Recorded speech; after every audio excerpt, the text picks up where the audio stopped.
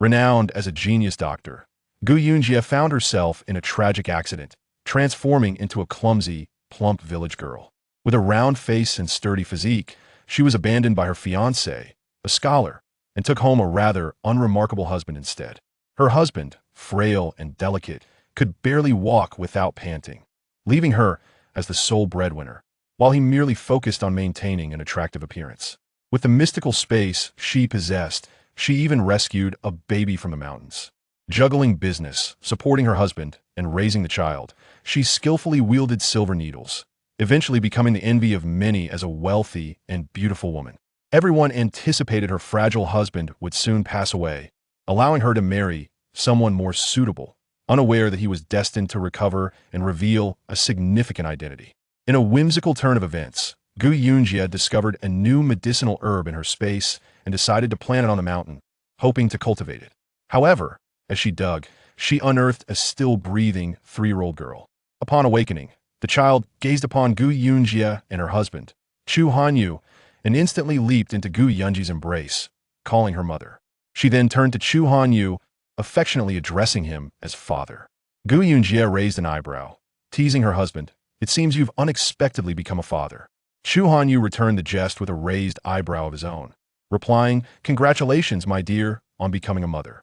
Gu Yunjie awoke with a splitting headache, only to find herself in a quaintly furnished room, cluttered with garments, and a disheveled man rummaging nearby. She recalled her previous life as a celebrated doctor, remembering a harrowing car accident on her way to the hospital. Confused about her whereabouts, she questioned if she had died. As pain surged through her head, fragmented memories began flooding back, revealing the original owner of this body had a few mental issues, leaving her recollections scattered and incomplete. The man glanced back at the unconscious figure in the bed, chuckling maliciously as he anticipated the outcome of his plan. Moments later, the door was violently kicked open, revealing a woman accompanied by the village head, Lu Qinghai, and a throng of onlookers. "We witnessed Gu Yunjie entering with the village's scoundrel," exclaimed the village matron, Xiao Pa, her voice laced with indignation. As the light brightened, they recognized the man sprawled on the floor, bloodied and unconscious, with Gu Yunjie nowhere in sight. "Oh no, a murder has taken place," Xiao Pa gasped in horror, prompting someone to kick the scoundrel awake. The drunken man, disoriented, proclaimed his affection for Gu Yunjie, claiming they had shared intimate moments and that she was destined to be his wife. The villagers, taken aback, turned their gazes towards the scoundrel, while he insisted on his version of events, hoping to manipulate them into believing his tale. Gu Yunjie, meanwhile, listened from a distance, coldly amused. Her memories revealed that she was in the Dan dynasty, though she was uncertain of the era. She had a betrothal with Lu Zihui, but her current priority was not marriage. It seemed someone was orchestrating a charade to pressure her into rejecting her engagement, aiming to pair her with the scoundrel instead. At that moment, Gu Yunjie confidently strode through the door, her ample figure and round face eliciting disdain from the onlookers. "Where have you been, Gu Yunjie?" they questioned, astonished by her sudden appearance.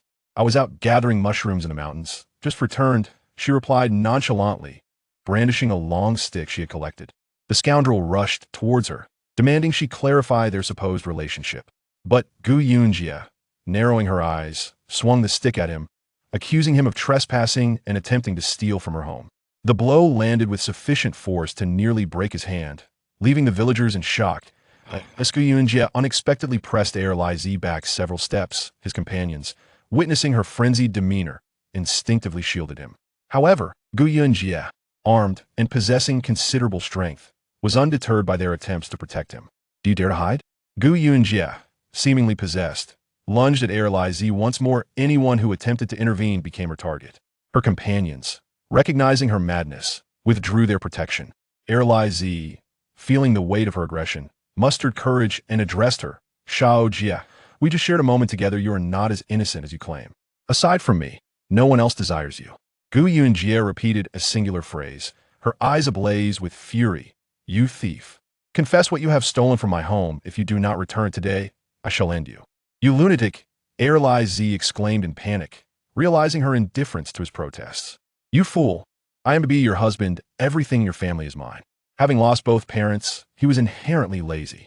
Although Gu Yunjie might seem somewhat simple-minded, her capable father was alive, which would allow her to endure being the son-in-law of the Gu family. Return what you have stolen, Gu Yunji insisted, disregarding Heir Liz's words. She struck him with a club, sending him sprawling to the ground. Seizing the moment, she stepped on his shoulder, rendering him immobile. The villagers looked on in astonishment. They were aware of Gu Yunji's strength, but never anticipated it would so easily subdue a man like Heir Liz. Return what you have stolen. If you refuse, I shall not hold back. Gu Yunji fixed her gaze on him, firmly accusing him of theft. I will. Please let me go. Heir Liz, overwhelmed by pain, surrendered, producing a piece of translucent jade and a small bag of coins.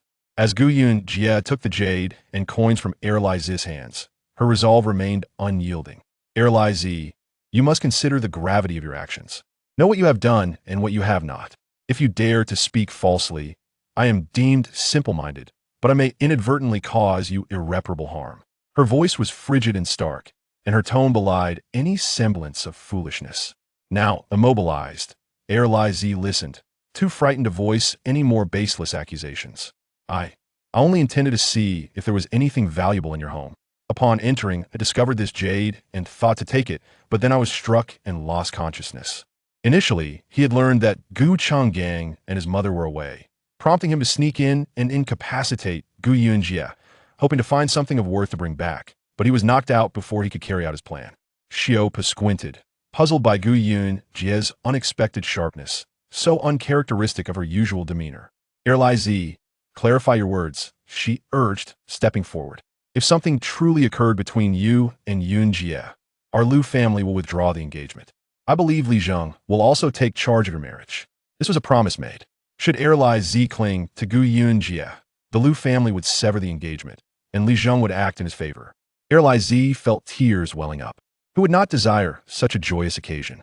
Now, underfoot, he dare not speak ill of anyone. To Xiaonai, Gu Yunji addressed Xiao. I am well aware that Lu Zihao's prospects are bright and far beyond what a girl like me deserves. If you wish to break the engagement, you need only say, so there is no need for such convoluted reasoning. The engagement can be annulled, but whether you tarnish my reputation is contingent upon my consent.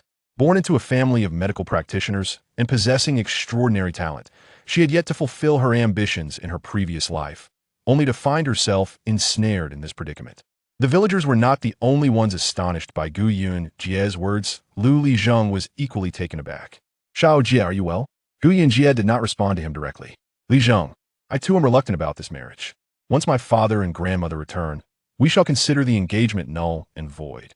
Li Zheng opened his mouth to speak, but Lu He interjected. Xiao Jie, you have stated this before, and the villagers are witnesses. You cannot go back on your word. With the villagers here to bear witness, I express my disinterest in marrying Lu Zihao. Today, I hereby annul the engagement between our families. From now on, we shall go our separate ways. The villagers were left in bewilderment. They looked at Gu Yunji, uncertain whether her mind had truly cleared or remained clouded. Lu Zihao, Li Zheng's grandson, had just turned 18 and was already a promising scholar, with the potential to become a successful candidate in the next examination. Their families had an engagement in place. As long as Li Zheng did not raise the matter of breaking the engagement, everything would proceed smoothly. Even if Gu Yunji were deemed simple, she would eventually become Lu Zihao's legitimate wife, and he would not be able to abandon her after achieving success at most. He would take a few concubines. Xiao Jie, such a significant matter should be decided when your father returns, suggested Aunt Qinghua from next door, concerned that Gu Yunji might act impulsively. Indeed, it would be prudent to wait for your father and grandmother to return before making any decisions, Xiaopa added sarcastically. After all, with your circumstances, if you were to marry Zihao, it would be as if your ancestors had struck gold. The Lu family is known for their sentimentality and has not forgotten how your family assisted them in the past. If it were my grandson seeking a wife, I would not even entertain the thought of someone like you. Gu Yunji coldly smirked. I have not yet officially severed ties with Li Zheng's family. Your disdain for me is merely a reflection of your disdain for him. Who knows, perhaps in a moment of displeasure, I may choose not to withdraw. It was the villagers from the Lu family who wished for her to break the engagement. Shangbao village was vast, home to over 100 households with diverse surnames. Legend has it that centuries ago, a group of refugees settled here, gradually thriving to form what is now Shangbao village and Shibao village. Xiao Jie, This is no trivial matter. You should wait for your father and grandmother to return before proceeding, Lu Lijeng urged, waving his hand. Changgang has returned, someone announced. Hu Changgang, dressed in a gray coat and limping, approached Gu Yunji amidst the crowd. Observing her current demeanor, he inquired with concern, "Daughter, has this rascal wronged you?" Having injured his leg in his youth, he could no longer serve as a guard, which led him to return to the village with his wife and daughter. He stole my jade and claims he will be your son-in-law. Fortunately, I went into the mountains early otherwise, who knows what tales he would weave. Upon hearing this, Hu Changgang stepped on Lai Zi's fingers, exclaiming, "You scoundrel! You dare to plot against me and wish to be my son-in-law? If you have the audacity, step through my door and see what becomes of you." "Uncle Gu, it hurts," Lai Zi gasped, paralyzed by pain and unable to move. Chapter 3. The unrelated marriage of men and women. Lai Zi was inherently a coward. When Gu Changgang delivered that kick, he nearly succumbed to the pain. It was then that everyone noticed the striking similarity in the tone of speech between Gu Yunji and Gu Changgang. Lai Zi felt as if his fingers were about to snap. "Uncle Gu, I promise I won't dare again. Please spare me this time." Gu Changgang was quite capable, and had it not been for this reason, Gu Yunji's current state would have left her vulnerable to bullying. In a moment of impulsivity, he thought that by consummating his relationship with Gu Yunji, he could secure a marriage proposal. "Pray tell, what did you intend when you trespassed into our home?" Gu Changgang's foot remained firmly planted, his voice cold. "Everyone says Gu Yunji is a simpleton, unworthy of Lu Zihao, yet they also claim that we are well matched. In my folly, I thought I might try my luck," Lai Zi stammered. "Uncle Gu, nothing happened between me and Xiaojia. The moment I stepped inside, I intended to steal your family's jade, but was knocked unconscious instead." Lai Zi, your words are as nonsensical as flatulence. One moment you claim an intimate encounter with Xiaojia, the next you deny any relationship. Rest assured, if something truly occurred between you and Xiaojia, the village head will surely advocate for you. Xiaopo observed Lai Zi's change of demeanor with displeasure. This was a prime opportunity that he squandered, destined to remain a lifelong bachelor. Lai Zi scoffed internally. "Do you not see my current predicament? Just wait and see if you can rescue me." Lai Zi, you must clarify this matter, Gu Changgang insisted, applying more pressure.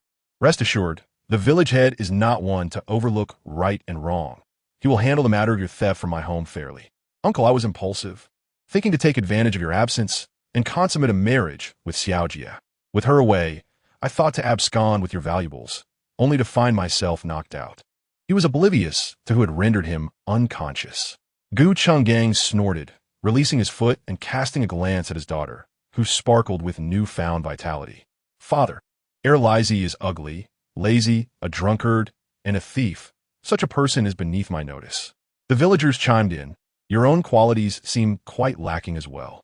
You are rather plump and unattractive." Gu Changgang listened to his daughter's articulate words with surprise, though he masked it well as he turned to the village head. "You have heard her. This Lai Zi plotted against Xiaojia while I was away. Had I not sent Xiaojia to the mountains to forage for mushrooms, who knows what might have transpired?"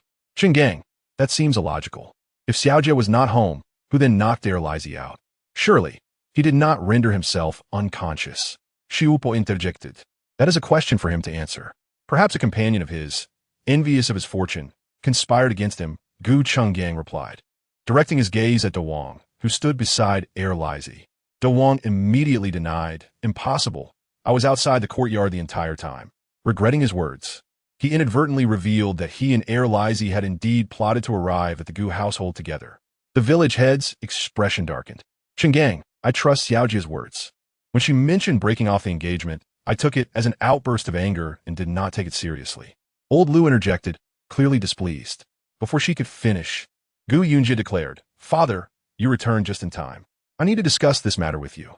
I wish to break off the engagement." Gu Yunji had no desire to be shackled by marriage. Gu Changgang, without much thought, quickly responded, "Very well." Gu Yunji cast a grateful glance at her father. His prompt agreement was indeed unexpected. "Changgang, you must think this through. Should this engagement be annulled today, it may not be possible to revisit it in the future." The village head cautioned, his expression revealing an unspoken concern. "If my daughter wishes to withdraw, then so be it," Gu Changgang replied nonchalantly, as if discussing a mere dinner invitation rather than a significant marital affair. Changgang, regarding the events of the past, the village head began hesitantly. Lu, the past ought not to be imposed upon the children. They are now grown. If they do not harbor such intentions, then let it be. From now on, let men and women marry or not as they see fit. Gu Changgang agreed, and the village head, unable to argue further, exchanged tokens with him, officially nullifying the engagement. As for heir Lizi, Gu Changgang bound him with a rope and instructed De Wang to inform the villagers of Shibao to send a relative to redeem him. De Wang dashed off like a hare. Gu Changgang tethered heir Lizi beneath a locust tree at the village's edge, then sat on a nearby stone in silence. Uncle, I was in the wrong. Please let me go, heir Lizi pleaded, bewildered by Gu Chenggang's intentions. All he wished for was to return home, regretting his gullibility and believing the words of others regarding marriage. Gu Yunji, observing her father tying up heir Lizi at the village entrance, raised an eyebrow. It seemed her father was quite protective of the original owner of this body.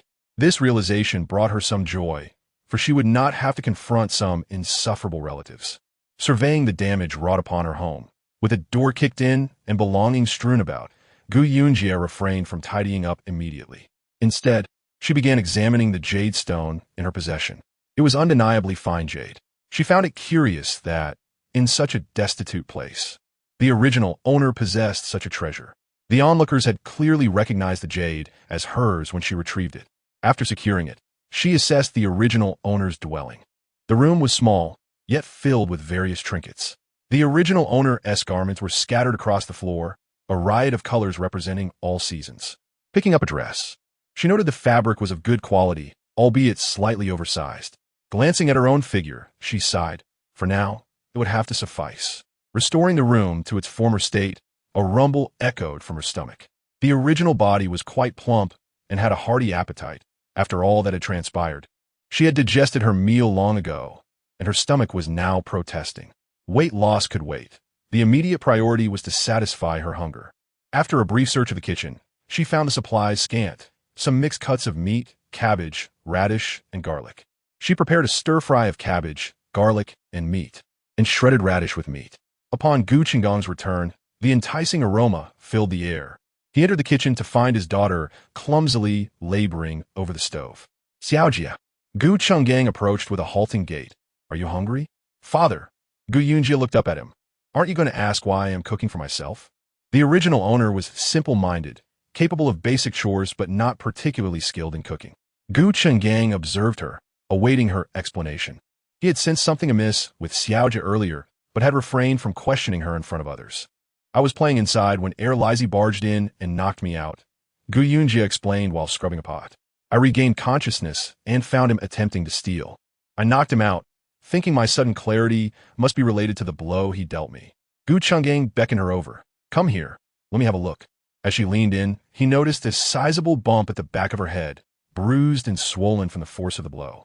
Apply a bit of tea oil to reduce the swelling, he advised. Gu Yunji flashed him a bright smile, revealing her pearly white teeth. Father, are you pleased? Chapter 4. Was it really you who did this? Gu Changgang responded with a grin, his own white teeth gleaming. He contemplated ruffling Gu Yunji's fluffy hair, but recalling her newfound maturity, he thought better of it. Father knows you will someday thrive. As for that Lu boy, you will not want him in due time. The engagement to the Lu family had only been a preliminary agreement. Whether it would come to fruition was a matter to be considered once the children matured. They had all held high hopes for Lu Zihao, but Gu Chenggang's tone suggested he harbored reservations about him. I am aware that they have been secretly disparaging you. Lu Zihao looks at you as if you were a fool. Gu Changgang let out a cold snort. Gu Yunji pondered for a moment, and indeed, it was as he said. Since they had already withdrawn, what was there to contemplate? Gu Changgang did not believe his daughter's decision to be erroneous. How did you deal with that scoundrel just now? Gu Yunji glanced outside. The figure of the scoundrel was no longer visible at the village entrance. Gu Changgang tossed a money pouch. I gave him a good beating and had his uncle bring 600 coins to redeem him before I let him leave. Upon hearing this, Gu Yunji instinctively tightened her grip on the money pouch. The scoundrel was merely a minor character, often looked down upon in the clan, and now that his uncle had paid, he would surely face repercussions upon returning home. Where's my grandmother? She went to the vegetable garden to pick some vegetables. She should be back soon. Just then, a loud thud echoed at the door as someone threw something onto the ground. Gu Changgang, Gu Yunji, come out here. A woman's voice bellowed. The heavens have turned upside down. I leave home for just a moment, and you two have already called off such a splendid marriage." Hearing his mother's voice, Gu Changgang exited the house with a plate of vegetables. The person returning was none other than Gu Qinggang's mother, the original protagonist's grandmother, Gu Lanshi. Gu Lanshi was petite, often wearing a blue scarf, and her health was poor, frequently suffering from leg, back, and head pains. Gu Yunji arranged the vegetables on the table. "Mother, we have already called off. Eating is of utmost importance." "Grandmother, let us eat. I prepared the meal today." The elderly woman listened to Gu Yunji's words and glanced at the dishes on the table. One dish was slightly burnt, but overall it looked quite appealing. Nevertheless, her large hand seized Gu Yunji's ear, pulling it with enough force to make Gu Yunji grimace. "Silly girl, are you truly foolish or merely pretending? That marriage was arranged by the Liu family long ago. As long as we do not call it off, he is obliged to marry you. Are you not aware of this?" "Mother, today it was Xiaojie who cooked." Gu Changgang did not take up the elderly woman's words, but reiterated, "Grandmother, please try it." Gu Yunji winced. The elderly woman's grip was indeed quite harsh. The elderly woman's attention was genuinely diverted as she regarded Gu Yunji with disbelief. "Is it truly you who prepared this?" "It is I who made it. Do taste it and see how it is." Gu Yunji assisted the elderly woman in sitting down. The elderly lady took a small bite and, to her surprise, found it quite delightful. A thought struck her as she looked at Gu Yunji, her eyes filled with incredulity. "Child, has your mind truly improved?" Just now, Xiaojie's tone and demeanor were akin to that of a normal girl. In the past, upon entering, she would only complain of hunger and demand immediate food. "Father, you tell grandmother."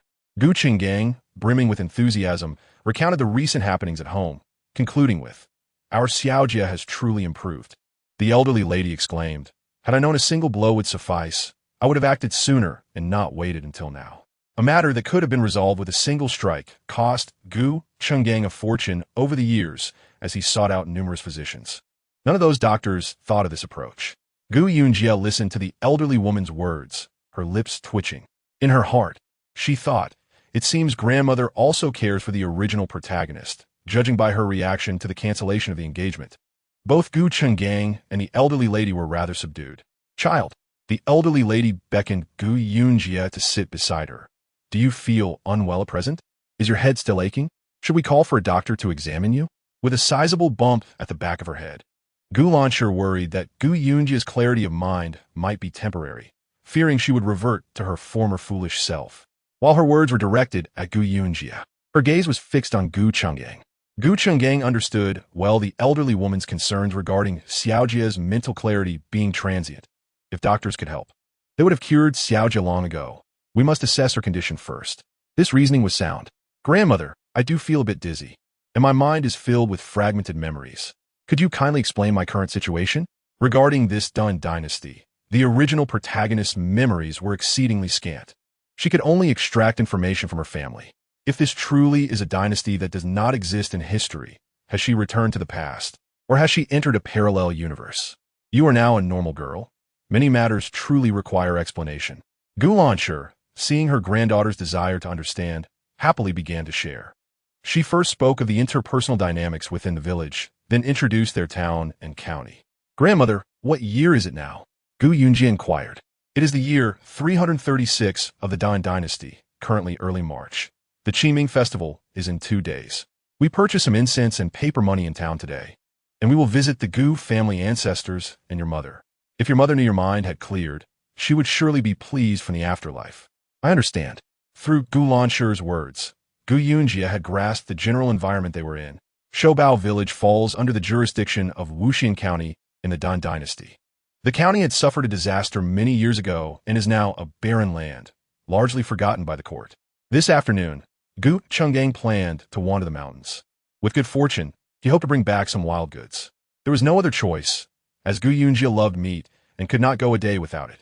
Additionally, Gu Lanshi's poor health necessitated regular medicine. They needed to find a way to earn some money. Noticing Gu Changgang fastening a machete to his waist, alongside a small crossbow and a rope, Gu Yunji called out, "Father, are you going up the mountain? I want to accompany you to gather some mushrooms." When Gu Lanshi had held her earlier, she had secretly taken her pulse. Gu Lanshi's health was stable. With some herbal medicine, Her arthritis and headaches could be eased. She wished to follow Gu Chenggang up the mountain to see if she could find the herb she sought. Go ahead, familiarize yourself with your father. Gu Lansher brought over a basket. Stay close to your father. Do not wander too far. Our village may not have much, but it is abundant in mountains. If you get lost, it will be difficult to find you. I understand. Gu Chenggang led the way, with Gu Yunji trailing behind. If it were not for Gu Yunji's somewhat ungraceful appearance, this scene would have appeared quite heartwarming. Gu Chenggang initially intended to venture further into the mountains, but upon his daughter's accompaniment, he decided against it, stopping at a nearby hill. Child, stay close. Do not stray too far. Father, rest assured, I shall not wander far. Gu Chenggang observed that Xiaojia did not run off, but instead busily searched for mushrooms nearby, allowing him to attend to his own tasks with ease. Chapter 5. A conflict. Gu Chenggang worked for a while and, not hearing any noise from Xiaojia, grew concerned and hurried to look for her. Xiaojia, Gu Chenggang called. Father, I'm over here. Gu Yunji stood up and waved her arms. There are so many mushrooms here. Come quickly and see. Upon hearing this, Gu Chenggang approached and indeed saw that Gu Yunji had discovered a patch of mushrooms. They would likely fill a basket. Today has been fortunate. You found a pile of mushrooms. Gu Chenggang squatted down to gather them as well. Gu Yunji's hands never stopped. For her, gathering mushrooms was a wholly new experience. And before long, the basket was full. It was getting late. We should return. It is unsafe in the mountains after dark. Gu Yunji slung the basket over her back and was about to leave when a shadow darted past her from behind. Gu Chenggang reacted swiftly, drawing an arrow from his back and shooting it in the direction of the shadow. Gu Yunji blinked. Had she not just seen correctly? Her father moved with agility, decisive in action, possessing considerable skill. Following closely, they discovered it was a wild hare. The hare, a dull gray, had its eyes darting nervously. Little rabbit, see where you can run. Gu Chenggang tied the wild hare to his waist. Tonight, I shall stew you for my daughter's feast.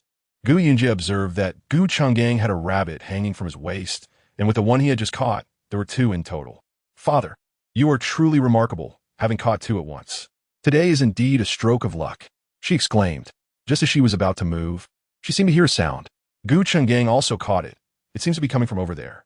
Come on my side. The source of the noise lay ahead of them. So Gu Chenggang pulled Yunji behind him and drew out the machete from his back. The father and daughter cautiously approached the front and discovered a grassy pit where a man lay, covered in dirt, with disheveled hair and bloodstains on his body.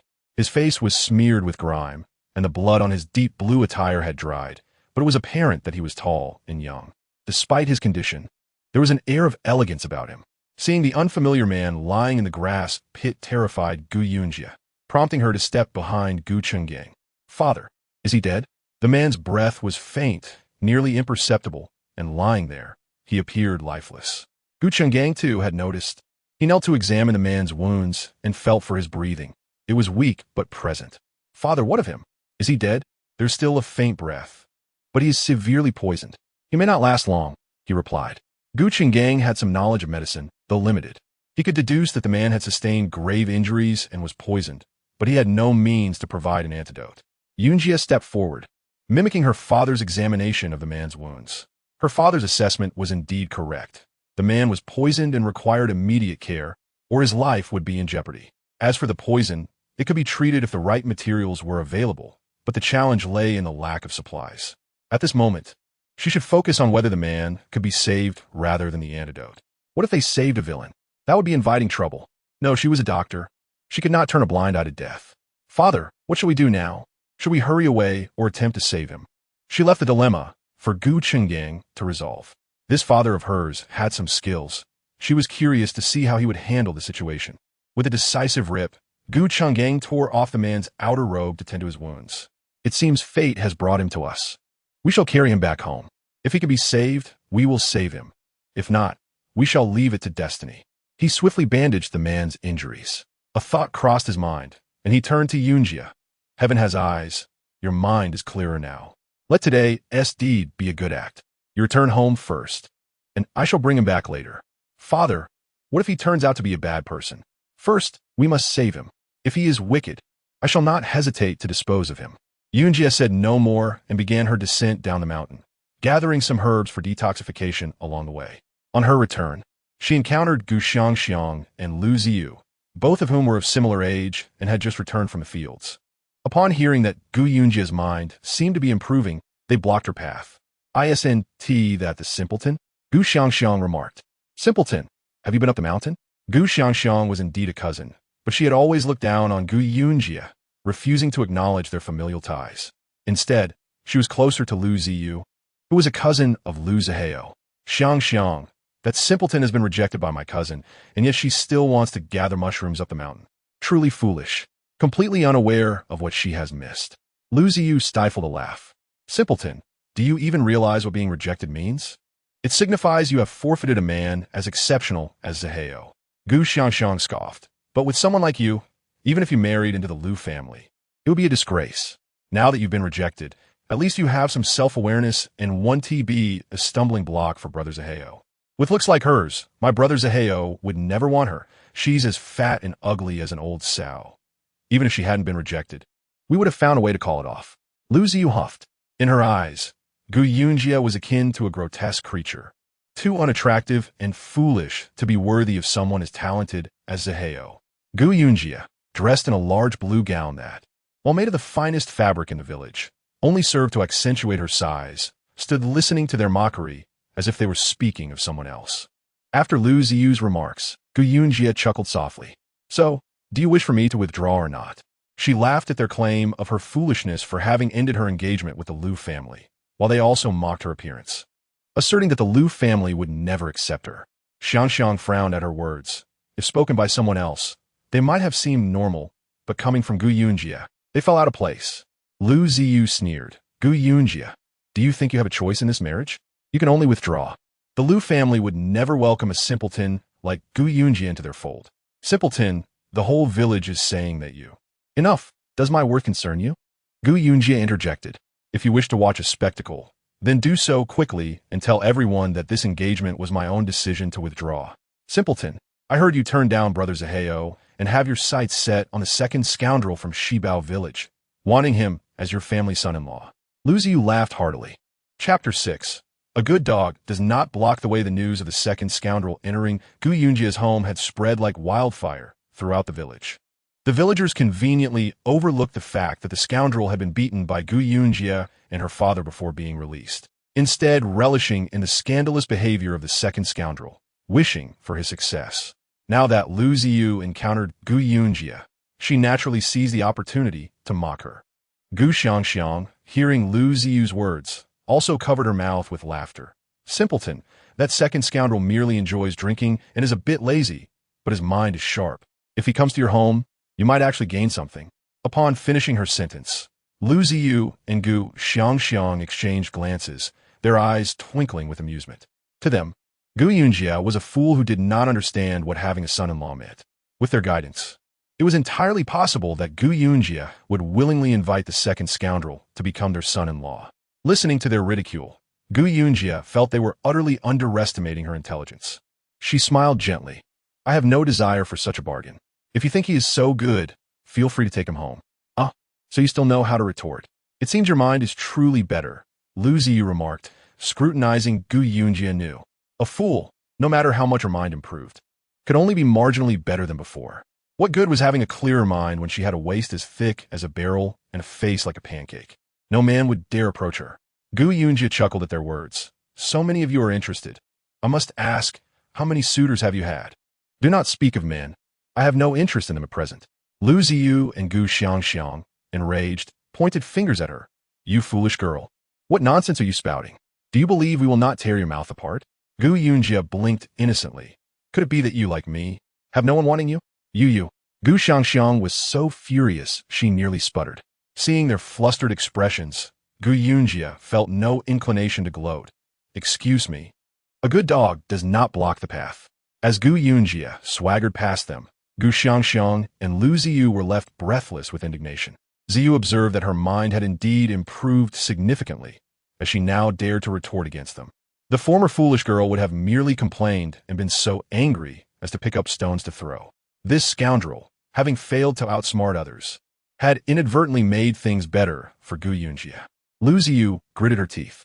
It was she who had initially suggested to this scoundrel that he and Gu Yunji were well matched, and that the Gu family had intentions of accepting him as a son-in-law, urging him to exert more effort.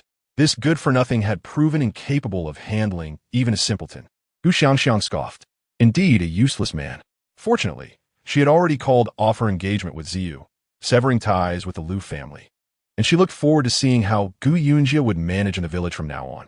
Previously, the villagers had refrained from mistreating her due to her association with Lu Ziyu, but now that the engagement was nullified, Gu Yunji's life in the village would undoubtedly be challenging, especially with the Lu family members who had long held disdain for her. The Lu family had always viewed her with contempt, and now that her engagement with their cousin was dissolved, their disdain would only intensify. Just wait and see. She would soon be in tears. Gu Xiangxiang chuckled at the thought. Indeed, there would come a time for her to weep. I believe her mind will revert to foolishness within a couple of days. Lu Ziyu had gained no advantage in dealing with Gu Yunji today, and her words were unrestrained. It would be best this way. Gu Xiangxiang concurred. As for what Lu Ziyu and Gu Xiangxiang had been saying about her behind her back, Gu Yunji held no interest. Setting down the basket on her back, Gu Launcher was startled to see it filled with mushrooms. Did you have such good fortune today, bringing back so many? It was likely the best luck she had experienced. Gu Yunji crouched on the ground, pinching off the dirty root of the mushrooms. If not removed, it would be difficult to clean them thoroughly, and eating them with sand would be unpleasant. A plate of braised mushrooms, and perhaps a soup.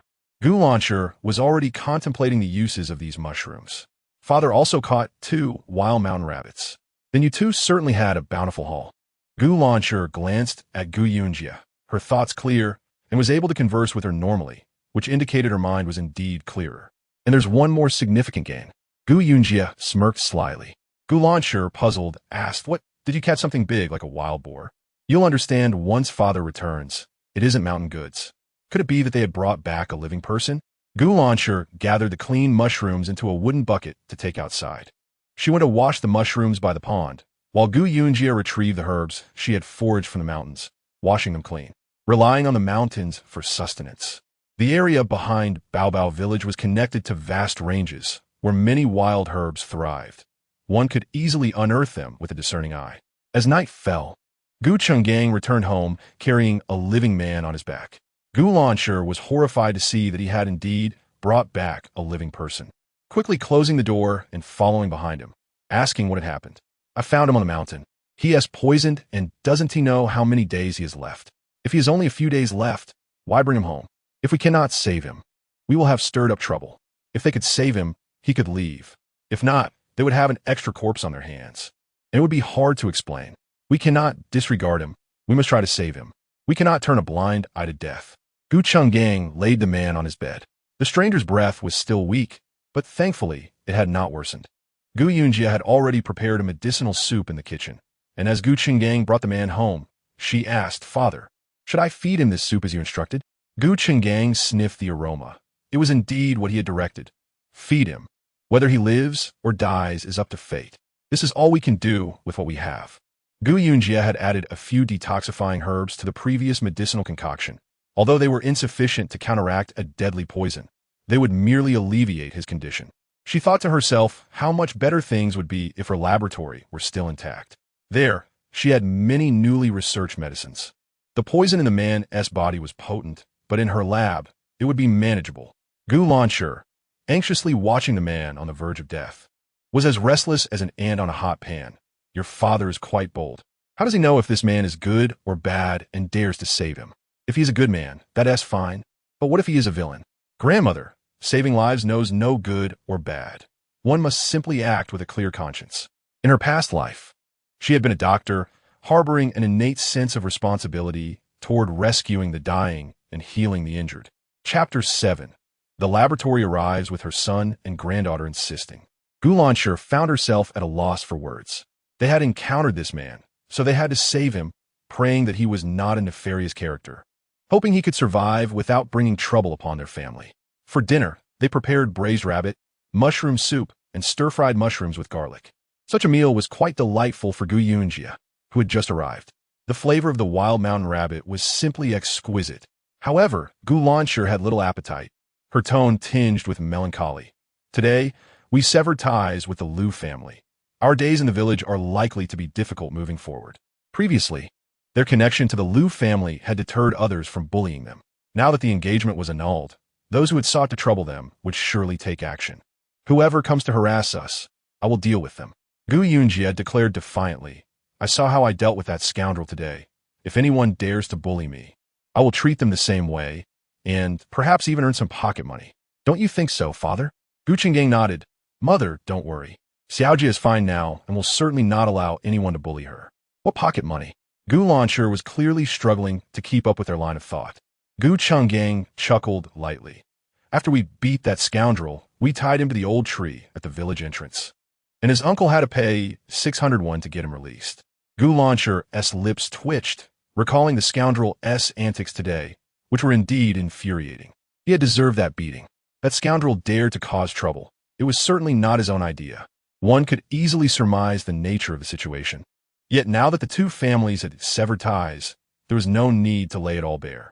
After returning to her room, Gu Yunji noticed several boxes of medicine on the vanity. One box was for calming the mind and detoxifying, while another was a tonic for replenishing blood and energy. Upon seeing the items in her room, Gu Yunji suspected that her method of activation was incorrect, so she closed her eyes and opened them again. The two boxes remained in place. She turned them over, trying to determine their origin, as they could not have simply appeared out of thin air. Most importantly, she was in dire need of such medicine. With these two boxes in hand, the man in her father's room would surely not perish. These boxes of medicine were from her laboratory's pharmacy. Was it possible that her laboratory had come along with her? Closing her eyes, she murmured, "Enter." Upon reopening her eyes, she found herself still seated on the bed, unchanged. After several attempts, she realized it was futile. Thus, these boxes had indeed materialized out of nowhere, and she had no inkling of when or how. Well, having them was better than not. Tomorrow, she would find a way to administer the detoxification pills to that man and observe the effects. As she prepared for bed, a piece of jade slipped from her clothing and clattered onto the floor, producing a clear sound. She picked it up, noticing that the jade seemed to shimmer momentarily, almost as though it possessed a spirit. After watching it for a while, seeing that it had not glowed again, she assumed it was merely her imagination. Her mind was sharper than others. Gazing at this piece of jade, she recalled the two boxes of medicine that had appeared on the table, pondering whether there was a connection between the laboratory and the jade. Without hesitation, she decided to try nurturing the jade with her blood. Taking a sewing needle, she pricked her fingertip. Perhaps due to her robust health, blood flowed freely from her fingertip, spilling forth in abundance. As the crimson droplets fell upon the jade stone, she sought to ascertain whether this precious gem could establish a connection with the laboratory of the future. The red liquid enveloped the jade, creating an eerie ambience in the night. Gu Yunji gazed at it, feeling an inexplicable bond between herself and the stone. "Jade, do you have a link to my laboratory? Can you transport me back?" She whispered softly to the gem. The jade flickered in her palm, as if it understood her entreaty. In the blink of an eye, she felt herself being pulled by an unseen force, and with a chime, she found herself standing in a sealed room. Everything remained unchanged: the counters, instruments, and furnishings. Was this her modern laboratory? Had she truly returned? She approached the door, eager to venture outside, only to discover that it seemed welded shut and utterly unyielding. She reached for the phone, hoping to contact someone outside, but the device was rendered useless, merely a decorative object within a laboratory. What was happening? Had she returned, or was she still adrift?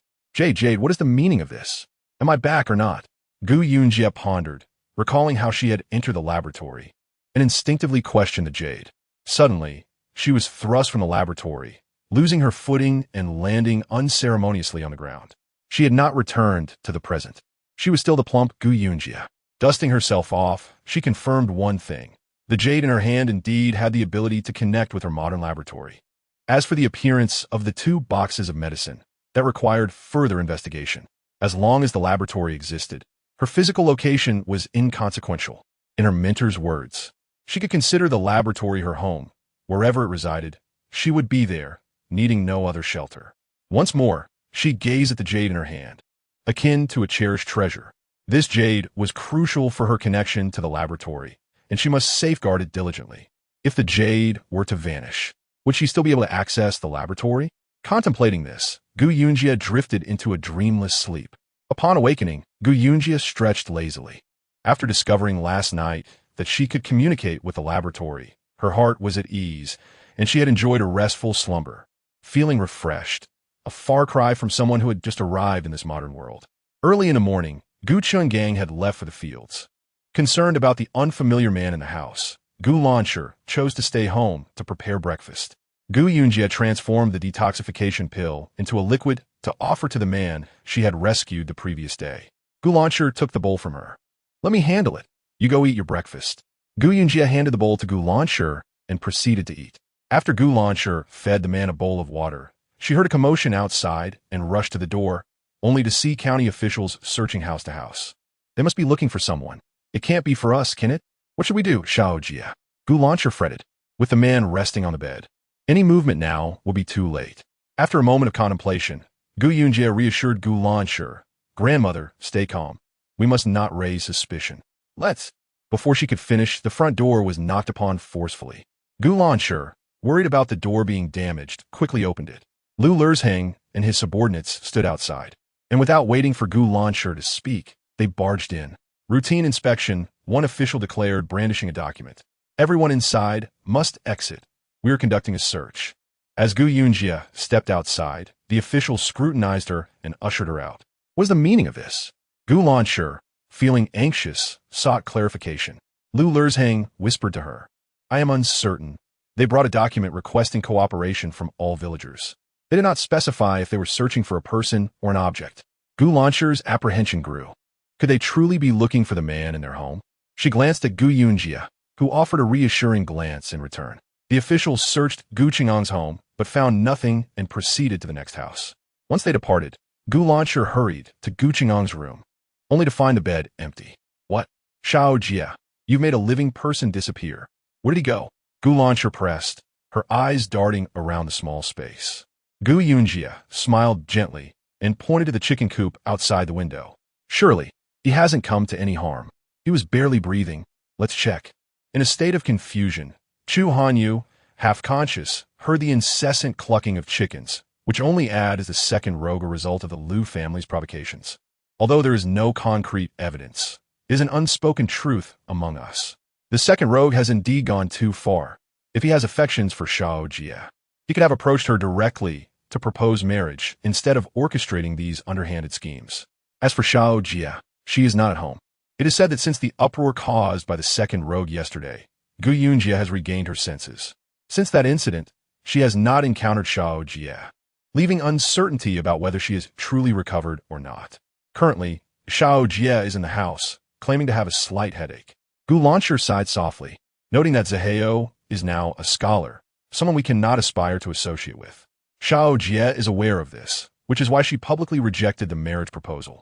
Lu Li's expression darkened momentarily before returning to normal. "I did not anticipate that Xiao Jia would take such a bold step to rescind the engagement. You are aware that our families have maintained a close relationship as in-laws for many years. Now that Xiao Jia has severed ties with our family, it weighs heavily on my heart." Gu Qinggang emerged from the house. "Uncle Liza, what brings those officials to the village? Is there some trouble afoot?" Naturally, the Liu family rejoices at the dissolution of the engagement. Lu Liza, feigning reluctance, did not wish to dwell on it, instead inquiring about the recent developments. It was reported that a notorious thief from Jiangnan had stolen something from the county office. You must exercise caution when venturing out.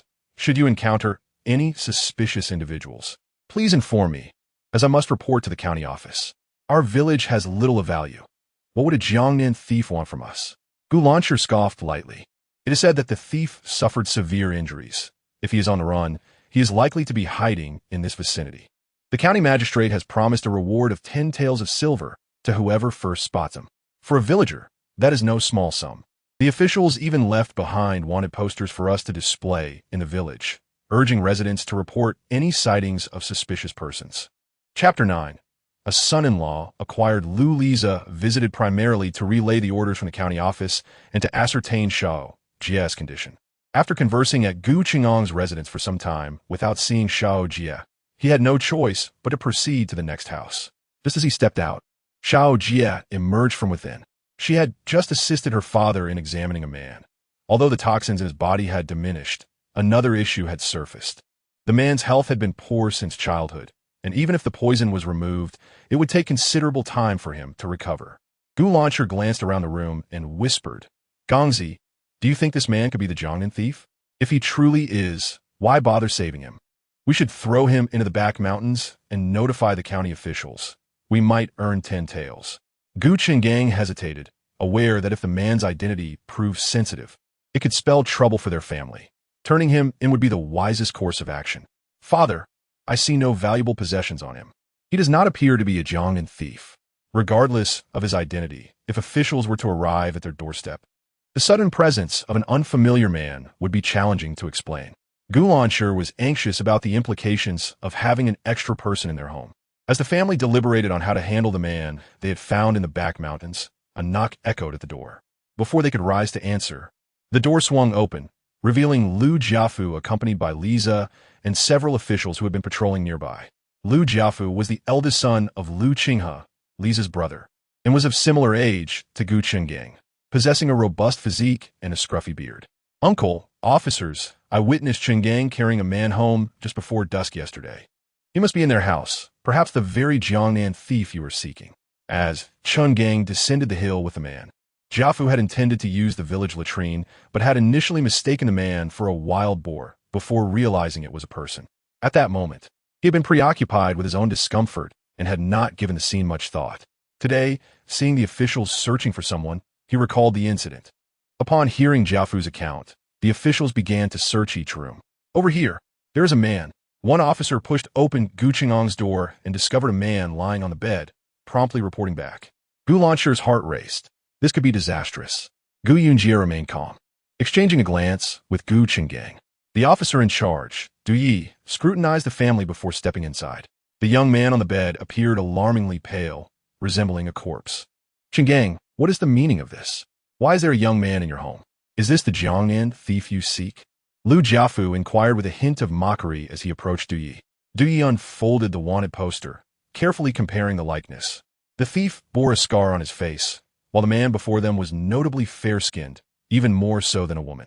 The appearance was inconsequential. What mattered was the man's ambiguous origin.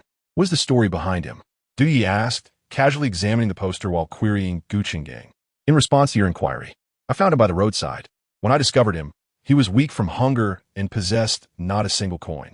Initially, I hesitated to help him, but he clung to my leg, begging for assistance. Out of pity, I agreed to aid him on the condition that he would become my son-in-law.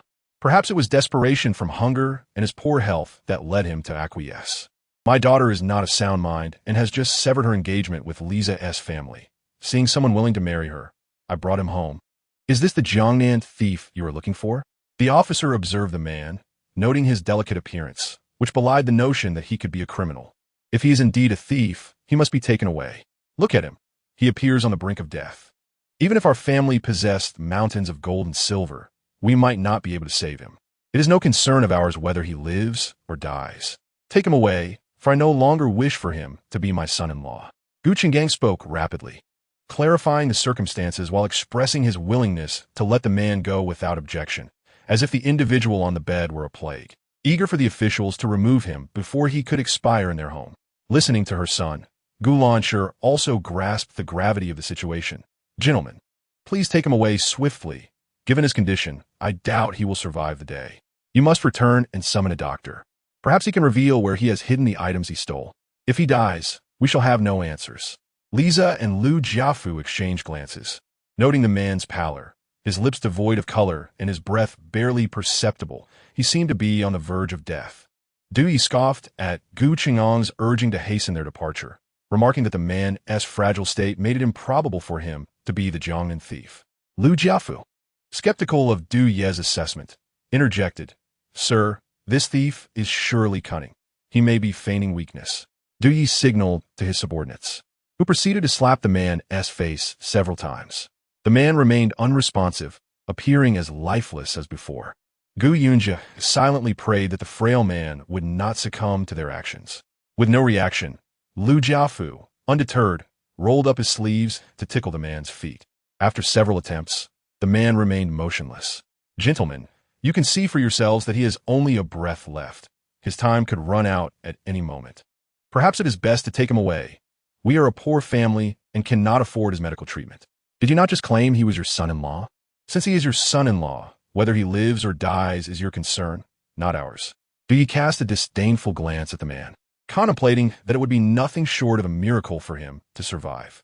Lu Jiafu listened to Du Ye's words and understood that the government office was reluctant to take on such a burden.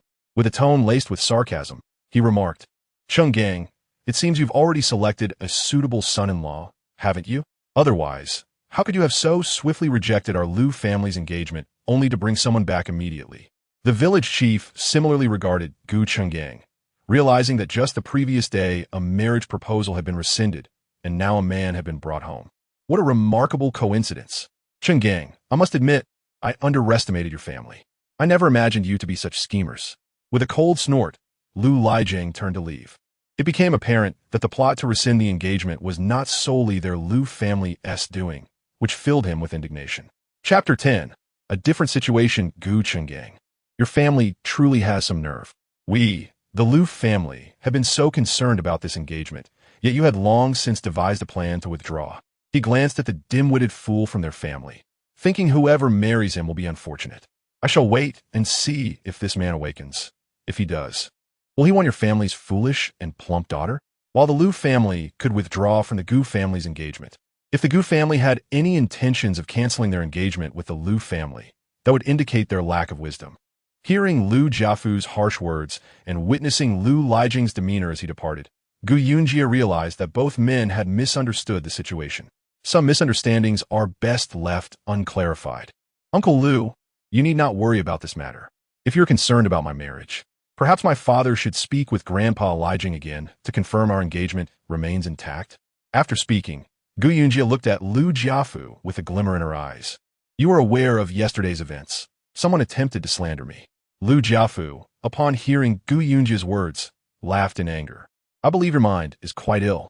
You think this engagement is something you can simply withdraw from at will? Let me make this clear. Our engagement is null, and you should keep your distance from our family as Seheo. If I catch you meddling with him, beware, I might break your legs. Is that so? Your family never intended to welcome me in. My father can surely find a suitable husband for me in advance. He was fortunate to encounter my father. Otherwise, he might have perished outside unnoticed. Gu Yunji's tone was calm, her demeanor humble, contrasting sharply with her usual bright smile. In this moment, she exhibited a unique aura, the same person, yet somehow transformed. Then let the Lu family observe whether your son-in-law can indeed revive. Lu Jiafu, it would be prudent to investigate this man's identity. He may have been deceived from some nefarious source. Currently, we lack the time to pursue the Jiangnan bandit. How could we afford to investigate a dying man's identity? Do ye found the situation vexing? There are no bandits here. Let us seek elsewhere. Lu Jiafu reluctantly cleared the path for Du Yi and his entourage to depart. Next time, remember to properly identify the Jiangnan bandit before summoning us, he admonished, as Du Yi displayed an image before Lu Jiafu. Indeed, Du Y. I shall be more vigilant next time. Wait a moment. Gu Chenggang respectfully called out from behind, presenting a wild hare he had caught the previous day to one of Du Ye's subordinates. Take this back for a feast. Du Yi remained silent, his expression softening considerably. Let's be on our way. We have other places to visit. If the bandit escapes, no one shall bear the responsibility. Safe travels, Du Yi. Lu Jiafu bade farewell as the group departed. Observing Gu Chenggang's demeanor, he clicked his tongue in astonishment. Gu Chenggang, who would have thought you possessed such skills? Who knows where you found that man? Let us hope there are no complications, or I shall seize the opportunity to confront you. With that, he flicked his sleeve and strode away, leaving the courtyard in silence. Gu Lanshir's heart raced. Did he just scare me to death? This Lu Jiafu wishes for our family to encounter trouble. It seemed the man inside was not the one the authorities sought. Gu Chenggang's recent remarks were indeed not false. If the authorities were genuinely after him, he would not have obstructed their efforts. His desire to save lives was genuine, but his wish to protect his family from danger was even more sincere. After the commotion, Gu Yunji worried that the man might pass away, so she peered inside to check on him, even taking his pulse. His condition had improved significantly, but his frailty prevented him from regaining consciousness. When the villagers inquire, will they not claim he is our family as son-in-law? Gu Lanshi recalled this concern. Xiaojia, I too had no choice. There must be a reason for returning with a stranger. That reasoning is quite acceptable, Gu Yunji replied, gazing at the slumbering man whose features were delicate and pale, embodying the essence of a fragile beauty. Father, let us allow him to take the title of our son-in-law for now. Once he awakens, we shall discuss it. It is merely a title, and for me, it is of little consequence. If I truly seek a husband, I would not simply pick one off the street. His fate is his own. Gu Chenggang sighed. If he is short-lived, our efforts will have been in vain. After dinner, Gu Yunji instructed Gu Chenggang to provide the man in the room with a cup of water laced with medicine. Today marked the Qingming festival. Early in the morning, Gu Chenggang and Gu Lanshi prepared offerings for the tomb. Chickens, ducks, pastries, and ample incense and paper money. As dawn broke, Gu Chenggang roused Xiaojia, urging her to accompany him. Speak with your mother. She will surely be delighted to learn you are well. On the way, he instructed Xiaojia, your mother is unfortunate. She passed away from illness when you were just over a year old. Gu Lanshi lamented the fate of that ill-fated daughter-in-law. Many years ago, Chenggang had returned with a beautiful wife and a newborn, which had filled her with joy. Fate, however, can be cruel. The daughter-in-law fell ill and passed away a year later, while Xiaojia grew taller each day, revealing traits that set her apart from other children. In her early years, it was less noticeable, but by the age of 5 or 6, it became apparent. As Gu Yunji listened to Gu Chenggang and Gu Lanshi reminisce about her mother, her gaze softened. Though I do not recall what my mother looked like, she surely remembers that I am her daughter. The trio soon arrived at the burial site of Shun Ruchuan and the Gu family ancestors. On the Qingming festival, it was customary to clear the graves of weeds. Gu Chenggang wielded a machete to cut down the overgrown grass, while Gu Lanshi used a hoe to tend to the earth. Gu Yunji arranged the offerings. Once everything was prepared, Gu Lanshi led the 3 of them in kneeling before the graves to pay their respects. Ruchuan, can you see? Xiaojia's mind has healed. She will grow into a normal young woman. Listening to Gu Chenggang's words and gazing at the gravestone before her, Gu Yunji's heart warmed. In her past life, her mother had died young, and her father quickly remarried. The next year, her stepmother bore a younger brother. With the arrival of the brother, her father's and grandmother's attention shifted solely to him, leaving no concern for her well-being. At the age of 6, she became a target, nearly losing her life at the hands of others. That same year, she encountered her grandfather, an elderly man who taught her the art of healing, becoming her closest companion. Chapter 11. Driven to despair, as Gu Yunji recalled her grandfather, a pang of sorrow pierced her heart. He taught her medicine and supported her education, yet he departed from her life when she was merely 22. Without him, she brought her laboratory into this new world, a place devoid of anyone or anything to which she could cling. Arriving here, was it mere chance or fate? Whichever it may be, she must now consider how to survive in this unfamiliar realm. When Chu Hanyu awoke once more, the room was silent. He lay in bed, listening intently until he confirmed that no one was around before surveying his surroundings. This is a modest man's room, furnished only with a wooden wardrobe and a wooden bed. A blanket is draped over him. Besides these, various tools hang on the walls, including machetes and small knives for bows. The presence of these tools confirms that this is indeed a man's domain. He feels a sharp pain on his face, as if struck. Unexpectedly, he realizes that the toxicity within him has diminished significantly, a discovery that fills him with joy. It seems he has encountered a benefactor. Just as he prepares to rise from the bed, the door creaks open. He quickly lies back down, feigning sleep. It's time to simmer some chicken soup. He hears the voice of Gu Lanshi. Today we will slaughter a chicken and a duck for our ancestors, and we will have that for lunch. I need to step out for a while. Gu Chenggang has just set down a basket. I did some short work for someone before, and they asked me to come by today to collect my wages. If I'm not back by noon, you all eat without waiting for me. I'll fetch some dry rations. Xiaojia, please bring a bowl of water. I want him to drink. As Gu Chenggang speaks, he sits beside the man and takes his pulse. Gu Yunji soon brings the water. This time, it is simply a bowl of plain water without any additives. Father, why hasn't he awakened yet? It has been 2 days. Gu Yunji glances at the man on the bed, noting that his complexion has improved significantly, and his breath is more stable. Perhaps the toxins have not been completely expelled. Gu Chenggang helps the man to sit up. You feed him. Gu Yunji looks at the man and smirks. A mischievous idea forming.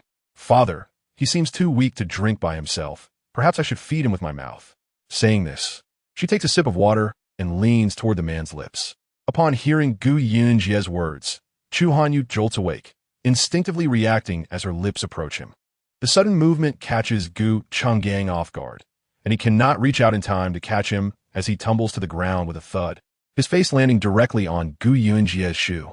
Gu Changgang observes the man's reaction and then gazes at his daughter, who wears a playful smile. And he realizes the situation. Chu Hanyu scrambles to his feet, embarrassment written on his face, and bows to Gu Changgang. I am Chu San, and I thank both of you for saving my life. Gu Changgang regards him with a frown. Chu San, you have been awake for some time? I just regained consciousness. I pretended to be unconscious because I was unsure of my surroundings. Young lady, you have sharp eyes, quickly discerning my ruse. It seems you are fortunate, for you have awakened. I initially believed you would not survive beyond 3 days. What are the names of my benefactors and the young lady? My surname is Gu, and this is my daughter, Yunji. The elderly woman outside is my mother. Gu Changgang feels a flicker of affection for the man's eloquence. Is Yunji home? A voice calls from outside, belonging to Gu Xiangxiang. Yunji, we heard you brought back a son-in-law, and we came to take a look. Lu Ziyu has also entered the room. News has spread throughout the village that Xiao Jia has found a man and plans to break off her engagement with the Lu family to bring him home. Gu Xiangxiang follows Lu Ziyu closely. What is this?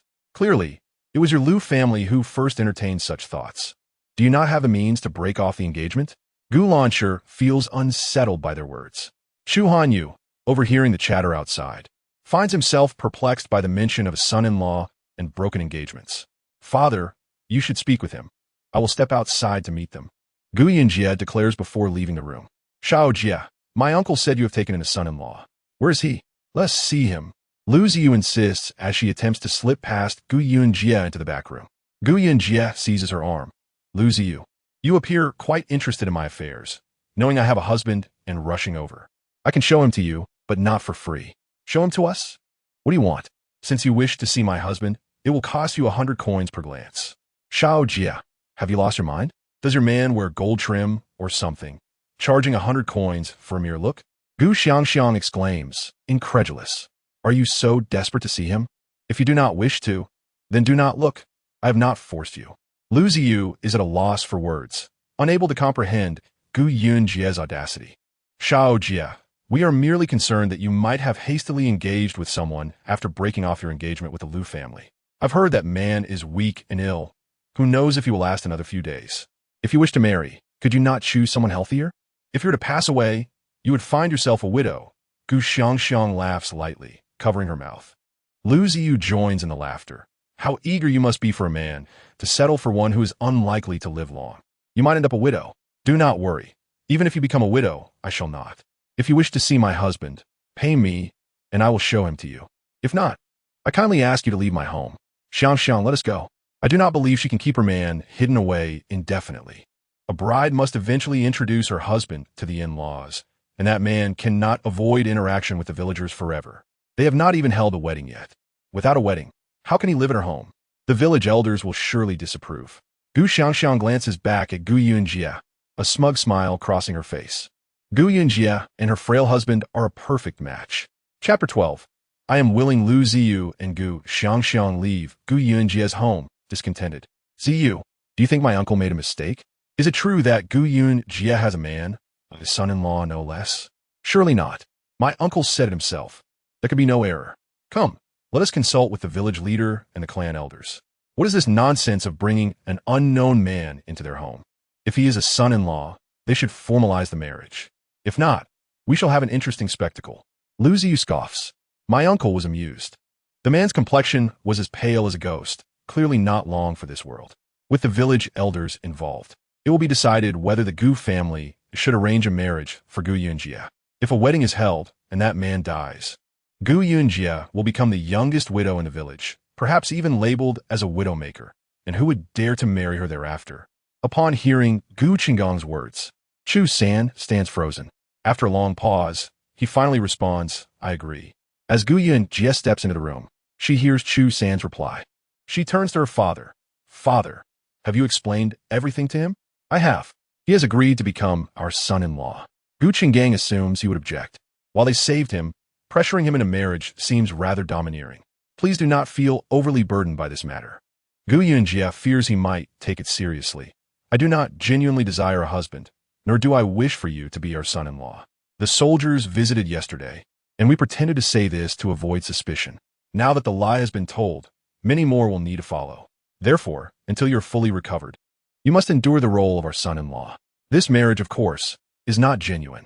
After all, she has lived many years in her previous life, and she intends to choose a Pa Chu. San has long since passed away. However, if one could continue to live here, it may not be such a misfortune after all. Thus, let us leave it at that. Gu Chung, upon noticing the lack of dissent from his counterpart, reassured him.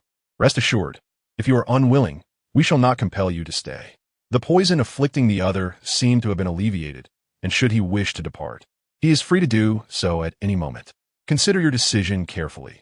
If you choose to leave, it must be within the next couple of days. For soon the village will undoubtedly demand a wedding for us. Just now, Lu Ziyu and Gu Xiangxiang could hardly contain their eagerness for her to marry, preferably to become a widow immediately thereafter. With their presence in the village, the wedding will be upon us swiftly. As of today, I am the son-in-law of your family. Chu Sin interjected. Clarity was established in their discourse. Why he chose to remain was his own affair. Let us enjoy a fruitful collaboration moving forward, Gu Yunji said, patting his shoulder. A flicker of tension crossed Chu San's lips. He was indeed capable of leaving, yet an inner voice urged him to stay. Half an hour later, Chu San succumbed to unconsciousness once more. Gu Lanshi expressed her disdain. This body is in such poor condition. Are we truly to invite him here? We know the truth, but others remain oblivious. If he were to pass away, Xiaojie would genuinely become a widow. What kind of man faints at the slightest provocation? It is as though we have invited an ancestor into our home. I shall venture to the mountains this afternoon in search of herbs to bolster his health, to see if I can restore his constitution. There lingers a toxin within him, one that exacerbates the strain on his heart, leading to insufficient blood flow to the brain. Hence his fainting spells. I ought to seize an opportunity to draw a sample of his blood for the laboratory to ascertain the nature of the poison and whether an antidote exists. You seem quite concerned for him, Gu Lanshi remarked, feeling a twinge of jealousy at Xiaojie's words. We have already saved him halfway. Would it not be a pity to let him perish now? He must regain his strength, regardless of everything. He should at least earn some money for our family before he departs. I fear that if he dares to tarnish your reputation with widowhood, I shall toss him to the wolves in the deep mountains. I intended to save a life, yet instead, I seem to have invited a considerable burden. Gu Yunji listened to her grandmother's words and understood that her concern stemmed from love, unwilling to see her endure hardship. Such matters must involve mutual consent. As for her agreement to have him as a son-in-law, it was also a means to avert a recurrence of the likes of Erlizy. You need not intervene. I will dispose of him myself, Gu Yunji declared, slinging her basket over her shoulder. He shall awaken in a few hours. You need not fret over him. Continue with your own affairs. From this point forward, he is family and need not be treated as an outsider. Gu Lanshi's lips twitched. Her granddaughter was rather carefree. Glancing at the figure on the bed, she concluded that there was indeed no cause for alarm regarding his potential misdeeds. Very well. Let us consider this an act of virtue on behalf of the Gu family, nurturing an extra mouth. Do not venture too far in. The depths of the mountains are perilous. Just explore the closer hills, Gu Lanshi cautioned, fearing her granddaughter would wander into danger. Understood, Gu Yunji replied, her basket in tow, genuinely intending to forage for herbs while also hoping to sneak into the laboratory. After traversing several hills, she arrived at the vicinity where she had previously gathered mushrooms with her father. Setting her basket down, she perched upon a rock and produced the jade stone from her pocket. Bathed in sunlight, it radiated a spectrum of colors akin to a rainbow. Gu Yunji soon realized that this stone was not genuine jade, but likely a meteorite. Could it be that her arrival here was due to this very meteorite? Was the laboratory's emergence also connected to it? Clutching the meteorite, she silently intoned, I wish to enter the laboratory. A chime resonated in her mind, reminiscent of an elevator reaching its destination, and in the next moment, she found herself within the laboratory. Exit, she murmured, and once again, the familiar chime sounded as she stepped outside. Gu Yunji placed the meteorite against her body, refraining from holding it in her hands to test if she could still enter. It appeared she could. After some contemplation, she tucked the meteorite into her basket, covering it with herbs, and set it a little distance away. This time, she refrained from entering. Thus, it was evident that her ability to access the laboratory was indeed tied to the meteorite. Perhaps the magnetic field of the meteorite resonated with that of the laboratory's location, facilitating her entrance. If that were the case, she must keep the meteorite close. Should it be lost or out of her reach, her access to the laboratory would be forfeited. Chapter 13. The century-old Hisho Wu with the meteorite secured. She resumed her foraging, wielding a small shovel to unearth herbs. Gu Chenggang frequently ascended the mountains to gather medicinal plants to sell at the apothecary, supplementing the household income. Thus, she was quite familiar with various herbs. However, the herbs available at present held little medicinal value and would fetch a modest price. Wild chrysanthemums, seasonal greens, fish mint, and snake-tongue grass flourished throughout these hills. All of them were herbs known for their heat-clearing and detoxifying properties, widely utilized even in modern times. Whenever herbal medicine or medical knowledge was concerned, Gu Yunji would lose herself in thought, unwittingly wandering far afield, and by the time she realized it, she could no longer discern her location among the mountains. Looking up, she found herself surrounded by mountains of similar heights, incapable of recalling from which peak she had descended. Observing her basket, she noted it was now brimming with wild herbs. Fortune smiled upon her today, as she had unearthed 2 roots of ginseng, the roots suggesting an age of approximately 30 years. Indeed, she was not only adept in Western medicine, but also well-versed in traditional Chinese herbalism. While the world regarded her as a genius physician, few were aware that she was the esteemed disciple of the foremost traditional Chinese medicine practitioner in the country. A rumble in her stomach interrupted her thoughts. The body she inhabited had a swift metabolism and required ample sustenance, having been preoccupied with her tasks. She had neglected her hunger. Thankfully, before she left, her grandmother had prepared a few sweet potatoes for her to stave off her hunger. Settling beneath a large tree, she peeled and began to eat the now-cold sweet potato. It was not the sugary red variety. Rather, the flesh was white and powdery, requiring careful sips of water to accompany each bite, lest she choke. Nonetheless, each mouthful effectively quelled her hunger, providing substantial satiety. After quenching her thirst, she contemplated which path to take back home, fervently hoping she had not strayed too far. Encountering a wild beast would not be an amusing affair. Hoisting her basket, she selected a path that appeared well-trodden. Suddenly, her foot caught on something. Looking down, she discovered an old tree vine. As she gazed at the vine, a memory sparked in her mind. It was a passage recorded in her grandfather's book, stating that where old tree vines thrived, Hisho Wu would surely be found. Given the favorable geographical conditions here, could there be Hisho Wu beneath this very vine? Without hesitation, she began to dig with her small shovel. After unearthing only a small amount of soil, she spotted roots emerging. Her heart leaped with joy. Indeed, it was Hisho Wu, and it appeared this wild specimen was over a century old. Hisho Wu of such age is revered as a potent blood tonic. Uncertain of how long she toiled, Gu Yunji finally unearthed a complete root of Hisho Wu, as thick as a basin and as tall as a small child, with numerous roots extending from its base. Clearing space in her basket, she placed the Hisho Wu inside, covering it with the herbs she had collected. Glancing up at the sky, she noticed that the once clear heavens had turned ominously overcast, signaling an impending downpour. As the darkness deepened and winds picked up, Gu Chenggang grew increasingly anxious. Mother, why has Xiaojia not returned? It appears a torrential rain is imminent, and nightfall approaches. Gu Lanshi shared his concern. Could she have lost her way home, wandering too deep into the mountains? Xiaojia had often accompanied Gu Chenggang on his excursions. Typically, he would not venture into the deeper woods with her by his side, opting instead for the nearby hills. As soon as Gu Chenggang thought of Xiao Jie being lost in the depths of the mountains, he could hardly stay at home. Mother, I'm going out to search for her. It's about to rain. Take your raincoat, Gu Lanshi replied as she went to fetch it. Just as Gu Chenggang was about to step outside, large raindrops began to fall. In the distance, a figure was striding forward with a basket on their back, calling out, Father, Grandma. It was Xiao Jie returning home. Gu Lanshi felt a surge of joy and hurried out to greet her. Upon arriving home, Xiao Jie carefully set down her basket. Her hair was damp and clung to her face from the rain. Why did you take so long? Gu Lanshi asked, emerging with a towel. Quick, dry yourself off. We have hot water at home. You should take a bath. Xiao Jie smiled. Grandma, let me change my clothes first. I have some good news to share with you later. Feeling the discomfort of her wet clothes, she rushed to change. Gu Chenggang was already inspecting the herbs Xiao Jie had gathered. His heart swelled with excitement as he saw her return with a basket full of medicinal herbs. Clearly, his teachings on identifying herbs had not gone to waste. Xiao Jie had not picked a single wrong specimen, including several rare types he himself struggled to find. As he removed the top layer, an old tree root, about the height of a small child, was revealed.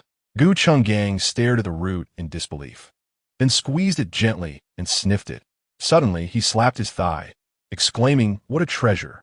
Seeing his excitement, Gu Lanshi approached curiously. "What is it?" she asked. "Isn't it just an old tree root?" "Mother, this is a century-old Heeshou Wu. Its medicinal value is extraordinary." "What?" Gu Lanshi, not well-versed in herbal medicine, only grasped the significance of the term century. In her mind, anything associated with the word century was akin to a miraculous elixir, like a century-old ginseng or lingji. Such treasures, if possessed, were no different from divine medicine. Having changed her clothes, Xiao Jie emerged and saw that her father had laid out the herbs, including the Heeshou Wu. "Xiao Jie, your father says this thing is 100 years old. Is it true?" "Yes, it truly is. I recognized it as Heeshou Wu and dug it up for you to see," she replied. Gu Chenggang was now certain, his face brimming with uncontainable joy. "Is it really over 100 years old?" "Xiao Jie, did you venture deep into the mountains today?" He often roamed the nearby hills and had never encountered any trace of Heeshou Wu. "Yes, I intended to gather more herbs, but I got so engrossed that I only realized I was lost when I looked up. I had no idea where I had ended up. It seems luck was on my side. Had I not lost my way, I wouldn't have discovered it." "You are quite the carefree girl." Gu Lanshi chuckled upon hearing the news of the miraculous herb, returning to the house to fetch a piece of bright red cloth to wrap around the Heeshou Wu. This was indeed a treasure. Finding such an herb was a momentous occasion, deserving to be adorned with red cloth. Gu Lanshi didn't know its specific uses. She simply understood that anything that had lived for a century was akin to a deity of the mountains. With the mountain god entering their home, it naturally called for a celebratory atmosphere. Gu Chenggang fondled the Heeshou Wu affectionately, unable to part with it. "Father, do we have any wine at home? We could infuse it with its roots for you and Grandma to enjoy." "Yes, your grandma has headaches, may have a remedy now." Gu Chenggang was overjoyed like a child. Hearing that this miraculous herb would be for her own use, Gu Lanshi waved her hand dismissively, saying, "What would I do with such a fine herb at my age?" Chapter 14. What luck? As to how to handle the Heeshou Wu, father and daughter found themselves at an impasse. Gu Chenggang proposed to keep it at home as a familial treasure to be passed down through generations. However, Gu Yunji suggested they keep half and sell the other half, though she was uncertain about its market value. The elderly lady waved her hand decisively. "Xiao Jie, other matters are inconsequential. This is a miraculous herb. Listen to Grandma. We will keep it for ourselves and not sell it." Both Gu Chenggang and Gu Lanshi opposed the idea of selling it, so Xiao Jie had no choice but to comply and put the Heeshou Wu away. "Father, are you going to town tomorrow? I'd like to accompany you." With a miraculous herb at home, they could only ponder other avenues for prosperity. That evening, Gu Chenggang infused the roots of the Heeshou Wu in wine and simmered a small portion to make soup for the entire family to partake. "That Chu San is quite fortunate. I should take him a bowl," Gu Chenggang thought as he ladled out a bowl of soup. Chu San had already awakened, and, hearing the lively discussions about the century-old Heeshou Wu, felt a strange mix of emotions. Did they truly consider him family, or had they completely forgotten his presence? Upon entering the room, Gu Chenggang saw Chu San awake, smiling. "You're up. Xiao Jie returned from the mountains this afternoon with some herbs that will benefit your health. You should get up and drink it." Though the poison in his system had been neutralized, his body remained weak, and he would soon faint again if he did not regain his strength. In his current state, being a son-in-law was perhaps a bit beyond his capabilities, but with some care, he could recover. Leaning against the headboard, Chu San accepted the bowl from Gu Chenggang, saying, "I'm sorry for the trouble I've caused you." That night, the wind and rain raged outside, accompanied by the rumble of spring thunder. After a night of torrential rain, the morning air was fresh and fragrant with the scent of wet earth. The previous evening, father and daughter had agreed that Gu Chenggang would take Xiao Jie to the county the next day. After sharing breakfast and packing some provisions, they were about to leave when Lu Lijiang, the village head, and the clan elder from the Liu family arrived. Chinggang, are you and Xiao Jie heading out? Upon entering the house, the village head noticed their preparations to leave. Yes, Xiao Jie's memory isn't quite right. I'm taking her out to familiarize her with the area. Gu Qinggang thought the same, but upon noticing the frowning elder behind Liu, he asked, "What brings you here?" "We heard that your family has taken in a son-in-law. We came to check it out." Liu Daqiao, the clan elder, stroked his beard thoughtfully. "When did your family take in a son-in-law? We were unaware of it. This is not how things are done. In their village, whether marrying or giving away daughters, there were customs to follow. Entering the house without a banquet for such a significant event was considered highly disrespectful. Indeed, Chenggang, if you're taking a son-in-law, we have no objections, but such an important matter should have been communicated to us," remarked Gu Desho, the elder of the Gu family. "I heard this person was picked up from outside. What kind of person is he? Could he bring trouble to our village?" "What? Do I need your permission to bring a man into my family?" Gu Chenggang retorted. "I'd like to ask, will every family need to seek your consent when marrying off their daughters or sons-in-law from now on?" "Foolish girl," Liu Chanxiao scoffed at Xiao Jie's response. "Marrying a husband and a wife are not the same. What is the difference?" Gu Yunji retorted with a cold laugh. "Are you saying the one you bring home isn't a wife?" "Xiao Jie, bringing a man into your family is a good thing, and we are happy for you," Liu Lijing remarked, noting the change in Gu Yunji's demeanor compared to the past. It was surprising how, after their engagement was called off, her mind seemed to have cleared up. What good fortune! To the Liu and Gu elders, Xiao Jie, standing tall and robust, confronted the two hunched old men, instantly diminishing their imposing presence. "I have just one question for you. Do other families also need your consent to marry? If everyone else is treated the same, I would accept your oversight. But if you only concern yourselves with my family, then I must question your intentions. You ungrateful descendant." Gu Desho's cheeks flushed with anger at Gu Yunji's words. "We are merely concerned about the unknown background, fearing it may bring trouble to the village. Every family marries someone they know well. We wouldn't interfere otherwise. Indeed, I heard that the scoundrel from the neighboring village wants to marry into your family. He may be a bit lazy, but his lineage is respectable, and we know his relatives well. If you would ally with him, we would certainly not object." Liu Daqiao stroked his grizzled beard and remarked lightly, "I truly thank you all. Even someone like Heir Lizy catches your eye. Since you hold him in such high regard, why not consider marrying your granddaughter to him?" Gu Lancher could hardly tolerate these two old men meddling in her family's affairs. "Our Xiaojia will marry whoever she chooses." From the inner room, Chu San interjected, "Is this family truly so audacious? You are quite lacking in decorum." He coldly huffed, his sharp eyes fixed on Gu Lancher. "The young may be ignorant, but at your age, shouldn't you know better? Such significant matters cannot be trifled with." Gu Lancher was unfazed. "What is wrong? After our Xiaojia's engagement was broken, she can't find a man to marry?" The village chief didn't say anything about that during the annulment. It was utterly incomprehensible. Liu Daqiao glared at Gu Lancher. "Today, let's be clear, this man's origins are dubious. You must hasten to finalize the marriage and make him a formal member of our village. There are village rules that must not be altered. If you genuinely wish for him to come to your home, complete the marriage arrangements so that we can all keep an eye on him. Should he ever mistreat Xiaojia, we can intervene." Gu Lancher chuckled upon hearing this. "Now you wish to protect our Xiaojia? When Heir Lizy plotted against her a few days ago, where were you then?" The two clan elders also felt sympathy for Xiaojia, now that her mind was clearer. It was inappropriate for a man to reside in their home. Liu Lijing calmly stated, "You need not trouble yourselves with this matter. As for when the marriage will take place, I will discuss it with my father and grandmother, and we will inform you in due course. Just remember to prepare the wedding gifts and come to celebrate."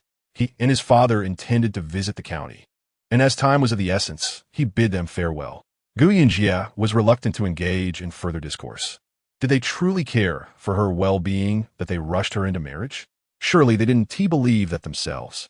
How utterly lacking in etiquette. Liu Daqiao stormed out in frustration. Chapter 15. Seeking payment for labor. Look at Xiaojia. Gu Desho wore a disappointed expression, yet as a clan elder, he felt compelled to remind them, "You must not indulge her too much. Matters must adhere to protocol. Elders, we have waited so long for Xiaojia to recover. We cannot afford to provoke her. If you disapprove, simply refrain from watching. Moreover, whether we celebrate is a matter for our family alone. Chenggang and I are still alive. If we need clan input, we will certainly let you know."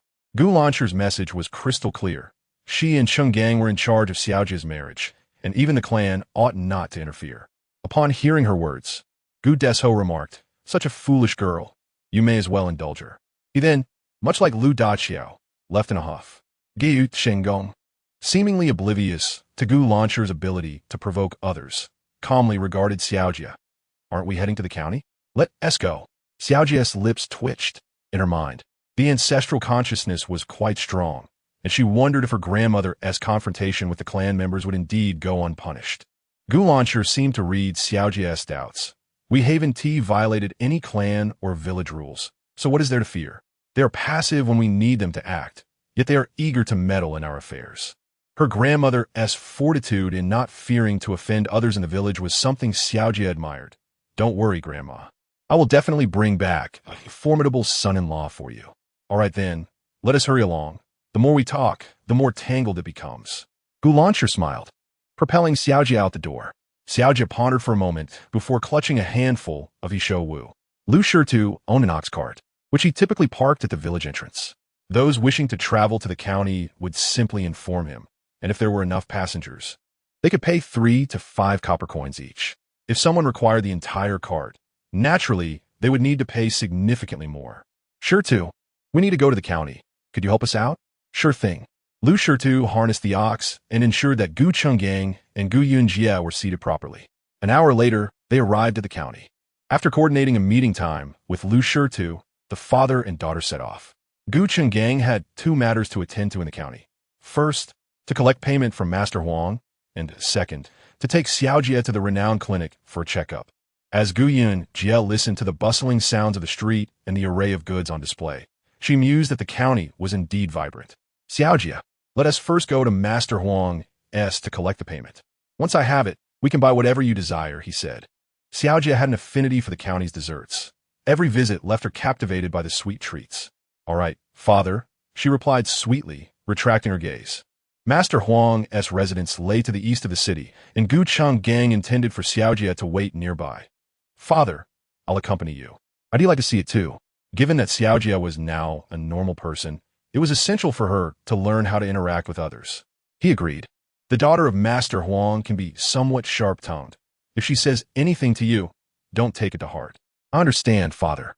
After walking for a while, they arrived at a grand courtyard. Majestic stone lines flanked either side of a tightly shut vermilion door, above which hung a plaque inscribed with the words Hua Gu Yun Jia. Flashed a smile at Miss Huang. "You certainly have quite the appetite," remarked Madame Huang, surveying Gu Yunjia. "Our Meng Meng hardly eats. She's like a cat, satisfied with just a morsel." "Mother, why eat so much? I don't want to be as plump as her. That would be utterly unappealing." Huang Meng Ro pouted disdainfully. "What brings you here?" she inquired sharply. "Miss Huang, I worked for 6 days at your esteemed household, and I have come to collect my wages," Gu Yunjia replied. "Have Uncle Huang hurry and pay him.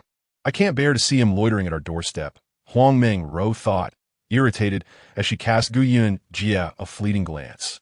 She preferred to remain slender rather than resemble a hefty pig.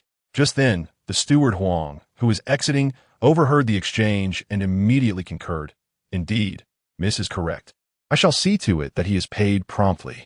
What is your name?" Huang Meng Ro paused, turning to regard Gu Yunjia. "Gu Yunjia, do not appear before me again. Your presence is most displeasing," Huang Meng Ro declared with a haughty snort as she stepped over the threshold. Chapter 16. The unwanted heavyweight Gu Chenggang, incensed by Huang Meng Ro's words, was about to confront her, but Gu Yunjia offered him a reassuring glance. Though Gu Yunjia felt a surge of anger at the disparagement, she recognized that the other party was her father's benefactor and had yet to receive her payment. "Miss Huang," Gu Yunjia approached with a smile, "the variance in one's physique is merely a natural state. If everyone were fashioned from the same mold, what intrigue would remain? While you find me overweight, I must say, Miss Huang, you are rather too slender. A gust of wind might very well topple you." Yu Huang Meng Ro was taken aback by the retort, her face turning a shade of thunderous rage. "Who do you think you are to speak to me in such a manner?" "Madam." Gu Yunjia ignored Huang Meng Ro's ire and directed her attention to Madame Huang. "I couldn't help but notice that Miss Huang's hair has turned prematurely gray. I possess a formula that could restore its luster, should you be interested." "Mother, let them leave. I do not wish to see her." No one had ever remarked that she was so thin that a breeze could topple her, and this woman's words incensed her. Miss Huang, as a lady of stature, I trust your composure exceeds mine. You expressed displeasure at my comment on your slenderness. Yet I remain unfazed by your remarks about my weight. Ah, where did this heavy-set person come from? She is infuriating. Madame Huang, listening to Gu Yunji, turned her gaze to Gu Chenggang. Is your daughter claiming to be a physician? If she dares to speak such nonsense before me, she ought to understand the consequences. Gu Chenggang, recognizing his daughter's unique talents, clarified, in response to your ladyship, we indeed possess a hereditary remedy for restoring hair color. If you wish to try it, I am at your service. If not, please disregard my daughter's earlier statement. Wu can nourish the kidneys and invigorate the blood, with remarkable efficacy in treating premature graying. Mother, there is no need to entertain them. We are returning home, and I have no intention of using a remedy. Fuming, Huang Ming rose-stormed inside. Madame Huang was incredulous regarding the claims of these country folk. The physicians at Maya Xiaotang have been unable to assist. I find it hard to believe you can offer a solution. Steward Huang, pay them their wages and let them depart. Steward Huang handed Gu Chenggang the payment, cautioning, you heard what our young lady said. Keep your distance from her in the future. Just then, Su Bo rushed in, exclaiming, Steward Huang, the young lady has fainted. You must hurry to Maya Xiaotang for a physician. Steward Huang, upon hearing this, abandoned concern for Gu Chenggang and his daughter, hastily making his way to Maya Xiaotang. Gu Yunji discerned the nature of Huang Ming's ailment. In essence, it stemmed from insufficient kidney energy leading to a lack of vitality, resulting in frequent dizziness and poor digestion, compounded by malnutrition, which could culminate in fainting spells.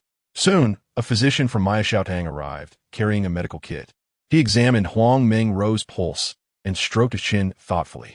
Has your appetite been diminishing of late, Miss Huang? Madame Huang nodded. Indeed. She used to consume half a bowl of rice, but now she can barely manage a few bites. The physician sighed deeply, addressing Madame Huang. Madam, my abilities are limited. I cannot ascertain the exact nature of Miss Huang's illness. You may wish to seek more esteemed practitioners. To speak plainly, Miss Huang's body fails to absorb any nourishment, and her condition is deteriorating. If this continues, I fear her days may be numbered. It would be prudent to prepare yourselves. Utter nonsense. Madame Huang glared at the physician, her fury palpable. This is a reflection of your incompetence. Leave my sight. The physician stroked his beard, lamenting, I am ashamed. Had I been able to enlist a miraculous healer, perhaps Miss Huang's affliction could be remedied. They had sought numerous remedies from Maya Xiaotang to no avail, and despite employing potent medicinal ingredients, Huang Ming's health only worsened. Steward Huang, show them out. Madame Huang paced the parlor, fuming. These quacks are uttering balderdash. It is as if they are cursing my daughter. Inquire where the miraculous healer is. Regardless of the cost, bring him here. Steward Huang appeared hesitant. Madam, the miraculous healer is elusive. No one knows his whereabouts. Even those in the palace find it nearly impossible to summon him, let alone us. Who doesn't understand the healer's peculiar nature? He demands no payment when pleased, but when displeased, a single consultation could leave one destitute. Furthermore, he has a rule of only saving 3 lives a year, and they must be in critical condition. Otherwise, he will not intervene. Outsiders are at a loss as to where to find him. Many are willing to pay handsomely for his services, and the queue for treatment could stretch to the southern heavenly gate. I care not. No matter the expense, I demand that you find the miraculous healer. Madame Huang was frantic, unable to accept the notion that her daughter's time was limited. After a brief absence, Steward Huang returned. Madam, the pair of father and daughter have not yet left. She claims to possess a means to save the young lady. Steward Huang was skeptical, his voice barely above a whisper. Madame Huang frowned. Mother, let them in. I wish to see if she truly possesses any skill. If she dares to deceive. Madame Huang waved her hand. Let them enter. I hope they have some genuine ability. If they come here merely to speak nonsense, I shall not spare them. Steward Huang ushered Gu Chenggang and Gu Yunji inside. Gu Yunji had initially intended to leave, but before she could, the physician hurriedly departed, seemingly at a loss regarding Huang Ming's condition. Gu Chenggang assumed his daughter aimed to sell Wu to Miss Huang and made no effort to stop her. Regardless of how old Wu was, it remained a medicinal herb. Medicines are intended to heal, If it cannot serve that purpose, they are no more useful than a pile of refuse. Huang Meng-ro glared at Gu Yunji as she entered, coldly scoffing. Gu fatty, you had the audacity to claim you could remedy my ailment just now. Gu Yunji, unfazed, retorted, given your condition, perhaps a little politeness would be in order. You, Huang Meng-ro, flustered, struggled to maintain her composure. Just then, Huang's mother, ready to reprimand Gu Yunji for her insolence, heard Huang Meng-ro declare, if you truly cure my affliction, I shall revere you as a deity. Extending her hand, Gu Yunji, without further banter, placed her hand on Huang Meng-ro's pulse. She discovered that Huang Meng-ro's constitution was far worse than anticipated. Not only was her spleen and stomach compromised, but her heart also exhibited signs of distress. A multitude of ailments compounded her condition, rendering her health increasingly precarious. Approaching a critical state, given her current constitution, heart surgery is certainly not feasible at this moment. It would be prudent to first adjust her spleen and stomach. Once her vital energy and blood have stabilized, we can then consider whether to proceed with heart surgery. What issues do you perceive? Huang Meng-ru glanced at Gu Yunji, cautioning her not to feign understanding. As far as I know, you are merely a pair of country folk. Your father often comes to our home for odd jobs. Implicitly, are you attempting to deceive us for money? If that is your intent, I suggest you leave post-haste. You were born with a heart condition and insufficient kidney energy, compounded by a weakened spleen and stomach. Any nourishment you consume will not be absorbed by your body. Gu Yunji immediately articulated the symptoms.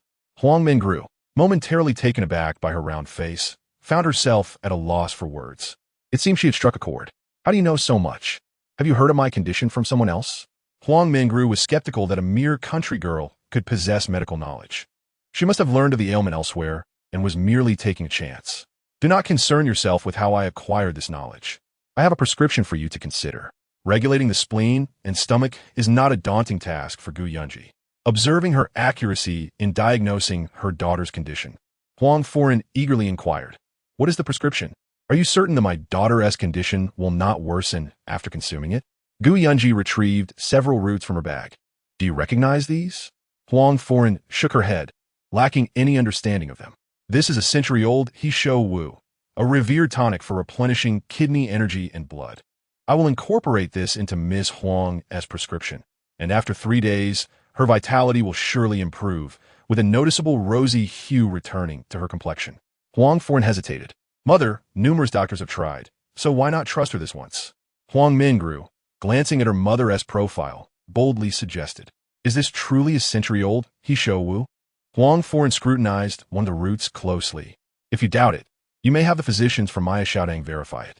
Very well. I shall place my trust in you for now. Huang Foren was reluctant to mention Maya Xiaodang, as none of the many doctors there had been able to cure her daughter. However, let me make myself clear. If my daughter consumes your medicine and her condition deteriorates, you are aware of the consequences. Huang Foren, if I lack confidence, will my father and I take on this task? We would have fled with the payment by now. Gu Yunji remained untroubled by this. She was well-versed in both Western and traditional medicine. Huang Meng-ru's condition was not particularly challenging to treat. She had no need to hesitate here. Mother, let us proceed as she suggests. It is better than lying here awaiting death. Do not be so pessimistic. It is not so easy to perish. Gu Yunji silenced Huang Meng-ru. From her words, Huang Meng-ru discerned a sense of confidence. I promise to keep my word. If you truly cure my ailment, I shall venerate you as a deity. There is no need for such grand gestures. Gu Yunji smirked. Only the deceased deserve worship. I have no such aspirations. Gu Yunji turned to Huang Guanshi. Are you able to write?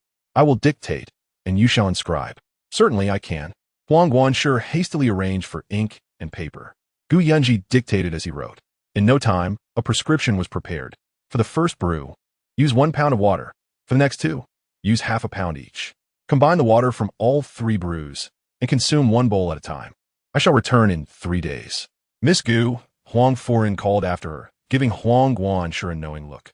He promptly presented Gu Yunji with 10 taels of silver. This is merely the consultation fee. Should my Meng-ru truly recover, there shall be further compensation. Initially perceiving her as just a country girl, Huang Foren now recognized the expertise in her manner of reciting the medicinal names.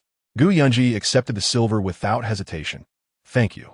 Upon leaving the Gu residence, Gu Qinggang found himself in a haze of thought. The demeanor of Xiao Jie just now bore a striking resemblance to that of a doctor, reminiscent of someone he had encountered before who also exuded confidence while treating patients. Father, Gu Yunji had acted openly in Qingang's presence, never intending to conceal anything. Were you startled by me? I was not startled. Whatever you do is no surprise to me, Gu Changgang replied, shaking his head.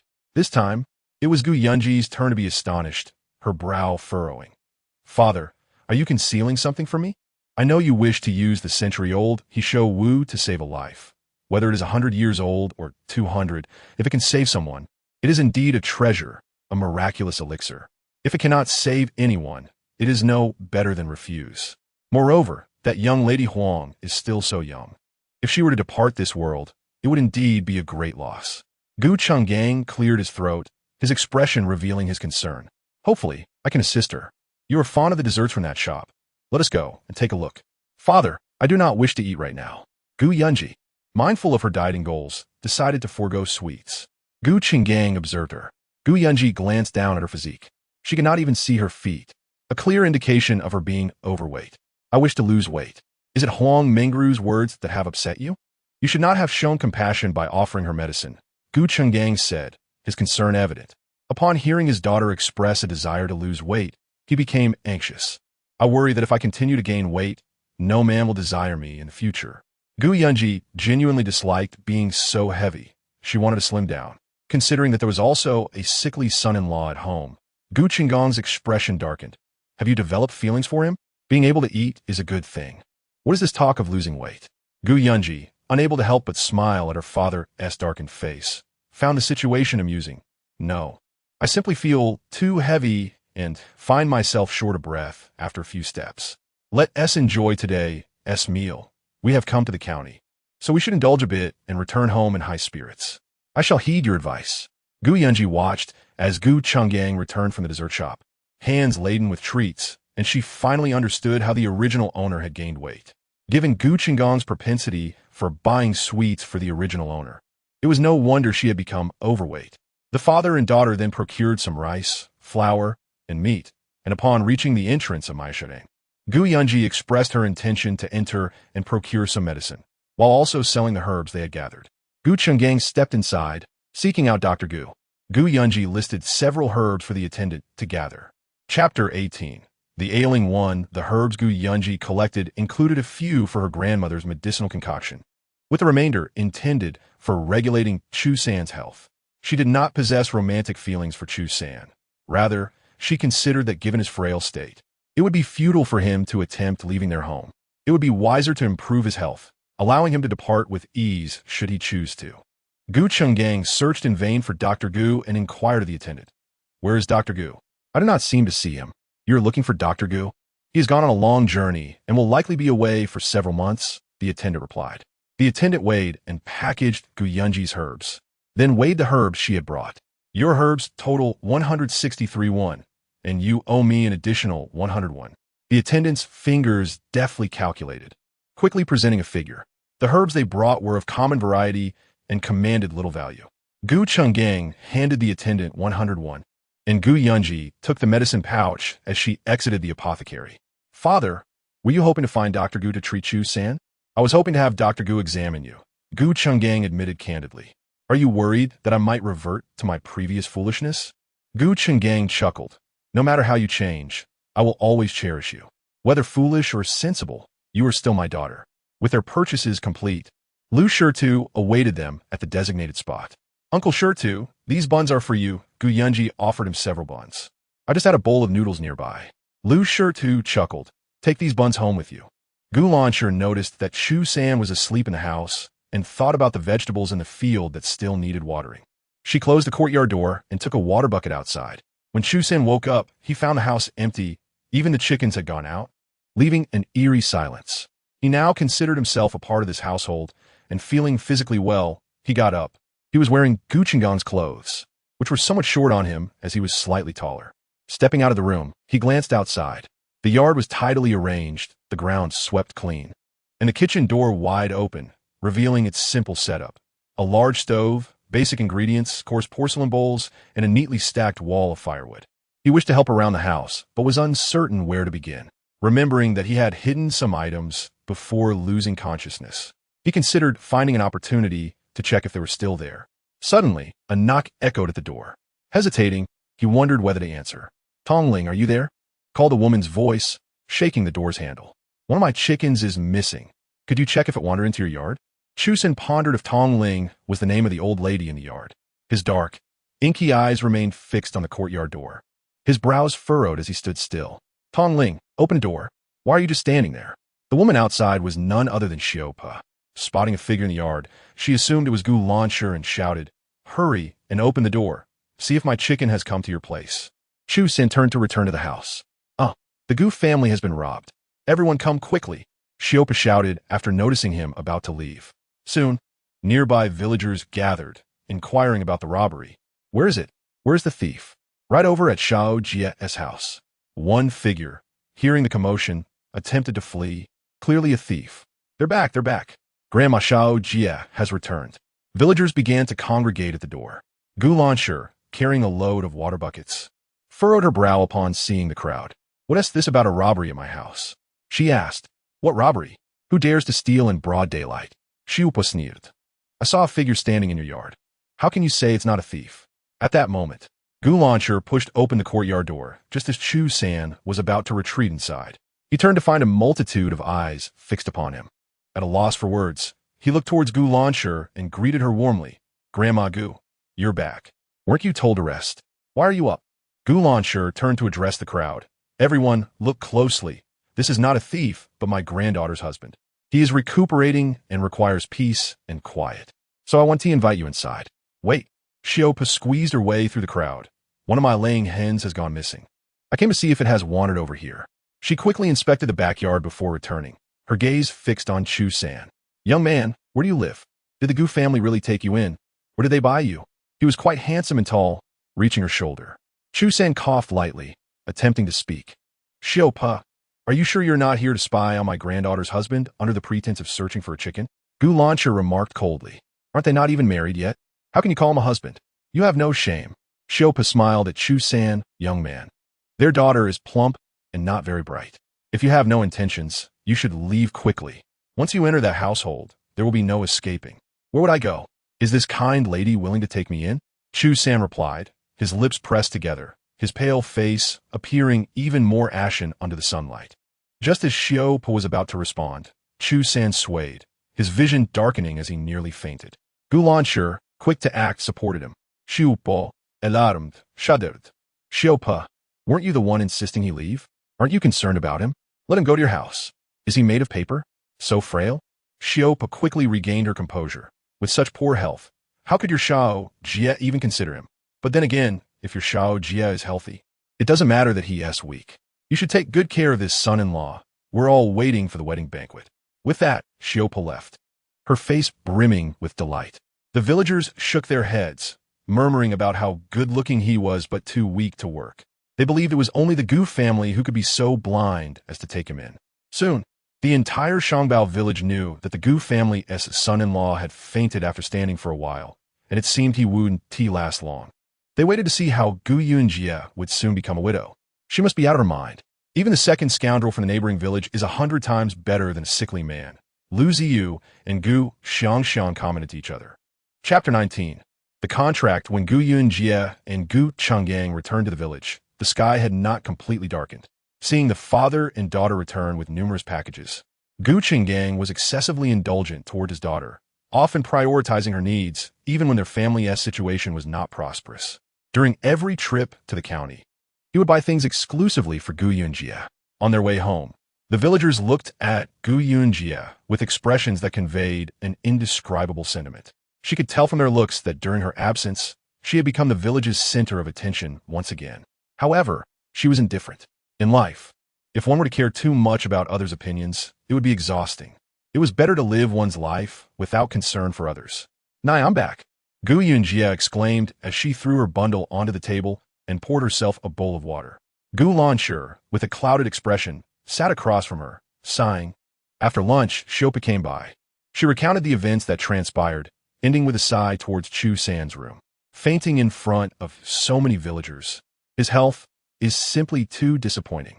I can only imagine how they mock us. Neglecting Lu Zihua's marriage for this frail man. The entire village must be laughing behind our backs. After hearing her grandmother's words, Gu Yunji's lips twitched. No wonder the villagers looked at her with expressions that seemed to say her husband would be dead by tomorrow. Let them enjoy the show. We'll play by their rules. She declared, determined. Shao Jia, what do you mean? Gu Yunjie rushed into Gu Qinggong's room, where Chu San had already regained consciousness. Chu San, you're not suffering from amnesia, right? Are you clear-headed?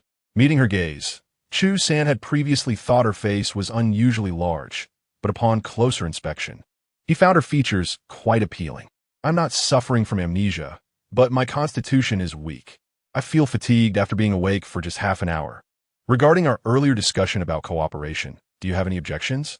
If not, let us set a date for the wedding and finalize this matter. What do you think? Chu San did not anticipate Gu Yunjie's directness. Before he could respond, she continued, you need not worry that I will go back on my word.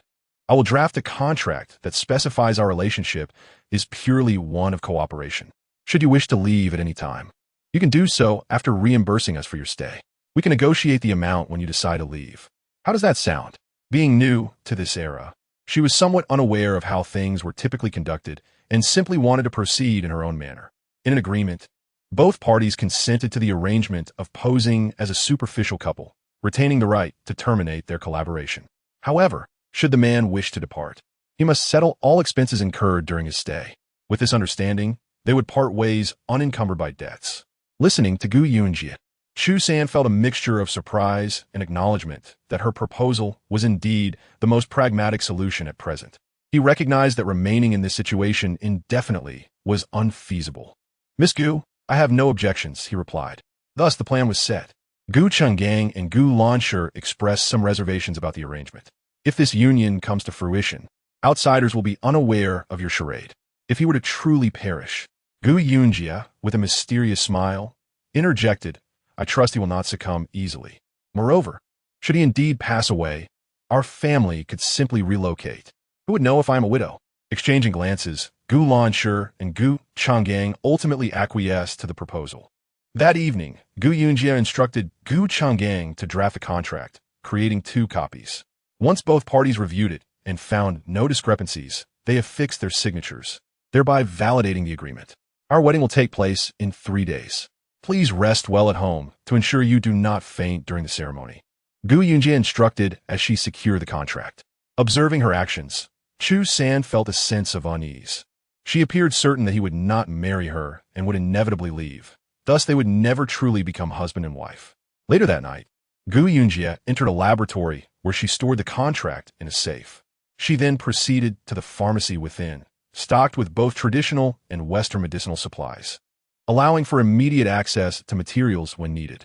In the traditional medicine section, she retrieved several rare herbs and noticed a new compartment labeled Centennial Hishowu. Upon opening it, she found it empty, yet it seemed to indicate that the laboratory was aware of her acquisition of a piece of Centennial Hishowu and was prompting her to replenish the stock.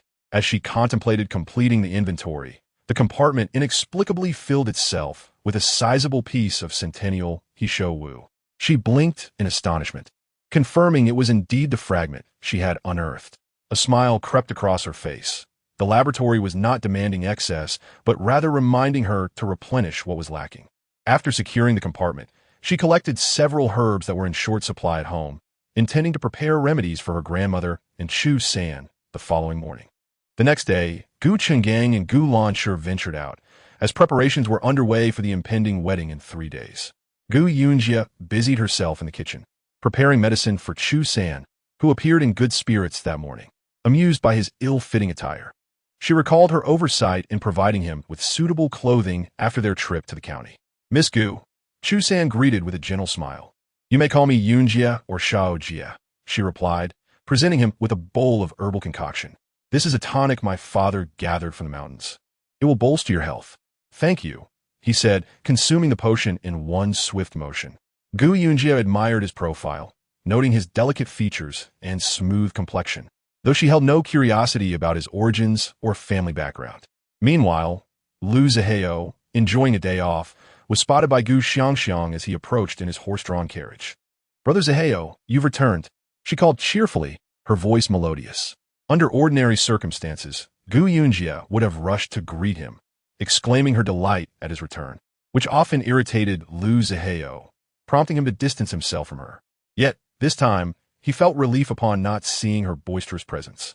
"Indeed, Brother Zaheo," Lu Ziyu chimed in. "I wonder if you'll be around long enough to partake in the wedding festivities of the silly girl." Lu Zaheo surveyed the area, relieved to not see Gu Yunji, believing she would no longer pester him. "Yes, it seems Gu Yunji has found herself a man," Lu Ziyu continued. "You wouldn't believe it. She rejected our family's proposal just to bring him home, insisting on marrying him, even though he is a frail creature who may not last a fortnight." Lu Zaheo processed this information, realizing he had successfully severed ties with Gu Yunji. He maintained a composed demeanor, advising Lu Ziyu and Gu Xiangxiang. Perhaps she feels she is not so indispensable, thus her haste. As for her, it is no surprise she could only find a man off the street. The man is also a sickly one. They are merely using the guise of saving him. Lu Zaheo had little interest in Gu Yunji's romantic endeavors, as long as her marriage did not impede his pursuit of academic success. It would be best if she wed, then she would no longer cling to me. As they passed by the Gu residence, Lu Zaheo instinctively glanced towards the door just as Gu Yunji emerged. Their eyes met, and he instinctively recoiled, fearing she would rush towards him. However, maintaining a smile, he greeted her. "Yunji, I hear you are to be wed. Congratulations." Gu Yunji raised an eyebrow, assessing Lu Zaheo, the esteemed scholar renowned in the village. He may not have been particularly striking in stature or appearance, and his withdrawal from their engagement felt inconsequential. "I should indeed feel joy," she affirmed, feigning ignorance of their past betrothal. "Do come and celebrate with us. We wish you and your husband a long and prosperous union." Lu Ziyu replied with a suppressed laugh. Villagers were well aware that the man Gu Yunji was to marry was unlikely to live long, rendering a long life together impossible. "I too wish you well, but I hear your fiancé faints at the slightest provocation. I doubt he will be able to fulfill the duties of a husband." Gu Xiangxiang's sarcasm was evident, as she had never regarded Gu Yunji as anything but a source of amusement within the family. Gu Yunji could easily discern the sarcasm in their words. A faint smile played on her lips, and her eyes were fixed intently on Lu Zaheo. "Lu Zaheo, it seems they prefer that I marry you. What shall we do about this?" The expressions of Lu Ziyu and Gu Xiangxiang changed abruptly. "Gu Yunji, what nonsense are you spouting? When did we ever think that? If that is not what you mean, then I must have misunderstood your concerns about my husband's health and your worries about our inability to bear children. I thought you opposed this match and favor my union with Lu Zaheo." Gu Yunji leaned casually against the doorframe, her tone light. "These people are truly contradictory.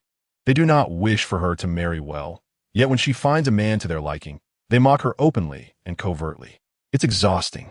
Lu Zaheo was taken aback by Gu Yunji's seemingly normal conversation. "Gu Yunji, has your mind finally cleared? If this were the old Gu Yunji, she would not have been so articulate. Thanks to everyone's good fortune, when that scoundrel from the neighboring village intruded into my home, I had gone up the mountain and fell, striking my head against a rock, and that seems to have healed my mind. Otherwise, I would likely be marrying that scoundrel now. Wouldn't you agree?" Lu Zaheo was unaware of Gu Yunji's recent tribulations. He had only heard from others that the marriage with the Gu family had been called off so he could focus on his studies. "That scoundrel's intentions toward you are of no concern to us," Lu Ziyu scoffed. "Zaheo, let us go home. Even if she is no longer foolish, she is still a hefty girl. She doesn't deserve you. And let me clarify, she was the one who initiated the cancellation, not us. Indeed, it was her family who brought it up. It's not that the Lu family rejected her. Now, her marrying anyone is no longer your concern," Gu Xiangxiang added.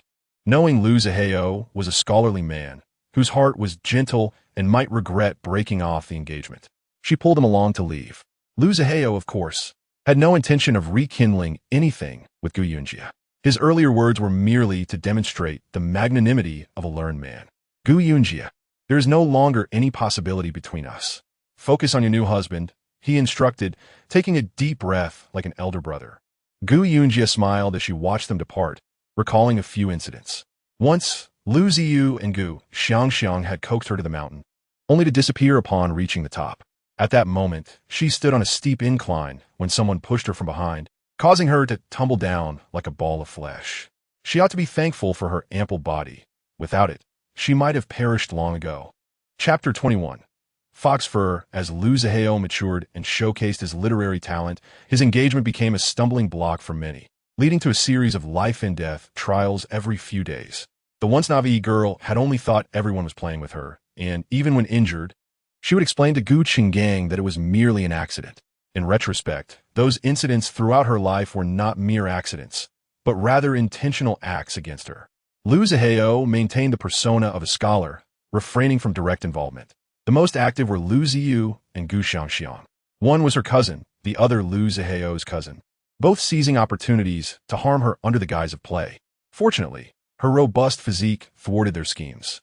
They bullied the chubby, Navi, original owner of her body. Surely, they would not forget their past misdeeds. Some things can be forgotten, but others cannot. Liu Ziyu glanced back, advising Liu Zihao, "Brother, look at Gu Yunji. She still desires to marry you. You must keep your distance.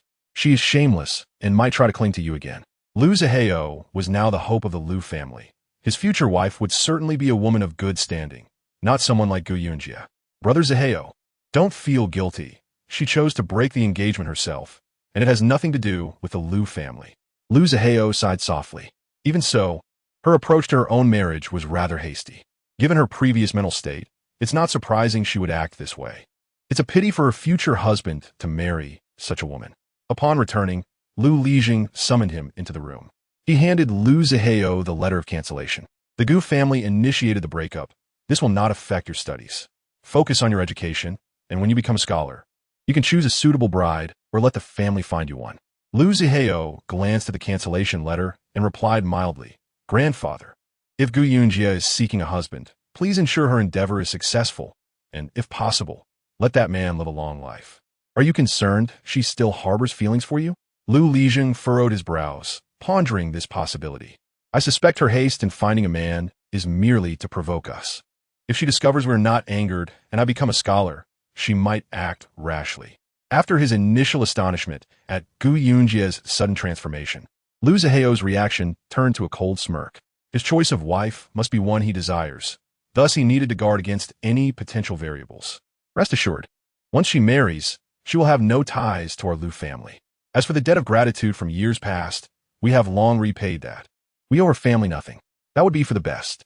Liu Zihao recalled his promise to young Master Chun upon his return. "When I come back, young Master Chun mentioned we could procure fox fur, and he asked me to help find a piece." The young Master Chun referred to the county magistrate's nephew, who called the magistrate uncle. "Fox fur?" Liu Lijing paused in surprise. In the entire village, only Gu Changgang is a skilled hunter. His family likely has several pieces. Liu Zihao instinctively suggested, "Then let him bring some over. We will purchase them from him. He can set a price." In the past, he might have asked for them freely, but now that the two families had severed ties, it would be improper to request them without compensation. Liu Lijing agreed. "I will inquire. Young Master Chun is the magistrate's nephew. If we win his favor, it will ease our dealings with the magistrate in the future," Liu Zihao whispered. "You can rest assured, Grandfather will surely help you obtain them.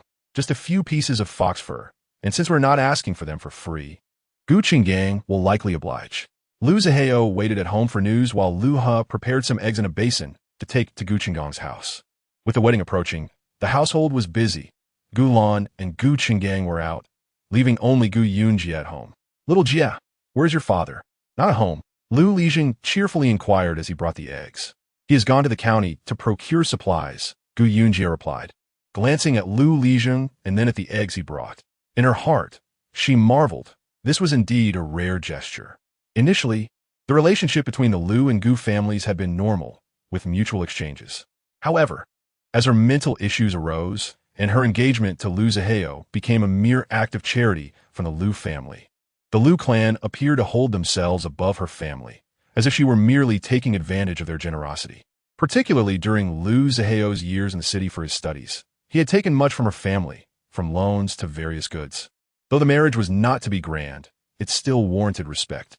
Liu Lijing smiled. "I heard your husband is unwell, so I brought some eggs to nourish him. Once he becomes part of your family, he is one of the Gu family. His health is vital for your life together."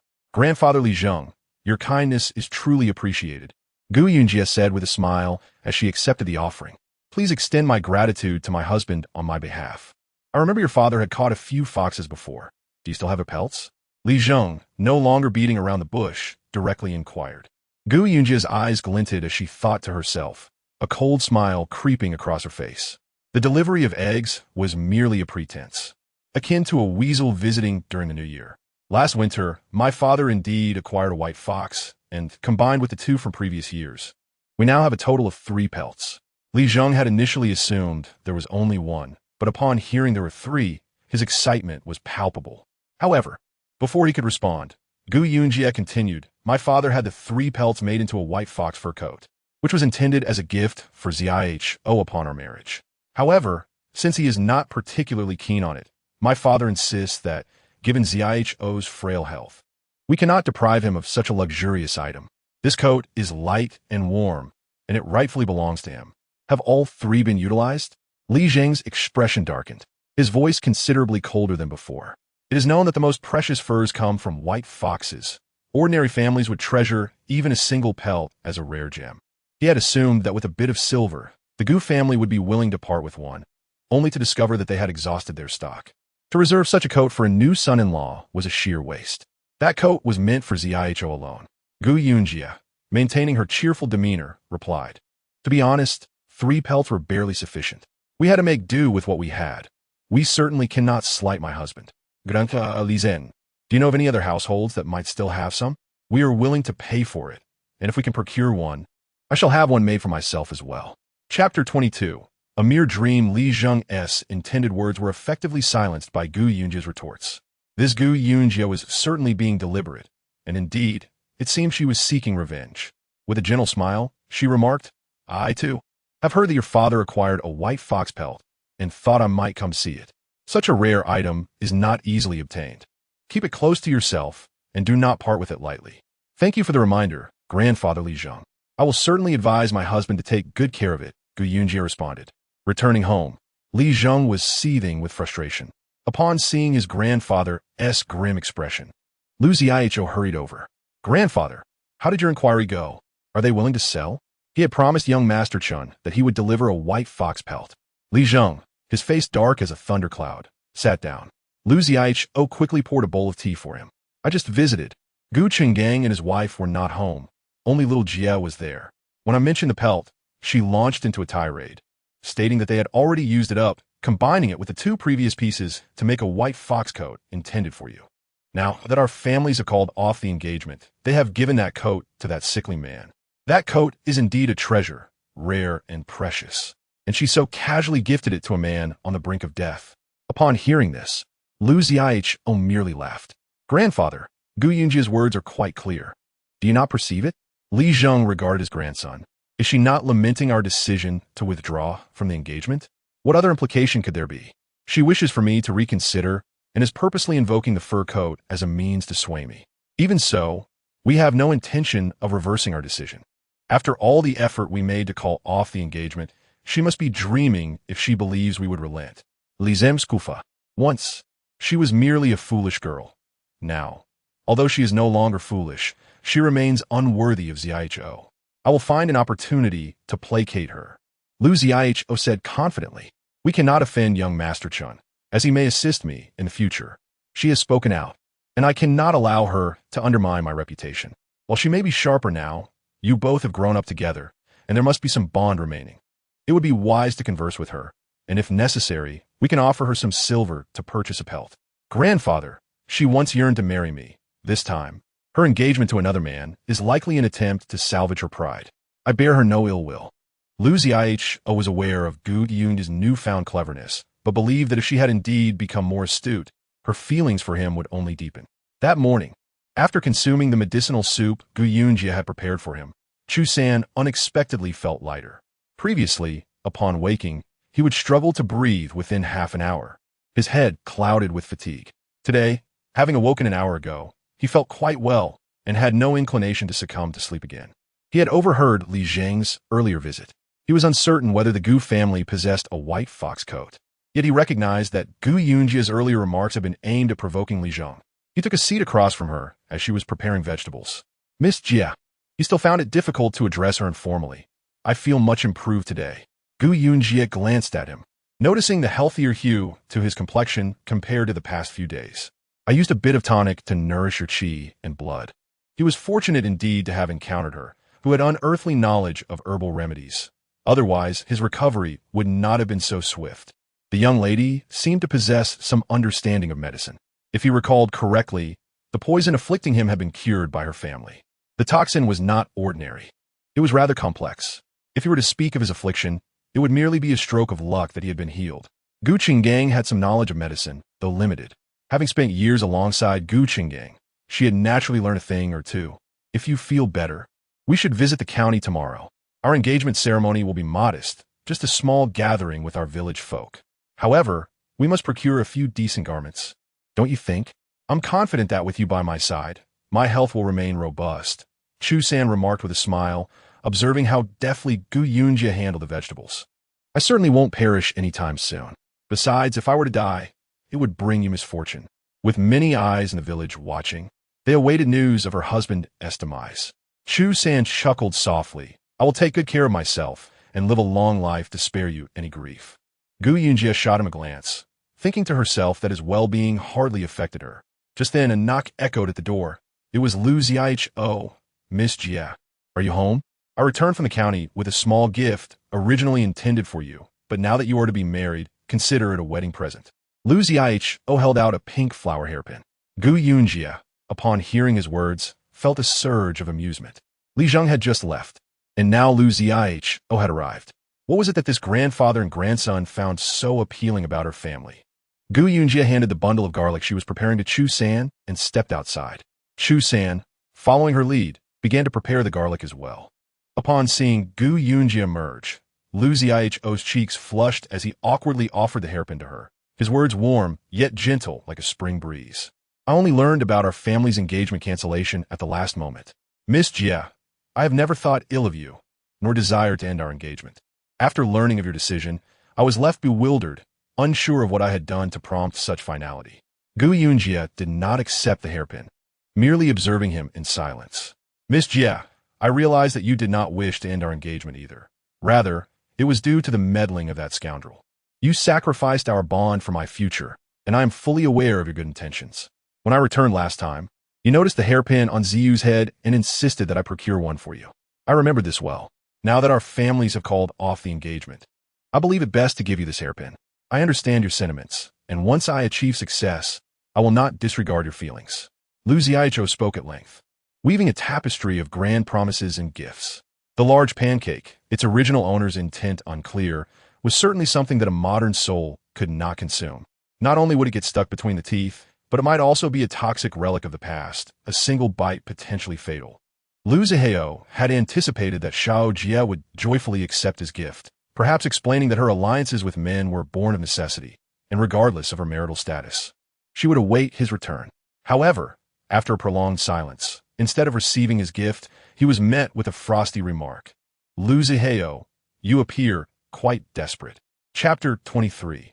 The first collaboration. Lu Ziho looked up abruptly, confronting the visage he had once found repulsive. The face, once loathed, now seemed devoid of its previous disgust, transformed by the passage of time. You've conveyed one clear message. You seek something from me. Speak, what is it? Xiao Jia, after all I've said, did you glean nothing of significance? Lu Ziho was incredulous at her calm demeanor. You must understand, we have broken off our engagement. Furthermore, I am soon to be wed, and the groom is not you. Therefore, your previous declarations should not be repeated, lest my fiancé become jealous. Xiao Jia, I am aware of that. Yes, I know everything. So what is it you wish to say? If there is nothing more, I shall take my leave. My fiancé is unwell and requires my presence. Gazing into Lu Ziho's clear eyes, Xiao Jia found herself momentarily entranced. Previously, she had never regarded his eyes as beautiful, but now they sparkled with clarity, as if they possessed a voice of their own. I have no further matters to discuss, merely a desire to clarify that the dissolution of our engagement was not my intention. Lu Ziho lowered his voice, broaching another subject. Last year, Uncle Gu captured a white fox, and its pelt was said to be reserved for me. I came to inquire whether it remains set aside. Xiao Jie's smile widened. Ah, so that was your purpose. First, the village head approached subtly, and now you've come directly for the fox pelt. Where's that pelt now? If the white fox is unavailable, a white fur coat would suffice. It is no simple task for the affluent to acquire such a coat. Why do you ask? That was originally intended as a gift for me, and now that I seek it, what is amiss? Lu Zihao gazed intently at Xiao Jie, even winking at her, a blatant gesture of flirtation, showcasing his desperation for a mere fur coat, disregarding his scholarly dignity. Chu, please step out for a moment. Soon, Chu San emerged, standing alongside Xiao Jie. In terms of stature, he easily outmatched Lu Zihao. In appearance, he surpassed him significantly. Lu Zihao observed the man with an air of nobility emanating from him, something he had never expected to see in a sickly individual. Chu, this is Lu Zihao, my former betrothed. Previously, my father intended to give him a white fox fur coat for our wedding. However, since I am to marry you, and given your health, that coat should rightfully belong to you. Lu Zihao wishes to acquire it. Would you agree to sell it to him? Hearing Xiao Jie's casual mention of his name ignited a peculiar warmth in Chu San. Lu Zihao's face turned pale, dismayed by Xiao Jie's blatant honesty. Was it necessary to be so forthright? Chu San regarded Lu Zihao with clarity, clearing his throat. Lu Gongzi, let me be frank. That coat is a wedding gift from Xiao Jie to me, and regardless of the sum offered, I will not part with it. What price do you propose? The mention of 10,000 nearly caused Lu Zihao to choke. 10,000? You must be jesting. That white fur coat is a gift from my father to you. Monetary matters are trivial. As a scholar, I would never deprive another of their cherished possessions. I see I was mistaken. Chu San nodded in understanding. Though I have only recently arrived, I've heard of your talents, Lu Gongzi, being the most learned in the village. Surely, your future is bright. When you achieve success, acquiring not just one, but several white fur coats will be a trivial endeavor. Lu Zihao was at a loss, his face turning crimson. It is merely a coat. I hold no desire for it, nor would I covet what belongs to another. So, your intention was solely for the fur coat? Lu Zihao scrutinized Chu San, noting his handsome features. He mused that Xiao Jie, in her superficiality, must have been enchanted by looks alone, unworthy of becoming his wife. And how shall I address you? My surname is Chu. I am the third son in my family. Chu Xiong, Lu Zihao acknowledged graciously. Upon entering our Shangbao village, you shall be considered one of us. Since grandmother is ill and uncle has a lingering injury, the responsibility of caring for Xiao Jie falls to you while I devote my time to my studies. I shall return to converse with you, Chu Xiong. With Lu Zihao's diligence, he would surely achieve his aspirations. When you have the opportunity, do remember to invite me to your wedding banquet. In our Gu family, he need not worry about supporting a household. His sole duty is to restore his health. Lu Zihao departed hastily. Observing his retreat, Xiao Jie clapped her hands. Ah, scholars are so sensitive. A few words, and he cannot bear it. He desires my white fox fur, yet wishes to avoid paying. Expecting flattery to suffice, such a notion is ludicrous. Chu San chuckled at her words. Even if you were willing to pay, you might not sell it to him, would you? That is not necessarily true. Should the price be right, I would consider selling. However, do you think he's capable of offering a suitable sum? Xiao Jie smirked. Raising an eyebrow, we have just embarked on our first collaboration. Our synergy is commendable. Chu San felt uplifted by her words. As long as Xiao Jie requires, I shall ensure our cooperation is flawless. You know how to flatter, Xiao Jie said as they returned to the courtyard, where she resumed her task of preparing garlic while Chu San assisted her. Lu Zihao returned home with a dark expression, heading straight to his grandfather's quarters. Grandfather, I believe Gu Yunji wishes to restore our engagement. Upon entering, his face was clouded with fury. Lu Lijun exhaled a puff of smoke from his pipe. Did she say so? She would not speak it outright, merely deflected, claiming it was a gift for her fiancé, refusing to sell for any price. Does she not wish me to take the initiative? Has she truly elevated herself to such a status, thinking she can manipulate me over a mere white fur coat? What are your thoughts? Her circumstances hardly align with yours, and your feelings are not mutual. We agreed to sever the engagement for a reason. Should she refuse to sell, can we forcibly take it from her? Very well. I shall simply inform young Master Chun of the situation. I trust he will comprehend. If she will not part with it, Let young Master Chun come to claim it. Gu Yunji has no grounds to refuse. Lu Lijun sighed, it must be so. Chapter 24. The thank you gift. Chu San felt his health noticeably improving over the past few days. Early one morning, Gu Yunji planned to take him to the county for clothing shopping. The ox cart moved slowly, the journey marked by several jarring bumps. Gulan cast a worried glance his way, to which he responded with a reassuring smile. I'm quite well now, grandmother. Do not fret. It is preferable this way. If one were to faint in the county, it would be us who would feel the shame. Gulancher harbored little confidence in Chu San's constitution. After purchasing the essential items for the wedding in the county, they proceeded directly to the ready-made clothing store. Making garments from fabric would certainly consume too much time. In such circumstances, acquiring several sets of ready-made clothes would be both convenient and efficient. Just as they exited the clothing store, a voice called out to her. Miss Gu. Huang Yuanwei's steward, Huang, approached briskly. Miss Gu, my lady has asked me to inquire about which village you reside in. I was fortunate to encounter you as soon as I stepped outside. Is Madame Huang seeking me? Gu said, her curiosity piqued. Miss Gu, do you have time now? If it is convenient, please accompany me. My lady and the young miss wish to see you. Then I shall trouble you to lead the way, Steward Huang. Very well. Please follow me. Huang glanced at Gu Yunji, noting an elderly lady and a young man beside her, assuming they were Miss Gu's family. They boarded Huang's carriage and headed toward the Huang residence.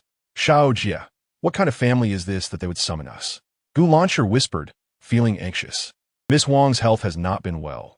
When father and I came to collect the wages last time, I gave her some century-old Hisho Wu.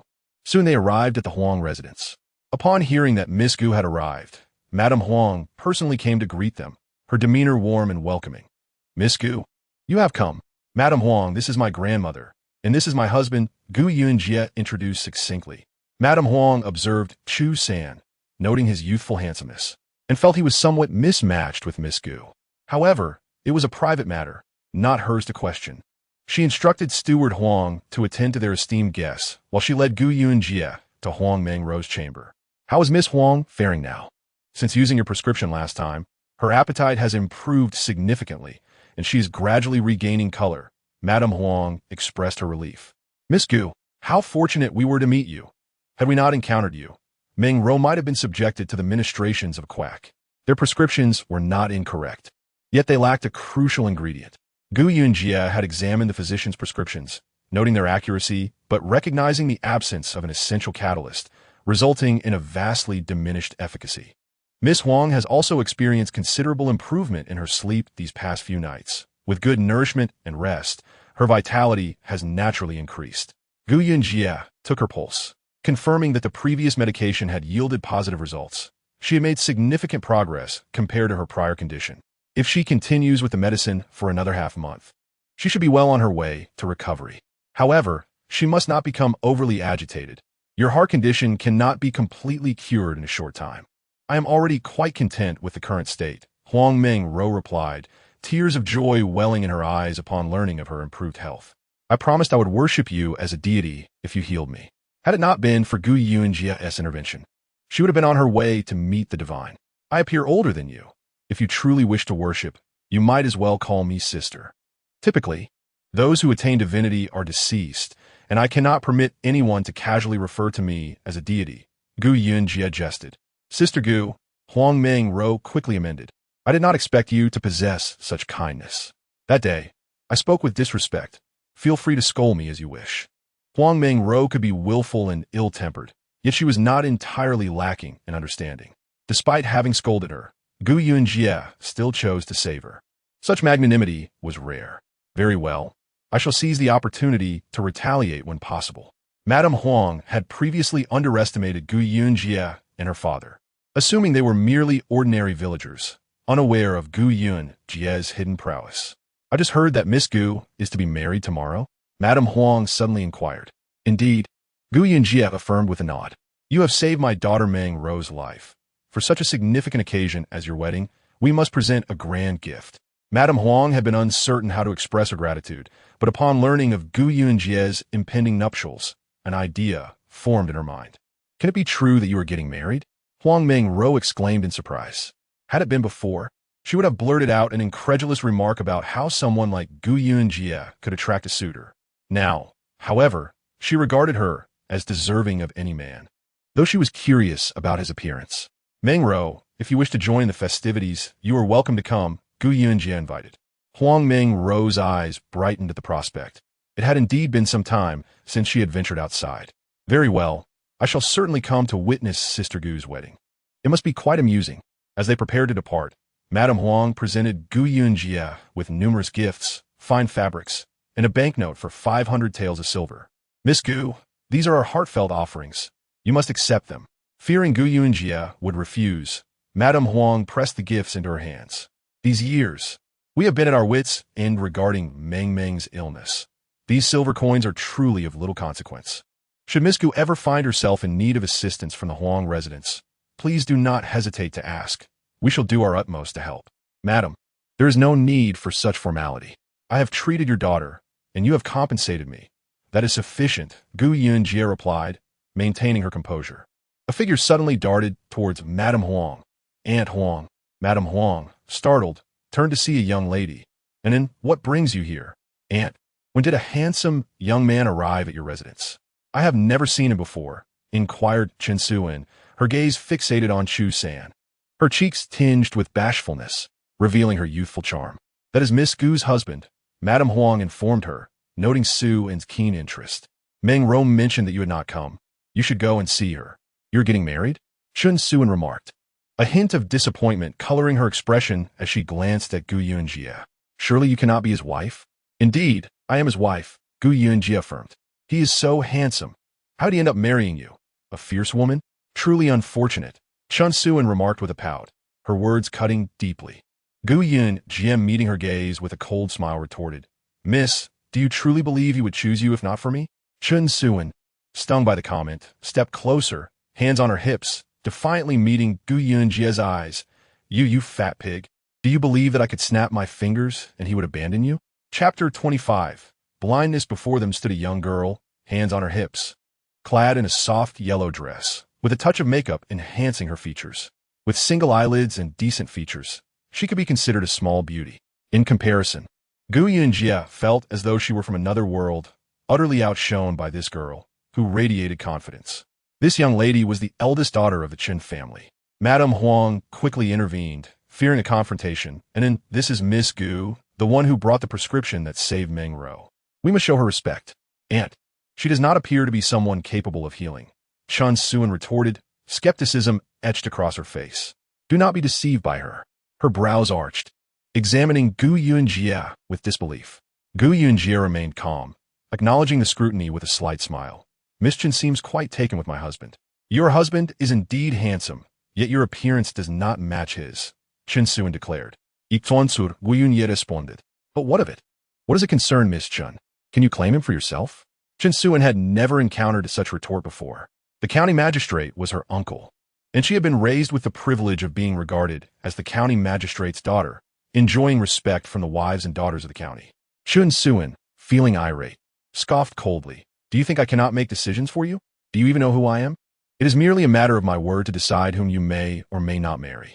Does Miss Chen truly believe I would willingly marry my betrothed simply based on appearance? My betrothed may be a tad plump, yet in every other regard, she surpasses Miss Chen. External beauty is of little consequence without inner virtue.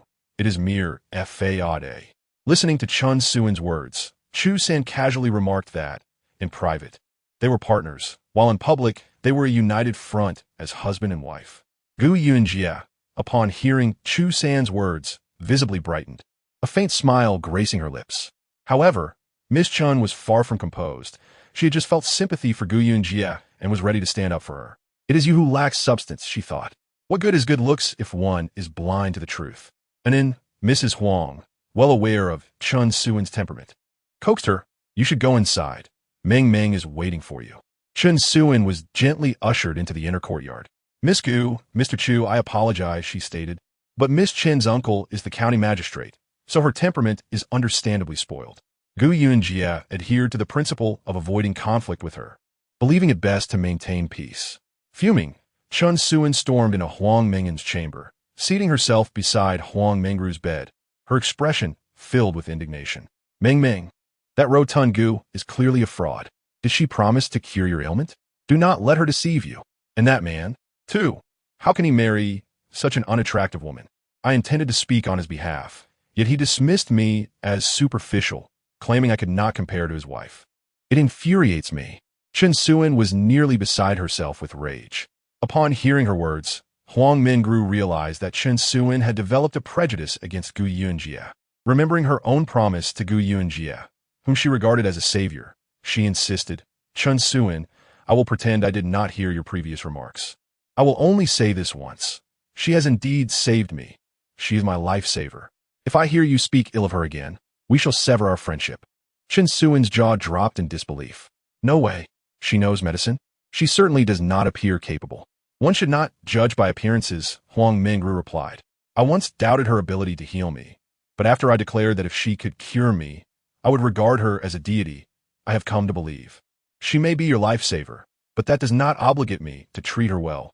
That depends on my mood. Chen Suan thought to herself, still bristling from earlier grievances, dismissing the notion of showing goodwill. As Gu Yunjie exited the Huang residence, she remarked lightly, Miss Huang's constitution is too frail. Ordinary tonics will not suffice. I sensed her deficiency in vitality and decided to use a century-old Heeshou Wu to replenish her blood. It turned out to be quite fortuitous. In truth, it was not solely about the Heeshou Wu. The specifics were unnecessary to elaborate upon. That is indeed a miraculous herb, Gulan said, firmly believing in its efficacy. I used to suffer from frequent headaches and body aches. Yet since taking the miraculous medicine, I have not experienced such discomfort for several days, and my vitality has steadily improved. As for Chu San, he recalled how since yesterday, his spirits had lifted. Today, after being out for half a day, he showed no signs of fatigue, and this discovery brought him considerable joy. Otherwise, Gu Yunjie glanced at him. Do not forget, we are now husband and wife. We must not neglect anyone, especially you. Your health is paramount, and as your wife, I shall strive to earn enough to ensure your recovery.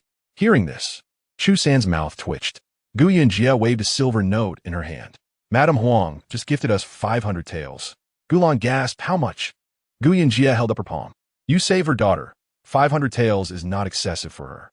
When we treat others, it is customary to accept a fee, and we should not turn it down. I think the same, Gu Yunjie said, stowing the silver note. We shall purchase some items shortly. What shall we do with this fabric? She does not know needlework and cannot possibly make clothing. Let us take it home for now. Aunt Qinghua in the village has decent skills. We can ask her to make a few garments for you. Gulan had once been adept at needlework, but her eyesight had waned with age, rendering her incapable of sewing now. With newfound wealth, purchasing items became a breeze. Lu Shirtu awaited Gu Yunjie by the ox cart. Although they had not bought much, several attendants trailed behind them, laden with goods. Lu Shirtu quickly rose. Madame Gu, Xiaojie, how much have you bought? He doubted whether his ox cart could accommodate their purchases. With a celebration at home, we cannot let the young couple be slighted. So we bought a bit more. Gulan explained with a smile. With so much stuff, the three of them felt a bit cramped. Lu Shirtu was about to leave when he noticed several young men in long robes approaching. The leading gentleman held a peach blossom fan, his hair neatly tied back, exuding charm. Beside the gentleman in blue was a young servant and another young man, Lu Zihao. Chapter 26. Proposals arrive. Lu Zihao, seeing Gu Yunjie, felt a pang of discomfort as he watched the three of them laugh and chat while purchasing an entire car of goods. Chun, my brother, Lu Zihao said, lowering his gaze. Did I not promise you a white fox pelt? It seems I shall disappoint you. Chun Gongzi tucked away his peach blossom fan, his brow slightly furrowed. Oh, this is a long story. I was the last to learn of it. Lu Zihao recounted his childhood engagement with Gu Yunjie, explaining that despite her earlier rotundity, he never found her lacking. Yet, once she regained her wits, her first act was to dissolve their engagement, aiming to humiliate him and prove that he was but a useless scholar. She even brought home another man, and tomorrow marked their wedding day. The gentleman in blue was Chun Guangshi, the county magistrate's nephew. Chun Guangshi glanced toward the young woman, observing her robust stature as she sat atop the ox cart alongside a slender young man, creating an impression of a frail man caught in a bandit den. Opening his peach blossom fan once more, he directed his course toward the ox cart. Just as Lu Shirtu was about to leave, he raised his head and saw Lu Zihao and his companions. Greeting him with a smile, Zihao, are you returning to the village soon? We are about to head back. Would you like to join us? Shangbao village was a large settlement, and it was not solely Lu's family that owned ox carts. Many families possessed their own. Uncle Lu. No need. Lu Zihao declined. Chun Guangshi approached Gu Yunji, scrutinizing her with a probing gaze. You're the former fiancé, Eve Zihao? After surveying her, he could find no redeeming qualities in Gu Yunji, his brow furrowing in disdain. Indeed, although our families have since called off the engagement. Is there something you require, sir? If not, please allow us to pass. We are returning home. Gu Yunji remained unfazed by Chun Guangshi's scrutiny. While she too had her reservations about her current appearance, she would not let that breed insecurity. Xiao Jia, this is Chun Gongzi, the nephew of the county magistrate. Sudaran, you should not speak to him in such a manner, Lu Zihao cautioned, quietly mocking her for her lack of decorum. Just as Miss Chun had departed, Chun Gongzi now approached, indicating a peculiar fate she shared with the Chun siblings today. Ah, so it is Chun Gongzi. My apologies, Gu Yunji replied with a smile. Might I inquire if you have business with us? She flashed a bright smile, showcasing her pearly white teeth. One could not deny that her smile was the only shining aspect about her. Hearing that tomorrow is your wedding day, Chun Guangshi inquired. Indeed, Gu Yunji nodded, her gaze drifting towards Chu San, her voice soft and gentle. Chu, this is young Master Chun. You should meet him. Chu San nodded towards Chun Guangshi. I have met young Master Chun. Chun Guangshi looked at Chu San with disdain, thinking to himself, what a pretty boy. How dare he show his face in public? I'm a classmate and a dear friend of Zihao. Since his former fiancé, he is getting married. We must present a grand gift, which I shall arrange to have delivered to your home. Thank you, young Master Chun, Lu Zihao replied, his eyes gleaming with pride. It was clear that young Master Chun had no intention of sending a gift out of goodwill. Rather, he likely aimed to make a statement and perhaps request Gu Yunji's fox fur coat. Chun Guangshi smiled, stepping aside to allow the ox cart to pass. Rest assured, Lu, tomorrow's wedding will surely be lively. Chun, will you be attending tomorrow? Lu Zihao invited. Such a festive occasion. I must attend, Chun Guangshi replied with a cold smirk. That sickly wretch is hardly deserving of wearing a fox fur coat. I will ensure they surrender it. Chun, you are astute. Lu Zihao sensed Chun Guangshi's intentions and understood that once young Master Chun set his sights on something belonging to Gu Yunji, it was as good as his. Young Master Chun would not offer us gifts without reason. Surely there is something at play? Chu San remarked on their way home. Gu Yunji nonchalantly replied, whether it's a mule or a horse, we shall soon find out. She was uncertain of Chun Guangshi's motives, but she was resolute that anyone daring to disrupt her wedding would surely regret it. Chu San glanced over and caught a glimpse of Gu Yunji's profile. Although her face was round, it was fair and radiant. Under the sunlight, with her skin flushed from exhaustion, she resembled a plump infant, soft and delicate, almost tempting to pinch. Realizing this thought, Chu San quickly averted his gaze and remained silent. If you come to celebrate, you are welcome. If you come to cause trouble, you must first seek my permission, Gu Lan said with a snort. Time was indeed tight. After spending half the day in the county, she had to hurry home to prepare the family for the morrow's festivities.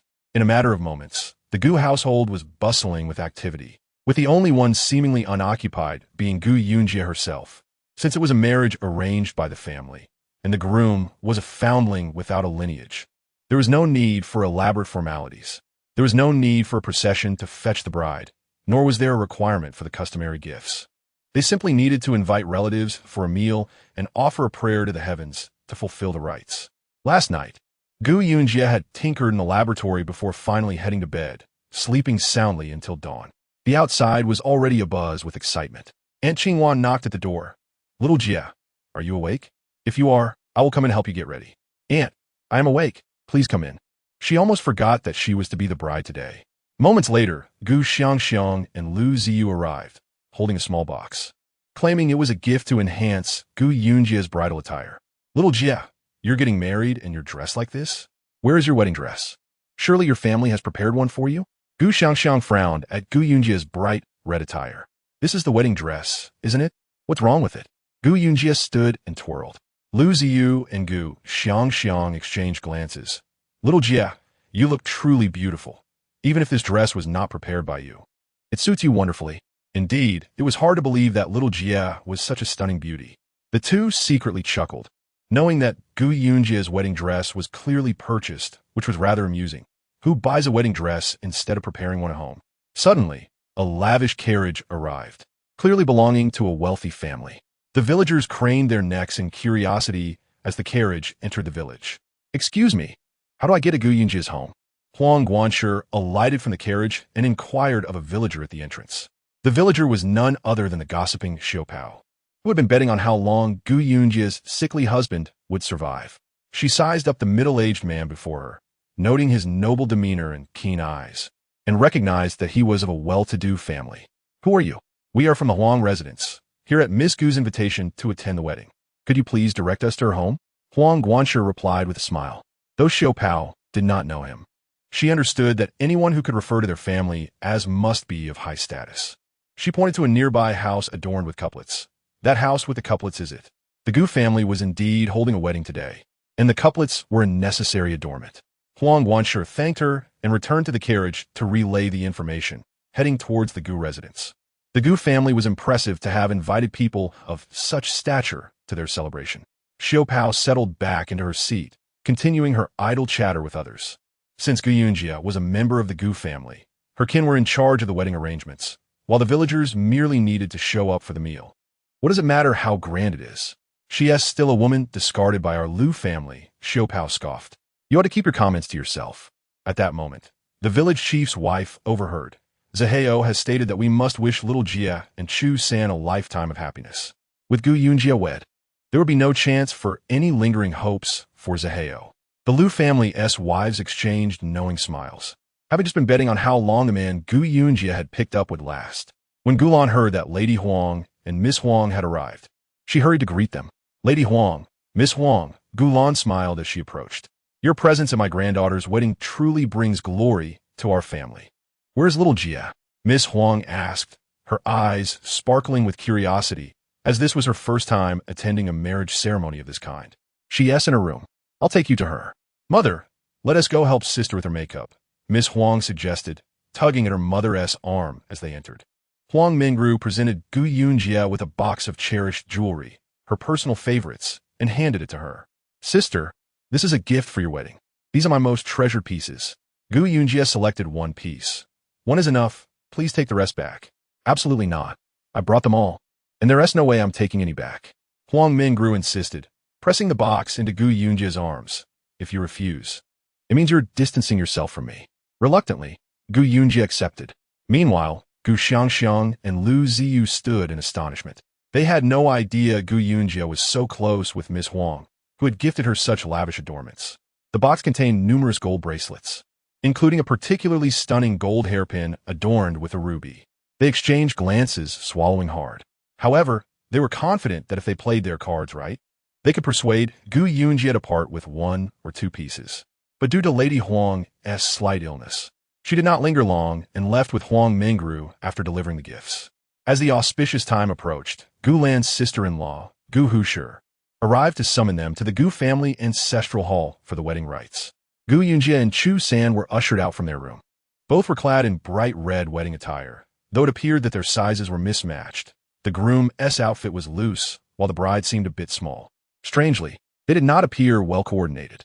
Upon seeing them, Gu Hushi led them to the ancestral hall. After performing the rites, as they exited the hall, a group of soldiers rushed in, surrounding the Gu household. The villagers quickly parted to make way, fearful of incurring the soldiers' wrath. Upon witnessing the unfolding situation, Gu, who was utterly taken aback, and promptly inquired of Gu Lanshi, elder sister-in-law, "What on earth is happening? Why are there so many officials here?" Gu Lanshi wore a similarly bewildered expression. Almost simultaneously, everyone's gaze shifted towards Chu San, their thoughts racing. Could it be that Chu San is a criminal whose transgressions have now come to light, prompting his apprehension? Chu San surveyed the advancing officials, pursing his lips, and quietly remarked to Gu Yunji, "Trouble has arrived." The officials encircled the Gu family's courtyard, and shortly thereafter, two horse-drawn carriages came to a gradual halt at the entrance. The villagers soon noticed Lu Ziheo stepping down from the front carriage, followed by a young master and a servant. From the rear carriage emerged a young lady adorned in luxurious attire accompanied by her maid. What could this be about? Surely, Lu Ziheo, is elated and has brought along his friends to celebrate a joyous occasion. I have heard that the county magistrate's nephew is a close friend of Lu Zaheo. Yet, their demeanor did not suggest a festive visit.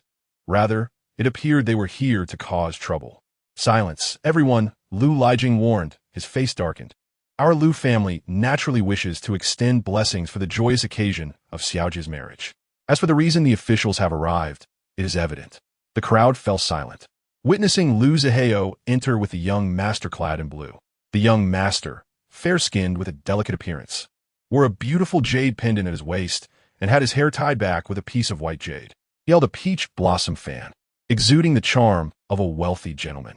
Lu Ziyu blushed upon seeing the blue-clad youth. Lu Zaheo had indeed mentioned that once he achieved the title of scholar, he would naturally propose a suitable match for her. Uncle Gu, Lu Zaheo announced with a smile as he approached Chen Guangshi, allow me to introduce the county magistrate's nephew. Master Chen. Ah, so. It is Master Chen, Gu Chenggang responded, his expression remaining inscrutable. As the Gu family is celebrating, may I inquire about your purpose for visiting? You must be Gu Yunji's father. Chen Xuan stepped forward, donned in a peach-red outfit embellished with numerous jewelry pieces, her opulence captivating many villagers. Indeed, a wealthy young lady can adorn herself with precious jewels at will. One single piece of jewelry could sustain a family in our village for an entire year. Indeed, I am Gu, he replied. As everyone is gathered here, I have a matter to discuss. Chen Xuan surveyed the plain-clothed villagers, her gaze ultimately settling on Gu Yunji, who was clad in a vibrant red wedding gown. In a swift motion, she lifted Gu Yunji's veil and declared loudly, You, Gu Yunji, on the day of your wedding, have stolen a valuable ruby hairpin from me. We have come to take you into custody. Pointing directly at Gu Yunji's head, she continued, Gu Yunji, how audacious of you to pilfer my jewelry. The villagers turned to see that indeed, Gu Yunji wore a ruby hairpin, a golden piece fashioned into the shape of plum blossoms, with a ruby set in the center, casting a beautiful red glow. Chapter 28. Apprehend her. Listening to Chen Xuan's accusation, Gu Yunji's lips curled slightly, casting a fleeting glance at Chu San, as if to say, Sister merely wishes to find a match. It appears to be quite challenging. Assuming Gu Yunji was frightened, Chen Xuan stepped forward and snatched the hairpin from her hand, displaying it for all to see. This golden hairpin is of a style from the capital, worth 100 taels of silver. Gu Yunji, I would like to ask where you obtained this hairpin. Xiaojia, I heard that you met with Miss Chen yesterday at the Huang residence, and she was wearing such a hairpin. Upon returning home, she realized it was missing. How is it that we find it on you? Lu Zaheo questioned, a look of confusion etched on his face, treating Gu Yunji as though she were the thief. Chenggang, we can understand that your daughter is eager to marry, yet to covet another's beautiful hairpin is unacceptable. This constitutes theft, a criminal act. If your daughter truly committed such an offense, the officials have the authority to take her into custody, and even I, as Lijing, cannot intervene, Lu Lijing asserted, equally condemning Gu Yunji's actions. Gu Yunji, can you explain why Miss Chen's hairpin is in your possession? If you cannot provide a satisfactory explanation, we shall consider it stolen and proceed to take you into custody. One of the officials, not the one previously searching for the Jiangnan thief, stepped forward. Gu Yunji cast a cold glance at the assembly. Her father and grandmother wore expressions of concern and anger. She advanced a few steps toward Chen Xuan, grasping the hairpin from her hand, and with a slight smile, said, Miss Chen claims I stole your hairpin. I wonder if you possess any evidence? Of course, I have evidence. Chen Xuan was prepared for this question. This hairpin was brought back from the capital by my uncle, and it bears an inscription of the character in. Chen Xuan held the hairpin aloft, circling the crowd. See here, everyone. You can observe the inscription. The shopkeeper informed us that it could be engraved, and my uncle had it inscribed with the character in. If it were not my hairpin, how would I know there was an inscription? Moreover, we only met once yesterday. It is inconceivable that I would gift such a valuable item to you. Are you implying that someone coveted your hairpin yesterday and stole it? Chen Guangshi interjected, standing alongside Chen Xuan. He addressed the villagers, Dear neighbors, we harbor no grievances against Gu Yunji, nor do we have any motive to falsely accuse her. My sister's hairpin is a precious gift from our uncle, and its loss has greatly upset him. Given that my sister quarreled with Gu Yunji yesterday, he specifically sent us to investigate. We never expected to find it adorning Gu Yunji's head. Brother Chen, Lu Zaheo stepped forward, clasping his hands in respect. Xiaojia should not have resorted to taking Miss Chen's property merely to appear presentable at her wedding. Would it not be prudent for her to return it, and you to let this matter go? Liu, I have heard that she clung stubbornly to the Liu family's marriage proposal. Yet, when she regained her senses, her first action was to withdraw from the engagement. Just mere days after the annulment, she is now seeking a husband. TSK, Chen Guangshi mocked, fanning himself as a smirk played on his lips. Are you truly certain you wish to defend such a woman? My status is that of a scholar. I cannot predict whether I will succeed in the imperial examinations. It is only natural for Xiaojia not to wish to waste her time on someone deemed ineffectual. I bear her no ill will, especially considering the Gu family's past kindness towards us. I extend my best wishes for Xiaojia and her groom to have a harmonious and prosperous union. Liu Zihao responded gracefully, embodying magnanimity. You are too accommodating, which is why others feel emboldened to take advantage of you, Chen Guangshi replied, shaking his head. He then called out, Captain Zhang, Gu Yunji has coveted my sister Swan's hairpin and has stealthily stolen it while she was unaware. The hairpin is valued at 100 taels of silver. I ask you, how will the magistrate's office handle such a situation? In response to Master Chen, given the substantial worth of the hairpin is sufficient grounds for imprisonment, the captain replied. Then what are we waiting for? Must we wait for my uncle to arrive personally to take her into custody? Chen Guangshi said nonchalantly. Captain Zhang beckoned to his men, declaring, Gu Yunjie has stolen Miss Chen's hairpin, with both witnesses and evidence present. Take her into custody and await the magistrate's judgment. The officials surged forward towards Gu Yunjie. Hold on. Gu Yunjie spoke in a calm and steady voice, displaying no hint of fear regarding the situation before her.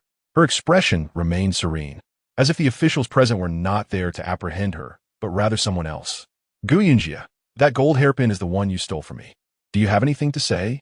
Chun Suin scoffed, her gaze directed at Chu San, signaling him to observe who was truly superficial. Miss Chun, Gu Yunjie stepped forward, a hint of coldness gracing her lips. Are you coveting my husband? Have you concocted this excuse merely to seize him? As soon as I am imprisoned, you believe you could take my husband away. But as you can see, we have just been married. He is now my husband. With just a beckon of my finger, he would come to me. There is no need for theft.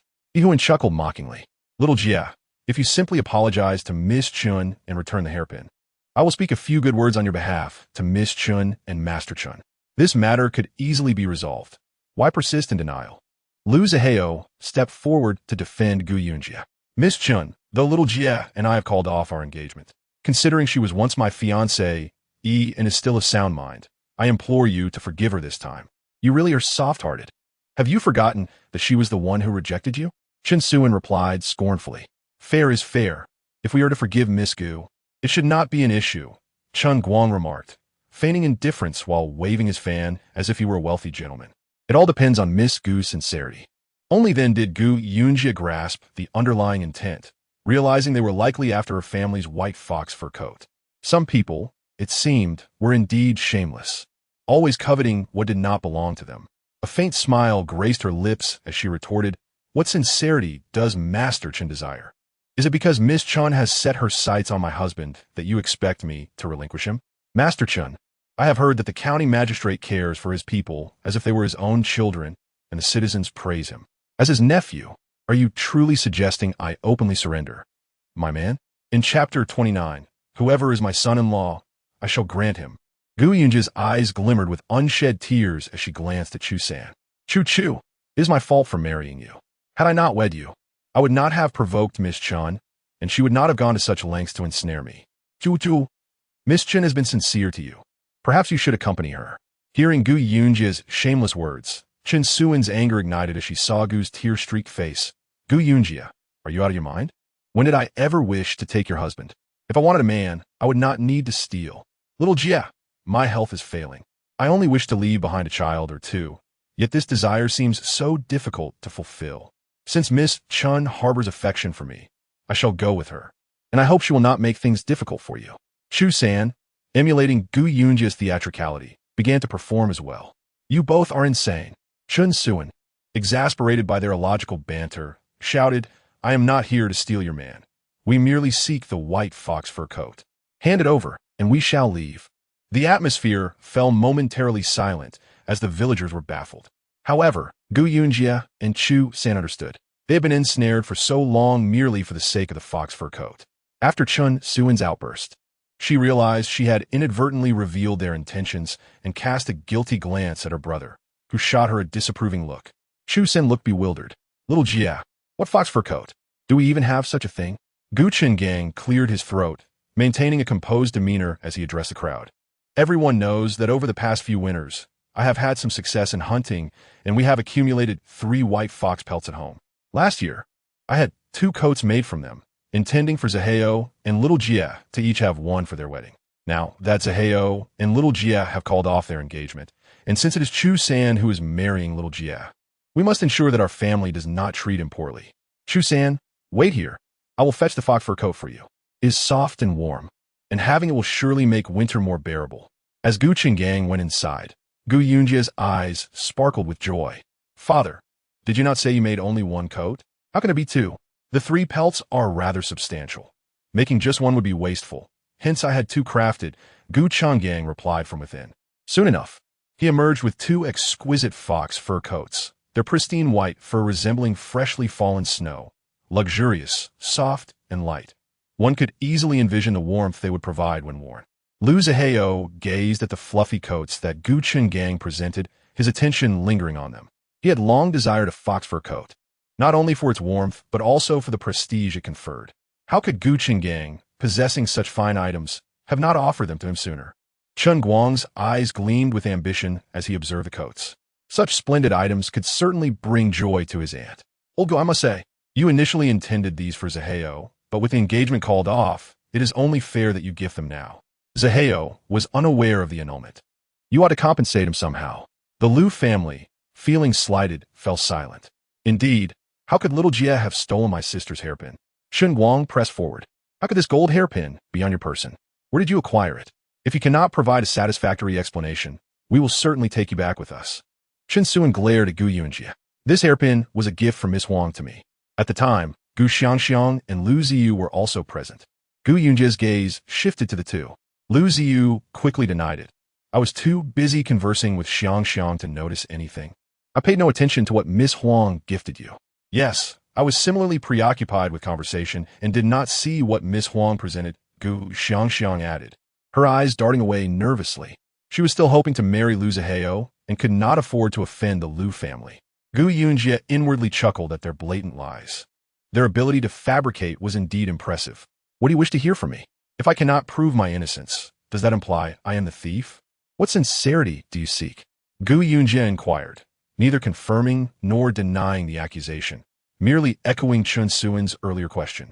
Chun Guang glanced at Lu Zaheo, who stepped closer to Gu Yunji, pulling her aside to whisper, Little Jia, although we have called off our engagement, in my heart, you remain my sister. You have offended the Chun siblings, and it will not bode well for you. Return the hairpin, apologize to them, and present each of them with a fox fur coat as a gesture of goodwill. I believe Chun and Miss Chun are not so small-minded that they would not let this matter pass. Gu Yunji let out a soft laugh, leaving Lu Zaheo puzzled, unaware of the source of her amusement. He exerted himself to think of her, yet she laughed. What kind of mind is that? Lu Zihua, just a few days ago, you inquired about the fox fur coat. I did not grant your request. Little did I expect you to harbor designs on my family's coat.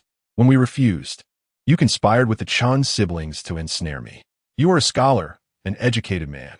How could you engage in such shameless acts? You desire the fox fur coat, do you? Come forth then, let us see your capabilities. Gu Yunji, you are utterly unreasonable. Lu Zihua's face turned ashen, filled with indignation. I spoke on your behalf with good intentions, yet you retaliate and accuse me falsely. It appears she will not shed tears until she sees the coffin. Brother Zhang, apprehend her and bring her to justice. We sought reconciliation, hoping to diminish the gravity of the situation, but it seems she does not appreciate our goodwill, and thus we must leave her to her uncle's handling. Chun Guangshi scoffed internally at Gu Yunji's actions. She clearly intended to fight them to the bitter end. Chapter 30.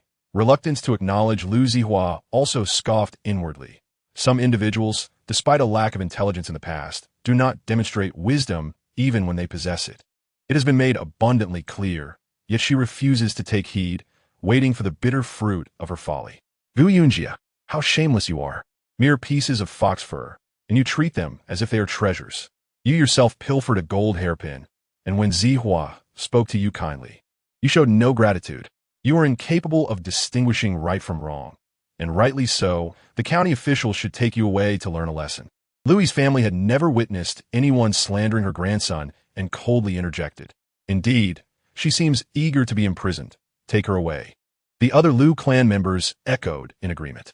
The Gu clan members wore expressions of deep disappointment, regardless of Liu Zihua's intentions. He was a friend of young Master Chun and could speak on their behalf. Since Zihua had already clarified matters, he could simply give the fox fur coat to young Master Chun. After all, he is a wealthy young master. Would he truly covet a couple of pieces of fox fur? Only a fool would think so. Gu Deshou, the elder of the Gu clan, issued a command to Gu Chenggang. Chenggang, present the fox fur coat to young Master Chun and offer them an apology. Let this matter be settled. Do not forget, today is the day of Xiao Jie's wedding. She may be naive, but must you, as her guardian, cause a scene as well? Regarding Xiao Jie's reputation, I naturally cannot carelessly part with what I possess. If I were to give away the fox fur coat today, everyone would only believe one thing, that my family as Xiao Jie is a thief, and such a reputation would follow her forever. If she truly had not stolen anything, would they have come to our door? Gu Deshou was so incensed he nearly stepped forward to deliver the items himself. What a disgrace. I did not. Gu Yunji stepped forward. This gold hairpin was a gift from Miss Huang for my wedding adornments. The villagers all witnessed the Huang family's carriage entering the village just moments ago. What a farce. Chen Xuan sneered. How can you prove that? It bears my name. You may summon Miss Huang. We can confront her directly. Do not think that just because you have some connection with the Huang family, they will speak on your behalf. Chen Xuan believed Gu Yunji to be exceedingly naive. 1 is 1, and 2 is 2. They are not foolish. If Miss Chen did not invite her, how would she know? Gu Yunji was not afraid of Huang Mingru denying it. However, she desired to understand the situation clearly, as she had saved Huang Mingru and believed she would not treat her so unjustly. Human hearts are inscrutable, and some matters are difficult to articulate. Gu Yunji, today is your wedding day. Must you drag both the Liu and Gu clans into disgrace with you? Liu Lijing's expression was equally grim. Apologize to young Master Chun and Miss Chun. Do not let everyone suffer embarrassment. Li Zeng, I too wish to understand what truly transpired. If today's events remain unclear, if I could be falsely accused of stealing a gold hairpin, I may next be accused of stealing the county magistrate's seal. Why should I confess to something I did not do? Look at your well-raised granddaughter. Does she wish to bring shame upon the Gu clan? Gu Deshou glared at Gu Lan, hoping she would intervene. Our stance aligns with Xiao Jie. We did not commit this act, and we will not acknowledge it. Chenggang, why don't you run to the Huang family and invite Miss Huang to clarify this matter? It seemed a carriage was approaching. Outside the crowd, someone shouted. Everyone turned to see the Huang family's carriage, which had just visited the village. Speak of the devil, and he shall appear. It seems the Huang family is quite responsive to mention. Should the Huang family refuse to testify on Gu Yunji's behalf, let's see how audacious she remains. Either apologize or face imprisonment. Upon seeing the Huang family's carriage, Chen Xuan's eyes brightened, and she strode directly towards it. Madame Huang and Huang Mingru alighted from the carriage. Aunt, did you not leave? Why have you returned? Chen Xuan approached familiarly. Mingru wished to come back and see. Thus, we returned. What has transpired here? Huang Mingru felt an instinctual correctness. She had indeed encountered those intending to confront Sister Gu on the way. Miss Huang, your timing is impeccable. We were just about to seek you out. Gu Lan succinctly recounted the events, gazing earnestly at Huang Mingru. Therefore, we hope you can clarify the situation to prevent others from misunderstanding and falsely accusing our family as Xiao Jie of theft. Huang Mingru looked at Chen Xuan in astonishment. Yesterday you and I met Sister Gu, and I mentioned her wedding. At that time, I asked what to gift her, and you said you had a beautiful item from the capital. I inquired if you would sell it to me, and you agreed. Meng Meng, though Gu Yunji healed your ailment, you cannot twist the truth to defend her, Chen Xuan retorted, her face unnaturally flushed for being publicly confronted. Twist the truth. I even gave you 100 taels. You accepted them happily. If I had known you sold me the hairpin to frame Sister Gu, I would have refused it even as a gift. Huang Mingru was evidently furious. Young Master Chun, this matter has nothing to do with Sister Gu. The hairpin was indeed a gift to her from me. The hairpin belongs to Swan, but it was not stolen. I purchased it for 100 taels. Chen Guangshi did not expect Huang Mingru to side with Gu Yunji. The Chen family had always maintained a good relationship with the Huang family. If they were to assist anyone, it should be the Chen family. Perhaps Swan had simply made a mistake. Chen Guangshi attempted to mediate. Since it was not stolen by Miss Gu, it naturally has nothing to do with her. Young Master Chen, this matter is likely not so simple. Gu Yunji remarked, her tone elongated with curiosity. I find it intriguing that you brought a group to my home with such fanfare. Was it truly for 2 pieces of fox fur, or do you disregard the magistrate's reputation to falsely accuse me? The knowledge of the fox fur code in my family was known only to Lu Zihua. It must have been he who informed you of its existence and suggested that I am simple-minded and easily manipulated. Gu Yunji did not place all the blame on the Chen siblings, but, after a turn of phrase, directed it towards Lu Zihua, as this matter had originally arisen from him. Chen Guangshi, recognizing the shift in Huang Mingru's allegiance, understood that today's scheme was unlikely to succeed. He nodded. Indeed, Lu promised to send me some fox fur, but learning of your engagement's cancellation, I intended to teach you a lesson. He clasped his hands. Miss Gu, we have indeed made a mistake today. To apologize, I am willing to grant you one request. Brother, Chen Swan, upon hearing Chen Guangshi's words, could hardly believe it and stamped her foot. Chapter 31. Selling you 1 piece at this moment, she still bore a face as flat as a pancake. Yet there was no semblance of disgust within her. Whatever Chen could do, she would comply. Young Master Chen was indeed magnanimous, Gu Yunji thought to herself, mocking inwardly. If it weren't for Huang Mingru's timely return, Chen Guangshi would have undoubtedly employed underhanded tactics to compel her to hand over 2 pieces of white fox fur. It seemed he had frequently leveraged the authority of the county magistrate to secure advantages for himself, adept in his dealings. However, at present, she was merely a humble peasant girl, and the opponent had the magistrate's backing. It was not yet time to sever ties openly. Her gaze shifted to Lu Zihao. It would not do to embarrass the Chen siblings. Any lesson for Lu Zihao could only come through their hands. Previously, Zihao had inquired about purchasing a piece of white fox fur, expressing his willingness to pay. Even if Gu Yunji and Lu Zihao had ended their engagement, they were still neighbors, after all. If a neighbor was in need, it would not be unreasonable for her family to part with a piece of fox fur.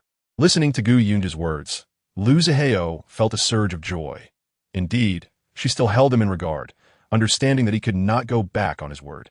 She intended to gift him a piece. Chen Guangshi, however, furrowed his brow upon hearing Gu Yunji's statement. Hadn't she previously claimed she was unwilling to part with any for Lu Zihao? Now, she expressed her willingness to sell. Could it be that they appeared unafraid of him on the surface, but were secretly intimidated, thus trying to leave room for themselves in front of Lu Zihao? Miss Gu truly was broad-minded. Chen Guangshi smiled, pleased with Gu Yunji's sense of propriety. The matter of the fox fur was trivial.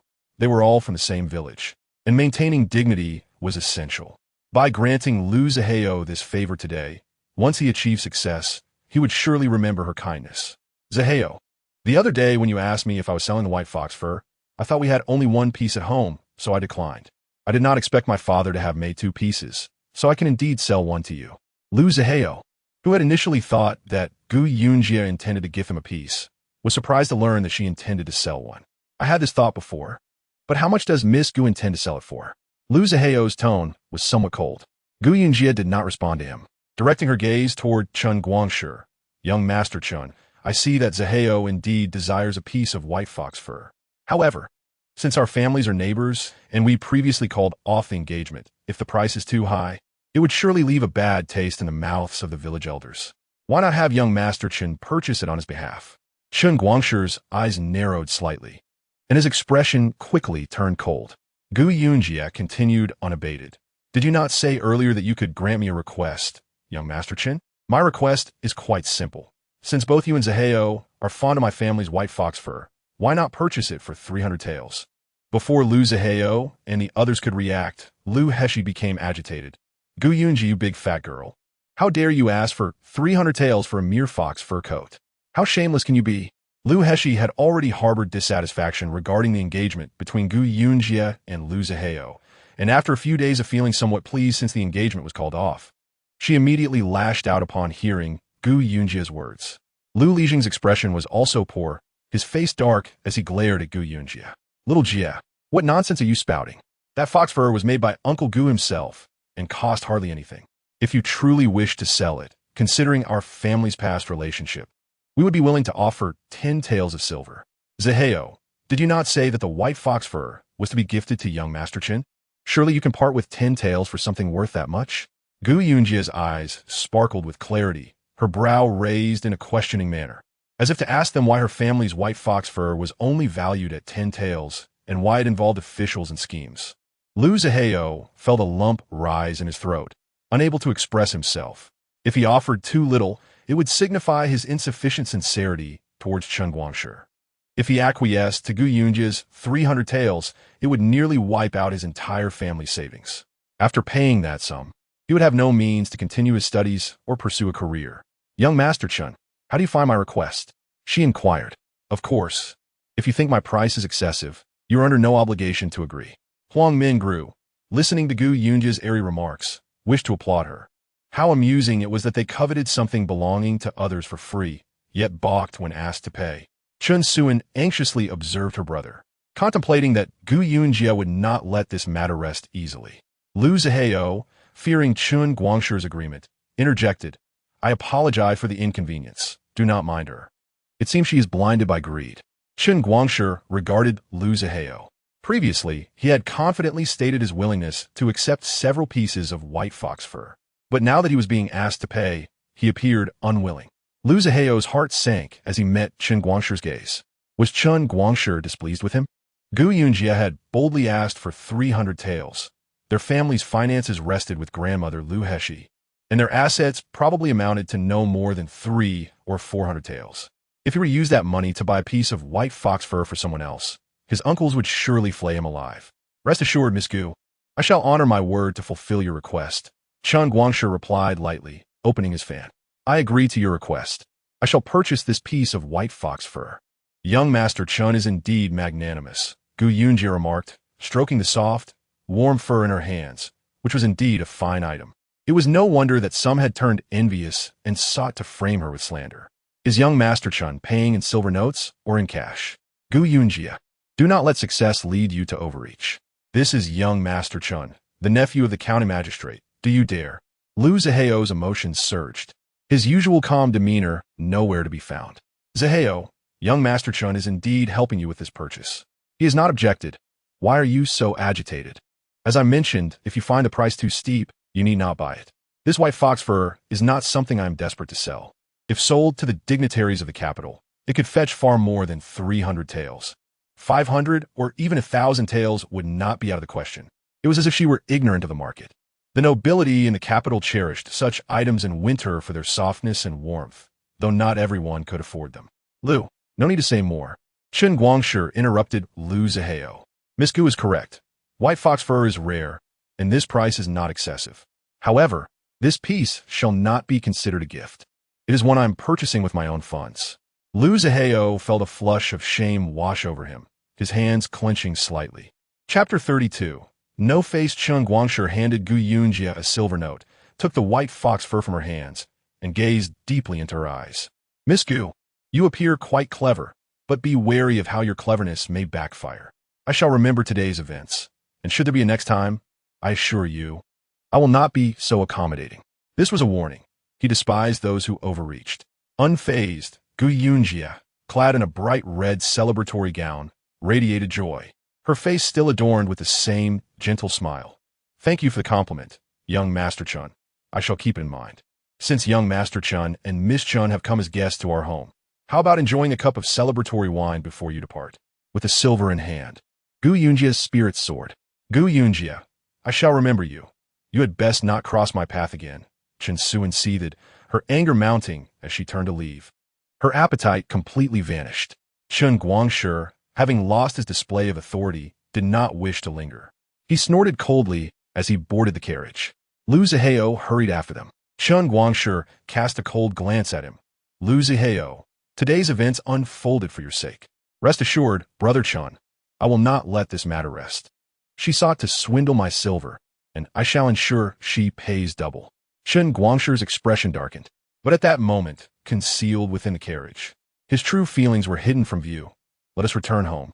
With the departure of the Chun siblings, Lu Lijing's eldest daughter-in-law, Lu Zhou, stormed toward Gu Yunji, raising her hand to strike her. You shameless scoundrel! How dare you extort from young Master Chun, a man of such stature?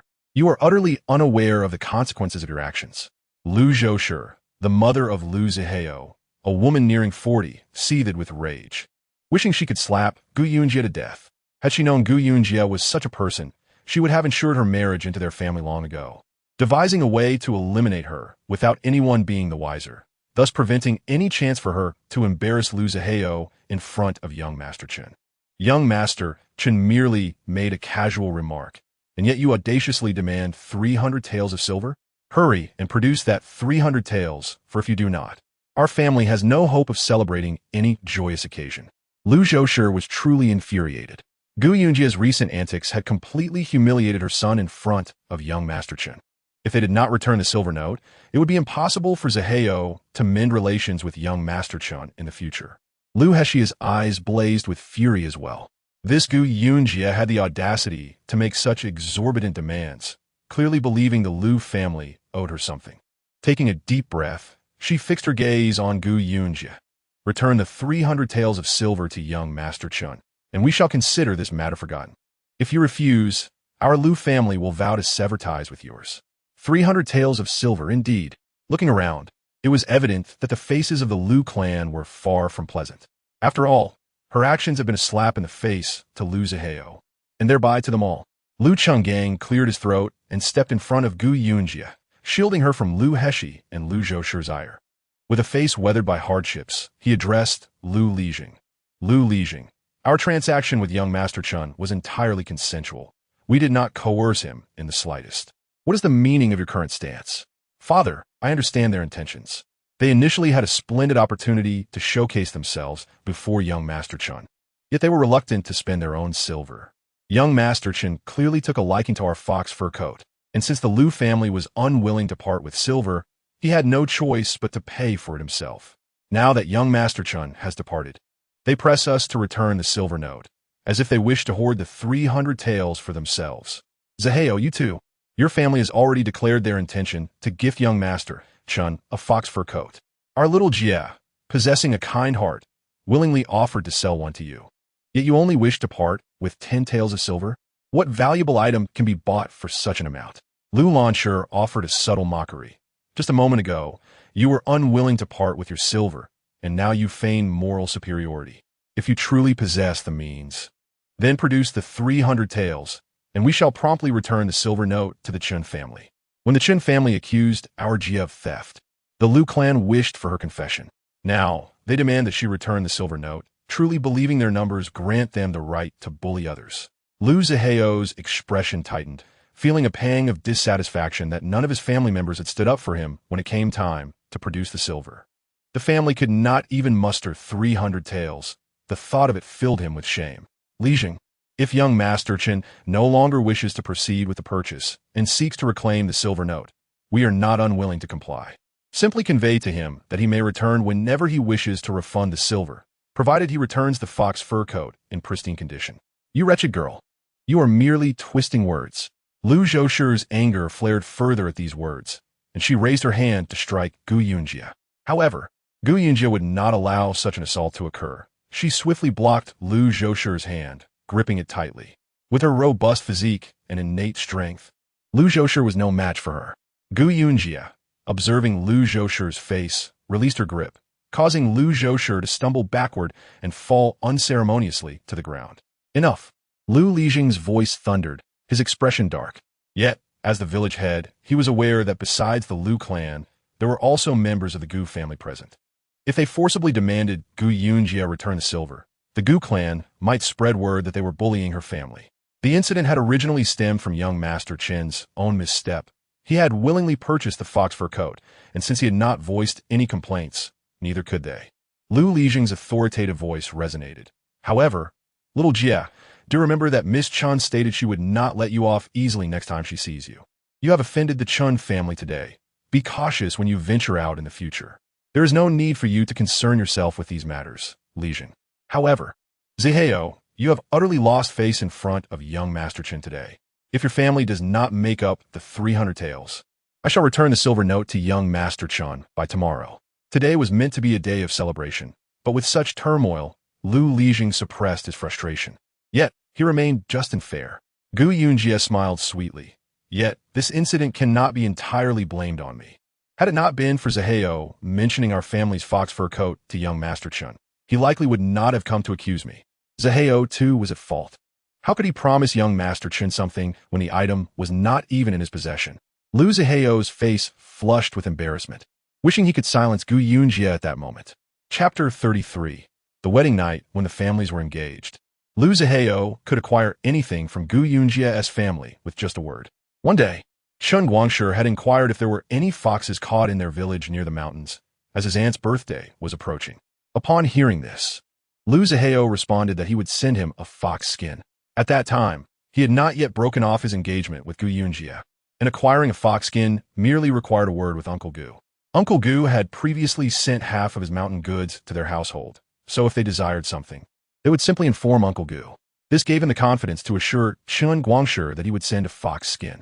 Rest assured, we shall fulfill our promise to young Master Chun. It seemed as if only their family possessed such items. Lu Zhoushi, having just fallen, bore a rather displeased expression. Zaheo, let us return home. Some people have offended the Chun family. Let us see how long they remain so arrogant. Lu Zhoushi, seeing her son humiliated, felt a pang of dissatisfaction and grasped Lu Zaheo's hand to leave. Some individuals are truly shameless, demanding 300 taels without hesitation. We can no longer enjoy this wedding feast. Lu Heshi, seeing her grandson had not succeeded, bore a similarly dark expression as she cast a glance at her son and grandchildren. Let us return. Those oblivious to the situation might think we are eager to partake in this feast. As they departed, she cast a scornful look at Lu Lijing. Your grandson has been belittled. It seems as though our family has gained nothing from them, and yet you remain here. Let's go home. Lu Lijing's family swiftly departed. Gu Lanshi made a token effort to retain them. Dinner is about to be served. Please do not leave. Only Lu Lijing's family departed, while the other members of the Lu clan remained. It would be ridiculous for them to leave without partaking in the meal after contributing to the festivities. Observing the commotion between the two families, Gu Desho remarked to Gu Lanshi, your family is truly something. The young one is thoughtless, and you, the elder, seem no wiser. The fox skin is not worth much. What harm is there in gifting one? Should Lu Zaheo achieve success, he will surely remember your kindness. It is far better to maintain good relations than to foster enmity with them. Just days prior, he had asked for a fox skin from their family, but they had not provided one. Today, he had brought people to accuse my little Jia of theft. If next time he desires something else, and they refuse, who knows what accusations he might make. He claims to be a scholar, yet I see no evidence of such. A joyous occasion has been turned into a farce, and he remains unsatisfied. That said, today's events cannot entirely be blamed on little Jia. As the situation escalated, the tension in the air was palpable, and Aunt Qinghua, the wife of Gu Luosheng, expressed her concern. Gu Luosheng was a cousin of Gu Qinggang, and their families were closely linked, often visiting each other. Let's begin the meal, for we have been delayed for too long, and the dishes are bound to cool, he remarked. With the recent commotion and the arrival of the constables, no one dared to mention the meal. Indeed, today marks a joyous occasion for our family. Everyone, please take your seats, Gu Lanshi chimed in, her face beaming with delight. In no time, everyone settled at the table, eagerly awaiting the food while discussing the recent events. After dining, the Lu family departed swiftly, contemplating the discord that had arisen between Gu Qingang's household and the village head's family. They resolved to keep their distance from Gu Qingang's family to avoid inciting the village head's ire. However, Gu Yunji remained indifferent to the villagers' opinions. Returning to her room with Chu San, she noticed the 300 taels of silver notes in her possession, raising an eyebrow in surprise. Chu San chuckled. The Lu family is reluctant to part with these 300 taels until they find something worthy to present to Lu Zihua. They likely won't dare to show their faces around him. The promise of gifting fox fur was met with disappointment when the Lu family had to purchase it themselves, a situation that would irk anyone. Huang Mingru stood to the side, feeling somewhat embarrassed. Sister Gu, I apologize. I was unaware that Chun Swan harbored ill intentions toward you. Had I known, I would not have asked her to purchase that hairpin. If she had not been vigilant and returned upon sensing something amiss, You might have suffered at the hands of the Chun brothers. If she intended to frame me, she would surely find a way. Gu Yunji, previously oblivious to the nature of the county magistrate, now pondered his character, realizing he was likely not a commendable person. Huang Mingru gently explained, "It is no wonder they are so arrogant. After all, the magistrate, Lord Kong, dotes on his only sister, Chun Swan's mother, with only 2 sons and no daughters. He treats her as his own." Upon hearing this, Gu Yunji recognized the source of their audacity. "Our future indeed appears precarious," she remarked, exchanging a knowing glance with Chu San, who merely smiled in response. "You need not worry excessively. If they wish to bully you, they must first seek my consent." Huang Mingru, now considering Gu Yunji as her sister, was resolute in protecting her. After all, today they are in the wrong, so why fret? With the evening progressing, they enjoyed several more tables of food before darkness enveloped the outside world. The celebration illuminated their surroundings with flickering candlelight, casting a warm glow throughout the room. Gu Yunji prepared bedding on the floor and informed Chu San, "We are merely bound by contract, so you need not worry about my intentions. You should rest on the bed, for your health is fragile, while I can manage on the floor. It is still early spring, and the ground will surely be cold at night. No need for such trouble. I shall return to my father's room," he replied. "The floor is damp, and regardless of your strength, you will not fare well through the night. My father has indulged a bit too much this evening." Gu Yunji insisted, lying down on the floor and finding it surprisingly warm. Observing the festive red bed, Chu San made a decision. "The bed is spacious enough for both of us tonight. My health is still recovering, and I have no intentions of causing you any discomfort." Chapter 34. Sharing a bed. Chu San felt it inappropriate to let a young lady sleep on the floor while he occupied the bed. Gu Yunji, hearing his reasoning, chuckled softly, "Given your current state, you could hardly pose a threat to me, but if I wished to, I could easily overpower you." Chu San's eyes widened, not out of fear of her actions, but rather at the boldness of her words. "What would you do to me?" he inquired. "I have no interest," she replied dismissively, "though you are quite handsome. Your current state renders you no more than a charming pup. As for myself, I am hardly in a position to engage in such frivolities. Then what are you concerned about? Come here. We are, after all, legally recognized as husband and wife," she reasoned, realizing there was no need for pretense. After tidying the bedding, she suggested, "You take the inner side. I am restless at night and might accidentally kick you off the bed." Chu San, without protest, changed into a more comfortable outfit and settled into the bed. Gu Yunji took a deep breath, reminding herself to remain calm. After all, sharing a bed for one night was not a significant matter for her modern sensibilities. Before sleeping, she tucked away the silver notes given by Chan Guangshi and the Huang family, totaling 800 taels, no small sum for their current circumstances, sufficient for a lifetime of modest living. Yet, she aspired for more than mere survival, contemplating how best to utilize this fortune. Perhaps she could open a medical clinic in the county town. Having changed out of her festive attire, she lay beside Chu San and posed a question. "I would like to inquire about something, and I expect your utmost honesty." "What is it?" "Though our marriage is a contract, outsiders are unaware. If you were to regain your status one day, would you cast me aside?" Chu San's expression flickered. He sensed her concerns. "You ponder much, it seems. If you wish to know my background, I cannot disclose it entirely." "Very well, let us speak of this another time. Just promise me that if you find success, you will not turn against my family," she replied, stifling a yawn. "I trust you're not that type of person. Why fear now? Did you think of this only recently?" He teased lightly. "Not all. I merely wanted to remind you." "Then let us sleep. We have both had a long day." Exhausted, Gu Yunji soon drifted into slumber, her breathing gentle and serene as she lay quietly beside Chu San. As he turned to observe her peaceful visage, he too succumbed to sleep. In the stillness of the night, he felt a tightening around him, realizing she had unknowingly nestled closer, her legs draped over him. Initially contemplating waking her, he decided to let it be, slipping back into a deeper slumber. At dawn, Gu Yunji awoke early, having rested soundly. As she stirred, she realized her legs were intertwined with someone else's, and her arms clutched something. Awakened to her actions, she hastily withdrew her limbs, adjusting the covers to present herself as if she had been sleeping peacefully. Chu Sanyuan had assumed that upon awakening, Gu Yunji would feel compelled to address her indiscreet sleeping posture.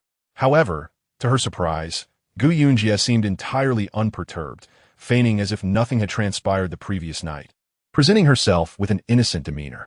Before long, Gu Yunji yawned and pretended to rise. Upon meeting Chu San's gaze, her complexion, buoyed by sleep, appeared rather pleasant. Awake? Did you not sleep well last night? Your complexion suggests otherwise. There are dark circles beneath your eyes. I felt as though something was weighing upon me while I slept. You were not restless last night, were you? Chu San yawned, recalling how he had struggled to sleep with someone pressing upon him. He had expected a hint of remorse from her upon waking, yet she seemed completely unfazed. You must have been dreaming, he remarked, observing her closely. Gu Yunji had displayed no sign of guilt. Why are you staring at me? I slept quite soundly last night, all the way until dawn. That is good, he replied. The two exited the room, as there remained a considerable amount of leftover food from the previous day, and several tables were set for breakfast. Grandmother Gu, noticing her granddaughter's emergence, beckoned her aside. You two did not, she began. Do not worry, grandmother. Even if something did happen, your granddaughter is not the one at a disadvantage. Seeing her granddaughter's demeanor, Grandmother Gu sensed that nothing had occurred the previous night. You are now a married couple. Should anything have transpired, it would simply be the way of things. You must consider carefully. If something did happen between you and him, it would not be easy for him to walk away. One cannot easily take advantage of my granddaughter and then leave, Gu Yunjie responded assuredly. Neither of us is foolish. He is not naive. Indeed, we are mutually utilizing one another, and there is nothing wrong with that, she continued. Grandmother Gu sighed. Yet this arrangement is not without its complications. It will hinder you. She regretted consenting to her granddaughter's proposed contract in the first place. Gu Yunjie merely smiled, dismissing her concerns. Dear girl, go stoke the fire. Our relatives will be arriving soon. Gu Yunjie proceeded to the kitchen to kindle the flames. Before long, the relatives arrived.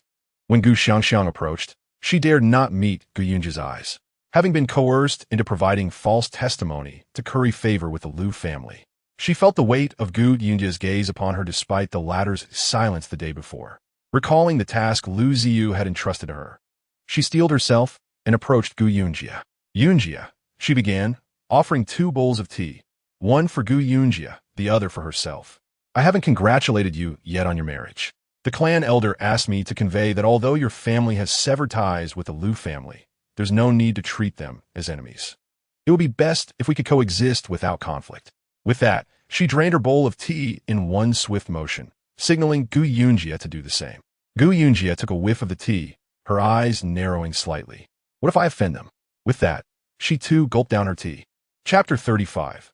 The confrontation. Seeing Gu Yunjie finish her tea, a glimmer of mockery flashed in Gu Xiangxiang's eyes. Offending the Liu family would mean that Gu Yunjie's family would face dire consequences within the village. Leaning closer, she whispered, Yunjie, Ziyu says his cousin wishes to apologize to you for yesterday's incident. He did not anticipate that young Master Chen would come with the authorities and accuse you unjustly. He is waiting for you in the small bamboo grove behind the mountain. He wants to personally apologize. Lu Ziyu wishes to apologize to me? Why doesn't he come himself? Gu Yunjie's voice rose. Startled by her volume, Gu Xiangxiang instinctively covered her mouth.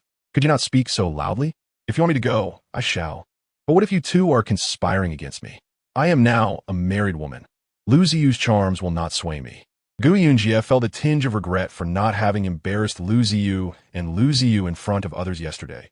Today, it seemed they were delivering themselves right into her hands. Gu Xiangxiang laughed at her expense. You must be joking. If Lu Ziyu truly valued you, would he have agreed to the annulment? Indeed, we have broken off the engagement. Why would he want to meet me in the bamboo grove, if not for illicit intentions? Rest assured, Lu Ziyu has no interest in you, Gu Xiangxiang scoffed. You helped him with a false testimony yesterday. Do you fancy him? Gu Yunjie deftly shifted the topic, her gaze suggestive. What nonsense are you spouting? Gu Xiangxiang retorted, her cheeks betraying her. Lu Ziyu is the finest young man in the village. It is only natural that I might admire him. Indeed, had our engagement not been annulled, he would have become your brother-in-law. How could you harbor feelings for your own brother-in-law? I have no intention of discussing that now. I merely deliver the message. It is your choice whether to go or not. You would do well to attend. Otherwise, the Liu family will not let this matter rest. As a scholar, Lu Ziyu would want to regain his dignity after having been humiliated in front of others, and Gu Xiangxiang felt compelled to help him redeem himself. After issuing a warning glance, She returned to her seat. Gu Yunji found the situation amusing. They won't let me off?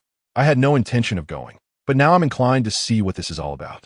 Indeed, there was a small grove of bamboo at the foot of the mountain behind the village, where the bamboo grew thickly, creating clusters reminiscent of towering trees. In the summer, it would be the perfect refuge from the heat. As Gu Yunji approached, she found Lu Ziyu waiting by a cluster of bamboo. Not far off, Gu Xiangxiang and Lu Ziyu were covertly watching. Are you ready? Gu Xiangxiang inquired of Lu Ziyu. Of course.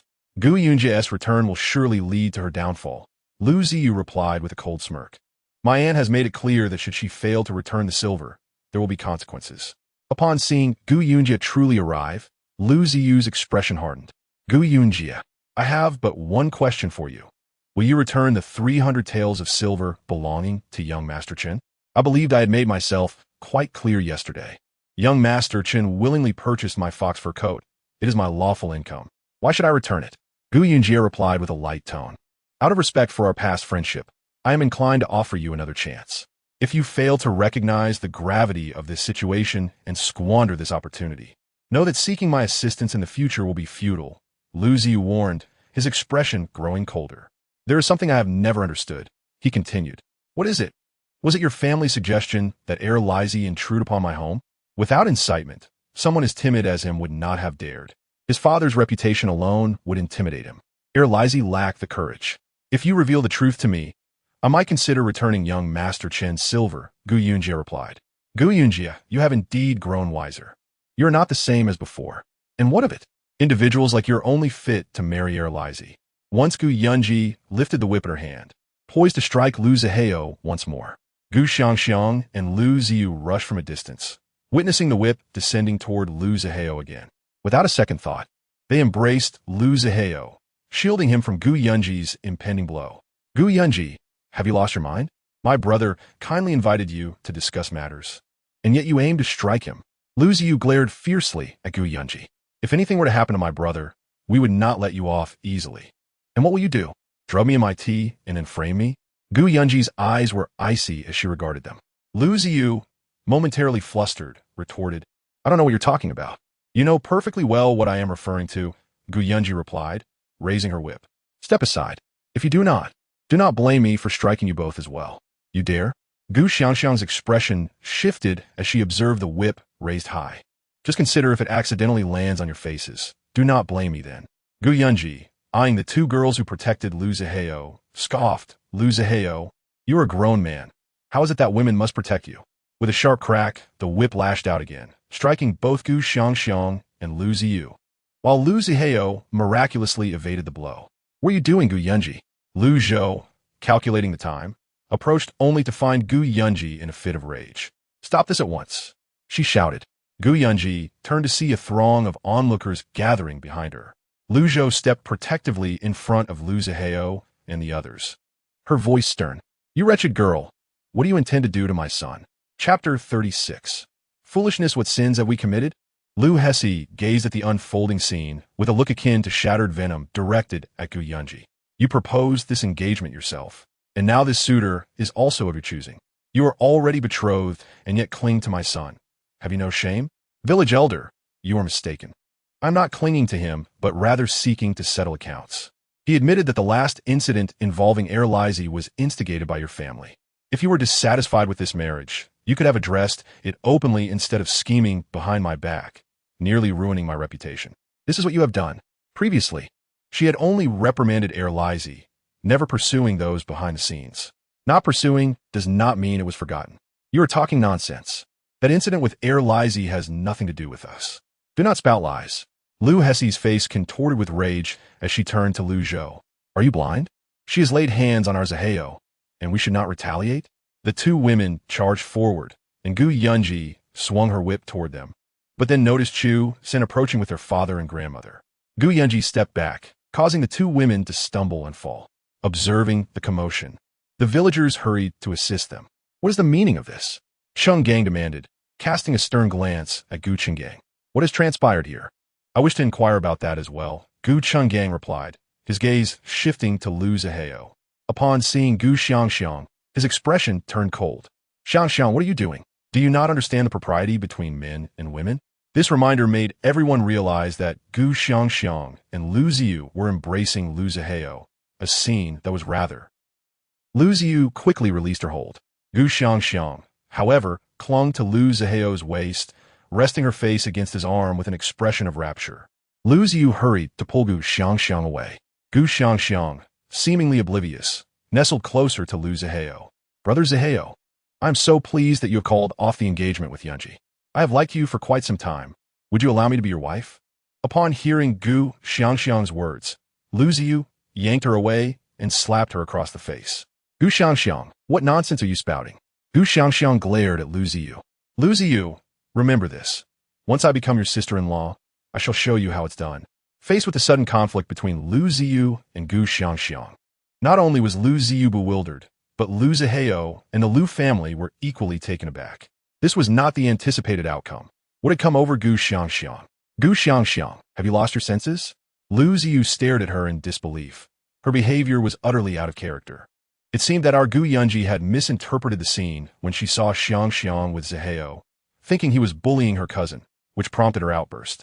Gu Qingang's casual remark clarified why Gu Yunji had acted out. Lu Zihao, irritated, shot a glance at Gu Xiangxiang and stepped forward. Uncle Gu, this morning Yunji asked Xiangxiang to relay a message to me, saying she had something to discuss with me, and to wait for her here. I thought she wished to apologize for accepting Chen Gongzi's silver note. Yet, upon seeing me, she seemed to have lost her mind and began striking me.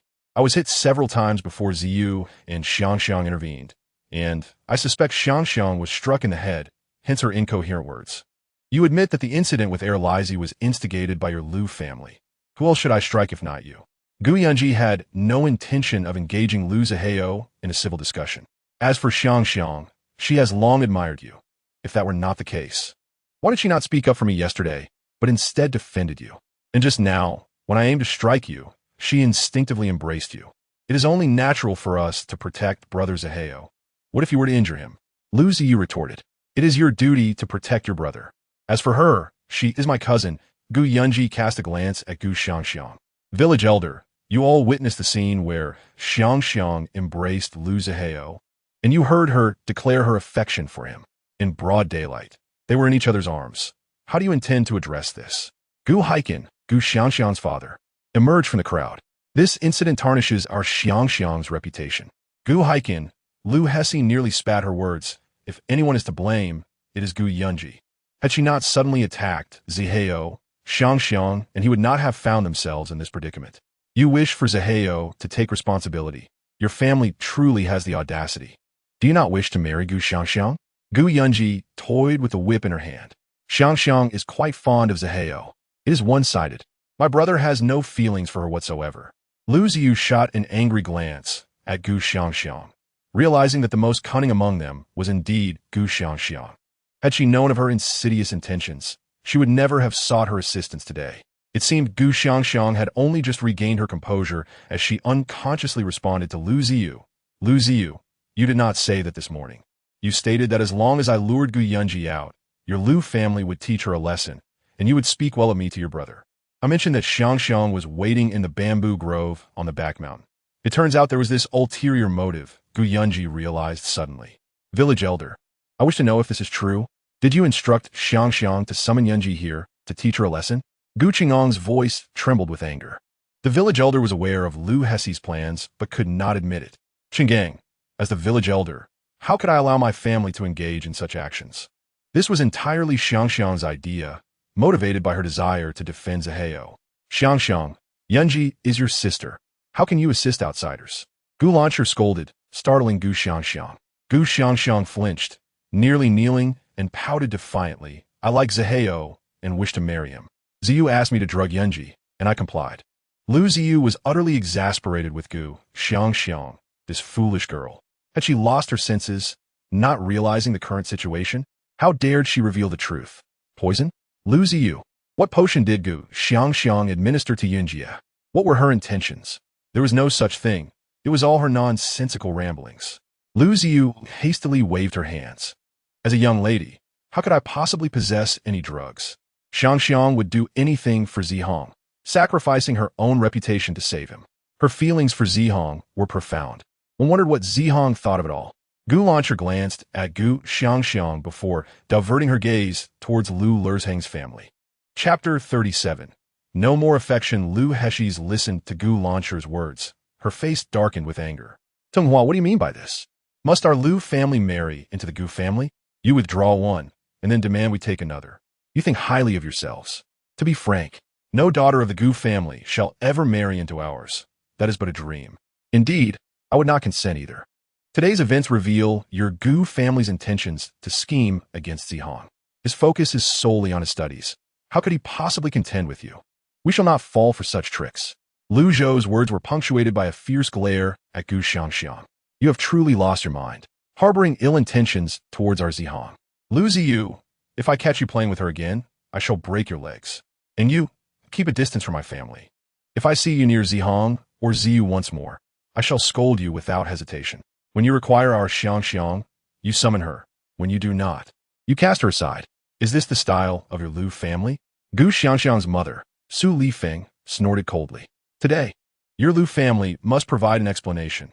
Either marry my Xiangxiang, or we shall lodge a complaint with the county magistrate, claiming that Lu Zihong, despite being a scholar, is unambitious. How could he embrace my granddaughter, yet refuse to marry her? What nonsense is this? Lu Lerzhang stepped forward. Heiken Li Feng, our families can settle this matter privately without causing a public scene. Don't you think? We, the Lu family, will certainly express our stance regarding Xiangxiang's actions. However, we must focus on the matter of Yunji assaulting Zihong. Let us not stray from the topic. Lu Lerzhang looked sorrowfully at Gu Qinggang.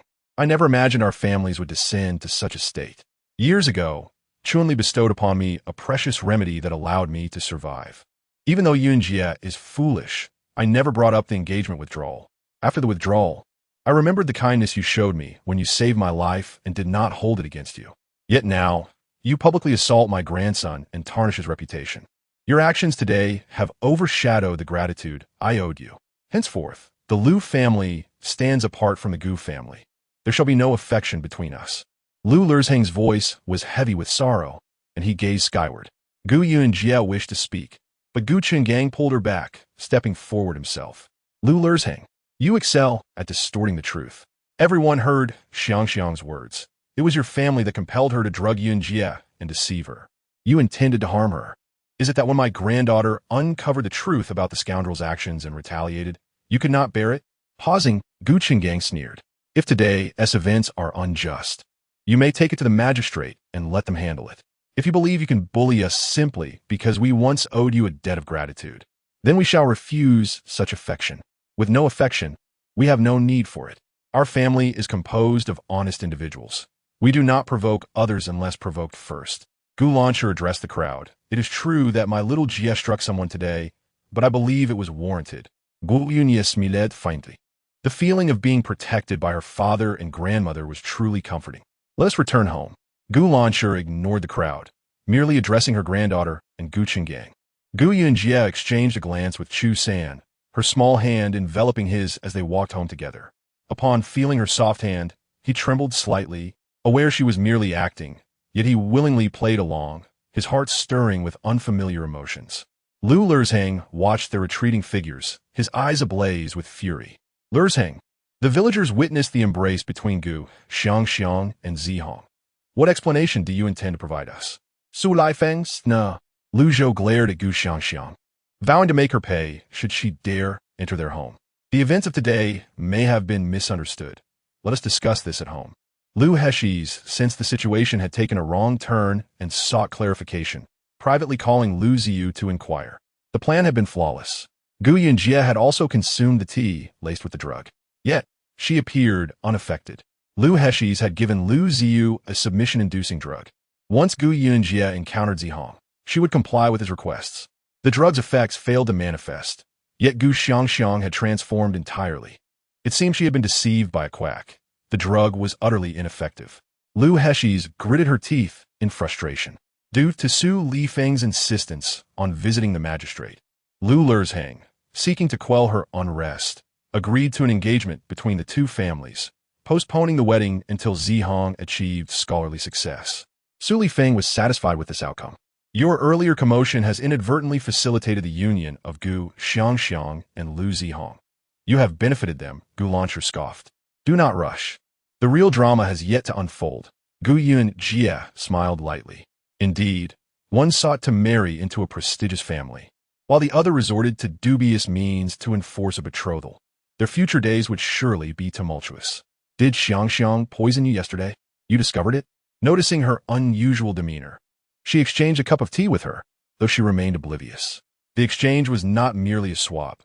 Gu Xiangxiang had been administered another kind of drug, one from the laboratory, designed to embolden individuals to act upon their previously suppressed desires, akin to the effects of intoxication. Under normal circumstances, she would disdain using such a drug. She could only blame others for initiating the conflict, as she was merely responding in kind. She would confront the elder soon, inquiring about the appropriate course of action regarding her cousin's treachery. As Gu Launcher exited, Chu San settled beside Gu Yunji, observing her as she tinkered with various herbs. Can you concoct medicine? He inquired, intrigued. A little. Your medicine is in the kitchen. You should drink it, she replied. Chu San made his way to the kitchen, discovering a bowl of medicine on the counter, which he promptly drank. His health had been improving significantly these past few days, undoubtedly due to the remedy. I feel quite well lately. Do you intend to gather herbs from the mountain? I wish to accompany you. Certainly, Gu Yunji nodded. The weather seems splendid today. Eat something quickly, and we shall set out soon. When Gu Launcher returned, she saw the couple preparing to leave and waved them over. Do not rush out. Come with me to the ancestral hall. Chapter 38. An apology. Gu Xiangxiang's act of drugging Gu Yunji had been publicly declared that morning, which Gu Launcher seized upon to demand a stance from the clan. Gu Desho had no choice but to compel Gu Xiangxiang to kneel in the ancestral hall and apologize to Gu Yunji. At that moment, Gu Xiangxiang knelt within the Gu family's ancestral hall, where Gu Desho sat above. As he saw Gu Yunji's family approach, he cleared his throat. Xiangxiang, yesterday you aided outsiders in bullying a member of our clan. That is wholly unjust. Fortunately, no significant harm has been done. If you apologize to Yunji in front of everyone, we can consider this matter settled. Gu Desho observed Gu Launcher bringing Gu Yunji over and gently remarked to Gu Xiangxiang. A glint of resentment flashed in Gu Xiangxiang's eyes. She thought of her blossoming romance with Ziheo and reluctantly offered an apology to Gu Yunji. Sister Yun, I was wrong yesterday for aiding someone in drugging you. Today, I sincerely apologize and hope you can forgive me this once. Gu Yunji glanced at the tea in her hand and replied, I understand your actions yesterday, as you sought acknowledgement from the Lu family. I accept your apology, but let this be the only time. You must discern what actions are appropriate moving forward. Gu Xiangxiang lowered her head, a cold smile forming in her heart. From now on, she would be Ziheo's fiancé, and later his wife. Aligning herself with the Lu family, naturally, her actions would favor them. Sister Yun is correct. I shall be more cautious in my conduct henceforth. Clan elder, my husband and I must head to the mountains to gather some herbs. If there is nothing else, we shall take our leave. Gu Xiangxiang, now engaged to Lu Ziheo, understood that whether her apology was genuine or feigned, her path ahead was her own to tread, and she could not blame others for it. Shao Jia. Gu Desho called to Gu Yunji. Please come here. I have something to discuss with you. Shao Jia nodded and followed Gu Desho into the inner hall. Diao Ye, your engagement with Lu Ziheo has been called off. It will be best for both families to maintain amicable relations.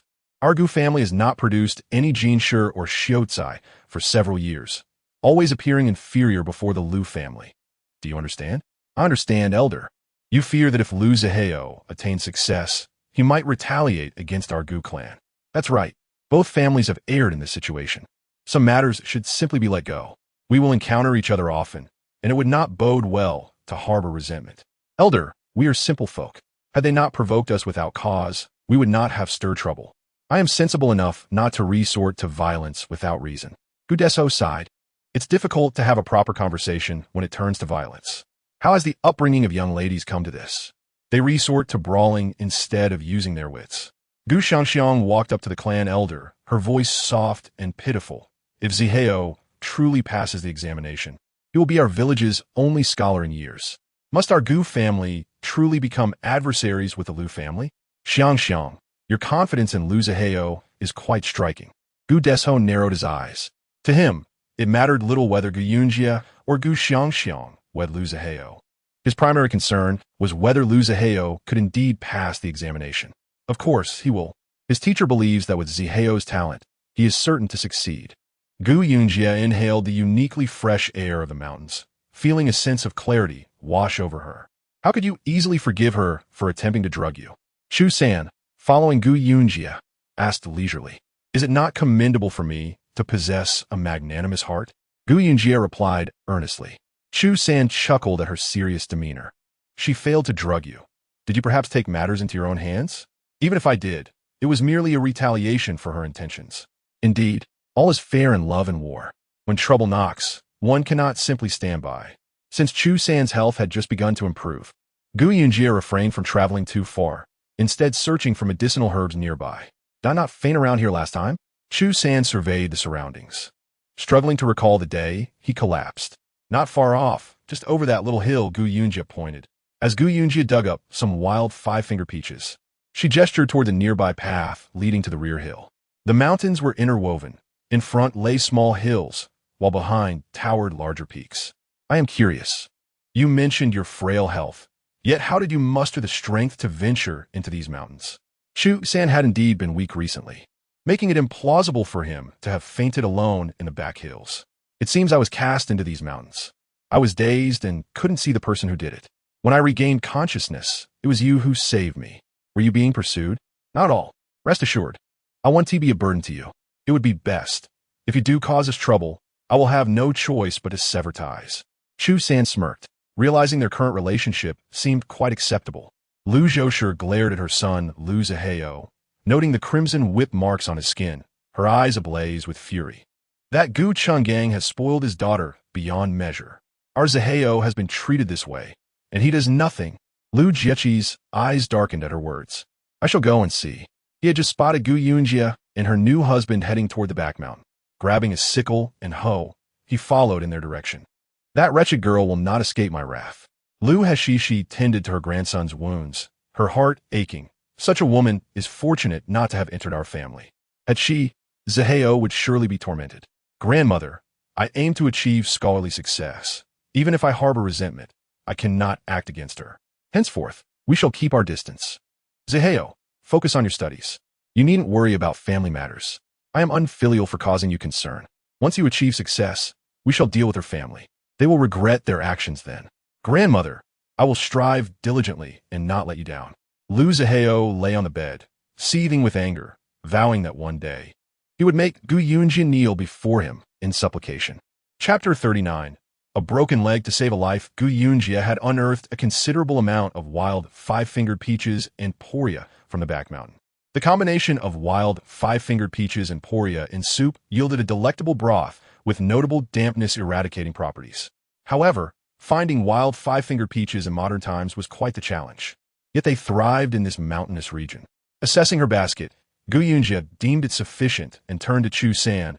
I believe we have gathered enough. Let us return. Chu San perked up, his ears twitching as he scanned the vicinity. Are there not wild beasts lurking nearby? Is that not obvious? The mountains are interconnected, and beasts are surely present. This area, adjacent to our village, seldom sees their presence, but should we venture further, we might become their prey. Chu San placed a finger to his lips. Gu Yunjie, thinking there might be a beast nearby, secured her basket and tightened her grip on the hoe, scanning her surroundings anxiously. Not far off, a figure crouched, clad in gray.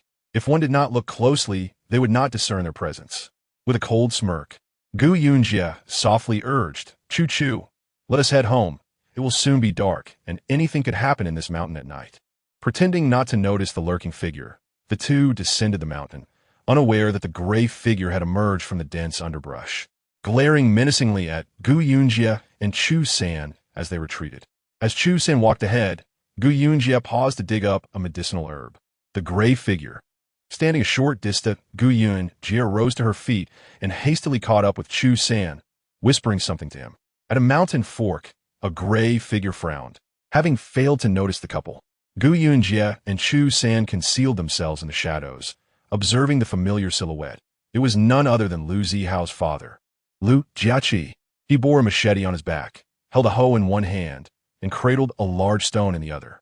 frustrated at being left behind. He hurled the stone into the distance, cursing, "Gu Yunji, if you dare to ascend the mountain, just wait and see how I shall deal with you." Though his voice was not loud, the tranquility of the mountains allowed every word to reach her ears, clear as a bell amidst the rustling leaves. A cold smile flickered across her face. Lu Jiaqi was indeed a man of no stature, unable to gain any advantage openly. He resorted to plotting against her in secret. "Lu uncle, how do you intend to deal with me?" She emerged from the thicket, her plump figure striding towards him. "Is it merely because I lashed your son a few times that you wish to kill me?" Upon seeing that Gu Yunji did not flee but rather lingered nearby, Lu Jiaqi raised his hoe, ready to strike her. "You vile creature, my son is destined for greatness. How dare you lay a hand on him? To bully my child is to bully me. Watch as I do not end your life today." As Lu Jiaqi advanced, Gu Yunji merely scoffed, raising her hand to seize the descending hoe and delivering a swift kick. Lu Jiaqi stumbled backward, landing unceremoniously on the ground. With a grim expression, she gazed at him. "Even if your son achieves academic success, having a parent like you will only bring him shame. Like father, like son, I dare say he will struggle to attain any distinction."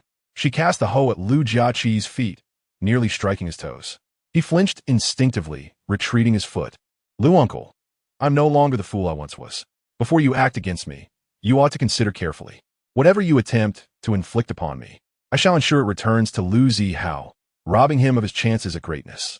Merely a child, not even close to becoming a scholar, and he dares to act as if he is above others. Even if he were to become a scholar, he would still need to advance further. Otherwise, he remains just a scholar." "Gu Yunji, you speak nonsense. My son will surely attain a position of power. A fortune teller once foretold he would rise to the 3rd rank. When my son becomes an official, he shall do with you as he pleases. Just wait." "Very well, I shall wait." Gu Yunji expressed no interest in Lu Jiaqi's proclamations. "Chu-san, let us return." As Chu-san passed Lu Jiaqi, he kicked the hoe at his feet, remarking to Gu Yunji, "Fortunate we discovered this in time. A blow from that hoe would have surely harmed him. My life is resilient. Those who wish to take it must consider my consent." Lu Jiaqi glared at the pair as they departed, astonished by Gu Yunji's strength in disarming him so effortlessly. With her keen awareness of the mountains, she would undoubtedly find further opportunities. Rising to collect herself to leave, he suddenly sensed something beneath his feet. Glancing down, he spotted a snake, over a meter long, slithering away. In a reflexive motion, he hurled the hoe, striking the snake's tail. The creature lunged, biting his leg. Rolling up his pant leg, he beheld several fang marks. He had been bitten by a highly venomous snake, likely a 5-step snake. Panic surged through Lu Jiaqi as he recognized the danger. The venom would spread rapidly. Without hesitation, he brought the blade down upon his left leg. He cried out, unable to withstand the pain, before succumbing to unconsciousness.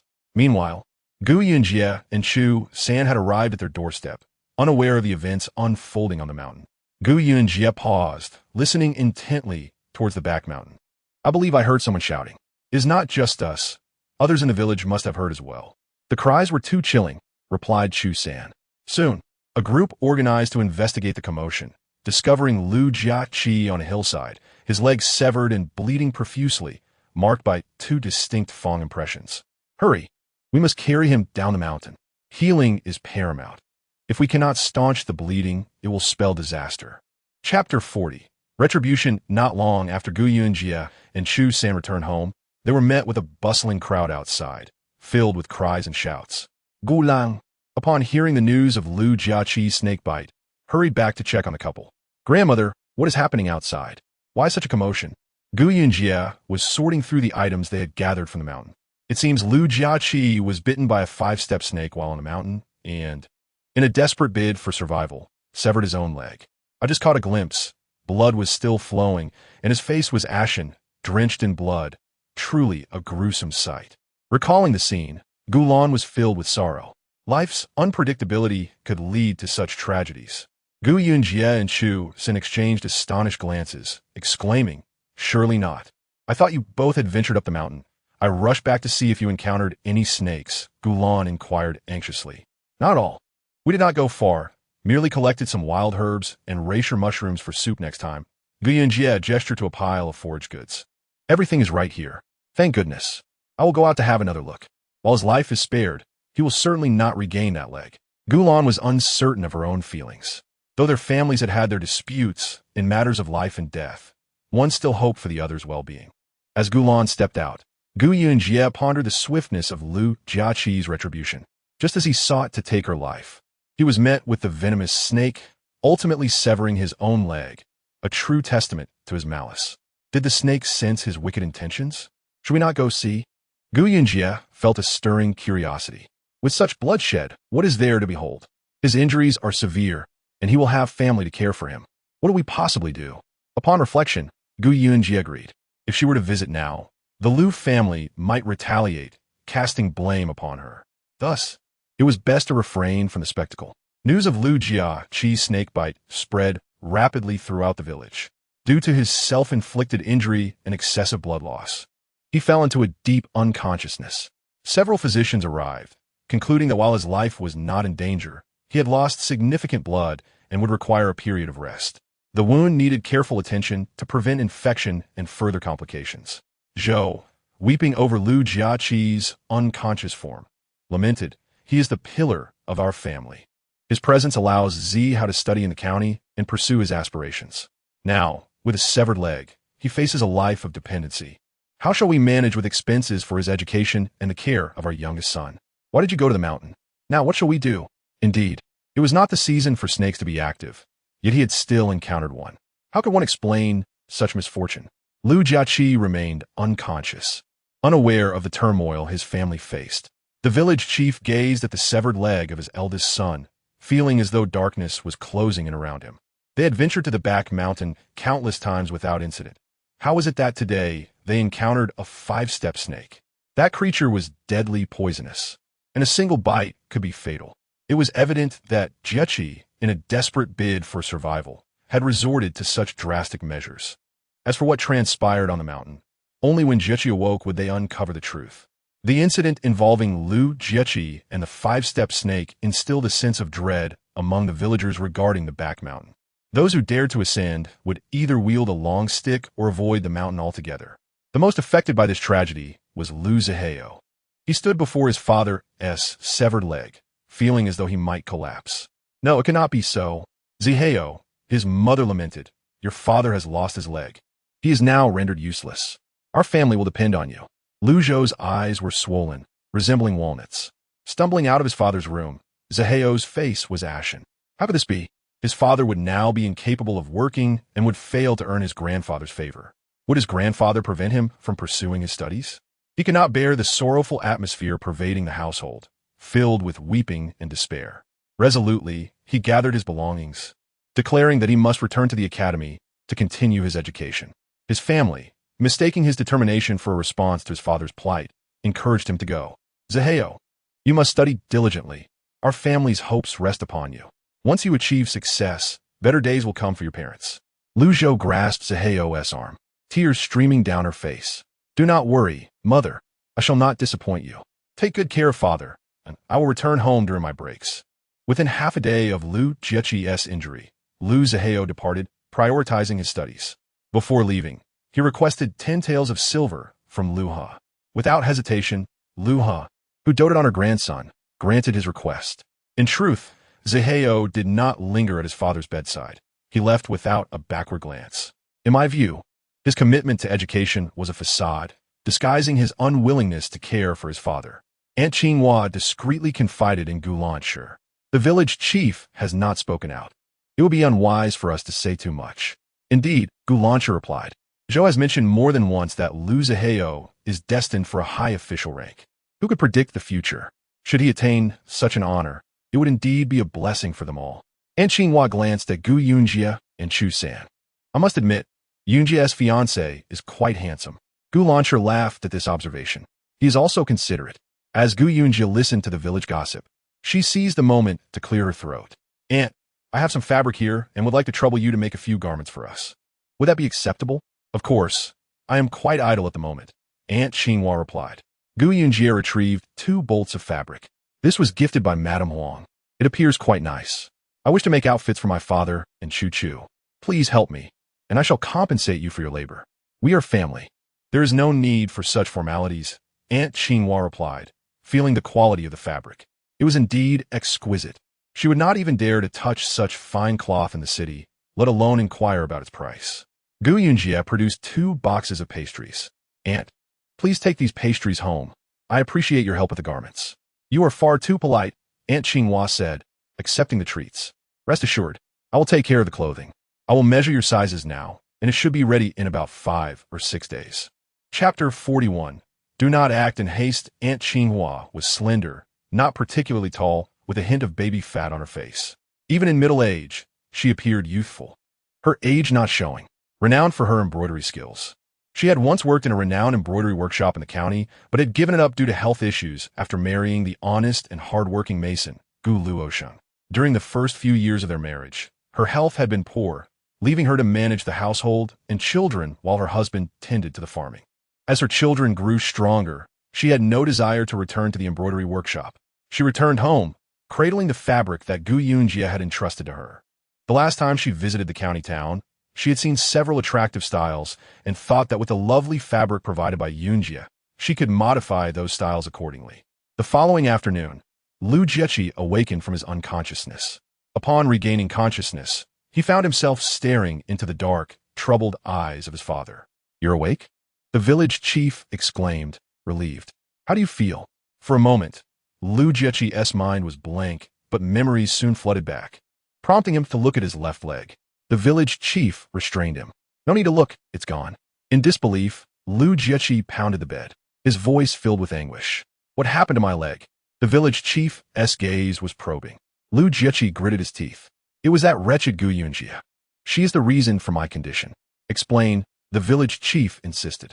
Father, that day Gu Yunji struck Zaheo, and seeing his lacerated body enraged me. When I saw her on the mountain, I followed her, intending to teach her a lesson. I never anticipated her cunning. She pushed me down, and where I fell, there was a 5-step snake, which bit me. Had she called for help sooner, I could have avoided losing my leg. It is all her fault. Hatred consumed Lu Jiechi as he recounted the events of the previous day. If not for Gu Yunji's actions against Zaheo, he would not have sought vengeance. Nor would he have been bitten by the snake, resulting in the loss of his leg. The village chief, seething with anger, admonished, How could you be so foolish? Even if you wished to teach her a lesson, there was no need to act impulsively. I was blinded by rage, and didn't he consider the consequences? Lu Jiechi replied. Father, this lost leg must be avenged. You must help me. The village chief's expression darkened. That wretched girl has taken your leg.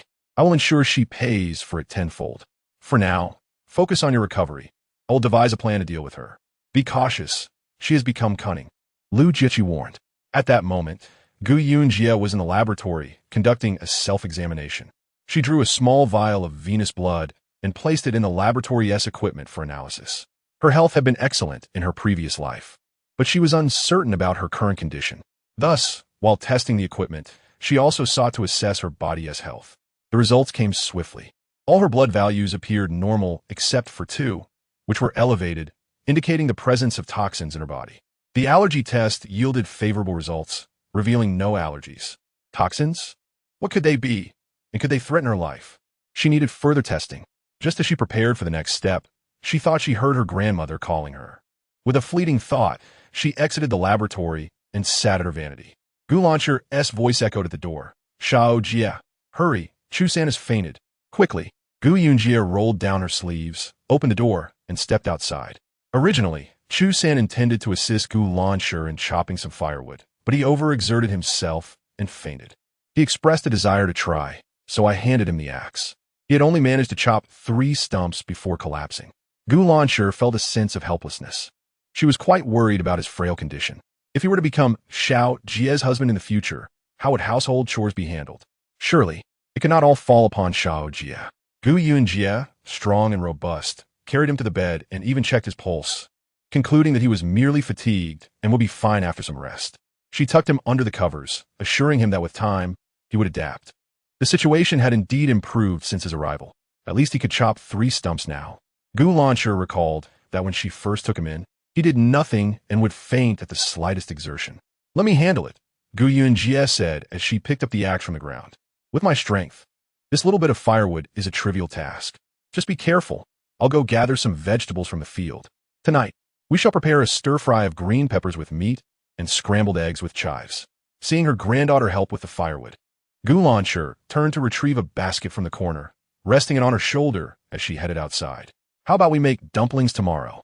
I adore dumplings filled with pork and chives.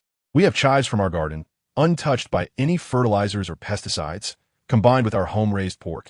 It will be simply exquisite. I cannot wrap dumplings, Gulancher remarked, knowing that making dumplings involved both rolling out the dough and preparing the filling, which was quite troublesome.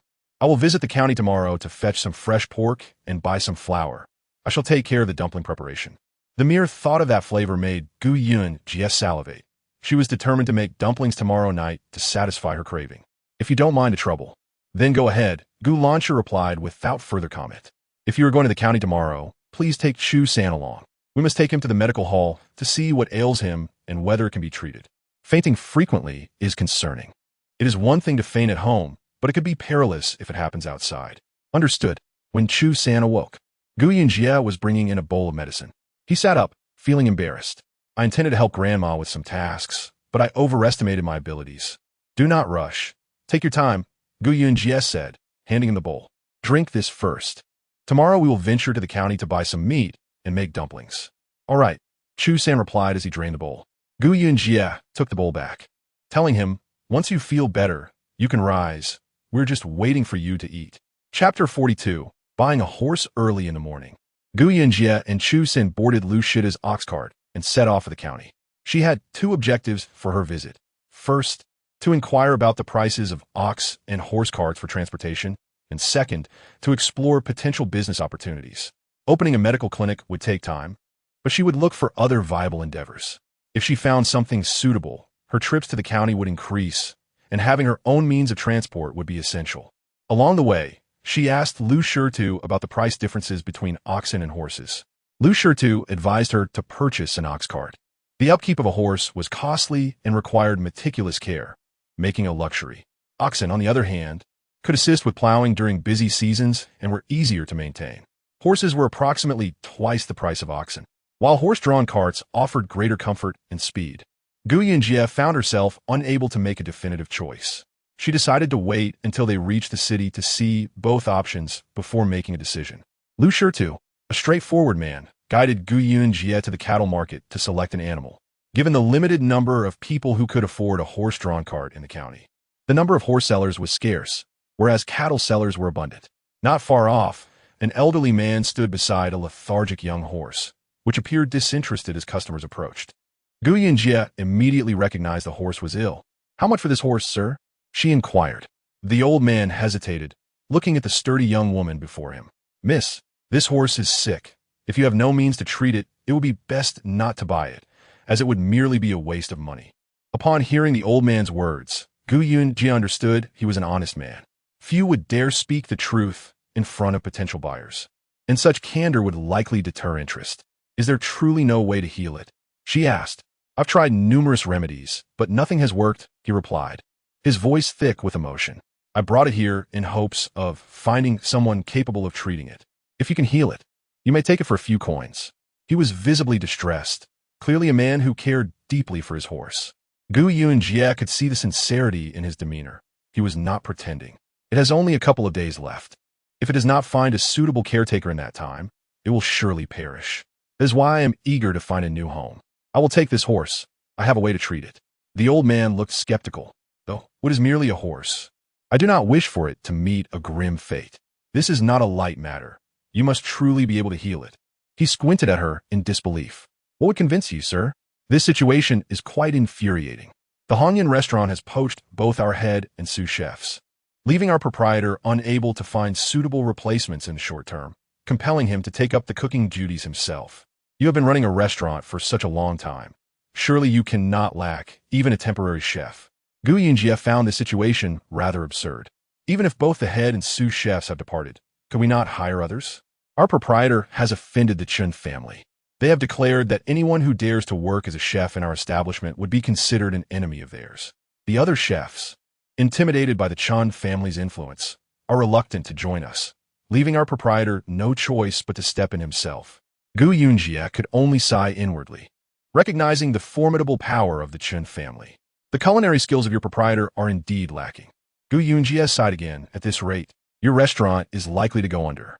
Indeed, with no customers at present, the waiter, idling about, decided to take a break, also sighing. The proprietor has said that if things do not improve, we may have to sell the restaurant. Isn't that precisely what the Chun family desires? May I inquire what enmity exists between your proprietor and the Chin family? Our proprietor has a daughter who has just turned 16, and the young master of the Chin family has taken a liking to her, claiming he wishes to marry her as a concubine. Naturally, our proprietor would not consent. In an attempt to force our hand, the young master has begun to suppress our restaurant. The waiter's tone was filled with resignation, his voice dropping low. The Chin family has the county magistrate backing them, which is why they can act so arrogantly. Originally, our restaurant's business was even better than that of Hongyan restaurant, but the Chin family bought them out and lured all our chefs away. Gu Yunji, listening to the waiter's account, felt a deep sense of pity for the proprietor. At that moment, a jovial old man emerged from inside, adorned with a blue apron, his hair neatly covered by a blue cap. The waiter, about to say something, stood up. Proprietor. The rotund old man seated himself before Gu Yunji and Chu San, grinning as he addressed Gu Yunji. Young lady, how do you find the food? Gu Yunji had barely managed a few bites before losing her appetite entirely. Shaking her head, it does not quite suit my palate. Uncle, how long have you been running this restaurant? Gu Yunji inquired. Generally, those who own restaurants possess a modicum of skill. This uncle, having established such an establishment, surely must possess some culinary talent of his own. In my earlier years, my spouse and I ran a noodle shop and a stir-fry business for over a decade. After saving some capital, we opened this restaurant, which has been in operation for more than 20 years now. He continued, you might think that after so long I would have some backup plans. Regrettably, after my spouse passed away, I fell ill. Once I recovered, I found I'd lost my sense of smell and taste. Habitually, I would taste the food, and if it lacked flavor, I would add more seasoning, resulting in dishes that were quite unpalatable. Over time, I began to doubt my own cooking ability.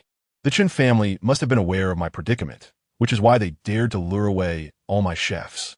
If my sense of smell and taste were intact, I could manage this restaurant without their interference. The old man wore a look of regret. As you can see, the current situation is dire. There are hardly any patrons during the day or night. At this rate, we will have to close our doors within a month. Proprietor, if it comes to that, we should sell the restaurant. It would be better than this. The waiter, having served the proprietor for many years, felt a heavy heart seeing the dire state of affairs. Gu Yunji, focused solely on her meal, decided to consider the notion of selling the restaurant later. May I have a look in your kitchen? What does the young lady wish to see? I would like to check what ingredients you have. I wish to prepare a few dishes myself, if that is permissible. The old man, glancing at the untouched food on the table, stood up apologetically. Of course, please follow me. The kitchen was clean and spacious. The old man had maintained decent hygiene standards. After cutting some tofu, he prepared a braised tofu dish. With some pre-cut beef nearby, he quickly made a boiled beef dish. In no time, Gu Yunji had prepared 3 dishes. Here, taste what I have made. Gu Yunji arranged the dishes. I enjoy spicy food. Without spice, I cannot eat. This one lacks heat, so you may have it. She pushed the braised tofu towards Chu San, who eyed the spicy beef dish with a gulp. Yours looks delightful. You are unwell. This is too spicy for you. You cannot eat it. The old man observed the two and reminisced about his own youthful days with his wife. Bursting into laughter, you two must be newlyweds. Chu San replied, indeed, we were just married a few days ago. It is evident that you are a charming couple. Gu Yunji quickly finished her meal, dabbed her mouth with a napkin, and began to scrutinize her surroundings. Uncle, you mentioned wanting to sell this restaurant. Is that true? The old man was not surprised by her interest and offered to show her around. Let me take you for a tour. There is even a courtyard at the back. Spacious enough for a family. There is also a well for convenient water access. The restaurant spans 2 floors, and with a courtyard, it covers around 300 square meters. I do have such thoughts. I certainly lack the time to oversee the kitchen. If I were to purchase it, would you be able to recommend a competent chef? My dear, the waiter has certainly informed you of my situation. If I could find a suitable chef, I would not be under such pressure from Hongyan restaurant. I have offended the Chun family, and capable individuals are hesitant to approach. Uncle, do you not have a few apprentices, or the like? The few chefs who were taken by the Chun family were trained under me. Once they gained their wings, what could I do? Young lady, I observed your culinary skills earlier. If you were to manage the restaurant yourself, it may not be impossible. Gu Yunji turned to appraise the old man. Why are you staring at me? You just tasted my cooking, which I can barely eat myself, let alone serve the guests. In the past, my culinary skills were renowned in the county. Who would have thought they would decline to this state? Show me your hand. I will feel your pulse. Young lady, you could diagnose. A little. The old man extended his hand, and Gu Yunji placed hers on his wrist, then asked him to stick out his tongue. It appeared her intuition was correct. The old man's condition was not coincidental, but rather a result of consuming something he ought not to have, damaging his olfactory and gustatory nerves. Miss, my loss of taste and smell was sudden. I have consulted numerous doctors, but none could provide a remedy. There are ways. You have a method? Hope flickered in the old man's eyes. You are not deceiving me, are you? Why would I deceive you about such matters? If you can restore my senses, I will let you take the helm of the kitchen. I have not yet sampled your skills. When you are well, I shall taste your dishes. If they are indeed commendable, I would consider partnering with you, where I would appear as the proprietor while you manage the operations. The old man hardly hesitated. As long as you can cure my ailment, I will follow your lead. However, you are aware that the young master of the Chun family wishes to take my daughter as a concubine. I shall never agree to that. Do you have the confidence to confront the Chun family? If not, it may be wise to reconsider. I have encountered the young master of the Chun family before. I recall that I had to pay Chan Guangshi 300 taels of silver. I have already offended him. Do you know the young master of the Chun family? Uncle, if I were to lease the restaurant, I would certainly handle these matters. What is of utmost importance now is to restore your health. Indeed. So when you plan to start the treatment, I will provide you with some medicine shortly. Follow my instructions for 3 days, and then I shall return to administer acupuncture. The two conversed for a while, and while Gu Yunji excused herself to the restroom, she discreetly retrieved several packets of medicine from the laboratory, carefully prepared and wrapped in paper. Upon opening one small packet, she found a fine powder, obscuring the original form of the medicine. In Chapter 44, titled Shouting for Fun, Gu Yunji handed these medicinal packets to the portly elder. Take 3 doses daily after meals with warm water. After 5 days, I will assess whether acupuncture is viable. These are all nerve repair medications. If they prove effective, acupuncture will enhance the results significantly. The elder gazed earnestly at the small packets handed by Gu Yunji and accepted them. My dear girl, I have a request. After receiving the medicine, he scrutinized her with a serious expression. Are you merely interested in my tavern, or is there something else? If your intentions lie solely with the tavern, that is one matter, but if you have ulterior motives involving my daughter, I shall not consent. Are you concerned that my aim is your daughter? Gu Yunji discerned the deeper implication in his words. The elder nodded. After many years of marriage, my wife and I were blessed with this one daughter, and naturally, I cherish her dearly. Now that you mention it, I am quite curious to meet your daughter. The elder chuckled heartily. He was known as Ukai Dao, a nickname reflecting his exceptional knife skills, while few knew his actual name. Upon exiting the tavern, Chu San inquired of Yunji, are you confident in curing him? Let's give it a try. I believe it is feasible. Gu Yunji cast a glance at the grand letters of Hongchong Tavern and felt a wave of sentimentality wash over her. Taking over here meant engaging in direct conflict with the Chun family. Now you feel apprehensive. I doubt you felt that way moments ago. I feel no trepidation, Gu Yunji replied, her bright gaze fixed on him. If you have thoughts to share, do so. It was true that the Chun family and uncle who were at odds. They sought to oust him from his tavern, eagerly awaiting the day he would sell it, allowing them to take over. By seizing this opportunity, we disrupt their plans, and they will undoubtedly employ the same tactics against us. The Chun family's young master has already demonstrated his underhanded nature, leveraging the county magistrate's influence to intimidate others. Indeed, we shall see just how formidable young Master Chen truly is. Gu Yunji, well-versed in the ancient ways, understood that the county magistrate was the highest official accessible to common folk. Offending him could lead to dire consequences. In truth, I merely desire to conduct business without entanglements.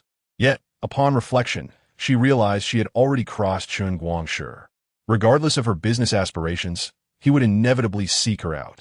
We shall surely cross paths. Why fear it? In her essence, Gu Yunji embodied a tenacious spirit, a trait that had honed her medical prowess in her previous life. You are correct. To thrive in business here, confrontation with him is unavoidable. Therefore, there is no need for fear. Follow my lead and let us work diligently. Excellent, for I rely on you to sustain me. The two shared laughter as they made their way to the market, purchasing several pounds of pork belly, a few ribs, and 2 pig ears. When Chu-san offered to assist with the load, Gu Yunji declined. "Preserve your strength. Allow me to handle this labor." Chu-san, undeterred, responded, "Then I shall leave it to you, my dear." Huh, such flowery language. It feels rather embarrassing. Their playful banter was merely for amusement, as they were not truly husband and wife. "Should you enjoy being called my dear, I shall continue to do so. You're not merely acting, are you?" Gu Yunji winked at him. "What harm is there in it?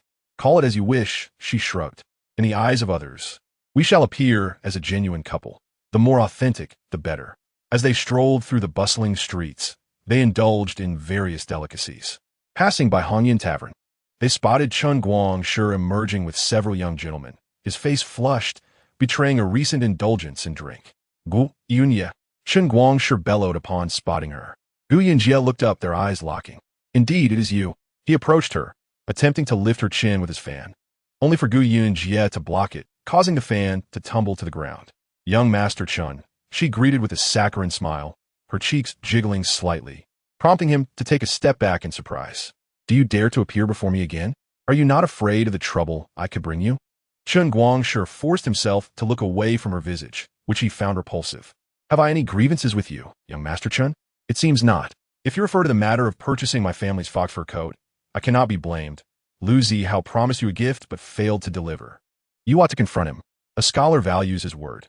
Failing to uphold, it is a disgrace to his integrity. Begone. Do not let me see you. Your presence vexes me." Chun Guangshi waved her away disdainfully. "My dear, I knew young Master Chun was magnanimous and would not hold a grudge against a mere girl," Gu Yunji remarked, linking her arm with Chu San's and flashing another smile at Chun Guangshi. "I shall not linger to trouble your eyes further." Quickly, she and Chu San departed. "Brother, was that not Gu Yunji?" Chun Su-in, just exiting the tavern, thought he had caught a glimpse of her. "Fear not. There will be ample opportunities to deal with her later," Chun Guangshi retorted, his thoughts darkening. "I shall have my day." As a modern soul, Gu Yunji felt no fear towards Chun Guangshi.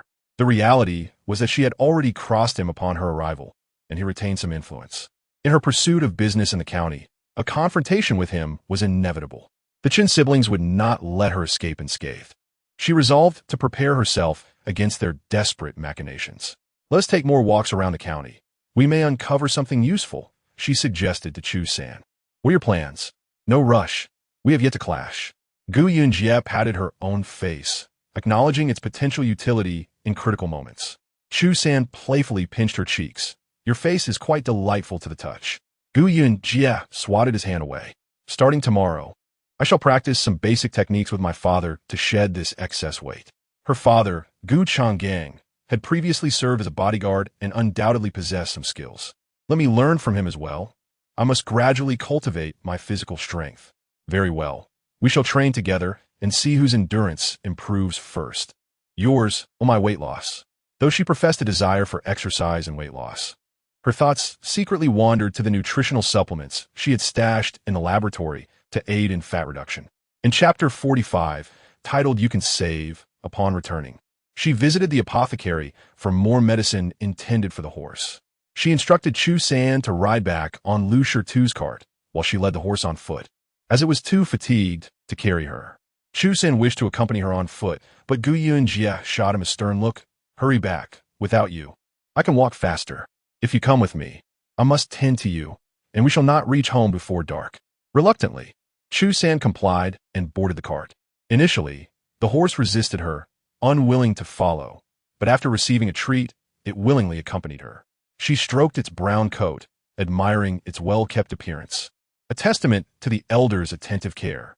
"Henceforth, you shall accompany me, dear horse. Together, we shall carve out our destiny, and I shall not neglect you."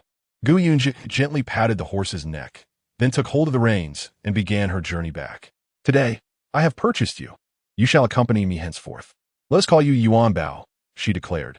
The horse remained silent, allowing Gu Yunji to lead it step by step towards Baocuan. As they neared the village, her inner garments were completely soaked with sweat. Such was the plight of the stout. Merely walking caused perspiration to pour forth unabated. The sun had yet to set, and the villagers were still laboring in the fields. From a distance, They observed Yunji approaching with a rather listless horse. "Yunji, is that horse yours?" inquired Su Lifan. "It looks rather unwell. Is it ill?" The question came from Su Lifan, who expressed skepticism. "Did you truly purchase a sick horse? With your newfound wealth, you shouldn't squander it so recklessly," added Xiao Po with a tone laced with sarcasm. Yet, Yunji merely smiled gently. "It is merely ill. Once it recovers, it will surely be full of vigor." Unperturbed by the onlookers, she continued towards home with the horse in tow. Is this girl truly a sound mind? With money in hand, she could easily have acquired a healthy horse instead of one that clearly appears sickly, remarked a nearby Emma. Some people's perceptions were not lost on her. They simply relished in the frail and ailing. A few days ago, she brought home a man who wouldn't last long, and now she has bought a horse that seems equally doomed. What sort of reasoning is this? Commented Xiupo. But I must say that Chu San seems quite decent, interjected Aunt Qinghua with a smile.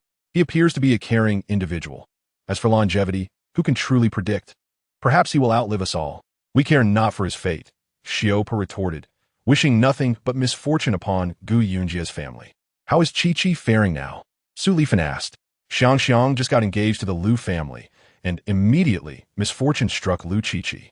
It leaves me quite uneasy, she added, reflecting on the loss of a leg. Could it be that your family is somehow fated to clash? Ever since the engagement, calamity has followed. Listening to Xiupo's words, Su Lifan's expression shifted slightly. One may eat as they please, but words must be weighed carefully. I have heard that on the day he ascended the mountain, he was not of pure intent. Who knows what he might have been plotting? Perhaps it is retribution. Having completed her tasks in the fields, Su Lifan returned home with a cold huff. Behind her, Xiupo scoffed in disdain.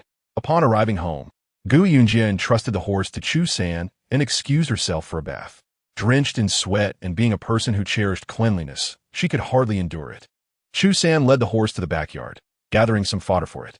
However, the horse sat aside, ignoring the food with no inclination to partake. Reflecting on the seller's words, Chu San recalled that the horse could only drink water and would not consume any food. If it did not eat within 2 days, it would perish. Yunji soon finished her bath, returned to her room, tied her hair back, and ventured into the laboratory to retrieve some nutrients. The horse's appetite was poor, and it could not consume anything. Thus, nourishment needed to be administered promptly.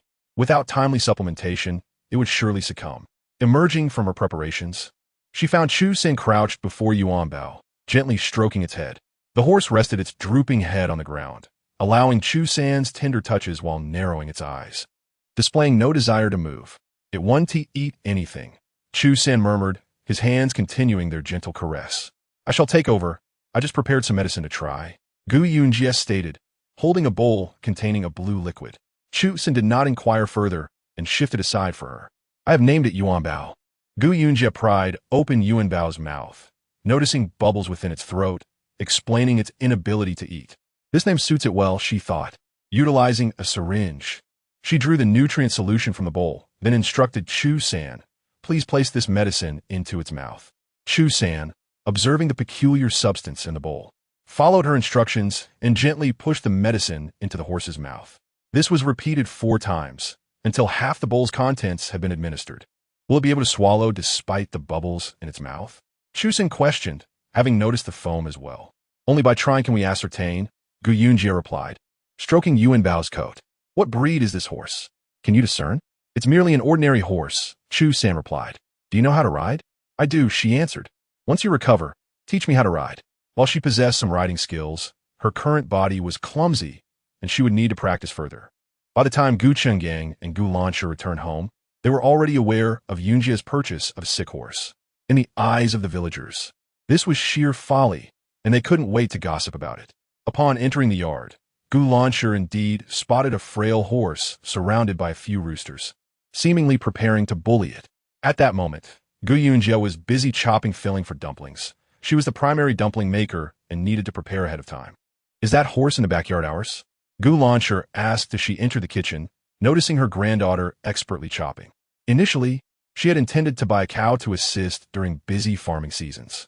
However, she later concluded that a horse would be preferable. It could travel quickly, saving considerable time on trips to the county. Most importantly, the horse was inexpensive, costing merely 5 taels of silver. I think this horse looks rather unwell. Is it sick? Gu Lancher voiced her concern. If it is indeed a sick horse, then it is not worth its price. The previous owner, who cherished his horse, was reluctant to see it perish and had suggested finding a capable caretaker for a few taels of silver. Gu Lancher's heart skipped. It seemed the previous owner had little faith in the horse's recovery. Can you save it? She inquired. Chapter 46. The practice Gu Yunji, uncertain whether she could save it, simply smiled. Perhaps it is destined to be with us.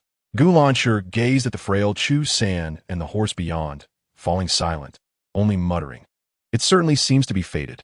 The man had already wed Yunji, and the horse, once it crossed their threshold, naturally became part of their family. She quickly proceeded to knead the dough and roll out the skins. Gu Yunji's movements were swift. With a single roll, she produced a thin sheet of dough, and with a gentle pinch, a dumpling emerged. What is that pot in the yard doing? She questioned, noticing a ceramic pot steaming atop a small stove. It contains 5-fingered peach stew with ribs. We shall enjoy it with the dumplings shortly, she replied. Gu Yunji favored dumplings with broth, hence the rib soup was prepared. Gu Lancher observed her granddaughter, noting that since her mind had cleared, she had developed many curious ideas and opinions. Whether this was a good or bad thing remained uncertain. These dumplings are delightful, Gu Qinggang remarked after taking a single bite, affirming Gu Yunji's culinary skill. The skin is thin, the filling fresh, and the broth is excellent. Gu Lancher also savored her meal contentedly. Your skills are worthy of opening a dumpling shop in the county, Chu San suggested. Is that so? Gu Yunji pondered. Tasting them herself, compared to modern fare, they were indeed superior, likely due to the quality of ingredients. Having grown up with her medicinal grandfather, she had learned the value of hands-on effort, and with her grandfather's culinary prowess, her own skills had flourished. Dad, Yunji recalled her plan. Choo-choo, and I wish to learn some martial arts from you. I work during the day. If you wish to learn, it must be early. Can you rise in time? How early? At first, let us start with half an hour early. Later, we can shift to an hour earlier, Gu Qinggang responded, pleased by his daughter's request. That evening, before retiring to bed, Gu Yunji emerged with a bowl of medicine, this time not a nutrient solution, but a remedy for the horse. Once again, she utilized the syringe to administer the medication to the ailing creature. Tonight, rest well, tomorrow will bring improvement. Gu Yunji gently stroked the horse's head, which obediently leaned towards her. With a light laugh, Gu Yunji remarked, so, you know I can save you and are trying to win my favor. Chu San stood behind her, observing her tender caresses upon Yuanbao, his eyes shimmering with a similar softness. It seems you have quite an affection for Yuanbao, he noted. Perhaps. Gu Yunji replied, unable to articulate her feelings, but she felt compelled to rescue Yuanbao, seeing its plight. Yawning, she suggested, let us get some sleep. We have to rise early tomorrow. Since their marriage, neither had mentioned the prospect of sleeping apart, and so they continued to share the same bed. Chu San had grown accustomed to the nightly antics of his companion, who, after falling asleep, would feign a serene demeanor upon waking. They returned to their room. As was customary, Chu San slept on the inner side, while Yunji rested on the outer. Before dawn, the soft footsteps of Gu Qinggang echoed outside. Chu San, a light sleeper, stirred awake as soon as Gu Qinggang did. At that moment, Gu Yunji had her arms tightly wrapped around him, one foot resting on his waist. He attempted to push her away, but to no avail. Finally, he called out, Ayun, father is awake, let us rise. Chu San's voice, gentle and pleasing, roused her. Startled, she opened her eyes and instinctively began to retract her limbs, only to have Chu San grasp her hand and foot. Ayun, every time I fall asleep, it feels as though something is pressing down on me. It turns out to be you. Gu Yunji felt a wave of embarrassment wash over her, but quickly scoffed. How do I know you aren't taking the opportunity to hold me in your embrace? Chu San raised an eyebrow in confusion. My sleeping posture is indeed poor. If it bothers you, perhaps you should sleep with father at night. Gu Yunji yawned and donned her clothes. As long as you don't engage in any more outrageous behavior, I suppose I can tolerate it. She shot him a playful glare. I would like to, but can you manage? Chu San's expression darkened. Once they were both dressed, they appeared in the courtyard. Gu Qinggang noted that the couple had risen a good half-hour early, indicating their resolve. Standing before them with hands clasped behind his back, he said, Ayun learned some moves from me as a child. Show me a few techniques. If Chu San had no prior martial training, they would start with the fundamentals. Father, I'll begin with him from the basics as well. Gu Yunji's memories were muddled, offering little useful information. It was better to learn anew. Very well. They commenced with the most basic stances. Chu San was to hold his position for a quarter of an hour, while Gu Yunji was to endure for half an hour. After a quarter of an hour, as Chu San was drenched in sweat and near exhaustion, Gu Chungang granted him a reprieve. Gu Yunji, however, was also sweating profusely but felt no fatigue. She could easily continue for another half hour. Gu Chungang did not extend her time, but instructed that she practice morning and evening, and when she could stand for 2 hours, they would move on to other exercises. After packing some food from home, they set off to work. Gu Yunji stretched her limbs, feeling a slight soreness, and began to perform stretching exercises on site.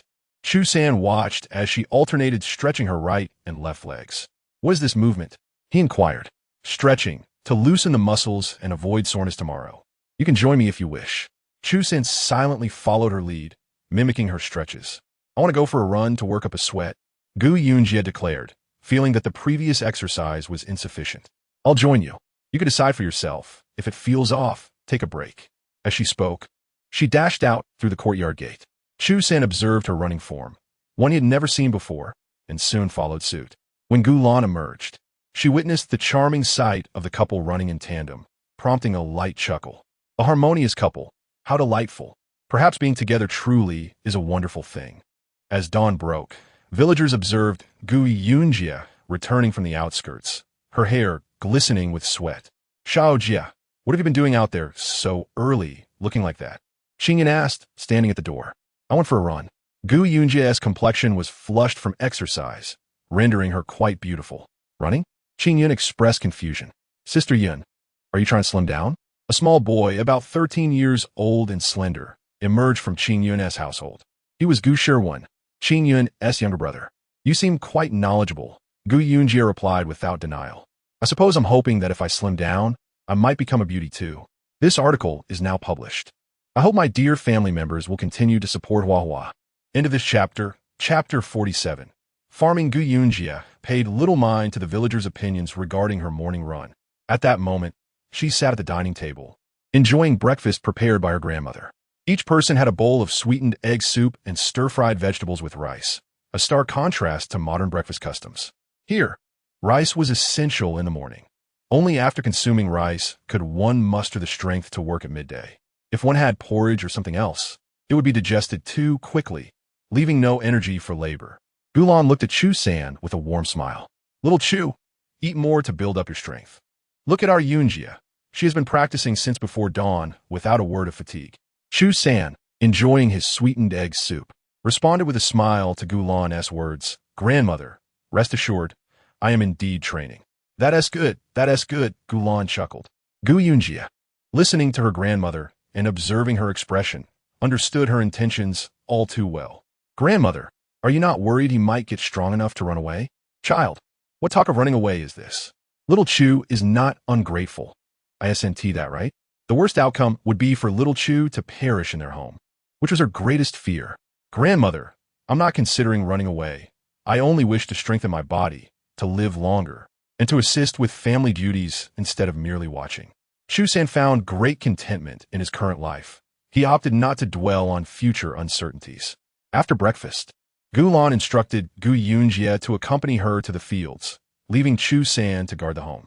After administering medicine and nutrients to Yuanbao, Gu Yunji joined Gulan in the fields. Their family owned 5 acres of rice paddies and 1 acre of dry land. Located in the southern region of Wuxian, rice cultivation was predominant. In this era, rice yields could not be compared to those of the 21st century. On the way to the fields, she inquired about the expected yield, which was around 200 to 300 pounds per acre. With 5 acres of rice paddies, barring natural disasters, the harvest would not exceed 1,500 pounds after paying taxes, leaving perhaps around 1,000 pounds for the family. In reality, yields of 300 pounds were rare. More often, it hovered around 200, resulting in even less food available for consumption. "Grandmother, we currently have 4 family members. How much grain do we require for a year?" Having lived in a secluded rural area with her grandfather, Gu Yunji possessed some knowledge of agricultural matters. Though her modern understanding was largely irrelevant. "You have quite an appetite, and your father and little Chu are men. They cannot skimp on their share. We will need at least 1,000 pounds of rice annually. 100 pounds of grain yields about 60 pounds of rice. So we're looking at approximately 1,500 pounds of rice. Gu Yunji quickly calculated. That's about right. So if the harvest is poor, we want to have enough to feed the family? Last year's harvest was poor. The rice we're consuming now was bought by your father from others. We ran out of grain long ago. A flood last year destroyed a significant amount, resulting in less than 1,000 pounds of rice from 2 seasons. Before long, Gu Yunji arrived at her family's rice paddies. Their plots of rice fields were scattered but not too far apart. With a wistful sigh, she lamented the absence of modern rice seeds in the laboratory. If only she could cultivate some here, the yield would undoubtedly increase, alleviating their concerns about food shortages. When would they sow the seeds? In just a few days they could begin, but first the fields needed to be prepared and the weeds in the rice paddies cleared. As she spoke, Gu Launcher rolled up her trousers and stepped into the fields. Watching Gu Launcher toil with her hands to remove the weeds and turn the soil, Gu Yunji was taken aback. Grandma, shouldn't we use an ox for plowing? Using an ox would surely be much faster than doing it manually. Gu Launcher shot her a glance. Just yesterday, I was hoping you might bring back an ox to assist with the spring planting. Who would have thought you would return with a horse instead? With spring planting just around the corner, having an ox would make their tasks significantly easier. Yesterday, Lu Shurtu had analyzed the situation for her, suggesting that an ox could help with the work, but she had disregarded his advice, immediately fixating on the horse. Feeling a twinge of guilt, she chuckled awkwardly. Well, I can always make another trip to the county tomorrow to buy an ox. It's only a matter of a few taels of silver. Gu Launcher didn't wish to engage further with her granddaughter. She was simply too exhausted. Silver was not meant to be spent frivolously. Perhaps we could rent an ox from Uncle Lu for a few days? Gu Yunji suggested, believing she had come up with a clever plan. That might be worth trying. I'll inquire about it shortly. Gu Launcher contemplated finding merit in the idea. Owning an ox would require daily care, which could become a hassle. After laboring in the fields all morning, Gu Yunji felt as though her waist no longer belonged to her. It was utterly strained. Thankfully, they had eaten rice for breakfast, which kept hunger at bay. Had they consumed something lighter, she would have been famished after working all morning. I must invent a tool for plowing, she resolved, knowing that with the right equipment, they could significantly save on labor. On her way back from Lu Shidu's, she made a point to observe how they plowed the fields, curious as to whether their methods resembled modern techniques. Uncle, have you started farming today? Gu Yunji grinned at Lu Shurtu. Isn't it true that you lack an ox cart? I was hoping to quickly plow a section of the rice paddies for sowing. Lu Shidu's plowing technique was not vastly different from modern practices. He employed a curved plow, and his ox was in its prime, moving swiftly. After you finish your fields, could you assist us in plowing a section for our rice paddies? Gu Yunji inquired, knowing they had frequently utilized his ox cart recently. Helping him with plowing seemed trivial. That would be no trouble at all, he replied. Upon returning home, Gu Yunji informed Gu Launcher that Lu Shurtu would assist them with plowing in the afternoon. For this particular section of land, he likely wouldn't charge them, and she planned to bring some meat to his family in the evening as a token of gratitude. The meat they had purchased yesterday was plentiful, and with a bit of salt, it could last a few days without spoiling. In the kitchen, Chu Sen was busy tending to the fire for cooking. Gu Yunji noticed his face was covered in soot, with a few strands of hair singed, and couldn't help but burst into laughter. Grandma, look at him. P.S. turned into a charcoal briquette while tending the fire. Xiaochu, are you still unskilled? Let me take over, she offered. Gu Launcher hurried forward. Building a fire requires a certain technique. You added too much wood too quickly, and the flames flared up. Who would have thought that such a simple task could have nearly singed his hair? Go wash up. I'll handle it, she said, chuckling at the singed strands. Xiao Jia, you can cook. I'll manage the fire.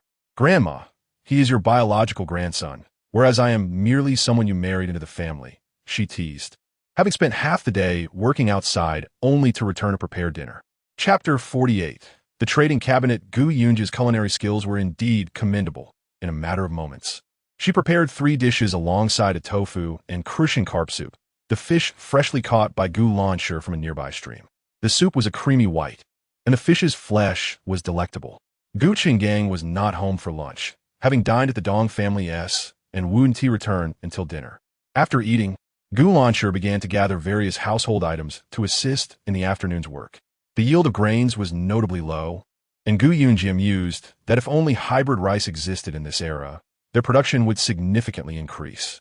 With their 5 acres of rice paddies, planting 2 seasons of hybrid rice could yield around 10,000 pounds of grain annually. 10,000 pounds. What a concept in this era. For instance, their family of 4 would require about 1,500 pounds of rice for a year, leaving them with a surplus that could be sold for a considerable income. Such dreams were delightful, yet reality must be faced. This world was a fantasy realm, and she had never encountered such hybrid rice. In this era, one must abide by its rules. If only the laboratory could connect with the modern world, she could purchase hybrid rice seeds and cultivate them here. This thought stirred a longing within her. She resolved to visit the laboratory to see if any seeds were available, regardless of the type. If she could plant something in this era, it would be splendid. After dinner, she returned to her room, locked the door, and seized the opportunity to enter the laboratory. The laboratory was equipped with an array of testing instruments, rivaling those found in top-tier hospitals. She wondered why the laboratory had followed her here. Could this connection indicate that one day she might return to the modern world? This revelation filled her with astonishment. As she explored the laboratory, she sought an interface that might connect her to the outside world. Although she was a doctor, her expertise was specialized. Aside from time spent in the hospital, she had devoted much of her life to the laboratory. During her time there, she had everything she needed delivered to her, as the staff outside would always fulfill her requests without fail. Standing at the designated spot for submitting requests, she took out a piece of paper and wrote down her needs: 100 pounds of hybrid rice seeds. She wrote this with a spirit of experimentation, fully aware that her wish was unlikely to be granted. After placing the request slip in the window, she returned to the pharmacy, where she intended to prepare some medicinal ingredients for Yuanbao. To her surprise, she noticed a large cabinet had appeared next to the pharmacy. Curious, she approached it and saw the words "Trading Cabinet" inscribed on it. Below was a line of smaller text stating that if one desired something, they could exchange medicinal materials from the pharmacy for certain goods or seeds. Whether outside referred to the modern world or the fantasy realm she currently inhabited was uncertain. She typed a request on the adjacent screen: exchange for 100 pounds of hybrid rice seeds. The screen quickly displayed a response: 1 pound of herbs over 100 years can be exchanged. From her collection, she retrieved a piece of a century-old herb and placed it in the exchange slot. With a click, the cabinet door opened and 2 neatly packaged bags rolled out. They were vacuum-sealed bags that, though they appeared small, surely contained 50 pounds each. Yunji eagerly cut open one of the bags to inspect its contents. Indeed, they were rice seeds. This discovery elated her. She could truly acquire seeds from the modern world. How astute the laboratory was to understand her desires. She merely wished for this, and had delivered the ability to exchange goods. In the future, if she sought other materials, could she also exchange for them? With such a powerful laboratory at her disposal, if she could not make something of herself here, it would be a disservice to the lab's extraordinary capabilities. After exiting the laboratory, she swiftly unlocked her door, suppressing her excitement, and quickly climbed into bed for a brief rest. When Chu-san entered, he found Yunji already asleep. He stepped outside to inform Gu Lanshi that he was going for a walk. "Are you feeling all right?" When Xiaoji awakes, "Let her accompany you." Gu Lanshi expressed her concern for Chu-san's health. "I know my limits. I will be fine." After every household has enjoyed their midday meal, those who do not wish to indulge in a nap often take their needlework to the village entrance or a neighbor's house to engage in sewing and gossip. For those inclined to rest, they take a brief slumber before returning to their tasks. Chu-san, however, does not have the habit of napping at noon. After taking a stroll outside, he heads towards a small hill behind. Before losing consciousness, he buried a certain item in the back mountain. Without retrieving it, he feels a lingering unease. Despite his current physical condition allowing him to walk intermittently, he can still manage for a while. This is owed to the Gu family. Had they not devised a way to rescue him, he may have perished long ago. After a duration of walking and resting, he finally locates the spot where he fainted. Meanwhile, upon awakening, Yunji finds her home deserted. Her grandmother is certainly in the fields, and Chu-san is nowhere to be found. Stretching her limbs, she heads to the kitchen for a bowl of water to rinse her mouth before glancing at Yuanbao in the backyard. The horse appears significantly more spirited than yesterday. After administering some medicine and nutrients, she sets out. As she approaches the village entrance, Lu Shirtu is already plowing their field. Noticing Yunji, Gu Lanshi remarks, "I forgot to bring water when I left." Could you fetch a bucket for me? Observing Gu Lanshi clearing the weeds from the water field. Gu Yunji notes how they will decompose into fertilizer when tilled into the soil. Returning home, she retrieves a wooden bucket and a porcelain bowl, fills them with water from the village well, and brings them to the field, inviting Gu Lanshi and the others to drink. Gu Lanshi mentions that the family has saved some seeds from last year, but they might need to purchase more. Leave this matter to me. I will go buy them. Gu Yunji volunteers. This task can only fall to her, as she can procure hybrid rice seeds without hesitation. You don't understand such things. Everyone in the village has saved seeds. Just check around to see who has extras. Lu Shirtu chuckles. Annie, little Jia has become much more responsible now, willing to take on household tasks. Gu Lanshi, pleased with the progress, considers the suggestion seriously. You'll need to learn how to select seeds and sow them. You must take this responsibility seriously, as it pertains to our family's sustenance for the year. In Chapter 49, titled Brother-in-Law Fell into the Water, Gu Yunji is eager to learn about farming, prompting Gu Lanshi to offer her guidance. However, upon hearing that her grandmother wishes to teach her how to build field ridges, Gu Yunji quickly concocts an excuse to escape. Grandma, have you seen Choo Choo? Where could he have gone? After lunch, he mentioned he would take a walk. Has he not returned?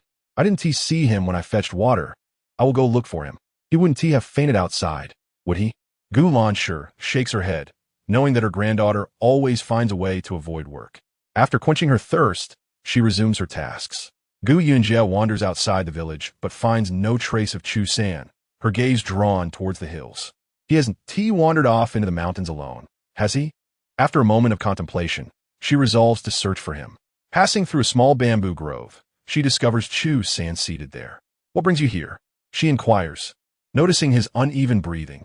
I just took a stroll. My body is fine as long as I avoid exhausting myself. I can manage to walk for 2 hours without issue.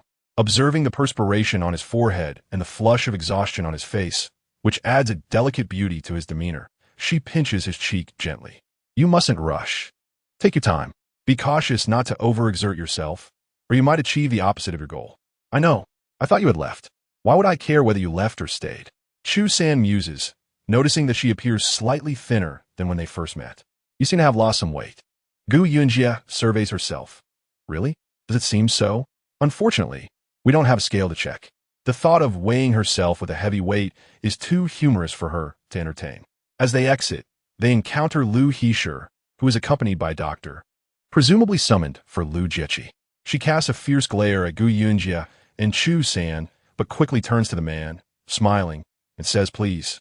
Lu Jiechi has regained consciousness, but whether it's due to the shock or poorly treated wounds, he's been running a high fever since yesterday. Consequently, Lu Heisher personally ventured to the county to call upon a physician from Yaochuan Hall. Dr. Zhu, what is happening with my son? Why does he suddenly have an unrelenting fever? Lu Heisher pulls Dr. Zhu aside to inquire about the situation. The previous wounds were not properly treated, hindering recovery and leading to the fever, which is quite dangerous. The previous prescription cannot be used. New medicinal herbs will be required to bring down the fever. If this fever continues, it could be fatal. You must consider this seriously. Dr. Zhu, we will certainly save him. Just provide the best medicine. Dr. Zhu confidently scribbles a prescription. Lu Heisher accompanies him back, stopping to fetch the medicine on the way. Upon asking the price, she is taken aback. It costs over 9 taels for a single dose, and Dr. Zhu insists on at least 3 doses. Gritting her teeth, Lu Heisher purchases 3 doses, spending nearly 30 taels. Since Lu Jiechi's leg injury, their family has expended a total of 60 taels. Yuan Bao has shown marked improvement by the 3rd day at Gu Yunji's home, no longer appearing lethargic and weak. Upon seeing Gu Yunji approach with food, its eyes sparkle with enthusiasm as it eagerly cooperates. After a few more days of care, it will be ready for work. Gu Yunji inspects Yuan Bao's condition, pleased with its recovery. She pats its head, saying, you've been cooped up indoors for days. Let us take you to the riverside to graze. Just days prior, there were doubts about whether the horse would survive, but now, as she leads it out, the observers are filled with surprise at its vitality. Finding a patch of lush grass, she allows Yuan Bao to start feeding while she watches. Initially, it sniffs cautiously, taking small bites and chewing gently, wary of hurting its throat. After realizing it feels no pain, it begins to munch heartily. Gu Yunji smiles, watching the horse enjoy its meal. Yunye, Gu Shi 1, curious about Gu Yunji, leading the horse to graze, rushes over. Is this horse going to stay with your family? Yes. Wow, that is impressive. You have a horse now. Can you ride? Gu Shirwan, like any young boy, is full of curiosity about new things and feels comfortable approaching due to their family's good relations. I can't ride, but we can use it to pull a cart. That's right. Wealthy families have carts for easy travel. While commonplace, carts are generally not acquired by common folk in rural areas due to the cost of feed and limited utility for agricultural work. If you ever want to go to the city, I can take you along. Gu Shirwan, being a well-behaved child, had never looked down on her when she was previously foolish. Really? His eyes light up with excitement. Of course. Suddenly, Gu Shirwan has an idea. Yunji, I'll go catch a fish for you. With that, he dashes off like the wind, returning shortly with a 2 to 3 pound grass carp. His clothes splattered with mud and water, a broad grin on his face. Did you catch this yourself? Naturally. I am quite skilled at fishing. Gu Shirwan beams with pride. Very good. Take it home, and I'll have your brother-in-law prepare it. Gu Yunji paid no heed to whether Chu San would catch fish. It was simply his responsibility to handle. Gu Shirwan jogged towards Gu Yunji's home, his gaze directed towards the village's small river. Unlike in modern times, where not a single fish could be seen, the deeper waters concealed a multitude of fish. He pondered whether to open a standalone grilled fish restaurant or to incorporate grilled fish as a dish in the tavern. Given the current consumption trends in the county, grilled fish could emerge as a signature dish. As for a dedicated restaurant, that could only be considered in the future, once he moved to a larger place with greater purchasing power. Before long, he saw Chu San emerge with a bucket, which contained a knife and a fish, with Gu Shir when trailing behind him, indicating they had a good rapport. Yuan Bao, we've eaten enough. Let us head home, he said, patting Yuan Bao's belly.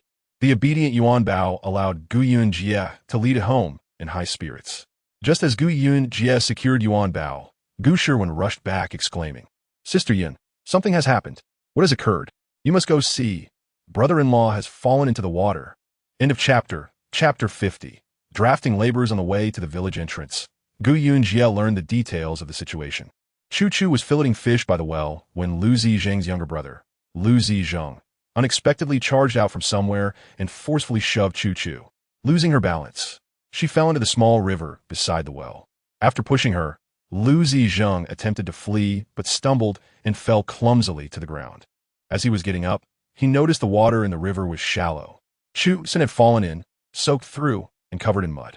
Yunye, it was Zizheng who pushed brother-in-law, causing him to fall in, Gu Shirwan said, casting a cold glance at Lu Zizheng. Lu Zizheng was of similar age and stature to Gu Shirwan, relying on his grandfather's position as the village chief and his brother's future prospects in government. Lu Zizheng had bullied the Gu family boys without fear. He showed no remorse towards Gu Yunji, having previously tormented her when she was considered a fool.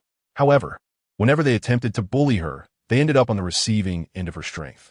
Lu Zizheng, did you push my husband? Gu Yunji confronted him, gazing into the face that bore a striking resemblance to Lu Zihao. So what if I did? Liu Zizheng sneered. He is an adult. I'm just a child. I gave him a gentle push, and he fell. How pathetic. Is there justification in pushing someone? Gu Shirwan glared at him. My brother-in-law was busy filleting fish and didn't he notice you, which is why you took advantage of him.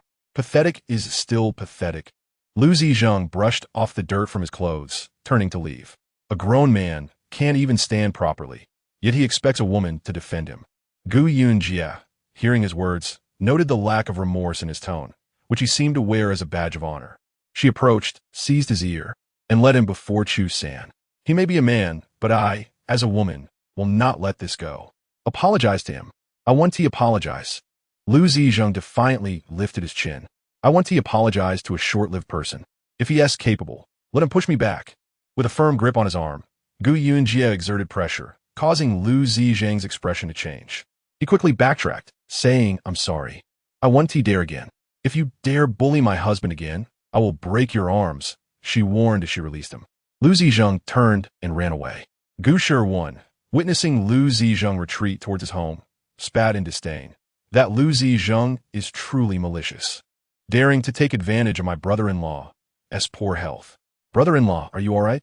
You should go home and change. I'll handle the rest. No need. I'll finish up and then change, he replied. Just a bit left to do. Chu Sen looked at the fish in the basin, which he had already prepared. Xiao Jia said there is no need to cut it into pieces. Just prepare it whole to take home. Upon arriving home, Xiao Jia instructed Chu San to change his clothes while she went to the kitchen to marinate the fish for lunch. The county has sent a notice. Hurry to the ancestral hall to listen to it. Gu Luo Sheng called from the window. Now. Yes, right now. Is your grandmother at home? If she isn't, go call for her. All right, I'll do that. Gu Yunji set the marinated fish aside, washed her hands, and headed towards the area where her grandmother was working. Grandma, she called as she approached Gulan Shi. Uncle Gu just said that each household should send someone to the ancestral hall. You should go while I take these things home. It seems they're drafting laborers. Gulan si pomtri stipet ashaw. I'll go listen. Gu Yunji gathered the tools and carried them home. Chu Sin was already tending to the fire. After the incident with the burned hair, he had become quite adept at starting a fire. Grandma said the village is drafting laborers. Do you know what that means? Gu Yunji understood the concept of drafting laborers but was unclear about the specifics. I heard that Lord Kong from the county intends to build a temple on Tsangbai Mountain. Perhaps it is for that reason. Chu San had overheard this while passing a tea pavilion during his visit to the county. So, is this work compensated? They said it's drafting laborers. So there is no pay, just food, and it may not even be enough, he replied. Free labor for the county? Gu Yunji finally grasped the situation, but remained uncertain if that was the reason for the summons. We will know for sure when Grandma returns. When Gulan Shi came back, dinner was ready. The grilled fish was served atop a bed of bamboo shoots and cabbage. Due to the seasoning, its taste was somewhat inferior to modern standards, yet overall, it was quite satisfactory. Gulan Shi, however, wore a troubled expression, indifferent to the meal. Lord Kong from the county has declared the construction of a thunder god temple to bless our Wu County with favorable weather, sparing us from annual floods. The temple is to be built on the summit of Tsangbai Mountain, a treacherous location. Not only is it strenuous to work there, but even ascending the path is arduous. How can a government official like Lord Kong believe in this? It is said he has received guidance from a sage. Does every household have to send someone? Each household must provide a healthy laborer aged between 20 and 50. In simpler terms, the elderly, sick, or disabled are excluded. Only healthy laborers are accepted. If someone falls ill during this time, do they still have to go? Not in the way you think. As long as one isn't missing limbs or bedridden, they are considered healthy laborers in their eyes.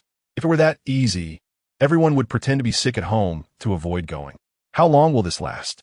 Currently, no specific dates have been provided, but it seems each village will take turns. It could last about a month. We'll discuss this further when your father returns. Gulan Shi gestured. Since everyone must send someone, we cannot be an exception. Gu Yunji remained silent. Gu Chenggang had learned of this news while at work and upon returning, decisively announced, I will go on behalf of our family. Father, I have a feeling something is amiss about this matter. Gu Yunji expressed her unease, unable to articulate exactly why. Is there any way to avoid it? Chu Sen inquired. This order comes from the county magistrate. Who would dare defy it? I've clarified that it's only for half a month, so don't worry. Just wait for my return. Lu Lijong, observing the list submitted by the village, immediately spotted Gu Chonggang's name among the long entries. How interesting. He has a new son-in-law, yet is willing to go himself. Upon seeing Gu Chonggang's name, he recalled his eldest son who had lost a leg. A cold smile crossed his mind. Working on the mountain was fraught with peril, and perhaps Gu Chenggang would meet an even worse fate than his son. My computer is too slow. It took an hour to upload a single chapter. I might need to reinstall the system as it's severely affecting my writing speed for my family. End of chapter. Chapter 51. Whom to follow for instruction at dawn. Officials from the county arrived. A total of 53 individuals from the village were gathered. Lu Lerzheng counted the number and confirmed it against the list he had submitted. Then approached the headman Du. Headman, everyone is here, though a few are still away. I will instruct them to hurry over upon their return. Du scanned the crowd of dark figures before him and reassured them. Rest assured, as long as you all behave and refrain from causing trouble, you shall return within half a month. The county magistrate has promised that those who perform well will receive a bag of rice. With these words, he waved his hand and led the way, instructing the others to form a line behind him. Gu Chang stood among the crowd, carrying a bundle on his back containing clothes and provisions brought by Xiao Jia and the others. The group quickly left the village, and many women watched their men depart, tears streaming down their faces. Why are you crying?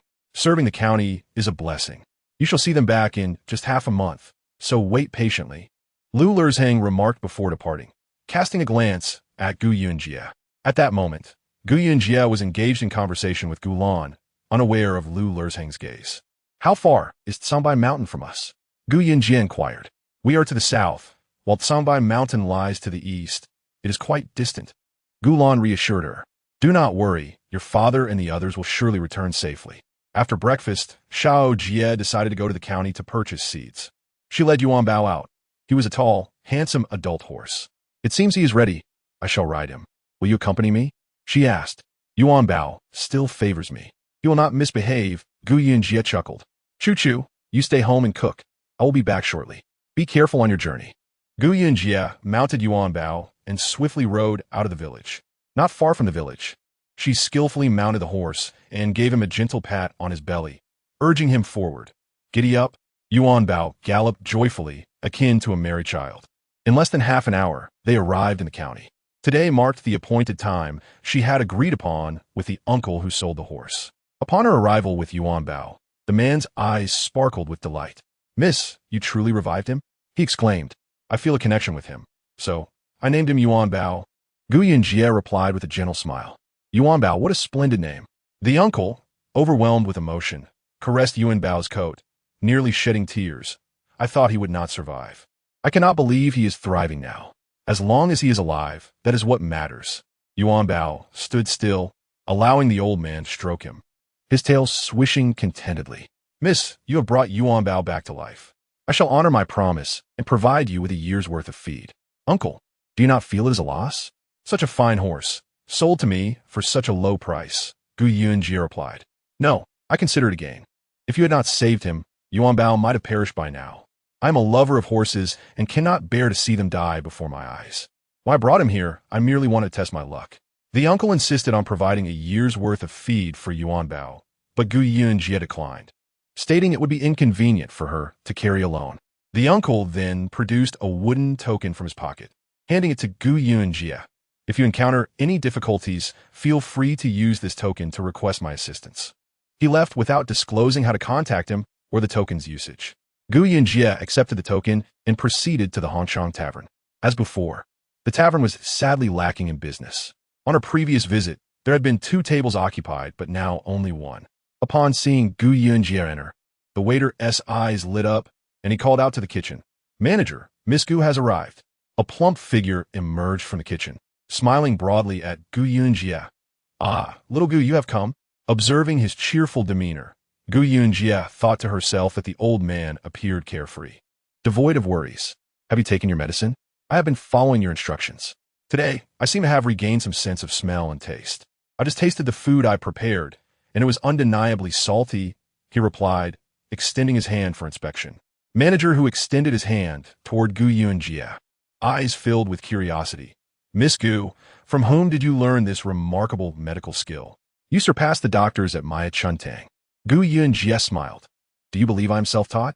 Manager who scratched his nose. Well, if you do not wish to disclose it, I shall not pry. Next, I shall perform acupuncture on you. The Western medicine has restored 70% of your health. The remaining 30% will be addressed through acupuncture. The private rooms on the 2nd floor are empty and available for use. Alternatively, you may visit my home. My daughter is of similar age to you. Manager whose eyes sparkled with excitement. After enduring this peculiar illness for several years, he was finally on the verge of recovery. Let's go upstairs. After the treatment, we will discuss the tavern's future operations. The acupuncture process continued for nearly an hour. In 3 days, your sense of taste and smell will be fully restored. As if nothing had changed, Gu Yunjie concluded, putting away the needles. Now, let us discuss the tavern's future operations. Manager who had previously stated that as long as Gu Yunjie cured his ailment, he would comply with her wishes regarding the tavern. Externally, Gu Yunjie would purchase the tavern, becoming its new proprietor. Internally, he would retain 30% of the shares. He desired none of it. As long as little Gu provided him with some wages, he would gladly assist in managing the tavern. Gu Yunjie set aside 30 for him, which he accepted. Manager. The waiter knocked at the door. The customers downstairs are complaining that the food is not to their liking. They demand either a replacement or they will not pay. Such scenes unfolded almost daily. I'll be right there. Manager Hu, with his plump figure, opened the door and descended the stairs alongside the waiter, greeting the two customers with a pleasant demeanor. Gentlemen, if the food is not to your liking, I can bring you a few more dishes, if that would be agreeable. What is going on here? I dined here a few years ago, and it did not taste like this. Please go ahead and serve. However, if the dishes taste like those on the table, we shall not pay. If the food is unsatisfactory again, we shall not accept your money. Manager Hu slipped into the kitchen, feeling rejuvenated, the familiar sensation returning. He quickly prepared 3 new dishes. The appearance remained the same, yet the taste was vastly improved. Manager Hu bent slightly, his attitude exceptionally cordial. Gentlemen, what does this batch taste? Quite good. The two customers sampled the dishes, which were leagues better than the previous offerings. What happened to these dishes? Did you forget to add salt? Perhaps I added too much salt before. I apologize. I was wondering why your tavern's business has dwindled so much. Is it now reliant on the chef's mood? We will be closing for renovations for half a month. We welcome you to visit us again. End of chapter. Chapter 52. Refusing a toast upon hearing the news that the proprietor was in good spirits. The assistant shared in the joy, acknowledging that a positive mindset would naturally restore culinary skills. Previously, a troubled disposition had led to unsatisfactory dishes. With a cheerful demeanor, the proprietor, turned to Gu Yunji with a serious expression, assuring her that he would handle the forthcoming matters of the tavern. Gu Yunji nodded, recognizing that the tavern was merely a beginning. Should all go well, they would consider expanding into other ventures. This establishment belonged to who had initially intended to sell it to her, but she opted to lease it instead.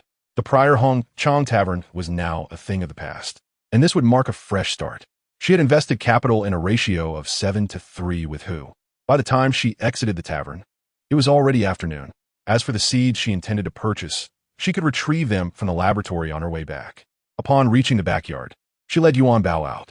After just a few steps, a familiar voice called out, Gu Yunji, how impressive you are, Gu Yunji, wielding my brother's silver and promptly purchasing a horse for yourself. Chen Suan exclaimed, recalling their previous encounter, her anger flaring. Miss Chen, we are not related. You desire the white fox fur. I cannot simply give it to you. You must pay, and I shall sell it.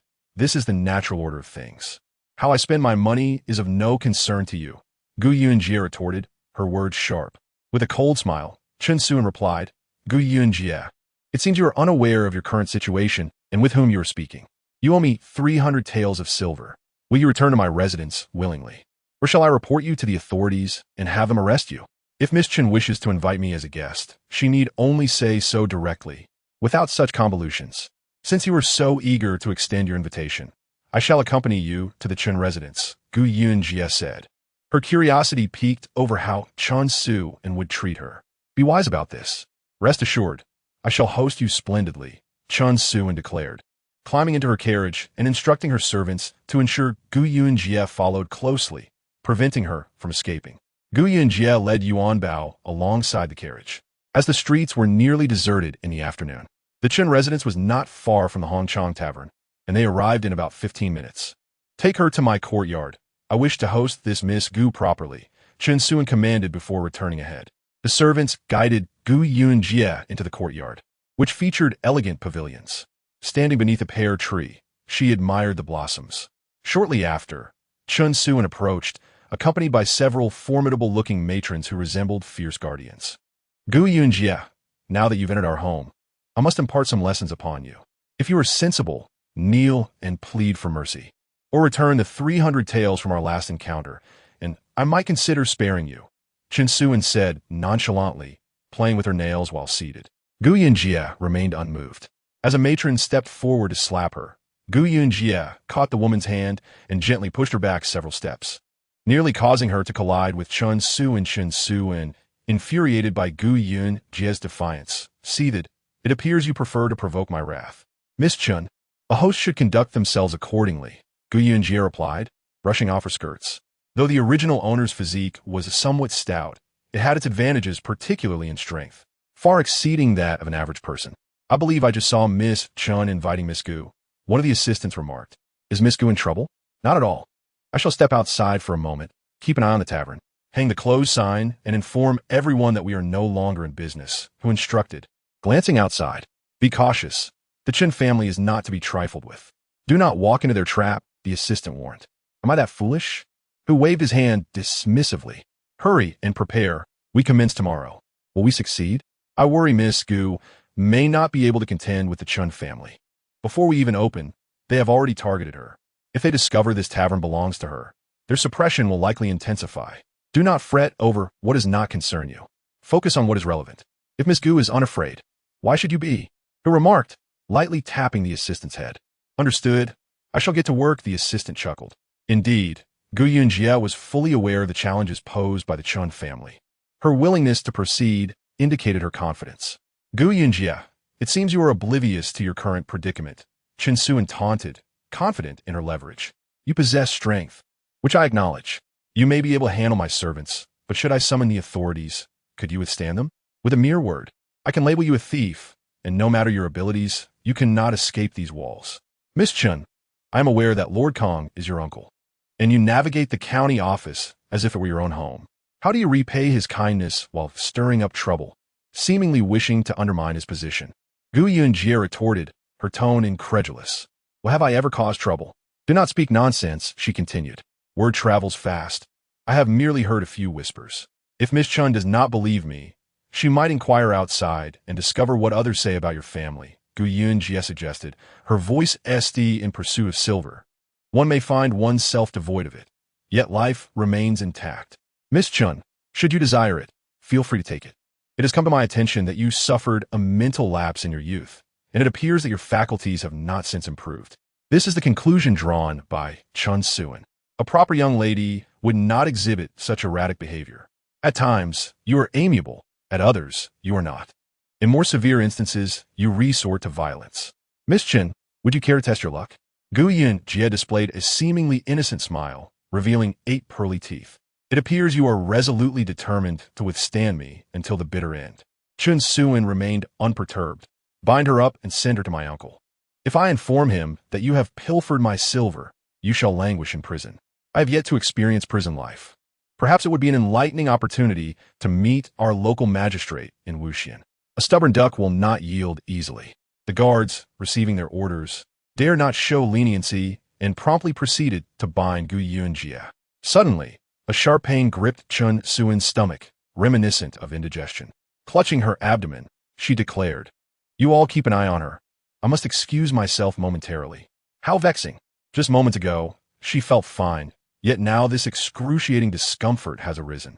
Gu Yunji complied fully with the guards' binding, allowing them to secure her tightly. Once they had finished, the guards departed, leaving only a few of Chen Suan's maidservants and 2 elderly women present. Miss, what troubles you? Have you eaten something that has upset your stomach? Zhao Manga, Chen Suan's wet nurse, inquired with concern upon seeing her pale and weak. I am fine. It is likely just a case of indigestion, Chen Suan replied languidly. Make her kneel. I wish to see how resilient her bones truly are. Do not worry, miss. That lowly servant cannot be so arrogant for long. Your health is of utmost importance, Zhao Mama reassured her, wholly unconcerned with Gu Yunji, focusing solely on Chen Suan's well-being. Then confine her to the woodshed until I feel better and can deal with her appropriately. Just as Chen Suan excused herself, Madame Chen arrived, accompanied by Madame Kong, the county magistrate's wife. Upon arrival, Madame Kong immediately noticed Gu Yunji bound by Chen Suan. Zhao Mama, what is the meaning of this? Madame Chen inquired, her expression a mix of concern and displeasure upon seeing her daughter with a captive. This lowly girl has stolen the Mrs. Silver, and in her anger, she brought her here for a lesson, Zhao Mama explained. I am truly wronged. It was Master Chen who purchased a fox fur for me days ago, only for them to renege on their payment, leaving me here bound, Gu Yunji asserted. Madame Kong approached Yunji, her splendid attire imposing as she towered over her. If you are accused of theft, then you are guilty of theft. Do not attempt to defend yourself. Gu Yunji had expected the magistrate's wife to inquire further, yet she was taken aback by her complete acquiescence to Chen Suan's whims. Since the theft of Suan's silver was established, a lesson must be imparted. Madame Chen remained unfazed by her daughter's actions. Where has Suan gone? Where is she? The miss is currently indisposed. She is attending to her stomach, Zhao Mama replied. Is it severe? She has already excused herself 4 times and still suffers, Madame Kong remarked. What are you waiting for? Summon a physician. Yes, at once, Zhao Mama hurried off to fetch the doctor. Soon, a physician from Yaochun Hall arrived. Upon taking Chen Suin's pulse, his expression shifted dramatically. Miss Chen, how long have you been experiencing these symptoms? It only began recently, less than half an hour ago. Chen Suin responded, somewhat irked by the physician's alarmed demeanor. She had merely indulged in something that did not agree with her. Yet he appeared as if she were on the brink of death. I will prescribe some antidiarrheal medication. The physician hesitated, unsure of the root of Chen Suin's ailment. Hurry and administer it. If this continues, I fear I might perish. She weakly waved her hand, her focus shifting away from Gu Yunji. Why has she not been taken away yet? Do you not see I am currently troubled? Madam Magistrate, Miss Chun and Master Chun have been causing disturbances under the magistrate's name. And if your uncle is indifferent, you, as his wife, should intervene. I have heard that Master Chun has even killed a father in a fit of rage over a daughter. Should such tales reach the government, Gu Yunji, I shall tear your mouth apart this instant. Chen Suin attempted to lunge at her, only to collapse to the ground due to her condition. Gu Yunji observed the prostrate Chen Suin, a smirk playing on her lips. Miss Chun, your display of decorum is truly overwhelming. I am unable to bear it. Release her at once, Madame Kong commanded, turning to Chen Suin. Your health is paramount. Ignore this lowly girl for now. Once you recover, you will have ample opportunity to deal with her. Aunt, that is unacceptable. This girl has shown me disrespect and is far too arrogant. I must teach her a lesson. I have come today to convey your uncle's message. Starting today, the county will construct a temple of thunder, a matter of great importance that has already been reported to the government. They will dispatch personnel at any time. You should all keep a low profile and avoid giving them any leverage. Your aunt speaks wisely. Once the temple is completed and the officials depart, dealing with a lowly girl will be a mere formality. Considering your aunt's words, let her go for now. Chen Suin, suffering from abdominal pain, lacked the energy to torment Gu Yunji further. Moreover, with her aunt's prior message, it would be imprudent to undermine her authority. She shot Gu Yunji a fierce glare. I shall spare you today, but do not mistake this for mercy. Your fortune will not hold next time. Gu Yunji cast a glance at Chen Suin and shook her head. Though she was not the daughter of a magistrate, the affection she received had led her to forget her true standing. She truly believed her uncle would cherish her dearly, but that was far from certain. As for Chen Suin's discomfort, she would have to endure it through the night. How Chen Suin had summoned her inside, and how she would later send her away, remained a mystery. Shopkeeper who had been waiting outside and hurried over as Gu Yunji emerged. Little Gu, you are finally out. They did not mistreat you, did they? Holding her horse, he approached her. Gu Yunji gently patted the horse and replied, Miss Chun is quite hospitable. She invited me in for a brief visit. And all is well. What a relief. As long as all is well. Shopkeeper who, if possible, gather more evidence of the Chun family's misdeeds. It may prove invaluable in due time. What do you mean? There are many more powerful figures than the county magistrate beyond these walls. Do you not agree? Indeed, that is a sound point. Rest assured, I shall be vigilant. Watching Gu Yunji ride away, shopkeeper who stroked the few whiskers on his chin, reflecting, little Gu may be young, yet she possesses an air of maturity beyond her years. He must tread carefully with the Chun family. They may not spare his daughter. And for her sake, he must prepare for a formidable confrontation. End of chapter 54. New Raiseed Gu Yunji exited the county town, mounted Yuan Bao, and with a gentle squeeze of her legs and a light tap of her hand, set off towards Shangbao village. Along the way, she halted her horse and ventured a few steps up the mountain to the laboratory, retrieving the rice seeds she had previously exchanged. Upon returning home, night had fallen.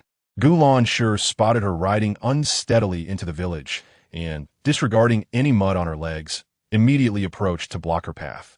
Nurse, Yuan Bao is not of the most amiable temperament. Should he lose control, do not hold me responsible. Why were you gone all day? Gulan Si Fzawen, had you not returned, I would have ventured into the city to find you. As you can see, I lack riding skills and cannot ride swiftly, so I had Yuan Bao accompany me at a slower pace. Typically, a bullock cart takes an hour. We took an hour on horseback, which is not unreasonable, is it? In truth, she could have covered the distance in half an hour. If you cannot ride, why purchase a horse? Gulan Shur could not refrain from commenting. As long as you have returned, that suffices. Upon returning home, Chu San had already prepared the meal and chopped the vegetables, eagerly awaiting the chef's return to commence cooking. Chu Chu, Please lead Yuan Bao inside to feed him while I carry in the seeds, Gu Yunji called out as she tethered the horse at the door. Before long, Chu San emerged from the house clad in a blue robe, leading Yuan Bao to the backyard. He then brought in a handful of straw and tossed it before Yuan Bao, who eagerly devoured it without any fuss. How do you find these seeds, Nai? Quite splendid, aren't they? Gu Yunjie opened the bag to show Gu Launcher the seeds she had purchased, each one gleaming golden yellow, indicating a promising yield. Gu Launcher examined a handful closely, noting, "These seeds are indeed impressive, but they seem a tad different from our usual ones. Aren't they slightly longer?" True to her experience as a seasoned farmer, she quickly discerned the distinction. Yes, the shopkeeper had mentioned, this is a new variety with yields significantly surpassing what we currently cultivate. Naturally, one must opt for the higher-yielding variety. My dear, your audacity is remarkable. You simply purchased them based on a casual remark. What if these seeds fail to germinate and delay our planting schedule? Gu Yunjie felt a pang of anxiety. She was uncertain about the germination, but if they succeeded, the yield would undoubtedly outstrip their current seeds. The shopkeeper assured me of their high germination rate. Tonight, we shall soak them and see if they sprout. If not, I shall return to confront the shopkeeper and demand compensation. That is indeed a strategy, Gu Launcher said, soon busy with the task at hand. She decided to only prepare 20 pounds, just in case the seeds did not sprout, allowing her to return the remainder for a refund. Rest assured, they will surely germinate successfully. Gu Yunjie placed a piece of braised pork into Gu Launcher's bowl. Why did you purchase so much? 10 pounds of seeds are sufficient for an acre. With our 5 acres of paddy, 50 pounds is ample. 2 large bags, totaling 100 pounds, remained. I intend to taste this new variety. Honestly, the current rice lacks fragrance. How much silver did you spend on this? Gu Launcher queried, concerned. I paid 3 taels in total. That seems exorbitant, Gu Launcher frowned. I thought as a new variety, it would be pricier. The shopkeeper claimed he acquired it from a passing caravan, and if I hesitated, it would be gone. She reflected on the web of deceit she had spun, realizing the weight of her impulsiveness. Tomorrow, I will grind some of the new rice for a taste. If it is indeed delectable and germinates successfully, transitioning entirely to this new variety may be feasible. Gu Launcher pondered, recognizing that her granddaughter was embarking on this venture for the first time and needed encouragement to build her confidence. Nai, you may proceed as you see fit. I have no objections. With the seed matter resolved, Gu Launcher's thoughts shifted to Gu Qinggang. I wonder how your father is faring? He should be fine. Gu Yunjie reassured her. That evening, Gu Yunjie nudged Chu San to make some space. She lay back on the bed, content, and closed her eyes, relishing the comfort. The innkeeper's health has improved. In a couple of days, he will be fully recovered. The tavern is closing for renovations, planning to reopen in 2 weeks. Do you think we can rival the Chun family's tavern? How much of the innkeeper's skill has returned? Today, a table of customers was dissatisfied, and he had to recook several dishes, yet they seemed pleased afterward. Surely, he has regained at least 50% of his prowess. In that case, we have nothing to worry about. We will surely surpass them. Did you encounter any difficulties in the county today? As they lay together like an ordinary couple discussing the day's events, Gu Yunjie inquired, if Madame Kong had not intervened, how would you have extricated yourself? Upon hearing of Gu Yunjie's predicament with Chun Swan, Chu San's demeanor grew colder. The moment I entered the estate, I slipped her a drug. Should she refuse to let me go, I would ensure she endured discomfort until I could remedy her ailment. A mutually beneficial arrangement. Though somewhat unscrupulous, it was a matter of survival. Who knows what that woman is capable of? If she wished to harm me, to whom could I appeal for justice? Rest assured, if she seeks to make my life difficult, I shall not make it easy for her either. Gu Yunjie scoffed, having grasped the harsh reality of their times, where reason held little value and mercy was a liability. Those in power wielded a multitude of justifications for any malice. The magistrate's indulgence of her must surely hint at some ulterior motive. His leniency, alongside Madame Kang's, raises suspicions. Let be. Sleep calls to me, Gu Yunjie yawned, her interest in Chun Swan's fate waning. Before long, the gentle sound of breathing enveloped her. Due to the county's conscription, many strong men from the village had departed. As the spring planting season approached, the women rose early and returned late to tend to the fields. Qinghua stood in their yard, explaining, I've completed 2 sets. But with my father away, I have been unable to finish the remaining 2. May I deliver them to you later? Gu Luosheng had also gone to repair the Lei Gong temple, leaving only Qinghua and her mother at home, with little time to devote to embroidery. There's no rush. Take your time.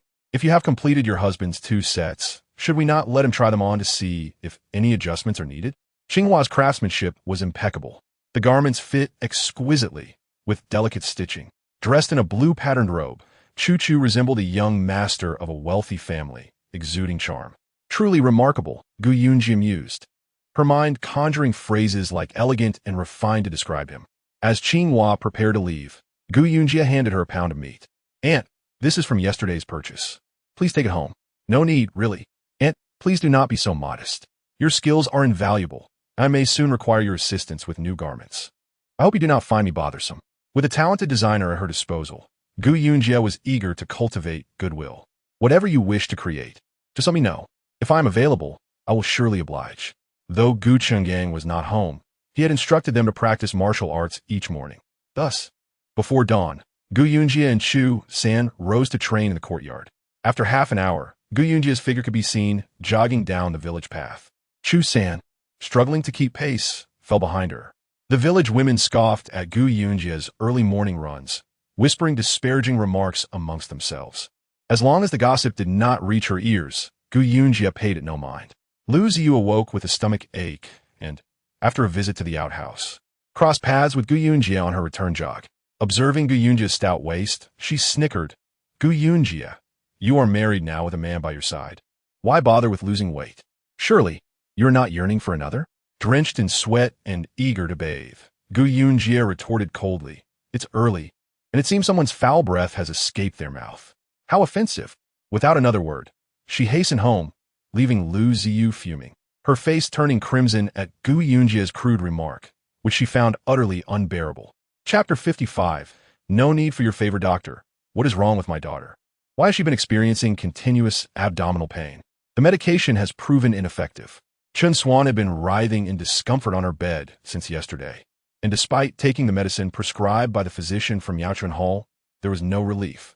"Madam Chun, I regret to inform you that my medical skills are insufficient to discern the ailment afflicting Miss Chun. Perhaps you should consider consulting another doctor." After 3 different prescriptions failed to alleviate her pain, he felt powerless. Madam Chun, visibly agitated, summoned Zhao Mama. "Where has Miss been today? What has she eaten to suddenly develop such pain?" She had her meal at home during noon and did not consume anything unusual in the afternoon. Once Gu Yunji was brought back, she only had a glass of water and nothing more. It is truly perplexing.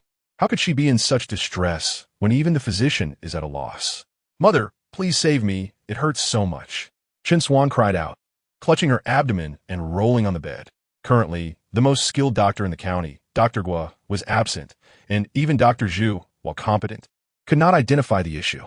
"Inquire when Dr. Guo will return. It is imperative he comes back promptly," she instructed. There were only a handful of doctors in the county capable of providing medical assistance. Aside from them, the nearest help was hundreds of miles away in the prefectural city. The back-and-forth journey would take several days, leaving them in dire straits. "Very well, I shall go ask."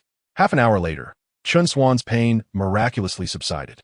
At that moment, drenched in sweat and feeling weak, she leaned against Madame Chun. "Mother, I think the pain is gone. It truly has vanished." "How strange," Madame Chun remarked, relieved. She decided against sending for a doctor. "I suspect that wretched girl has brought me misfortune. Whenever she is around, my health deteriorates." "Mother, had you not insisted I release her, I would have sold her by now. Your aunt has spoken. You must behave yourself for the time being. If trouble arises, your uncle and aunt may not be inclined to speak on your behalf to protect themselves." Madame Chun gently caressed her daughter's face. "Mother, my uncle cares for me deeply. If I were truly in danger, he would not abandon me." Chun Swan replied, unconvinced. "Foolish child, you are still too young to understand the intricacies of adult affairs." Madame Chun gazed at her daughter's delicate features, smiling softly. "Now that your pain has subsided, get some rest. I shall check on you again tomorrow morning." Gu Yunjie awoke feeling refreshed and instructed Chu San to accompany Gu Lanshi to the fields while she remained at home. "Grandmother, he is capable of handling some simple farm work. You must let him do it." Gu Yunjie did not wish to work in the fields today. She preferred to stay home. "You just want to slack off," Gu Lanshi teased lightly. "You will wash the clothes later." "Understood," Chu San replied as he followed Gu Lanshi outside. Gu Lanshi was careful not to assign him overly strenuous tasks. She merely asked him to help with weeding. This task required little physical effort and allowed for rest breaks. If you tire, take a moment to rest. I must prepare the land for sowing. Once the sprouts appear, we can plant them. I know. Before long, several villagers passed by. Upon seeing Gu Lanshi with Chu San, Aunt Lu joked, "Little Jia, your husband speaks so sweetly that one might faint. Can he truly assist you with farm work? It would be quite disastrous if he were to collapse in a rice paddy." Gu Lanshi laughed in response. "Our rice nourishes. His health has improved considerably. You must recover swiftly, young man, and have several children with little Jia." Hearing the shameless banter from the elderly women, Chu San's ears turned crimson. The thought of children was something he could hardly entertain at this moment. "I'm not in a hurry. Why are you? If you crave eggs, just cook some at home." Gu Lanshi retorted, shooing the women away. "Go back to work. You are scaring my precious grandson away." Once they departed, Gu Lanshi turned her attention to Chu San. Without mentioning health, simply observing his stature, it was evident he was tall and handsome, a rarity among the village men. "With your father absent, you are the man of the house now. You must learn how to manage the farm. There is a difference between having a man and not having one in the household." "I will strive to learn," Chu San said earnestly. Gu Lanshi nodded in approval, pleased with his obedient demeanor. She felt content with this adopted son-in-law and hoped that once he was in better health, he and little Jia could become a true couple. While Gu Lanshi and Chu San worked the fields, Gu Yunji busied herself at home. She returned to her laboratory, hoping to exchange for different seeds. She sought not the exotic, but rather seeds that would ensure sustenance for the villagers. Seeds like potatoes and sweet potatoes were welcome, and if she could obtain medicinal herb seeds, that would be even better. She envisioned scattering them on the mountainside, allowing them to grow wild and free, indistinguishable from their wild counterparts. With this mindset, she approached the self-service exchange machine, typing in her request, seeking a packet of ginseng seeds. The mountainside boasted an ideal environment for ginseng cultivation, sowing some seeds that would yield fruitful results. Soon, the machine displayed the exchange condition: one root of ginseng aged 50 years or older. "Where on earth am I to find a 50-year-old ginseng?" she lamented, realizing the condition was unattainable. "Could you not alter the terms?" "I could offer you 2 gene of my own meat in exchange," she suggested, pinching the flesh at her waist. The machine remained silent, ignoring her entirely. Frustrated and empty-handed, she exited the space, clutching her clothing as she made her way outside. Most villagers were washing clothes in the river at this hour, and she spotted several familiar faces, Gu Xiang and Lu Ziyu among them. Naturally, with the adults busy working in the fields, it fell to the young women to tend to the laundry. Besides them, Gu Shizhan, Lu Dehua, and Yu Hong were also present. As Lu Dehua and Lu Yuhong noticed Gu Yunji approaching, they instinctively lowered their heads. Gu Xiang, recalling her previous apology to Gu Yunji, seized the moment to voice her thoughts. "Sister Yin, you are truly different from before. You used to never wash your own clothes." Soaking her garments, Gu Yunji replied, "Everything has a first time, just like apologies. Just because it never happened before doesn't mean it can't happen now." Xiang clenched her teeth in frustration, increasing the vigor with which she scrubbed the clothes.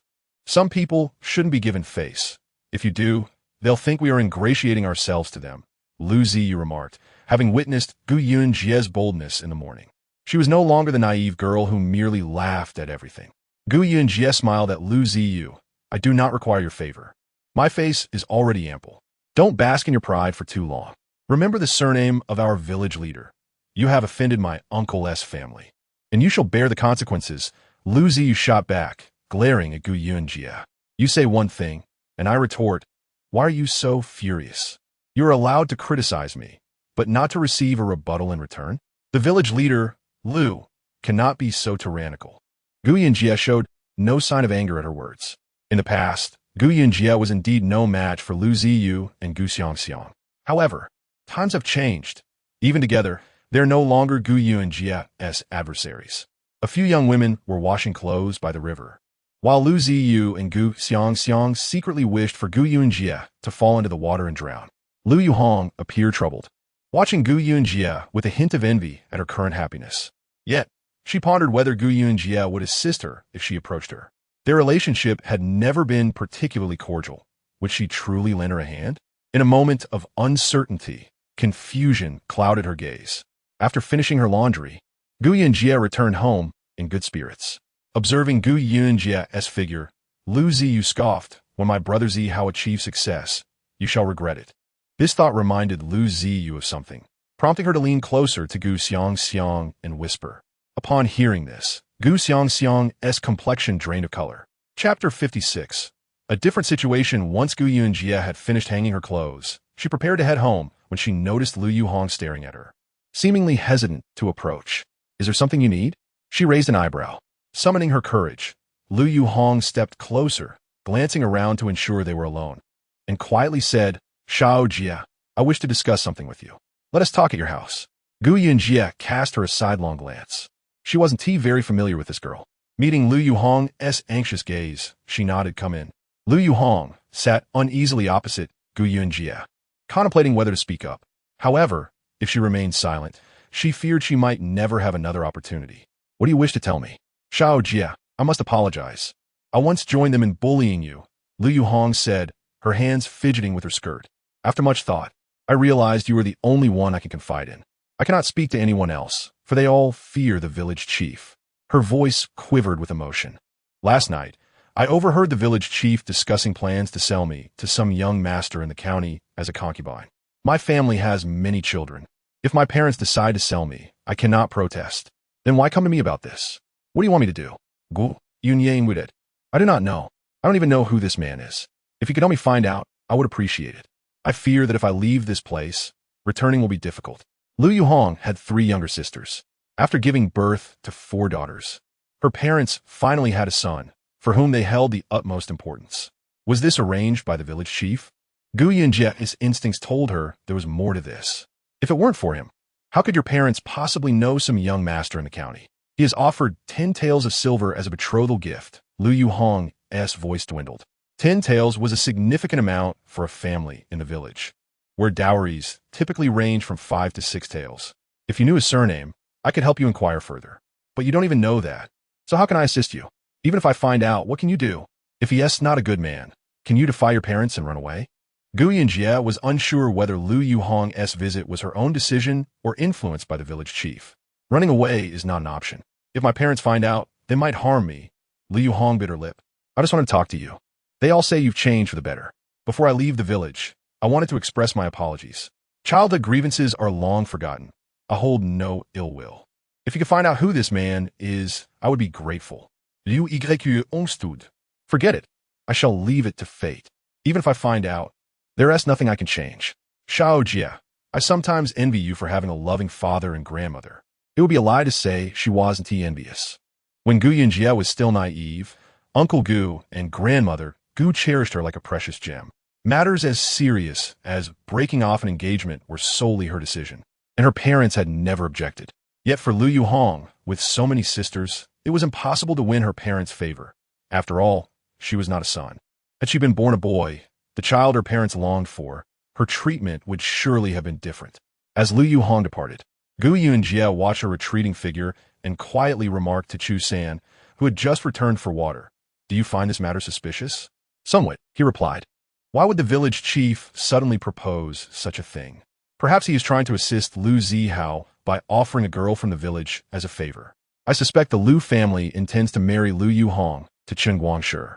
After the embarrassment Lu Zihao caused Chen Guangshi, the Lu family must be seeking to make amends. Lu Yuhong is quite pretty, one of the best in Lu family village." The Lu family was indeed desperate to connect with the Chen family. Chu San scoffed, but Chen Guangshi is not a good person. Gu Yunjie recounted the information she had discovered from Hu Zhanggue. Any girl he set his sights on would face intimidation and coercion if she refused him. Even Lord Kong turned a blind eye to his misdeeds. "Are you planning to rescue her?" "It depends on her intelligence. You've seen it. This is her parents' decision. As an outsider, what can I do? If her own parents are willing to send her away, why should I care? This is a matter we should observe discreetly." Chu San said softly. "We will inevitably cross paths with the Lu family again, don't you think?" Gu Yunye nodded. After Chu San filled his water container, he left. Seeing that it was still early, Gu Yunjie decided to take a trip to the mountains, relying on the mountains to provide. There were many treasures to be found. It was always worthwhile to explore. If she could find a few hundred-year-old ginseng roots, it would be even more perfect. Due to time constraints, she could not venture far, but she returned with 2 wild rabbits and several common herbs, as well as a good number of mushrooms. Upon returning home, she placed the rabbits in a bamboo cage and began to cook and wash vegetables. At the dinner table, Gu Xiangxiang relayed Lu Ziyu's words to her parents. Does the Lu family truly intend to have you marry early to care for the old master? Su Lifun's expression soured. Ziyu mentioned that Zihao is preoccupied with his studies and has no time for family matters. His father is unable to work the fields and is injured, so the household cannot be neglected. Looking at the meal before her, Gu Xiangxiang lost her appetite. While she was pleased at the prospect of marrying Lu Zihao, the thought of having to serve his father dampened her spirits. She had envisioned being the wife of an official after he achieved success, not merely a servant. Currently, Gu Haikuan was not at home, having gone to repair the Lei Gong temple with the other villagers. They had not yet openly discussed this matter, so they acted as if they were unaware.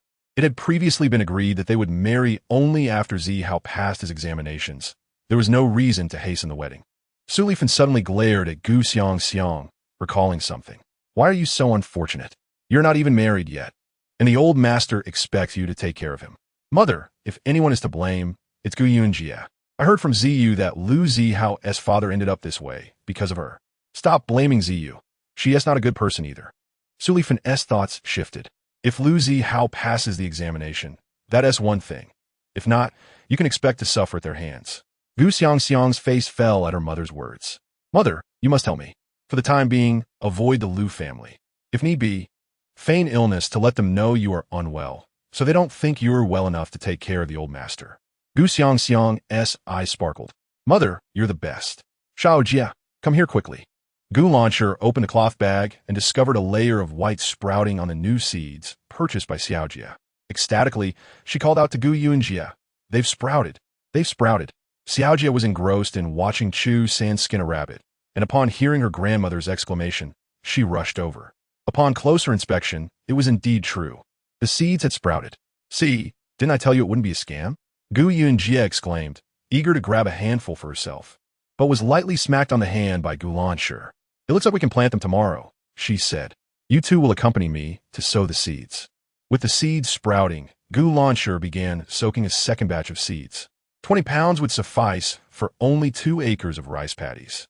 Yet their homestead required 30 more pounds for the 5 acres they cultivated. As Qinghua entered, she noticed the grandmother and granddaughter huddled around the seeds. Are these rice seeds you bought? She asked, observing that they appeared quite different from their usual seeds. They were plumper, longer, and a brilliant golden hue. Very appealing to the eye. These are new varieties Xiaojia purchased from the county. They claim the yield is higher than what we currently cultivate. We intend to give them a try, Gu Launcher explained candidly. Is it truly the case that these seeds yield more? The shopkeeper assured me they would, but I cannot confirm, she added. Gu Yunji smiled sheepishly. I don't have much experience, but I believed him when he said so. It's worth a try. If they don't yield, we can still buy a few months' worth of food, Gu Launcher remarked. These seeds look plump and beautiful. Xiaojia, do you have any left? I would like to try planting some as well. How much do you plan to plant? I'm currently soaking the seeds. If you need some, I can soak them for you too. I'll plant an acre. Is there enough? About 10 pounds of seeds are needed for an acre. Even if it doesn't yield, we have other fields for harvest. All right, Gu Launcher replied, instructing Xiaojia to weigh out another 10 pounds of seeds. Chapter 57. A dispute. The news of Gu Yunji's purchase of new seeds had spread throughout the village. As Gu Launcher took Gu Yunji and Chu San to the fields to sow, many villagers came to observe. Xiaojia, did you buy these seeds? Will they yield a good harvest? Don't let anyone deceive you, Su Lifeng remarked, holding a handful of sprouted seeds, which indeed appeared more robust than ordinary seeds. Grains aren't like clothing. Good looks alone won't ensure a bountiful harvest. The shopkeeper claimed they would definitely yield.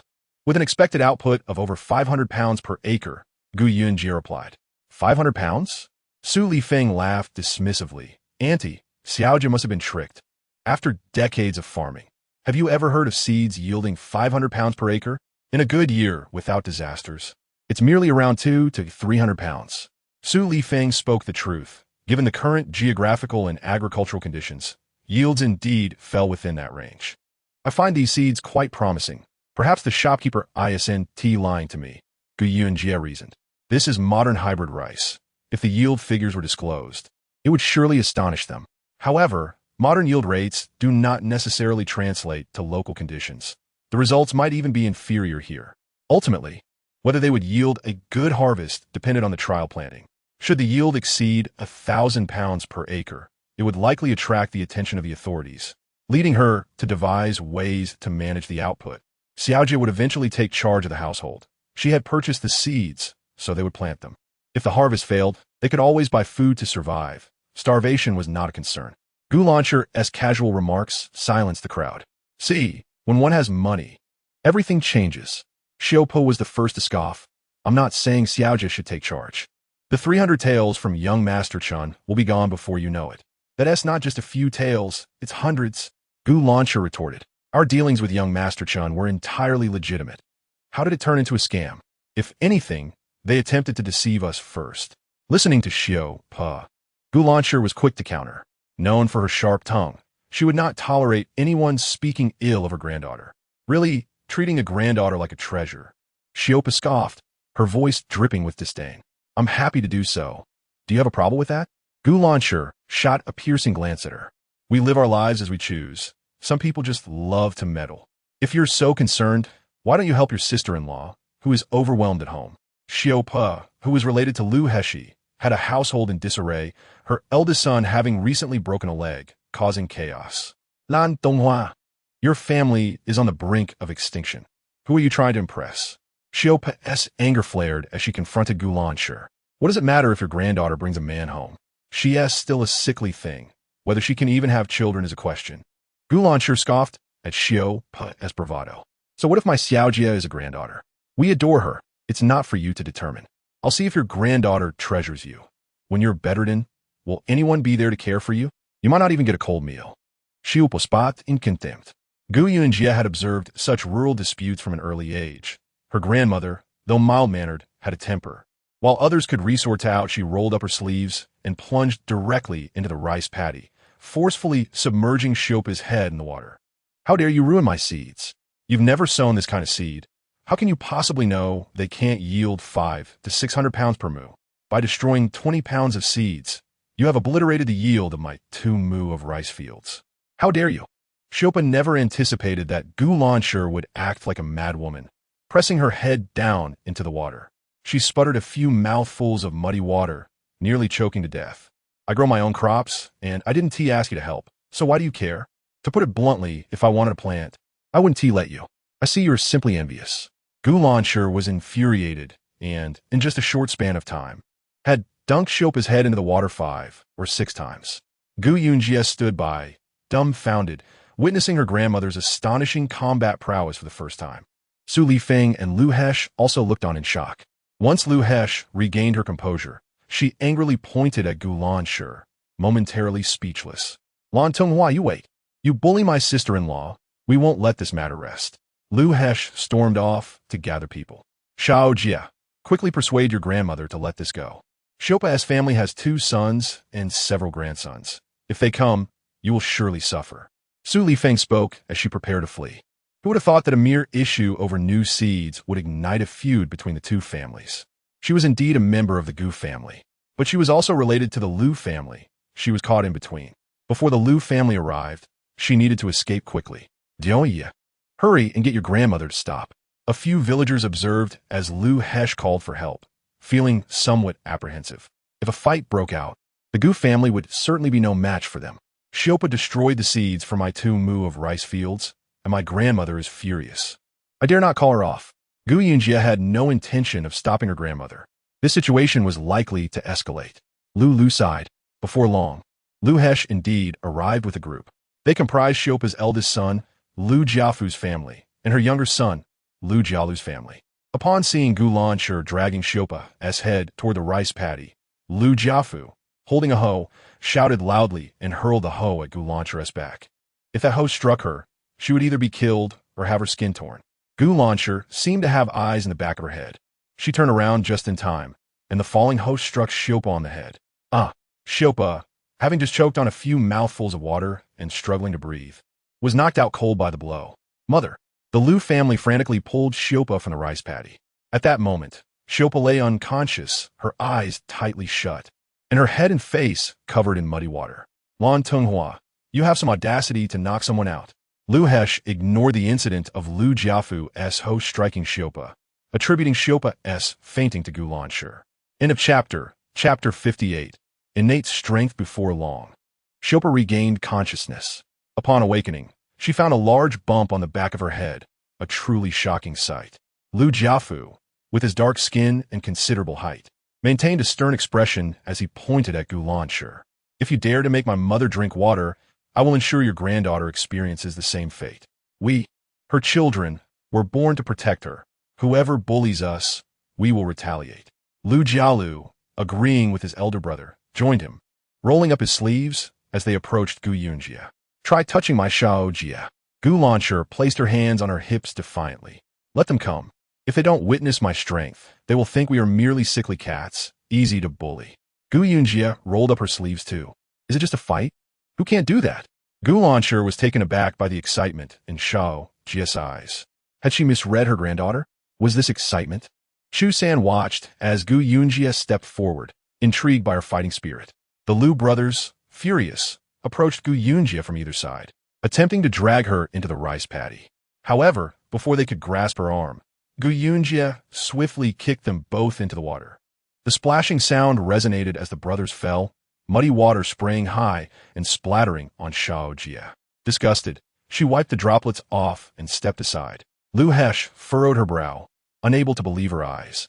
Jiafu and Jialu were recognized laborers in the village, known for their strength. Yet, together they couldn't handle Gu Yunji, who had effortlessly kicked them into the water. Chu San smiled, acknowledging that his wife was indeed formidable.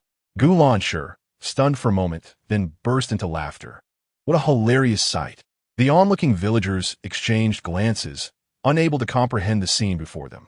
They knew of Yunji's strength, but never imagined it would be so extraordinary. Two burly men could not contend with her, who had easily sent them into the rice paddy. It seems our rice field truly is a treasure. Whether it's me or my son, we want to taste, and if anyone else wishes to join, step forward. Gu Yunji coldly sneered. The Lu brothers, once proud, now felt humiliated in front of everyone, their faces darkened, unable to utter a word. You! Lu Hesh pointed at Gu Yunji's face. Her face flushed with anger, momentarily at a loss for words. All right. Gu Yunji seemed to remember something. The new seeds I have were purchased for 3 taels of silver from the county. They cannot be found elsewhere. You destroyed 20 pounds of my seeds, which amounts to the yield of 2 mu of rice fields. How do you plan to compensate?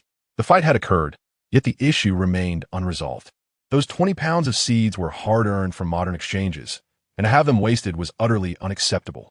You still have the audacity to ask us for compensation? Xiopa, listening to Gu Yunji, was incensed, nearly spitting blood. Old lady, you just made a scene in our field, ruining the 20 pounds of seeds we had just sown. Everyone saw it. You wouldn't deny it, would you? These are seeds, not mere food. By destroying them, you must compensate. 20 pounds of food may not amount to much, but 20 pounds of seeds are far more valuable. Indeed, this is not just 20 pounds of food, it is 20 pounds of seeds, a new variety that Shao Jia purchased from a vendor, reputed to yield 5 to 600 pounds per mu. You have destroyed them. We deserve an explanation. As Gu Lanshi realized they were no match for Shao Jia, her posture straightened, and she addressed Xiopa with a smirk. Xiao Ying, it seems your sons are quite useless. So many of you couldn't handle my granddaughter. Xiopa shifted her gaze to her own grandsons, who dared not meet her eyes and looked elsewhere. What a joke. If their father and uncle couldn't contend with Gu Yunji, they certainly wouldn't be able to. Seeing her grandson's cowardly expressions nearly sent her into a faint. What a bunch of useless fools, unable to defeat a woman. What good are they? What does it matter how strong your granddaughter is? Who knows if she will ultimately become a barren woman? Look at my family, thriving and flourishing. Just witnessing them brings me joy. If descendants lack ability and cannot protect their elders, I would rather not have such descendants. Gu Lanshi coldly snorted. Sour grapes from one who cannot partake. So, how much do you intend to compensate? Gu Yunji cared little for the flourishing family aspect. She was solely concerned with what they could offer in compensation. Compensation? That is out of the question. Even if the village chief were to come, we would not compensate you. What a joke. If they paid this silver today, their family would never hold their heads high in the village again. Gu Yunji turned to Xiopa's grandsons, Lu Ziwen and Lu Ziqing, smiling at them. Ziwen, Ziqing, my rice field is a treasure. Since your father and grandmother have been submerged, why don't you join them and taste the muddy water? Gu Yunjie cracked her knuckles, her tone ominous. What do you intend to do? Lu Jiafu observed Gu Yunjie approaching his two sons, and without hesitation, he seized a nearby hoe and hurled it towards her. However, before the hoe could descend, Gu Yunjie effortlessly raised her hand and grasped the tool. Lu Jiafu exerted all his strength in an attempt to wrest it from her grip, but to no avail. You can either compensate us with silver or assist us with the spring planting. Choose one, Gu Yunjie proposed in a gentle tone. Yet her words carried an unmistakable weight of intimidation for Lu Ziwen and Lu Zihao. We'll help you with the spring planting, Lu Ziwen blurted out, his mind racing ahead of his mouth. Lu Ziwen, can't you show a bit of ambition? Xiopa scolded her elder grandson in frustration. Even if you're naturally dim-witted, you shouldn't yield so easily without provocation. You must think this through. Gu Yunjie softly released her grip, causing Lu Jiafu to topple into the rice field. If it weren't for Xiopa's unkind words and her initiating the conflict, we wouldn't have resorted to violence. If you agree to help us with the spring planting, we'll overlook this incident altogether. The prospect of forcing them to pay damages could lead to further conflict, and she preferred to avoid fighting. With just a few sturdy hands to assist, they could move on with minimal loss. We brothers will come to assist you, Lu Ziwen and Lu Ziqing conferred, reaching a consensus. All right, we'll notify you when the time comes. Xiopa's injury seems severe. It's bleeding. You should return home promptly. Gu Yunjie cautioned, aware that rumors of a son striking his mother with a hoe would spread like wildfire. Everyone had witnessed Lu Jiafu's reckless throw that struck Xiao upon the head. Luckily, it wasn't the sharp end that hit her first. Otherwise, she might have been gravely injured. The Lu family now recognized that Xiopa's scalp had indeed broken skin. Oh, it hurt so much. Gu Yunjie's reminder intensified Xiopa's discomfort. Mother's injury is serious. Let us head home. Jiafu, carry your mother, she urged amidst her groans. As the family returned home, Lu Heshi observed the Lu family's ineptitude and chose not to follow, returning home instead. With so many men present, they couldn't overpower a plump girl. If word of this got out, how could the Lu family hold their heads high in the village? Yunjie, you were quite impressive just now. Even the strong Lu Jiafu brothers couldn't match your strength, given that her son was robust and she had several granddaughters. Xiopa had always carried herself with pride in the village. Now, witnessing their family's humiliation, she found it amusing. Thanks to my grandmother nurturing me with this sturdy frame, without it, I doubt I would have been their match. They instigated trouble first. Although my little Jia is strong, she never bullies others, Gulan remarked softly. Everyone sighed at the sight of the rice field, lamenting the waste of so many seeds before parting ways. Grandmother, you were truly formidable just now. Gu Yunjie grinned at Gulan once everyone had departed. And you were no less impressive. It seems your strength has increased. It wasn't this pronounced before, was it? I never truly fought anyone before. I didn't unleash my full potential, Gu Yunjie replied. My granddaughter has finally grown up. Let us return home for some rabbit meat, Gulan declared, a sense of pride washing over her. What does it matter if she's my granddaughter? She's still my treasure. Chu San silently collected the tools left behind by the grandmother and granddaughter, trailing behind them as they headed home. Upon returning home, Lu Jiafu summoned his eldest son, swiftly delivering a slap across his face. You fool, did I consent to this? You just agreed to help them with the spring planting? Are you still my son? His eldest son was dull-witted, sullen, and only adept at labor, leading to disdain from both Xiopa and Lu Jiafu. The elder son had unilaterally promised to assist Gu Yunjie's family with their spring planting, incensing Lu Jiafu. In a chapter 59, a major incident unfolds thanks to Gu Yunjie's meticulous care. Yuanbao's health had fully recovered. It was eating well, sleeping soundly, and displaying a lively spirit as it chased after the roosters that dared to bully it. When Chu San entered with a bundle of fodder, Yuanbao eagerly approached him, nudging its head against him. We are fortunate souls, having encountered her and survived, Chu San remarked while stroking its head. Yuanbao began to munch on the fodder as Chu San watched over it. Both he and Yuanbao were indeed fortunate. Inside the house, Gulan and Gu Yunjie were experimenting with new seeds. If the new seeds could indeed yield over 500 pounds per moo, it would be either a boon or a disaster. In an era where the yield was typically around 200 to 300 pounds per moo, The sudden emergence of seeds producing over 1,000 pounds could potentially incite conflict. You silly girl. Do you really believe these seeds can yield over 500 pounds per moo? Let me tell you, those are merely tricks employed by merchants to sell at inflated prices. If seeds truly existed that could produce 500 to 600 pounds, the court would have already known and encouraged everyone to plant them. Rather than waiting for merchants to sell them, Gulan dismissed the notion. To her, it was merely a merchant scheme. I just think if such seeds truly existed, it would be wonderful. After a year of hard labor, if the yield were higher, we could have some surplus grain and life would improve, Yunji mused. Perhaps in the future, such seeds will exist, but for now, they certainly do not. Gulan asserted confidently, if seeds that exceed current yields truly exist, they will be more valuable than gold. An additional 100 pounds per moo could sustain many more people. How could the common folk still worry about not having rice to eat? Exceeding 100 pounds per moo is nothing. Future seeds might even yield over 1,000 pounds. Yunji countered. You're fixated on yield, child. Perhaps such seeds will indeed come to pass, but whether we will witness that is another matter. Grandmother, we have precious little seed left. We must not allow them to ruin it. If the yield truly turns out to be high, I would have struck gold. Yunji thought, convinced that these seeds would surpass the yields of her era. As for the extent of the increase, until she planted the rice, she would remain uncertain. Today, she had been careless, allowing the seeds to be spoiled. Moving forward, she needed to guard the few rice paddies she had with diligence, ensuring they remained intact. Indeed, no matter the yield, we cannot afford to lose our seeds. The grandmother and granddaughter exchanged smiles, recalling their earlier triumph. If others do not offend me, I shall not offend them. If they provoke me, we must unite as one. In the following days, heavy rain poured down. Watching the relentless downpour outside, Gulan grew anxious. Your father and the others are working on Songbin Mountain. I wonder how they are faring. Such heavy rain, and the Haven tea returned. The county often experienced flooding around the Dragon Boat Festival. If the situation deteriorated, it could lead to severe floods. Last year, flooding had devastated many rice paddies, significantly reducing the yield. Yunji gazed at the ominous sky, pondering how long the rain would continue. Louis Wehong stood outside with an oiled paper fan, calling for her. Xiao Jia, open the door and let me in. Yunji opened the courtyard door to let her in. Why did you come in such heavy rain? I have something important to discuss with you. Louis Wehong stowed her umbrella, glanced outside to ensure no one was watching, and pulled Yunji aside. Something major is about to happen.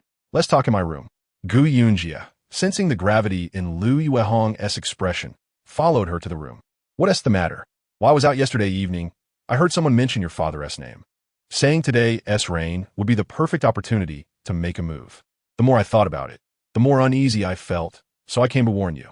Yunji contemplated briefly and grasped the implication. All right, I understand. You should return and act as if nothing has happened. As for your marriage, if you are unwilling, I will assist you. That is not my intention. I just fear your father may be in danger. Regarding my marital affairs, you are of no assistance.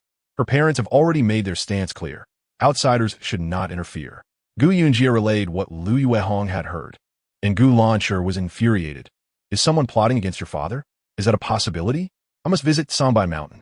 If anyone inquires, say that your husband fell ill suddenly, and I went to the county to fetch medicine. The recent days have been filled with rain. If someone truly intends to harm Gu Qinggang, it will be the perfect opportunity. The slick roads on rainy days could easily lead to a fatal fall. With such heavy rain outside, how will you find your way to Songbin Mountain? I shall accompany you. With me by your side, you will not lose your way.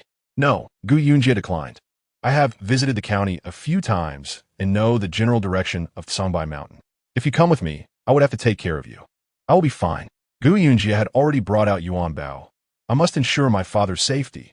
Only then can I be at ease. Then be cautious on your journey. Gulan watched her granddaughter, now so sensible, feeling both comforted and pained. Yunji donned her bamboo hat and the raincoat Gulan had found for her, mounted her horse, and spurred it forward, swiftly riding out of the village. At that moment, the rain poured down heavily, the raindrops striking the rice fields and large trees, converging into streams flowing towards the village's creek. The creek's water surged higher and faster. Gulan gazed at Yunji's figure on horseback, silently watching for a long time. Grandmother, let us go inside. Both father and Ayun will be fine. Ayun claimed she couldn't ride, but she certainly appeared quite skilled, just now.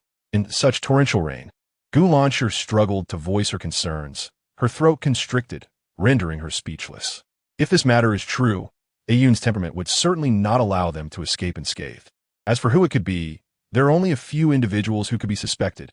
The rain was relentless, even with a bamboo hat and raincoat.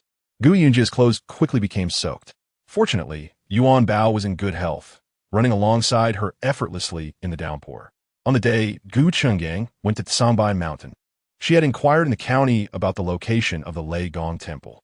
At this moment, a mental map guided her directly to her destination. Tsangbai Mountain is the most renowned peak within Wuxian, characterized by its perilous cliffs and a massive stone atop, resembling an enormous hammer. Legend has it that the thunder god was demoted to serve as the mountain deity of Tsangbai Mountain. During his tenure, the land enjoyed bountiful harvests and favorable weather. However, upon the thunder god's return to the heavens, calamities befell Wuxian once more.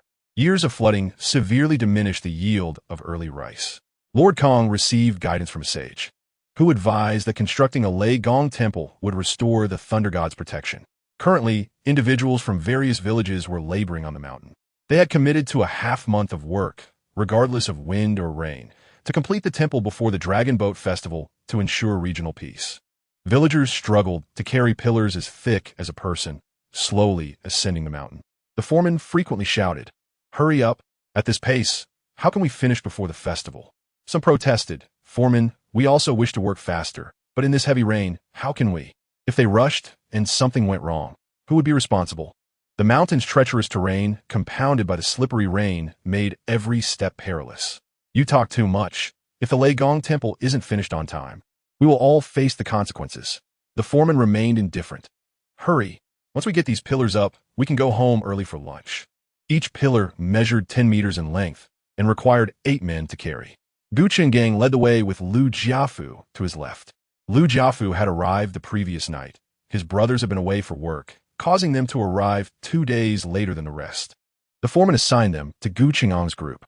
"In such heavy rain, they still make us work. Is there no justice?" Lu Jiafu was drenched, struggling to move forward as he quietly spoke to Gu Chenggang. "Don't lose focus. Be careful as you proceed. The rain makes it easy to slip, and visibility is poor. Safety is paramount." Gu Chenggang surveyed the surroundings. The rain was so heavy that the path was nearly invisible. "I wonder whose idea it was to repair the Lei Gong temple. It's utterly unreasonable," Lu Jiafu grumbled. The first pillar reached the summit from a distance. Lu Jiaji looked upon the scene with a cold sneer curling his lips. His mind preoccupied with a single thought. Gu Chenggang was doomed. Before him lay only a straight path, and, at his pace, he could never outrun the heavy pillar that blocked his way. To seek refuge aside, or to leap off the cliff would lead only to death. Gu Chenggang gazed at the pillar, then suddenly leapt onto a large rock nearby, which was adjacent to a towering tree. Grasping the tree's trunk, he could avoid the impact of the falling obstacle. Just as he landed on the rock, the pillar, having perhaps experienced some unknown force, ceased its pursuit, veering off in a different direction, heading straight toward Lu Jiaji. Lu Jiaji, overwhelmed with excitement, was entirely oblivious to the changing circumstances. When he finally heard the shouts, the pillar was already looming overhead. His pupils dilated in disbelief. A thunderous crash ensued as Lu Jiaji was pressed beneath the massive column. Lu Jieli, the brother, was the first to reach Lu Jiaji's side. The lower half of Lu Jiaji's body was shattered, blood streaming from his wounds, his life flickering away. He lay on the ground, eyes vacant, staring at his brother with a pained expression, a tear rising in his eye. How had it come to this? It was not supposed to be like this. "Please, save my brother, save him." Lu Jiali, clutching Lu Jiaji, sobbed uncontrollably. Together, the crowd strained to move the pillar aside and lifted Lu Jiaji out from beneath it.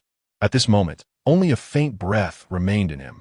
His hands clung desperately to Gu Chenggang, who was trying to comfort him, his voice trembling with despair. "Why is this happening? It's not supposed to be like this." Gu Chenggang looked at him with concern. "Jiaji, hold on a little longer. We will take you down the mountain to see a doctor soon." News of Lu Jiaji's accident spread swiftly, prompting all the villagers of Shangbao to descend the mountain in a collective effort. Yet, the weight of the pillar, compounded by the rain, and Lu Jiaji's excessive blood loss, prevented timely medical intervention. Sadly, he he succumbed at the foot of the mountain. Lu Jili knelt before his fallen brother, tears pouring down his face. "Brother, let us go home. Let us return." Witnessing this tragic tableau, the villagers of Shangbao fell into somber silence, each lost in their thoughts. Lu Jiaji's death, after only half a day's work on the bleak slopes of Songbai Mountain, was a grievous loss of life. Was it misfortune, or was the heavens themselves unkind? The official, upon inspecting the scene, sighed heavily. "Send him home to rest in peace. As for the funeral expenses, I shall arrange with Lord Kong's office." No one desired such an accident, yet fate's cruel hand had dealt its blow. At that moment, Gu Yunji, having just arrived at the foot of Songbai Mountain, saw a procession descending from the heights, and her heart skipped a beat. She dared not approach, but watched from a shadowed distance, gradually understanding the tragic truth. The mountain had claimed Lu Jiaji's life. Hearing this, Yunji was caught in a conflict of emotions, whether to rejoice or to mourn. Yesterday, Lu Jiaji had still been full of vitality at her side, and now he was gone. With the assurance that Gu Qinggang was safe, she lost her desire to ascend the mountain further. She took Yuan Bao in her hand and headed toward the village. Because of the rain, the villagers had little to do. Qinghua, with needle and thread, visited Gu Lanshur's household to embroider, her daughter Gu Shizhen by her side, engaged in sewing. She cast a glance at Chu San's room. Chu Chu had fainted again. "Indeed, this body truly worries me to death," Gu Lanshur sighed softly. "It will recover in time, I'm sure." Qinghua's needlework moved swiftly. Shao Jie braved this heavy rain to go out, showing her sincerity. "We don't ask for anything in return, only that he recovers swiftly so I can hold my great-grandchild. Then I will thank the heavens." Gu Lanshur glanced at Chu San and Shao Jie's room. Chu San lay on the bed, his lips twitching. Today, he felt no discomfort, merely a day of feigned illness. As for the child, it seemed the contract had no such clause. They would take it one step at a time. Suddenly, footsteps echoed outside, followed by Gu Yunji's voice. "Mother." Gu Lanshur, hearing her daughter's voice, hurried forward. "Thank heavens, you're back. Did you buy the medicine?" "Yes, I'll brew it now." "How is the Lord? Has he woken?" "He just woke briefly before passing out again." "There's water boiling. Go wash up quickly, don't catch a cold." "Have you eaten lunch?" "There's rice left in a pot. I'll warm it for you." "All right." Seeing Shao Jie return, Qinghua and her daughter didn't linger, exchanging a few words before leaving. Gu Lanshur busied herself in the kitchen, preparing rice and decoctions. Shao Jie, after a warm bath, felt much better but immediately sneezed, prompting her to drink a ginger tea to dispel the cold. Gu Lanshur brought over a bowl of ginger tea. "Drink this and eat everything on the plate. After wandering in the rain all day, you must not catch a cold." Shao Jie finished the ginger tea in one gulp and softly said to Gu Lanshur, "Mother, I found Lu Jiaji dead when I went out." Gu Lanshur was startled. "Don't talk nonsense. He was fine yesterday, even ready to scold you. How could he be gone so quickly?" "It's true," Shao Jie replied, filling a bowl with rice. "I wanted to go up the mountain, but before I could, I saw a group of people coming down. When I asked around, I learned Lu Jiaji had met with an accident. We'll find out the details when father returns.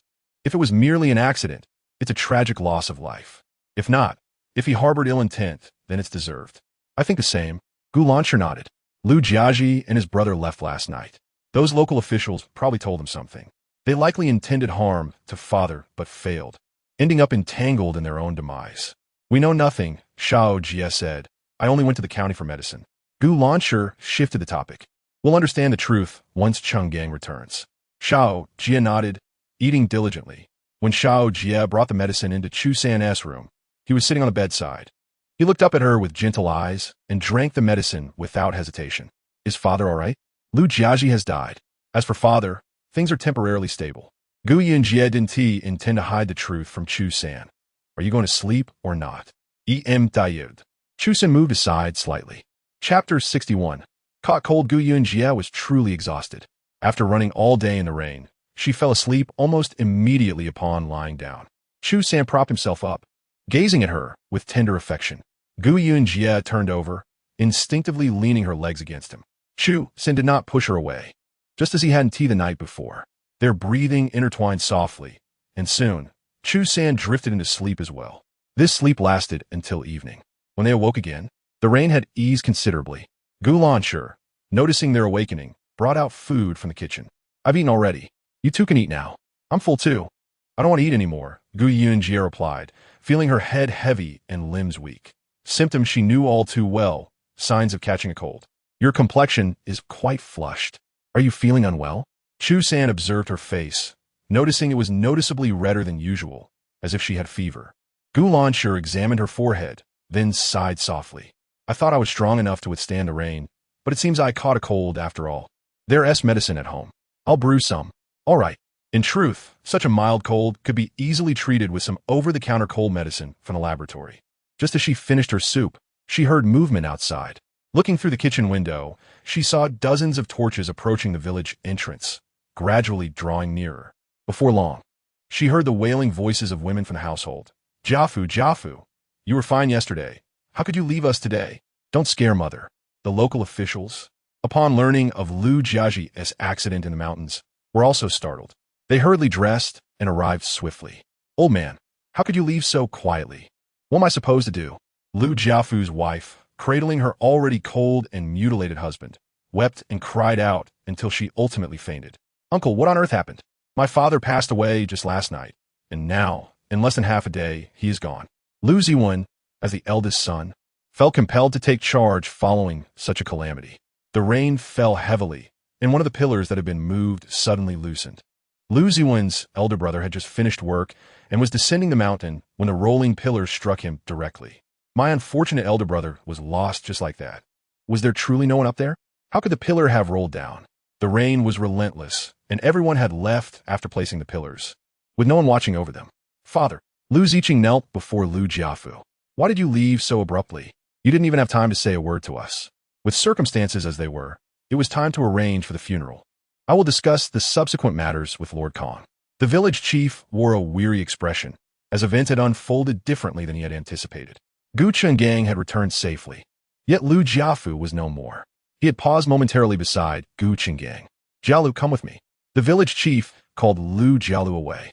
That night, no one knew what the village chief and Lu Jialu discussed, but by dawn, the Lu family had already summoned the funeral masters, and the sounds of music and lamentation echoed above Xiaobao village. Upon hearing this, the villagers, unaware of the previous night's calamity, immediately inquired as to who had passed away.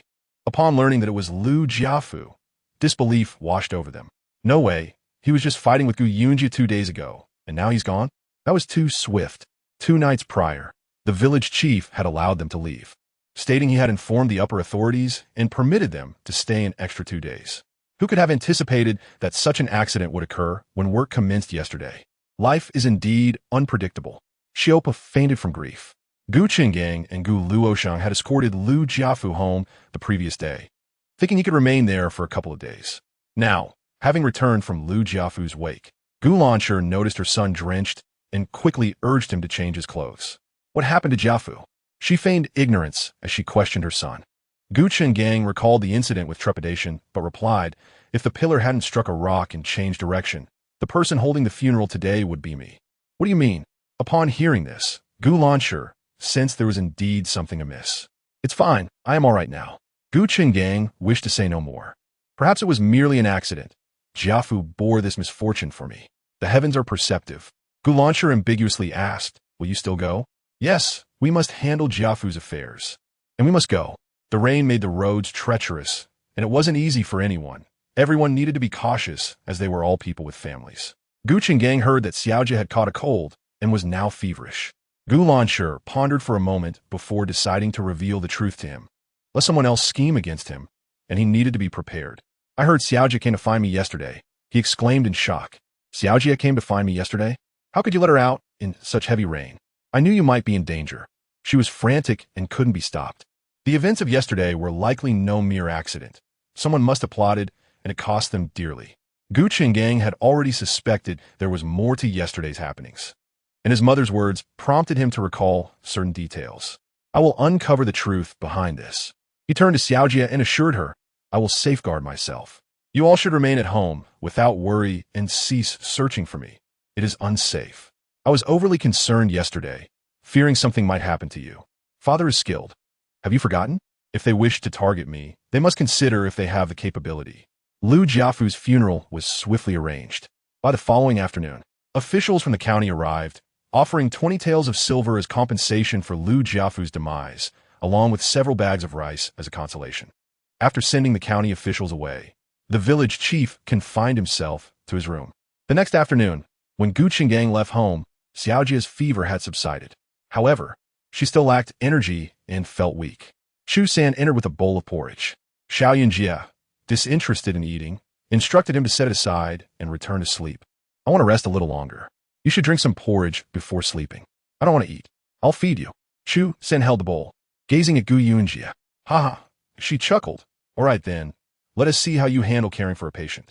Chu San gently blew on the porridge and offered the spoon to Gu Yunjie. When I was ill, you took care of me quite well. Isn't it only fair to reciprocate? You make a good point. She enjoyed his words.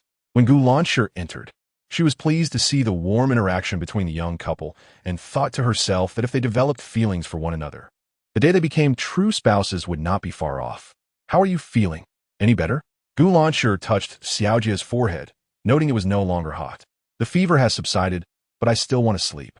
Finish your porridge and then sleep. Rainy days are perfect for resting. As the three conversed, Qinghua entered carrying several new garments. Xiaojia, are you feeling better? Behind her, Gu Shizhen held a basket containing 5 or 6 eggs atop a half basket of taro. Much better. I'm fine now. You really are quite bold, going out in such heavy rain. I've finished making your dresses. Do you want to try them on now? I can adjust them if needed, since it's rainy these days. Aunt, your speed is astounding. Though initially lacking energy, Gu Yunjie perked up at the mention of her new clothes, eagerly grabbing them to try. Seeing her eagerness, Gu Lanshi smiled, noting that Qinghua had made 2 outfits for her, one a long skirt in a greenish hue, the other a blue embroidered outfit, suitable for market trips or work in the fields, allowing for ease of movement. Gu Yunjie first donned the green skirt. The fabric, provided by Madame Huang, was of the finest quality, light and soft. If only she weren't so plump, such material would likely impart an ethereal grace. The waistband felt somewhat excessive to her, as she had a barrel-shaped figure. Cinching it only made her waist appear thicker. Nevertheless, she put it on and stepped out. Xiaojia, have you lost weight recently? Qinghua's first observation was not about how she looked, but rather if the clothing fit well. The outfit was quite loose, clearly not matching her previous measurements. It seems I have lost some weight. Gu Lanshi also noted this change. Previously, you had no waist. Now you can see it forming. Gu Yunji. Sister Yunjie, you look stunning in this dress, Gu Shizhen exclaimed, admiring her face. Gu Yunjie's complexion was naturally fair, and after resting all day with a fever, the blush on her cheeks had not faded much. At this moment, the green dress accentuated her delicate skin, resembling a lotus flower poised to bloom, elegant and alluring. End of chapter. Chapter 62. Having a child, both the dress and outfit were beautiful, though a bit large and needing further alterations. Qinghua chuckled. Xiaojia, you've lost weight too rapidly. Please don't slim down so quickly. I can hardly keep up with your pace of losing weight. It was merely 5 or 6 days since her measurements were taken, and in just a few days, she had lost a considerable amount. I just want to lose weight quickly. If I gain any more, I'll be displeased with myself. A girl with a little weight is fortunate. What do you know? Gu Lanshi disapproved of her granddaughter's desire to slim down. What's wrong with being a bit plump? It shows she's well-nourished. Having no flesh at all is truly unappealing. I am on the verge of becoming a Methriel Buddha. Laughter erupted in the room as everyone found the situation amusing. Because the clothes were somewhat oversized, Qinghua decided to alter them at Gu Yunjie's home. After the adjustments, they fit perfectly. Aunt, your skills are truly remarkable, swift and exquisite, Qinghua praised. Gu Yunjie, who was less adept at embroidery, looked upon Qinghua's craftsmanship with envy. Your aunt has worked in an embroidery workshop. None of the girls in the village can rival her skills. Do you wish to learn, Xiaojia? If you're interested, I can teach you. I shall pass. With my physique, I hardly seem suited for embroidery, Gu Yunjie replied. Although she felt envious, she knew she could not master it. As they conversed, they hoped the rain outside would cease soon. If it continued for 5 or 6 days, the village's small river would surely swell. Thankfully, the spring planting had not yet begun, so there were no worries about flooding the rice fields. Gu Yunjie stood to glance outside. The rain has stopped, and the sun is out. Outside, several children had taken their nets and buckets to the river to catch fish. After the rain, the fish were leaping about, making it prime time for fishing. Gu Yunjie felt a surge of excitement and nudged Chu San. Let us go catch some fish. With the rain just past, there are plenty to be had without much effort. You're not allowed to go play in the water, Gulan, her aunt admonished her. Stay home and be good. If you want fish, I will fetch some for you. I'm fine now. See for yourself, Yunji replied. Having explored the river for fish with village friends in her youth, it was a nostalgic urge to relive those moments. Stay at home, I'll go, Gulan said, uninterested in her protests as she fetched a bucket. Yunji grabbed a fishnet, declaring, I want to go into the water. I'll just watch from here. Gulan acquiesced, and the family made their way to the river. Due to the rain, many fish had been swept into the rice fields, attracting a crowd of villagers, both adults and children. The adults were diligently catching fish while the children played and fished in equal measure. Just as Gulan intended to ask Chu-san to keep an eye on Yunji, she heard Yunji laughing. What are you standing there for? Bring the bucket over. I've caught one. Gulan looked over to see Yunji already standing in the rice field, holding a fish weighing over a pound, and she could only sigh in resignation. Fine, if you want to play, then play. In just an hour, Yunji had caught over 10 fish, astonishing her friends in the village. Remarkably, none of the village children could match her prowess. All right, you can catch the rest. I caught enough to last a while. Fish can't be eaten every day. It will become tiresome, she said. One of the village children, Ergo, scratched his head and gazed at Yunji with admiration. How do you catch fish so well? Perhaps it's because I'm rather plump. When I stand near them, they're too frightened to escape. She replied with a grin. Yunji instructed Chu-san to carry the bucket home while she pondered how to prepare the fish. Just days ago, they had worried that her ailing relative wouldn't survive another fortnight. Yet here he was, visibly recovering. Not far off, several women were not fishing. Instead, they were weeding in the rice fields. Upon seeing Yunji and Chu-san returning, one remarked, you never know, just the other day. Yunji went to the county during a downpour because her husband fainted and she had to fetch medicine. She fell ill herself after being caught in the rain. Such a sickly person, yet they still keep him. I don't see the point. With that frail body, he looks incapable of fathering children. Your words suggest you've experienced this yourself, another replied. Just watch. They won't be having children anytime soon. They're not in a hurry. Why are you? Someone else chimed in. Ever since the incident with Jiafu, I've been worried sick, hoping those who went to Songbai Mountain would return soon. Zhang, glancing around, whispered to the other two women. That beam was originally headed for Guqinggang, but it struck a stone and veered towards Lu Jiafu. Is that true? My husband saw it with his own eyes. It cannot be false. The beam had redirected itself straight toward Lu Jiafu, perhaps a consequence of his misdeeds in life, leading to divine retribution. Let us not dwell on this. It sends chills down my spine. Upon returning home, Yunji had intended to take a couple of fish to Qinghua's aunt, but since her family had already caught plenty, she abandoned that thought. Soon, she organized her catch: fish head tofu soup, fish chunks, and sour fish slices. If she truly put her mind to it, she could prepare a grand fish banquet. As Gulan sampled a piece of fish, she found it tender and infused with the sourness of pickled vegetables. This fish is quite good, she remarked, enjoying several bites. I recall you rarely ventured into the kitchen. Who would have thought your cooking would turn out so well? Some things are simply innate talents. While her culinary skills were not exceptional, they were certainly palatable. However, she mused, if only there were more spices, the flavor could be enhanced further. I once went to the county with Chu-Chu, and there was a chef who had lost his sense of taste and smell. His dishes were truly inedible. Yunji took a mouthful of rice, contemplating how to broach her ambitions of opening a restaurant in the county with Gulan. How can one be a chef without taste or smell? For a cook, not being able to discern desired flavors must be quite distressing. Some chefs can identify all the ingredients just by scent. I heard he was once an excellent cook, but due to this ailment, his skills have diminished, and his restaurant is on the brink of closure. If he can't cook, he could always hire a few chefs. Gulan did not believe that running a restaurant necessitated the owner being the chef. I think the same, which is why I decided to buy it when it was for sale. Gulan nearly choked on her fried fish as she listened to Yunji's revelation. Are you saying you intend to take over? Chu-Chu and I both want to see if we can manage it, she replied. Do you have confidence? Gulan asked, observing the two. How can we know without trying? Yunji countered. The owner's illness has improved, and his culinary skills are quite good. If he reopens, I plan to have him manage it. You are bolder than your father and me. We have been here for decades, never once considering venturing beyond. Gulan set down her chopsticks. Just remember, Running a business is not as simple as it seems. If you take over, you must be diligent. You don't oppose? What would I oppose? You earn the money yourself. Pursuing a livelihood is commendable, not a bad thing. I had contemplated something else, but nothing seemed more fitting at the moment. When can you start? Initially, we planned for half a month later, but with this rain, some progress may be delayed, likely pushing it back a few days. That evening, after Gu Yunji and Chu San had settled down to sleep, Chu San asked her today.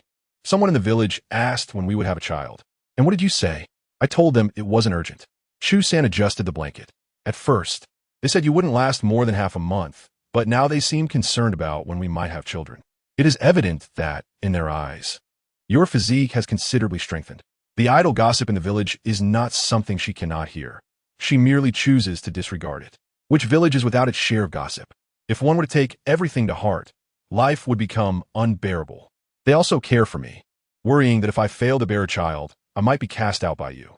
Chu San shifted slightly. Gu Yunji mirrored his movement, raising an eyebrow at him. From the sound of it, you also wish for us to have a child? Chapter 63. Do not pretend to be dead for Gu Yunji. At merely 16 years of age, still a high school student in modern terms, the idea of having a child at this age is utterly unacceptable. Since when have you become so concerned with others' opinions? I am indifferent to them, and you need to worry about it either. One more thing I must clarify. Unless you genuinely wish to spend your life with someone, do not casually leave your seed with another. That is the behavior of a rogue, not a responsible man. Do you understand? Her contractual marriage was one matter, but to bring a child into this world is something she would not consider now that she is no longer naive. Chu San merely inquired, not expecting such a strong reaction from Gu Yunji, which left him doubting whether he held any allure in her eyes. I was joking. Given my current condition, merely surviving is already a stroke of luck. I dare not wish for more. Such words were indeed disheartening. Gu Yunji clicked her tongue. Rest assured, your health is somewhat lacking at the moment, but with proper care, having 10 or 8 children would be entirely feasible. Let us sleep. There is no need to discuss such frivolities. While this may be an engaging topic for other couples, it is rather impractical for us. Gu Yunji paid no further attention to Chu San, yawning before drifting off to sleep. As he gazed at her peaceful face, he couldn't help but lament. She was completely unguarded around him, either not perceiving him as a man or believing he was incapable of anything at present. For the first time in his life, he questioned whether his handsome visage held any value in Gu Yunji's eyes. How could she remain so indifferent, facing a man of such striking appearance daily, without a hint of interest? In a daze, he too succumbed to slumber. Over the past few days, they had formed a habit of rising early to practice martial arts and jog. Initially struggling during their runs, Gu Yunji had grown accustomed to it, effortlessly covering 5 kilometers. With Gulan absent, having gone to the fields early, following 2 days of rain, the paddy fields had become waterlogged and required drainage. The couple worked in perfect harmony. Upon returning, Chu San would tend the fire and cook, while Gu Yunji washed and chopped the vegetables.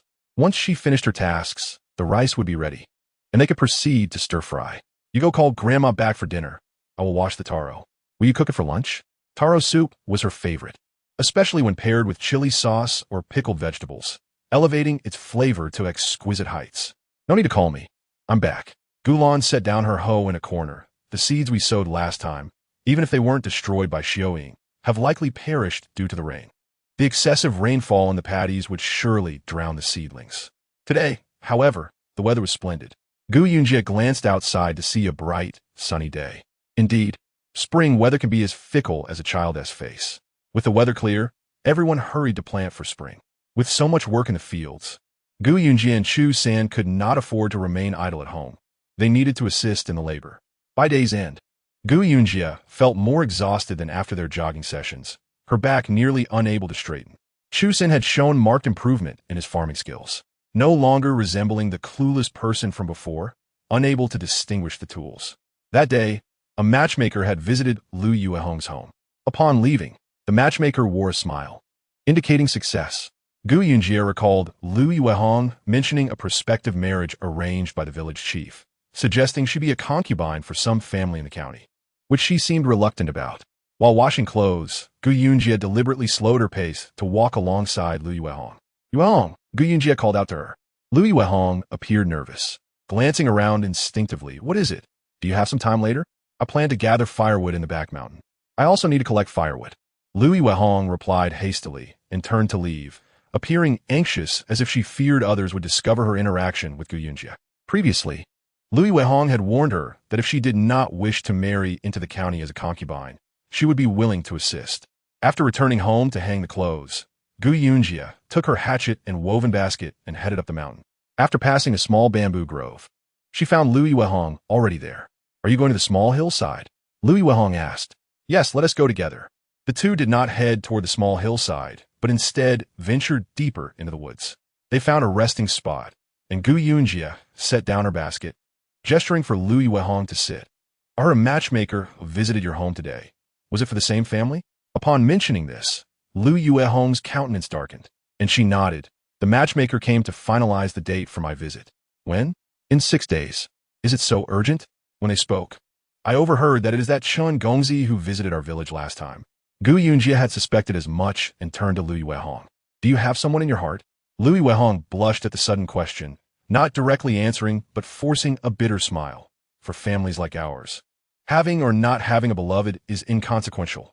We must heed our parents' wishes, lacking autonomy. Indeed, nowadays it is all about parental arrangements and matchmaking. Personal desires hold little weight unless one is exceptionally fortunate to have parents who listen to their children's thoughts.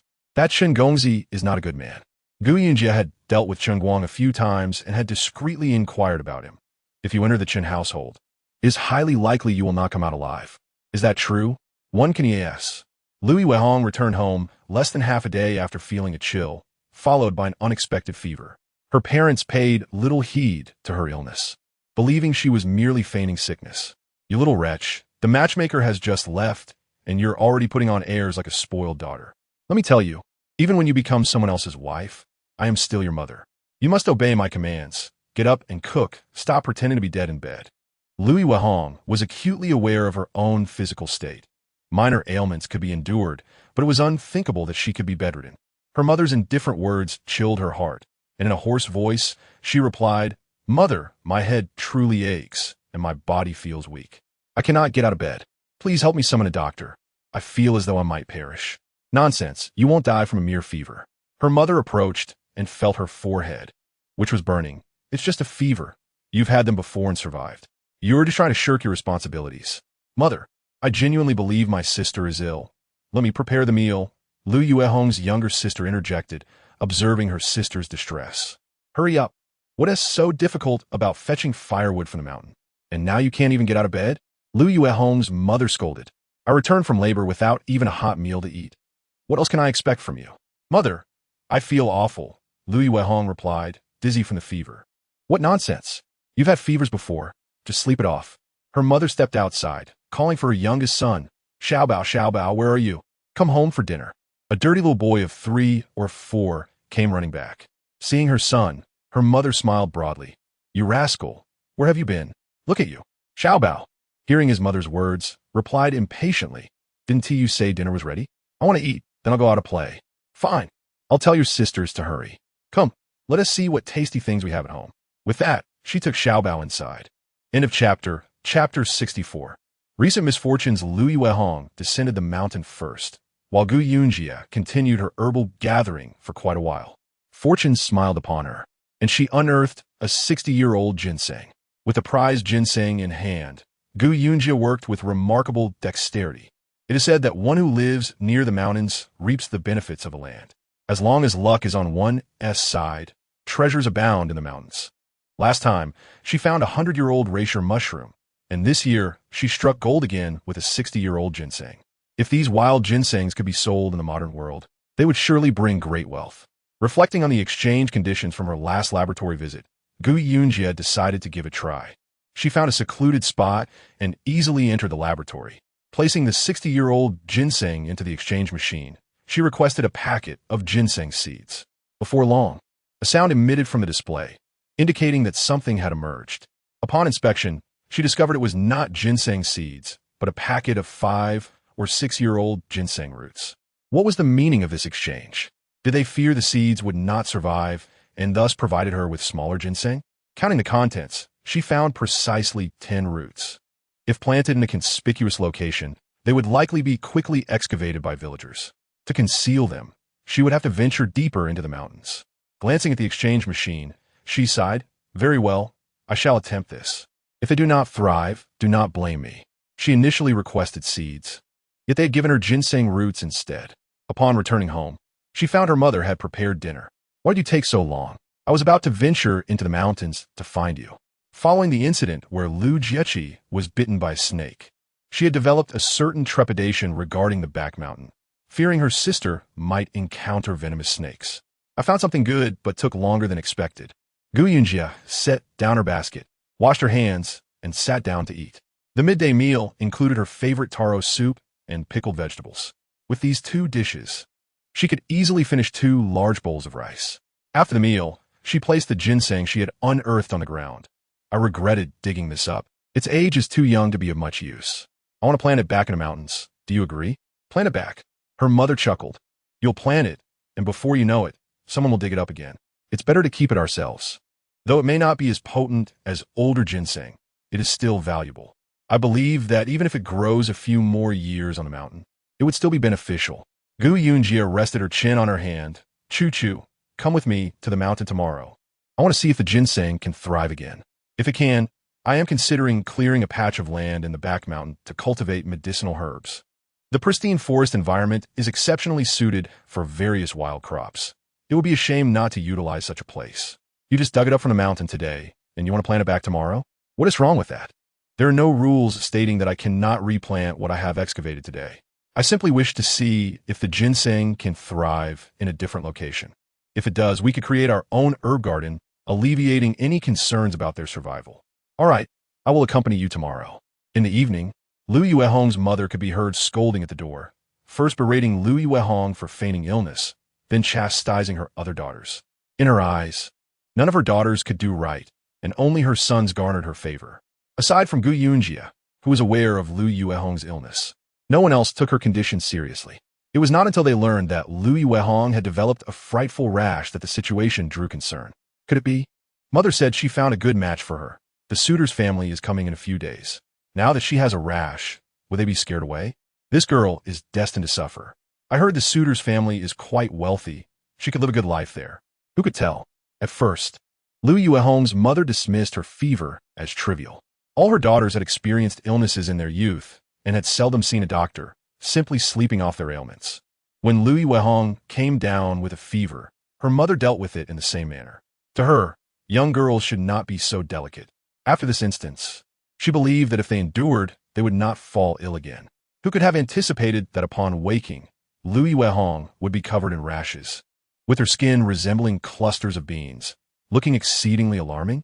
Observing her sister's disfigured visage, Xiaobao burst into laughter. "Sister, what did you put on your face? I want some too."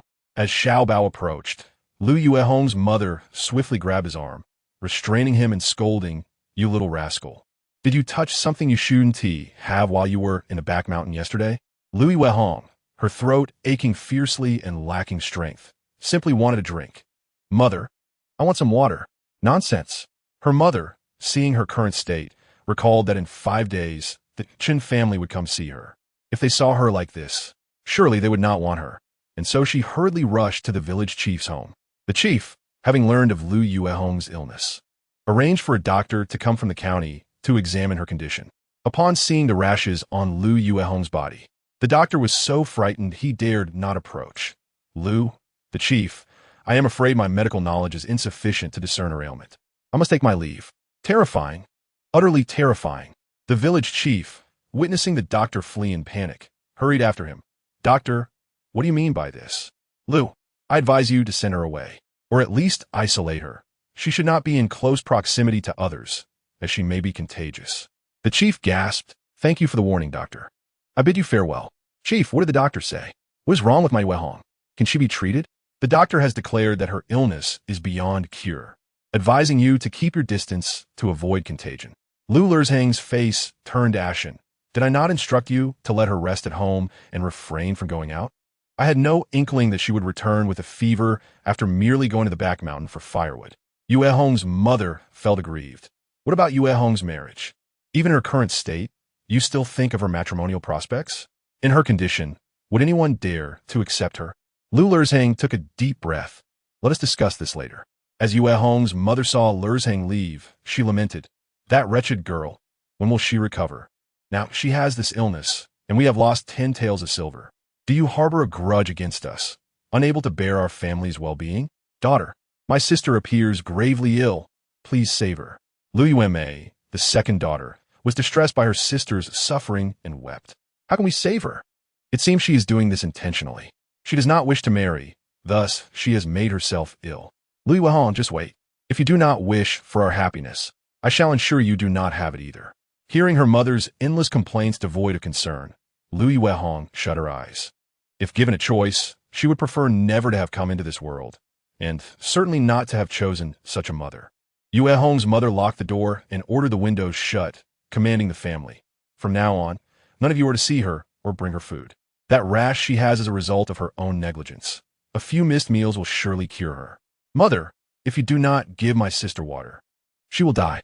In her current state, death might be preferable. It would save her from disgrace in this world."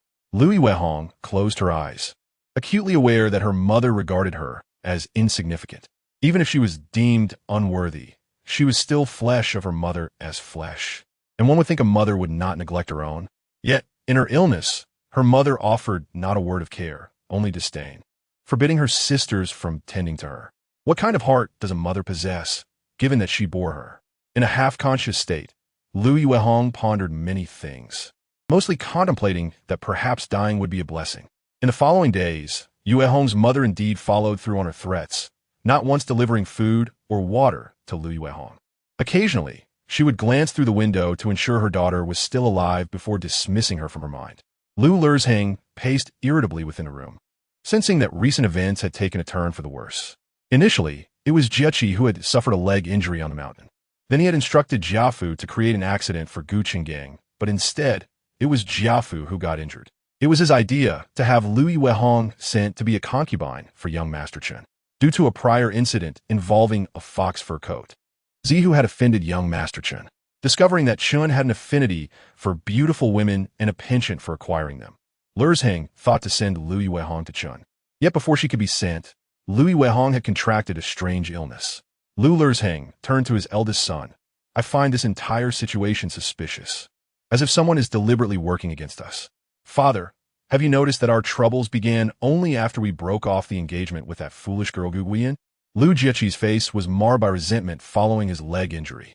"Is it possible we should not have ended that engagement?" In a chapter 65, digging up a chubby child, whether it was Jiechi's snakebite on the mountain, Jiafu's accidental death, or Lu Yue Hong's illness prior to her intended delivery to the Chen family, it seemed as though some force was conspiring against them. Jiechi scoffed. "I suspect someone harbors resentment over our breaking the engagement and is seeking revenge." Lu Lerzhang thought for a moment. The plan to harm Qinggang was known only to Jiafu. Jiafu mentioned that the pillar was aimed at Gu Qinggang, implying that at the moment of its fall, Qinggang had no opportunity to interfere, nor did anyone else. The oddity is that the pillar changed course midway, resulting in Jiafu's misfortune instead of Qinggang's. "Father, I view Jiafu's incident as mere misfortune. They were foolish and failed to seize the moment." Jiechi did not perceive anything suspicious about Jiafu's death. "Or shall we act again? You have seen for yourself that without removing them, our family will continue to face misfortune." With Jiafu's incident already transpired, they could no longer act against him at Songbai Mountain. They could only hope for an unforeseen accident to befall Gu Qinggang. What of young Master Chen? Shall we abandon that matter? We promised to send a girl to him. With Lu Yue Hong now afflicted by a strange illness, she could not be sent in the immediate future. "Do you have anyone in mind?" Jiechi smirked. "I find Gu Luoxing's daughter quite appealing. Let us consider her. Gu Shizhen. I have heard that her family is currently close to Gu Qinggang's, as if they are one family. Such foolishness on Gu Luoxing's part, daring to associate with them, warrants a lesson. Moreover, Shizhen is indeed quite lovely, and her needlework is the finest among the village girls. Presenting her to young Master Chen would surely delight him. Gu Luoxing is not like Lu Laolin, that good-for-nothing. He will heed our wishes regarding his daughter's marriage." "Father, you are becoming increasingly muddled. Opportunities are created by people. Consider this. If his daughter visits the county and her virtue is compromised, what then? You should focus on your recovery. I must contemplate this further." Young Master Chun had stipulated that they deliver the girl within 6 days, and 2 days had already passed. In 4 days, if they failed to present someone, how would they explain this to him? Henceforth, he might view Zihu with disdain and would no longer assist him in his dealings with Lord Kong. Rest assured, no one shall obstruct Zihu's path. Hearing his son's words, Lu Lerzheng made up his mind. Early the next morning, after completing morning exercises and breakfast, Gu Guiyun set out with Chu Chu towards the back mountain. In Gu Guiyun's words, the task ahead was arduous, and should her body fail her, she could rest at any time. Chu Chu claimed his health had improved significantly, capable of walking for 2 hours without issue. However, he was clearly exaggerating. After an hour of trekking, they had already stopped to rest 3 times. Each time they rested, Gu Guiyun buried a ginseng root in the ground. We will not venture further. I can sense the growing density of the forest ahead, Gu Guiyun remarked, feeling trepidation. Before them stood a massive tree with a trunk as thick as a human torso. The soil beneath the branches was soft, covered with moss and other growths. Most importantly, a few small lingzis were sprouting nearby. The lingzhi were too young to harvest, so Gu Guiyun decided against uprooting them, intending instead to plant a small ginseng nearby. In her view, if the lingzhi could thrive here, so too could the ginseng. She handed the hoe to Chu Chu. You dig, and I shall plant. After resting for a moment, Chu Chu took the hoe and began to dig. Dig deeper. We must bury the roots well to avoid detection. Perhaps we should choose another spot. The soil here appears too loose, Chu Chu suggested. After several strokes of the hoe, he discovered that the soil was not as soft as it appeared. Beneath the loose topsoil lay a layer of hard earth. I believe this place is quite suitable. Let's not change locations. Gu Guiyun surveyed the surroundings and crouched down to assist Chu Chu. After digging a substantial hole, they sensed something was amiss.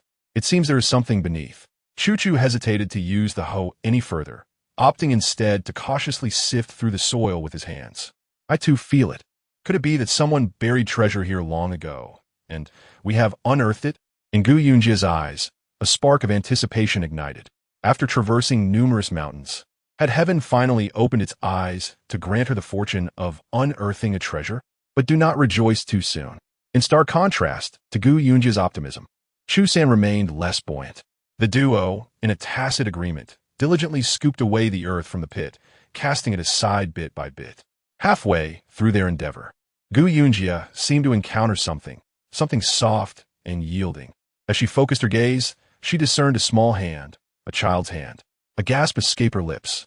Despite her inner fortitude, such a discovery jolted her. Chu San peered into the pit, only to witness the small hand emerging from the soil, its chubby fingers twitching. It was a doll, and it was alive. Heaven above, who could be so heartless as to bury a child here? After the initial shock, Gu Yunjia grasped the gravity of the situation and hastened her efforts alongside Chu San. Before long, a pudgy little figure, resembling a lotus root in shape, materialized before them. The child wore a red belly band and had a head full of lustrous black hair, perhaps deprived of the earth's warmth. A shiver ran through her as she rubbed her sleepy eyes with her tiny hands. This was a living, chubby little girl, seemingly no more than 2 or 3 years old. Gu Yunjia and Chu San exchanged a glance, their minds echoing the same question. What on earth was happening? Upon opening her eyes and spotting the 2 adults, the little girl sprang up from the pit and dashed into Gu Yunjia's arms, softly calling out, "Mother."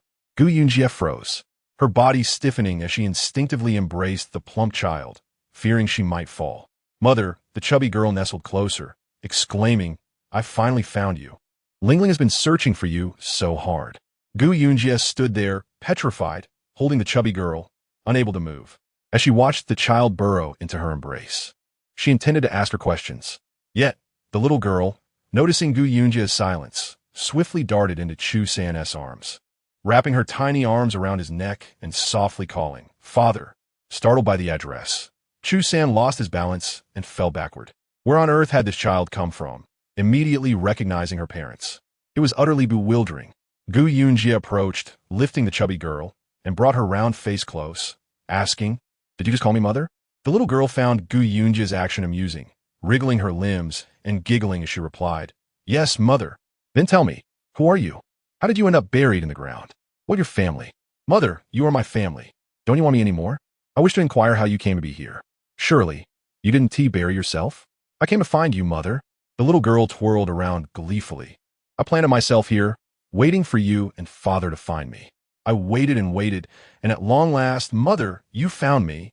I'm so happy. Gu Yunji listened, catching on to key words. You planted yourself? Yes, indeed. I have been here for quite some time, just waiting for mother. Mother, I am your baby.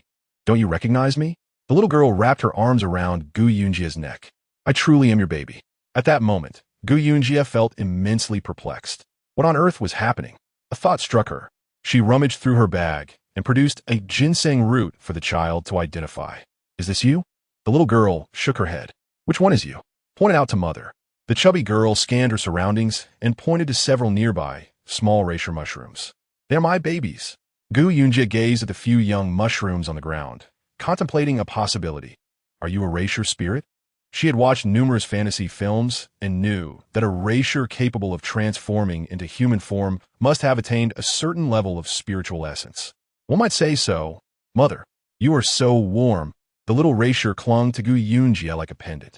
Upon realizing her true identity, Gu Yunji cradled her in her arms, wrapping her in her clothing to keep her warm. My dear husband, it seems you are about to become an unexpected father. Gu Yunji smiled gently, revealing 2 dimples on her cheeks. Chusen raised an eyebrow, his smile as warm as spring sunshine. Congratulations, my dear, on becoming a mother. Lingling, why did you choose us to be your parents? Gu Yunji asked, embracing the soft little reishi, already accepting the reality of being a mother to a 3-year-old. I chose you both after a long search to be my father and mother. The little reishi tilted her head, her chubby form adorned with short black hair and large dark eyes, resembling a doll from a traditional painting. Will you live with us? Gu Yunji pondered, wondering if the reishi spirit could survive outside the mountains. Is mother not planning to keep me? I can live outside the mountains. I am a little reishi spirit. End of this chapter. Chapter 66. A daughter sent by heaven. The little reishi spirit dashed in her mother's embrace before leaping on her father's back, frolicking joyfully between them. Gu Yunji, observing the child's delight, raised her brow at Chu-san. Did you see? Heaven has sent us a daughter. Could it be that heaven heard our silent wishes and granted us a daughter? Could it be that you have long wished to have a child with me? Chu-san hesitated. Not only had Gu Yunji considered this, but he had not dared to entertain the thought. How shall we explain her arrival? The little reishi played for a while on her shoulders before snuggling into Gu Yunji's arms and drifting off to sleep. A hefty girl beside a tiny one. They resembled a true mother-daughter pair. Gu Yunji held the warm, soft bundle, her eyes brimming with joy. We can say we found her by the little river at the foot of the mountain. After all, there have been instances of children being found in the river before. It is not an extraordinary matter. In this era, bringing home a child was not unheard of provided one could care for them. As they descended the mountain, Gu Yunji let the chubby girl ride atop her head. Lingling, do you prefer the name Gu Lingbao or Gu Baoling? The chubby girl, busy playing with her mother's hair, instinctively made a choice upon hearing the question. I prefer Gu Lingbao. Lingbao, Lingbao. Henceforth she shall be our precious child. She loves this name. And what do you think sounds better? Gu Yunji turned to Chu-san. Both are fine. Let it be as my dear wife wishes. Chu-san replied with a voice as gentle as a spring breeze. Then shall be Gu Lingbao. Gu Yunji, not wanting to expend too much thought on naming her daughter, opted for a name that was readily available. There's also a horse named Yuan Bao at home. Chu-san's lips twitched at the thought of their home being filled with treasures. Mother, what is Yuan Bao? Is it something like Ling Bao, a spirit transformed? It is a horse. Will you take care of it, Ling Bao? Upon reaching the base of the mountain, to lend credibility to the story of finding Ling Bao, the couple took a stroll by the river, dampening Ling Bao's hair slightly and changing her clothes, tossing them into the river for a brief soak before retrieving them. Chu-san tore a piece from his robe and draped it over Ling Bao before they made their way to the village. The first to notice the couple and their little reishi was Su Lifan, who was in the fields picking vegetables. She looked up and saw Gu Yunji approaching with a child in her arms. Joya, Su Lifan exclaimed, rising from her work. Is that a little child you're holding? She squinted, uncertain at first. Yes, we went to the back mountain today to gather herbs. On our way back, we heard a child crying by the river. It was a little girl lying on a wooden plank, drifting downstream. Seeing her plight, Chu-san and I brought her home. Gu Yunji securely enveloped the child, concealing most of her body, revealing only the small head resting in her embrace. Did you find her? Is she a boy or a girl? Su Lifin craned her neck, eager to see more clearly. A 3-year-old girl, seemingly abandoned by someone lacking in compassion, was discovered by Gu Yunjia, who scolded softly as she cradled the child and made her way home. Just as Gu Lancher was about to step outside, she encountered Gu Yunjia and Chu San returning, both appearing quite hurried. Upon lowering her gaze, she met the child's dark, sparkling eyes. The little one smiled broadly, suddenly recalling something, and exclaimed sweetly, "Grandma." Gu Lancher, momentarily taken aback by the child in Gu Yunjia's arms, turned her attention from the girl's face to Gu Yunjia and asked, "What is happening? Where did this little one come from?" "Lingling, this is your maternal grandmother. You should call her great-grandmother." "Great-grandmother, hello." The child attempted to escape Gu Yunjia's grasp, but was held back firmly. Ling Bao was quite nimble, reminiscent of a little monkey. Gu Lancher was bewildered. Maternal great-grandmother? Was her granddaughter some divine being who had swiftly born a child, thus making her a great-grandmother? "Please, tell me how this came to be. And why does she call you mother?" Gu Lancher closed the courtyard gate, gazing into Ling Bao's sparkling eyes, her heart yearning to hold the child. If this little one were truly her great-granddaughter, how delightful that would be. Such joy would awaken her from dreams. Gu Yunjia chuckled, initially contemplating revealing to her grandmother that Ling Bao was unearthed by them. However, recalling her grandmother's previous reverence towards the herb, she feared that revealing Ling Bao as a spirit of the Ganoderma, possibly possessing centuries of wisdom, might overwhelm her grandmother, leading her to venerate the child excessively. "Clarify this.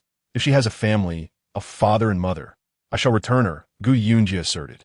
She desired a great-grandchild, but only if she had the willingness to conceive one. When Chu Chu and I descended the mountain, we heard crying by the river. Upon investigation, we found her. She was dressed only in a simple garment, lying on a plank, weeping sorrowfully. "Found her?" Gu Yunjia confirmed. "Yes, there was no one around, nor any note. She was merely clad in that garment. It seems she was lured away and discarded." Chu Chu covered her mouth as she explained further. Gu Lancher examined the garment handed to her by Chu Chu. The fabric was of good quality. "Little one, great-grandmother inquires, who resides in your home? Do you remember?" "You are all my family," the child replied innocently, introducing Gu Lancher to her mother and father. Gu Lancher, frustrated by the lack of answers, looked at Gu Yunjia with concern. "Is she daft? Why does she call you mother and father? A 3-year-old must remember their parents." Considering a possibility, she scrutinized Chu San intensely. "Little Chu, speak the truth to your grandmother. Before we found you, did you have a wife and child?" Chu San was taken aback by Gu Lancher's vivid imagination, which seemed to implicate him. "If you were married and had a child before coming to us, I would promptly arrange for Gu Yunjia to divorce you." Amused yet exasperated, Chu San replied, "I assure you, before coming to your family, I was never married, and this child is not mine. We found her by the river. What say you, Gu Yunjia?" "Grandma, we are not a wealthy family, nor am I a beauty. There would be no reason for him to deceive us."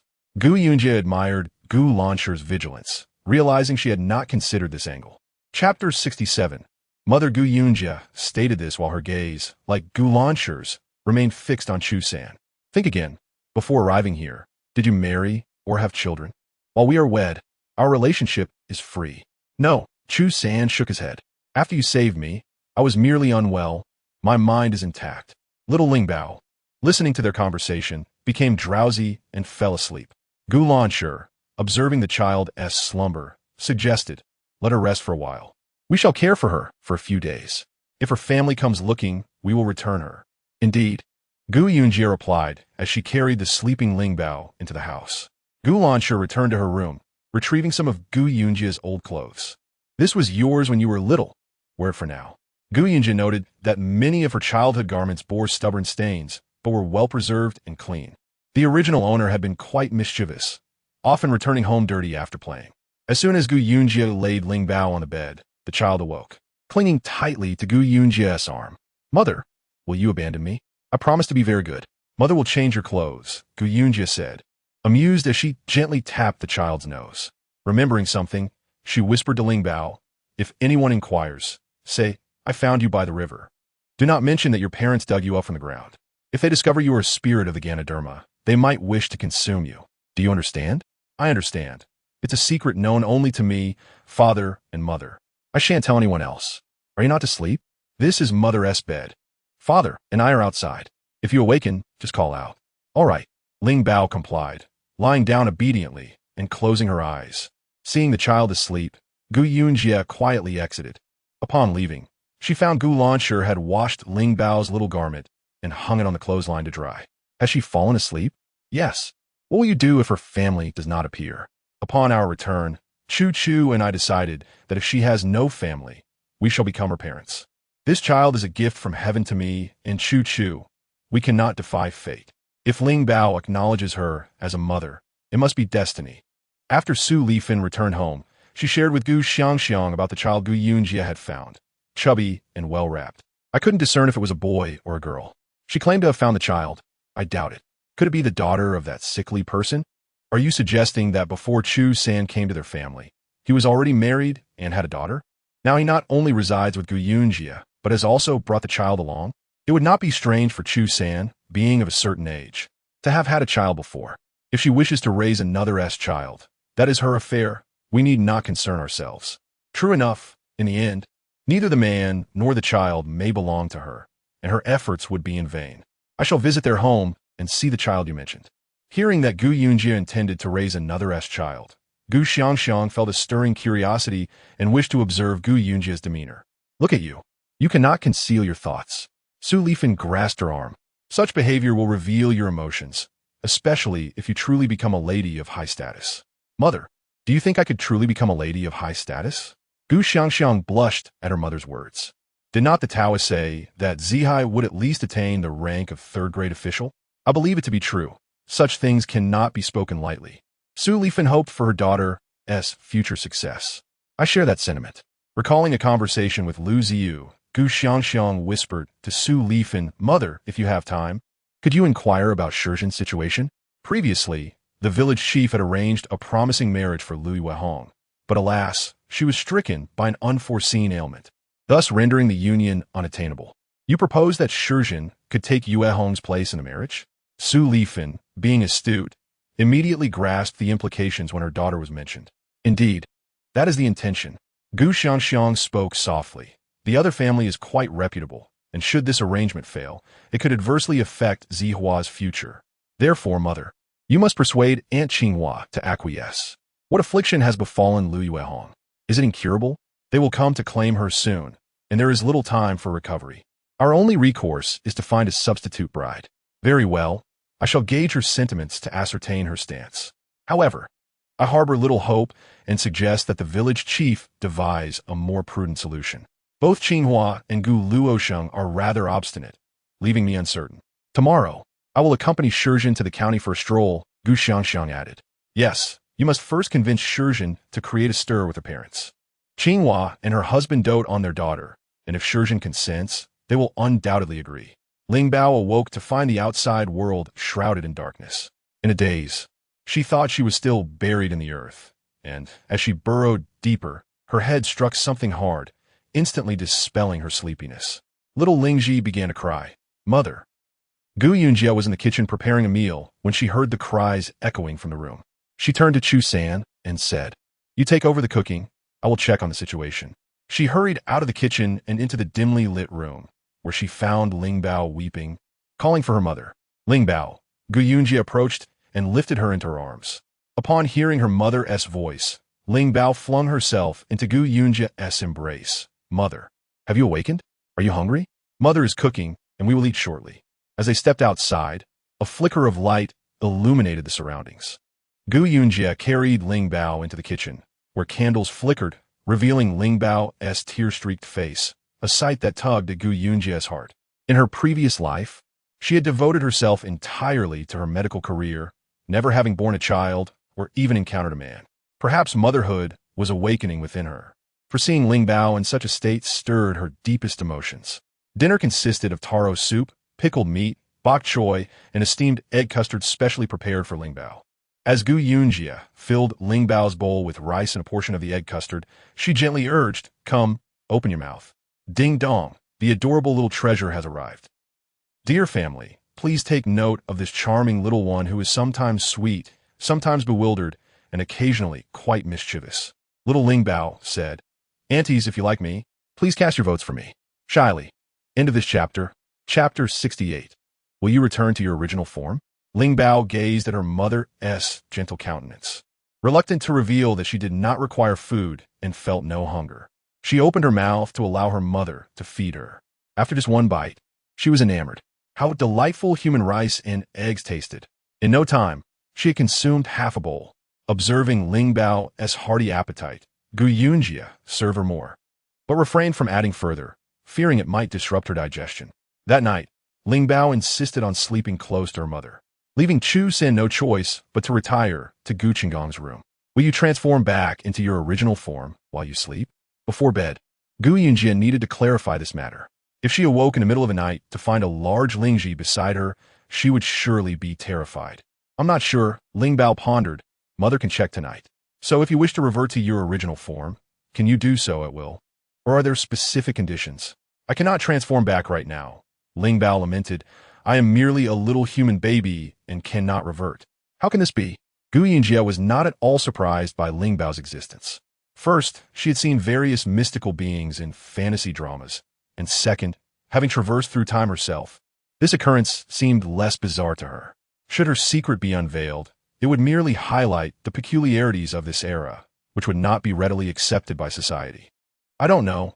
Perhaps one day I will be able to return. Sleep now, and upon waking, Mother will take you to the county for some fun. Is it enjoyable there? There are many delicious foods and entertaining activities. I wish to go with you, Mother. That night, the two conversed as if they were truly mother and daughter, sharing countless thoughts. Eventually, little Ling Bao succumbed to fatigue and fell asleep in Gu Yunji's embrace. Gu Yunji awakened several times throughout the night, reassured that Ling Bao would not transform back into her original form before settling into a peaceful slumber. In the morning, Ling Bao followed Gu Yunji around like a small shadow. When Gu Yunji went to the river to wash clothes, Ling Bao insisted on accompanying her. Village residents gathered around, their eyes gleaming with curiosity. Xiaojia, where did this lovely child come from? She is adorable and plump, just like you, Gu Xiangxiang exclaimed upon noticing Ling Bao. Let me introduce you all. This is my daughter, Gu Ling Bao. Gu Yunji smiled brightly. My daughter naturally takes after me. Xiaojia, where did she come from? How did you acquire such a substantial daughter in just one day? Aunt Lu gazed at the chubby little girl, tempted to pinch her cheeks. Perhaps heaven knew how desperately Chu and I wished for a child, so I found her by the river yesterday. Now that she is with me, she is undoubtedly my daughter. Little chubby girl, where's your family? What happened to your parents? Gu Xiangxiang asked, beckoning to Ling Bao. She is my mother, Ling Bao replied, shrinking behind Gu Yunji, too timid to wander off. My original parents have passed away.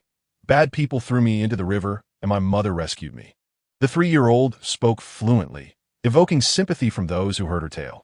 How unfortunate, Gu Shizhen remarked, feeling a pang of compassion for Ling Bao. To have endured so much at such a tender age, yet fortunate to have encountered Sister Yin. Shizhen, do not take everything at face value. Some may feign hardship to secure a daughter for themselves. Gu Xiangxiang interjected with a scoff. The villagers paused, contemplating Gu Xiangxiang's words, their thoughts drifting toward Gu Yunji's ailing husband. This child is not my husband's. He was in poor health before he came to our family, had no marriage, and certainly no children. Gu Yunji, aware of the villagers' scrutiny, clarified, she was not before, but she is now my and my husband's child. We shall be her parents moving forward. Gu Yunji felt it imperative to articulate her position clearly to dispel any doubts surrounding Ling Bao's presence. As Gu Yunji led Ling Bao toward the river, the villagers pondered the sincerity of her words, questioning how a young woman like her could adopt a child before even having her own. Gu Xiangxiang caught up with Gu Shizhen. Shizhen, are you ready? We should be on our way. I will finish hanging the laundry. Just wait for me, Shizhen replied, unable to resist Gu Xiangxiang's invitation. Shizhen agreed to accompany her and Lu Ziyu to the county for a stroll, also to help her mother sell some needlework and bring back samples. Shizhen donned a cherished garment she usually reserved for special occasions, and with some copper coins gifted by her mother tucked in her purse. She joined them on the ox cart. As Gu Yunji washed clothes in the river, Ling Bao rolled up her pant legs and played in the water, giggling with delight.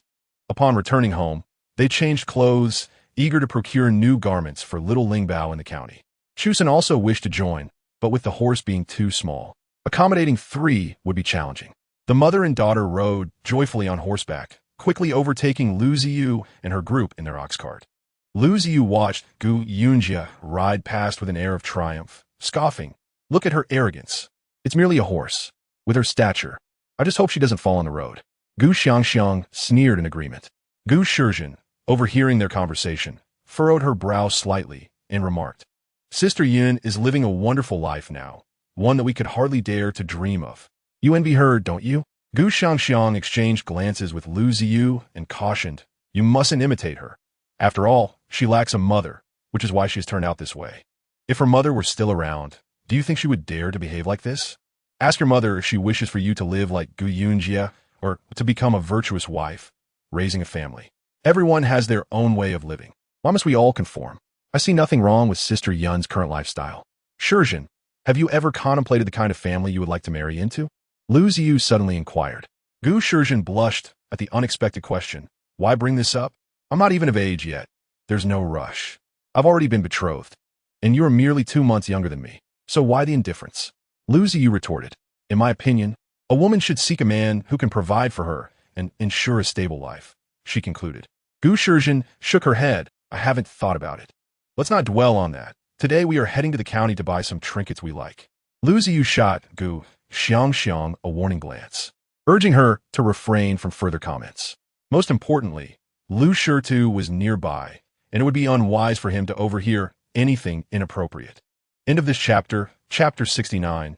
My daughter the trio first explored a snack shop before heading to a fabric store, intending to purchase materials for new clothing. Gu Shizhen's mother often assisted the fabric shop with embroidery work. Shizhen, you stay here and keep busy, Xiangxiang, and I will check out the jewelry shop across the street. You can join us shortly, Lu Ziyu suggested. Gu Xiangxiang, noticing Gu Shizhen had collected a considerable amount of embroidery work for submission, pulled Lu Ziyu towards the opposite shop. All right, you two go ahead. I'll be there soon.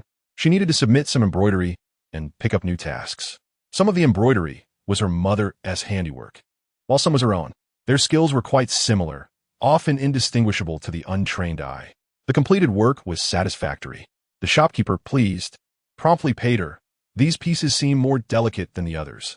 I wonder who completed them. Gu Shizhen felt a flutter of anxiety, fearing the shopkeeper might not appreciate her work. You have good eyes, these are my creations. The shopkeeper regarded Gu Shizhen with a delighted smile. Such skill at such a young age is truly remarkable. Might you be interested in joining us? Our fabric store also makes ready-to-wear garments and could use an embroiderer. I'll consider it. I need to discuss it with my mother first, Gu Shizhen replied, elated by the shopkeeper's praise. Your embroidery is commendable, and with guidance from a master, it could lead to greater opportunities than farming in the countryside. Discuss it with your family. If you come here, I would ensure you receive mentorship from experienced embroiderers. After arriving in the county, Xiao Jie hurriedly took Ling Bao to the finest snack shop in town, treating her to an array of delicacies.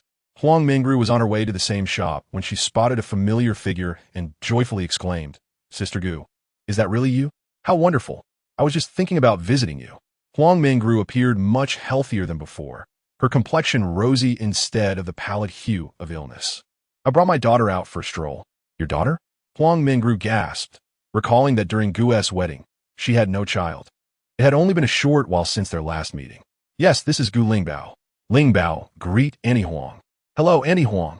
Lingbao, munching on a petal-shaped mung bean cake, had discovered the exquisite delights of human sweets and thoroughly enjoyed them. How adorable, Huang Mingru observed, then noticed the jewelry shop across the street, taking Ling Bao's chubby little hand. Come, Annie will take you to pick out a gift. As Ling Bao gazed at Gu Yunji, she was unaware of what Annie Huang intended to buy, but understood that, as her mother's child, everything required her mother's approval. Go ahead with Annie Huang. If you find something you like, your mother will buy it for you. In just a day, Huang Mingru had begun to treat Ling Bao as her own, eager to present her with the finest treasures.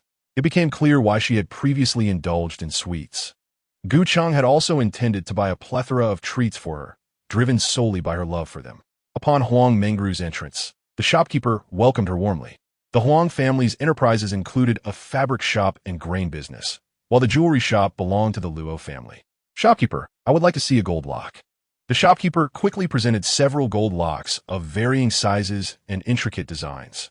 Ling Bao, choose whichever you fancy, and Annie will gift it to you. Ling Bao examined the golden locks and pointed to one in the center, declaring, I want this one. Our little Ling Bao has an excellent eye. This lock is the most exquisitely crafted one. Huang Mingru smiled as she fastened the lock around Ling Bao, wishing for her long life. If you like it, wear it. Gu Yunji, noticing Ling Bao's gaze upon her, added, Thank you, Auntie. Thank you, Auntie, Ling Bao echoed sweetly. So adorable. Huang Mingru pinched Ling Bao's chubby cheek, then quietly inquired of Gu Yunji, Sister Gu, what is the story behind this? I recall attending your wedding when you had no child. How is it that you now have such a little one? Guess, Gu Yunji responded playfully. How could I possibly guess? Just tell me. I'm dying of curiosity. Of course. She's my own daughter. How could she spring forth from stone? I refuse to believe it. You are still so young. How could you have such a big daughter? I know. Is it possible that your husband had a child from a previous marriage? No, if he had been married before. I wouldn't want him, nor would I raise his child, she replied candidly. If Chu San had indeed had a child from a previous marriage, given her character, it would be impossible for her to be with him. It couldn't be that she was adopted, could it? Huang Mingru gasped as another thought struck her. She was found by the river, but that is all you need to know. So she came to my home as my biological daughter. I see. Huang Mingru finally grasped the situation. It was indeed a case of adoption. Given Sister Gu's age, it simply didn't add up that she could have a daughter of such an age. Let us head to Hongyan restaurant for a meal. Sister Gu had restored her health, filling her life with hope. Seeing Gu Yunji naturally made her want to present her with the finest offerings. Upon entering, they found a restaurant bustling with patrons. Huang Mingru requested a private room and led them inside. I heard that Hongchang restaurant used to have the best business. Yet, when I passed by the other day, it was nearly empty, while this place seems to be thriving. Gu Yunji, seated by the window, opened it to view the bustling street outside. Indeed, it was once the most popular. I heard that after the owner of Hongchang fell gravely ill, his cooking took a turn for the worse and became inedible. Running a restaurant is like that. If your food is delicious, patrons will flock to you. If it isn't, they will surely go elsewhere. Mother, I need to use the restroom, Ling Bao announced, hopping down from her seat and shaking Gu Yunji's arm. Gu Yunji accompanied her outside. As they turned left, she noticed that in the adjoining private room, Gu Xiangxiang and Lu Ziyu were present. Upon their return, Gu Xiangxiang and Lu Ziyu found only a head resting on the table. She recognized the figure as Gu Shizhen, the daughter of Aunt Qinghua. Mother, that sister seems to have been drugged, said Xiaoling Bao, noticing her mother staring intently at a girl in the private room. Gu Yunji looked at Ling Bao in surprise. How do you know she was drugged? In this chapter, Gu Yunji was uncertain if Gu Shizhen was merely intoxicated or had indeed been drugged. Yet Ling Bao could discern the effects of the drug at a glance. Mother, have you forgotten? I am Ling Bao. My nose is exceptionally sensitive. I can smell from afar. Indeed, she was a spirit of Lingji, possessing certain abilities. Mother wants to help that sister. Please take this to her and have her consume it. I'll wait for you outside, all right? All right, Ling Bao replied eagerly, thrilled to be of assistance. Gently pushing the door open, she entered quietly. Gu Yunji noticed Chen Guangshi ascending from downstairs, seemingly heading in her direction, and she smirked inwardly, suspecting something. Chen Guangshi directly pushed open the door to the private room where Lu Zihua was, startling Gu Shizhen, who stumbled back a few steps. Sir, you seem to be in the wrong room. This is for my friends and me. Chen Guangshi observed Gu Shizhen, who appeared fully conscious, and frowned. Wasn't she supposed to be under the influence of the drug in her tea? What was amiss? Did the drug fail? Or had they not acted at all? Are you Gu Shizhen? He inquired, taking a seat and pouring himself a glass of water. And you are? Gu Shizhen replied, eyeing him warily. I visited your village during Gu Yunji's wedding. I wonder if you remember me. I am Lu Zihua's classmate. You're that Qinggongzi? Indeed, he confirmed, studying her. Though not exceptionally beautiful, she possessed a quiet elegance. She had been sent to him by Lu Zihua's family. He had no reason to refuse her. On my way here, Ziyu spoke of you. Gu Shizhen blushed and lowered her gaze. Ziyu said you are a remarkable gentleman, a dragon among men. I was just thinking how fortunate it would be to meet you. Chen Guangshi felt a thrill at her words, pondering her apparent interest. Oh, what else did she say? Gu Shizhen's face reddened further. The rest were merely private words. Perhaps you'd best not hear them. You are quite charming, he remarked, rising to lift her chin with his fan. Do you know what might happen since you came here and encountered me? She seemed to understand everything clearly. Naturally, she replied, though her heart raced and she feigned calmness. Sir, I'm feeling a bit dizzy and my stomach is uneasy. I would like to step out for a moment. Please wait for me here. I shall return shortly. Very well. I shall wait, he said, amused by her shyness. He had numerous women in his courtyard, many of whom he had taken by force, and while they harbored resentment, he now sought a different flavor, a willing companion. Gu Shizhen opened the door to the private room and hurried out. Instead of heading to the restroom, she raced to Gu Yunji's room, collapsing into her embrace, her legs trembling. Yunji, I can't walk. I'm so frightened. She realized that had it not been for her, Chen Gongzi might have done something unspeakable. Do not fear. The best is yet to come, Gu Yunji reassured her. Lu Ziyu, Gu Xiangxiang, and Lu Zihua were dining in another room. Brother, I have done you a great favor. Remember to put some thought into my marriage. Rest assured, I will certainly take it to heart, he replied, feeling a sense of satisfaction. They should be finishing up soon. Lu Zihua sipped his drink, reflecting on how he had struggled to hold his head high around Chen Guangshi lately, often left uninvited to meals. He had devised this plan to catch them in the act. If they were caught, even if the Qinghua family objected, they would have no choice. Who else could Gu Shizhen marry, if not Chen Gongzi? I will go first. Xiangxiang, you, and Zihua can join later, Lu Ziyu decided, eager to see Gu Shizhen's reaction upon discovering the truth about Chen Gongzi. Unfortunately, for someone like her, she could only aspire to be a concubine. The position of Chen Foreign was beyond her reach. Feeling uneasy, Lu Ziyu accidentally pushed open the door to the previous room. As she did, a figure lunged at her, capturing her lips in a fervent kiss. Where have you been, little beauty? I've been waiting for you, and I can hardly contain myself, Chen Guangshi exclaimed, his hands growing audacious. Lu Ziyu, taken aback by such a scene, found herself ensnared, unable to move or respond, only able to emit muffled sounds. My beauty, you must have feelings for me too. Fear not. As long as you are with me, I shall treat you well. Meanwhile, Gu Xiangxiang, seeing Lu Ziyu had left, poured Lu Zihua a drink. Zihua, I toast to you.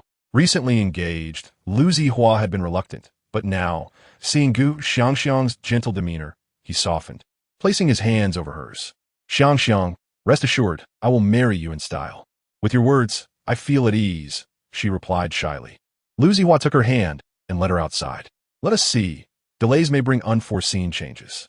Gu Xiangxiang's gaze lingered on their tightly clasped hands, her heart swelling with warmth. Approaching the previous room, they heard commotion within, exchanging knowing glances. Zihua, this seems promising, she whispered. Xiangxiang. Gu Shizhen emerged from the restroom, spotting Gu Xiangxiang. Where have you and Ziyu been? I didn't see you. Gu Xiangxiang, momentarily stunned by Gu Shizhen's sudden appearance, wondered who else could have been in the room. Lu Zihua's expression shifted. Why were you not inside? I felt dizzy and rested my head on the table, then went to relieve myself. Why do you all look at me like that? Is there something on my face? Gu Shizhen said, reaching up to touch her cheeks. End of chapter. Gu Shizhen, upon perceiving the unsettling scene within the room, instinctively shielded her eyes. At that moment, Huang Min grew and Gu Yunji approached from another direction, drawn by the commotion. What transpired here? Why are you all lingering outside instead of entering? Huang Min grew, upon discerning the figures within, could not help but chuckle. I thought it was someone of great import, but it turns out to be young Master Chun indulging himself.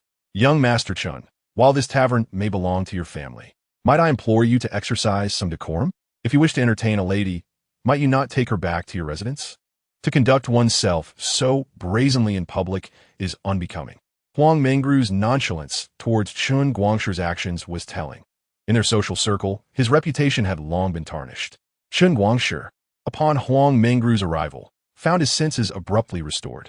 He gazed at the woman cradled in his arms, realizing she was not Gu Shizhen as he had initially thought, but rather Lu Ziyu, the cousin of Lu Zihao. Tears streamed down Lu Ziyu's face. She had not intended to find herself in such a predicament with Chen Guangshi, but his forcefulness had left her powerless to resist. Ziyu, you have been extolling young Master Chen's virtues along the way. It appears you have been entangled with him for some time. It seems we shall soon be toasting to your nuptials with him, Gu Shizhen mused, her mind still reeling from Gu Yunji's earlier remarks as she steeled herself to step forward. Chen, what is the meaning of this? Lu Zihao, having processed the situation, accepted Lu Ziyu's involvement with Chen Guangshi without further ado. To him, whether it was his cousin or Gu Shizhen made little difference, so long as it could mitigate Chen Guangshi's prejudice against him. You witnessed the events unfold. I assure you, I never allow a woman to suffer, particularly one who willingly accompanies me. If she harbors no objections, I shall take her home as my sixth concubine, Chen Guangshi declared, regarding both Gu Shizhen and Lu Ziyu as mere gifts bestowed upon him by Lu Zihao. Lu Ziyu's heart sank at his words. A concubine?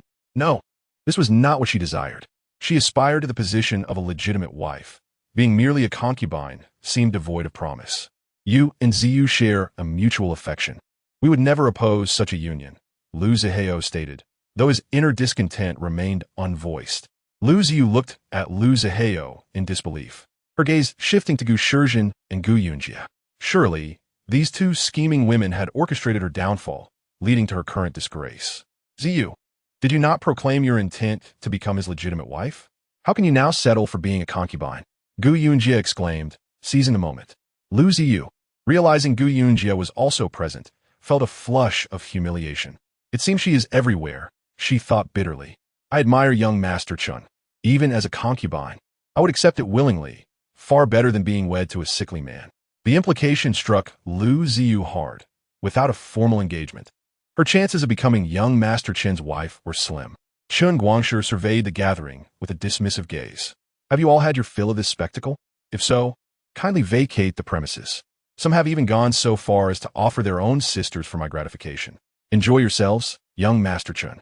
Huang Mingru smiled lightly. Sister Gu, shall we continue our meal? As Gu Shizhen watched Gu Yunji and Huang Mingru depart, she found herself at a loss, unsure whether to leave or stay. Gu Xiangxiang turned her gaze toward Gu Shizhen. Where did you wander off to? Were you not instructed to remain here and await us? Had you not left so easily? Young Master Chen would not have had the opportunity to exploit Ziyu. Xiangxiang, that is not quite fair. Ziyu herself confessed her affection for young Master Chen. Her involvement was entirely voluntary. How can you claim he took advantage of her? Gu Shizhen retorted without hesitation. Lu Ziyu was at a loss for words, her frustration boiling over as she pulled Gu Shizhen aside, poking her forehead in exasperation. Are you foolish? Young Master Chen is the nephew of the county magistrate. In this place, the magistrate holds ultimate authority, followed closely by the Chen family. I had intended to present you with an opportunity to enter the Chen household. Yet you have squandered it. You shall see. Once Ziyu is within the Chen estate, she will certainly enjoy a life of luxury. You have lost your chance, she warned.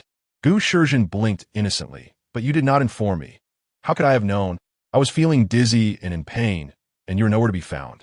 I had no choice but to seek you out. Forget it. This matter no longer concerns you, Gu Xiangxiang conceded, uncertain whether Lu Ziyu's entry into the Chen household would prove advantageous or detrimental. Presently, it seemed beneficial. Lu Ziyu was Lu Zihao's cousin, and her presence in the Chen estate might facilitate communication on his behalf, far preferable to sending Gu Shizhen. Xiangxiang, what did you mean by your earlier comments? Are you suggesting that had I not departed, I would have been the one in that compromising position with young Master Chen? I did not imply that. This matter is unrelated to you, Gu Xiangxiang replied, her gaze evasive. I wondered why you were so eager to invite me into the city today. It appears you had ulterior motives. Let me make myself clear. My marriage is not for you to dictate. Should you attempt to meddle, I will haunt you as a spirit. With that declaration, Gu Yunji stormed out indignant. Who would wish to orchestrate your affairs? You fail to recognize kindness when it is offered. Such an opportunity, once lost, may never come again. End of chapter 72. A little lucky star, Gu Shizhen made her way directly to Gu Yunji's room, collapsing in tears. Had it not been for Sister Yun's timely intervention, she would have found herself in a precarious situation with young Master Chen. How would her parents cope with such a scandal in the county town?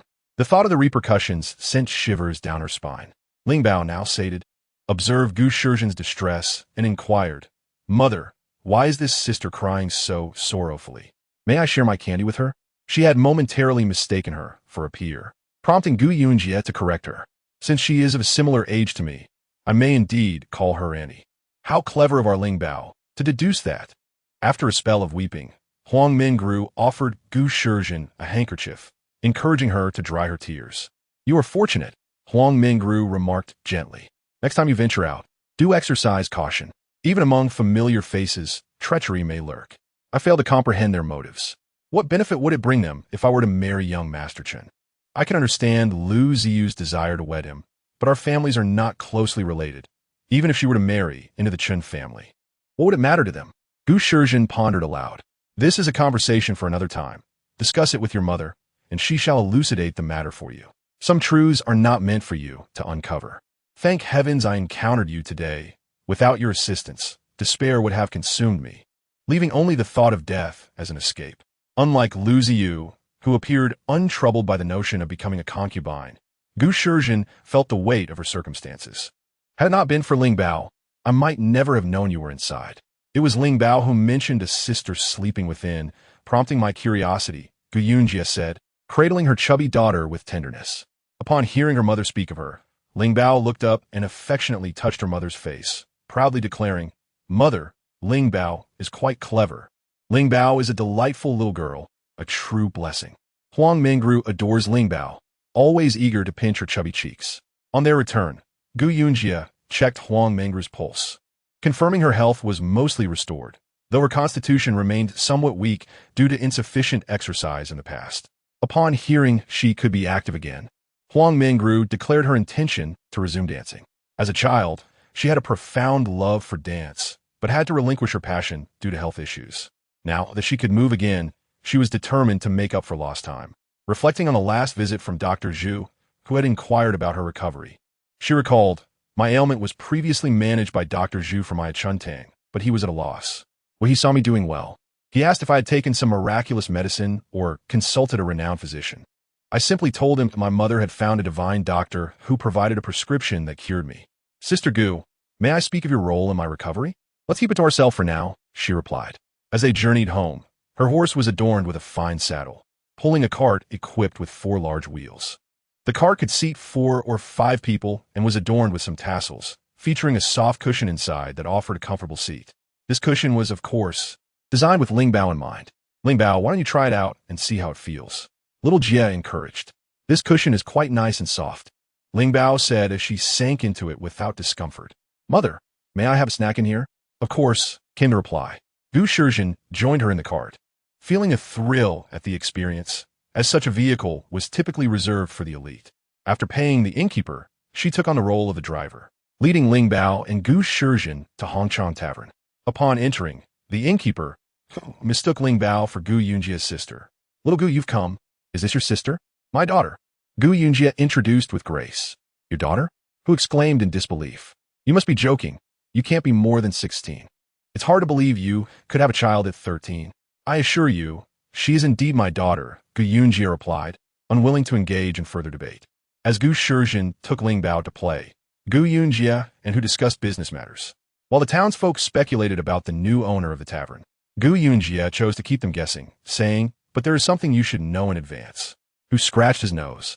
"They say if the new owner makes me the head chef, they won't frequent our establishment." "That's not a concern. I have my ways," Gu Yunji reassured him, confident that business would flourish again.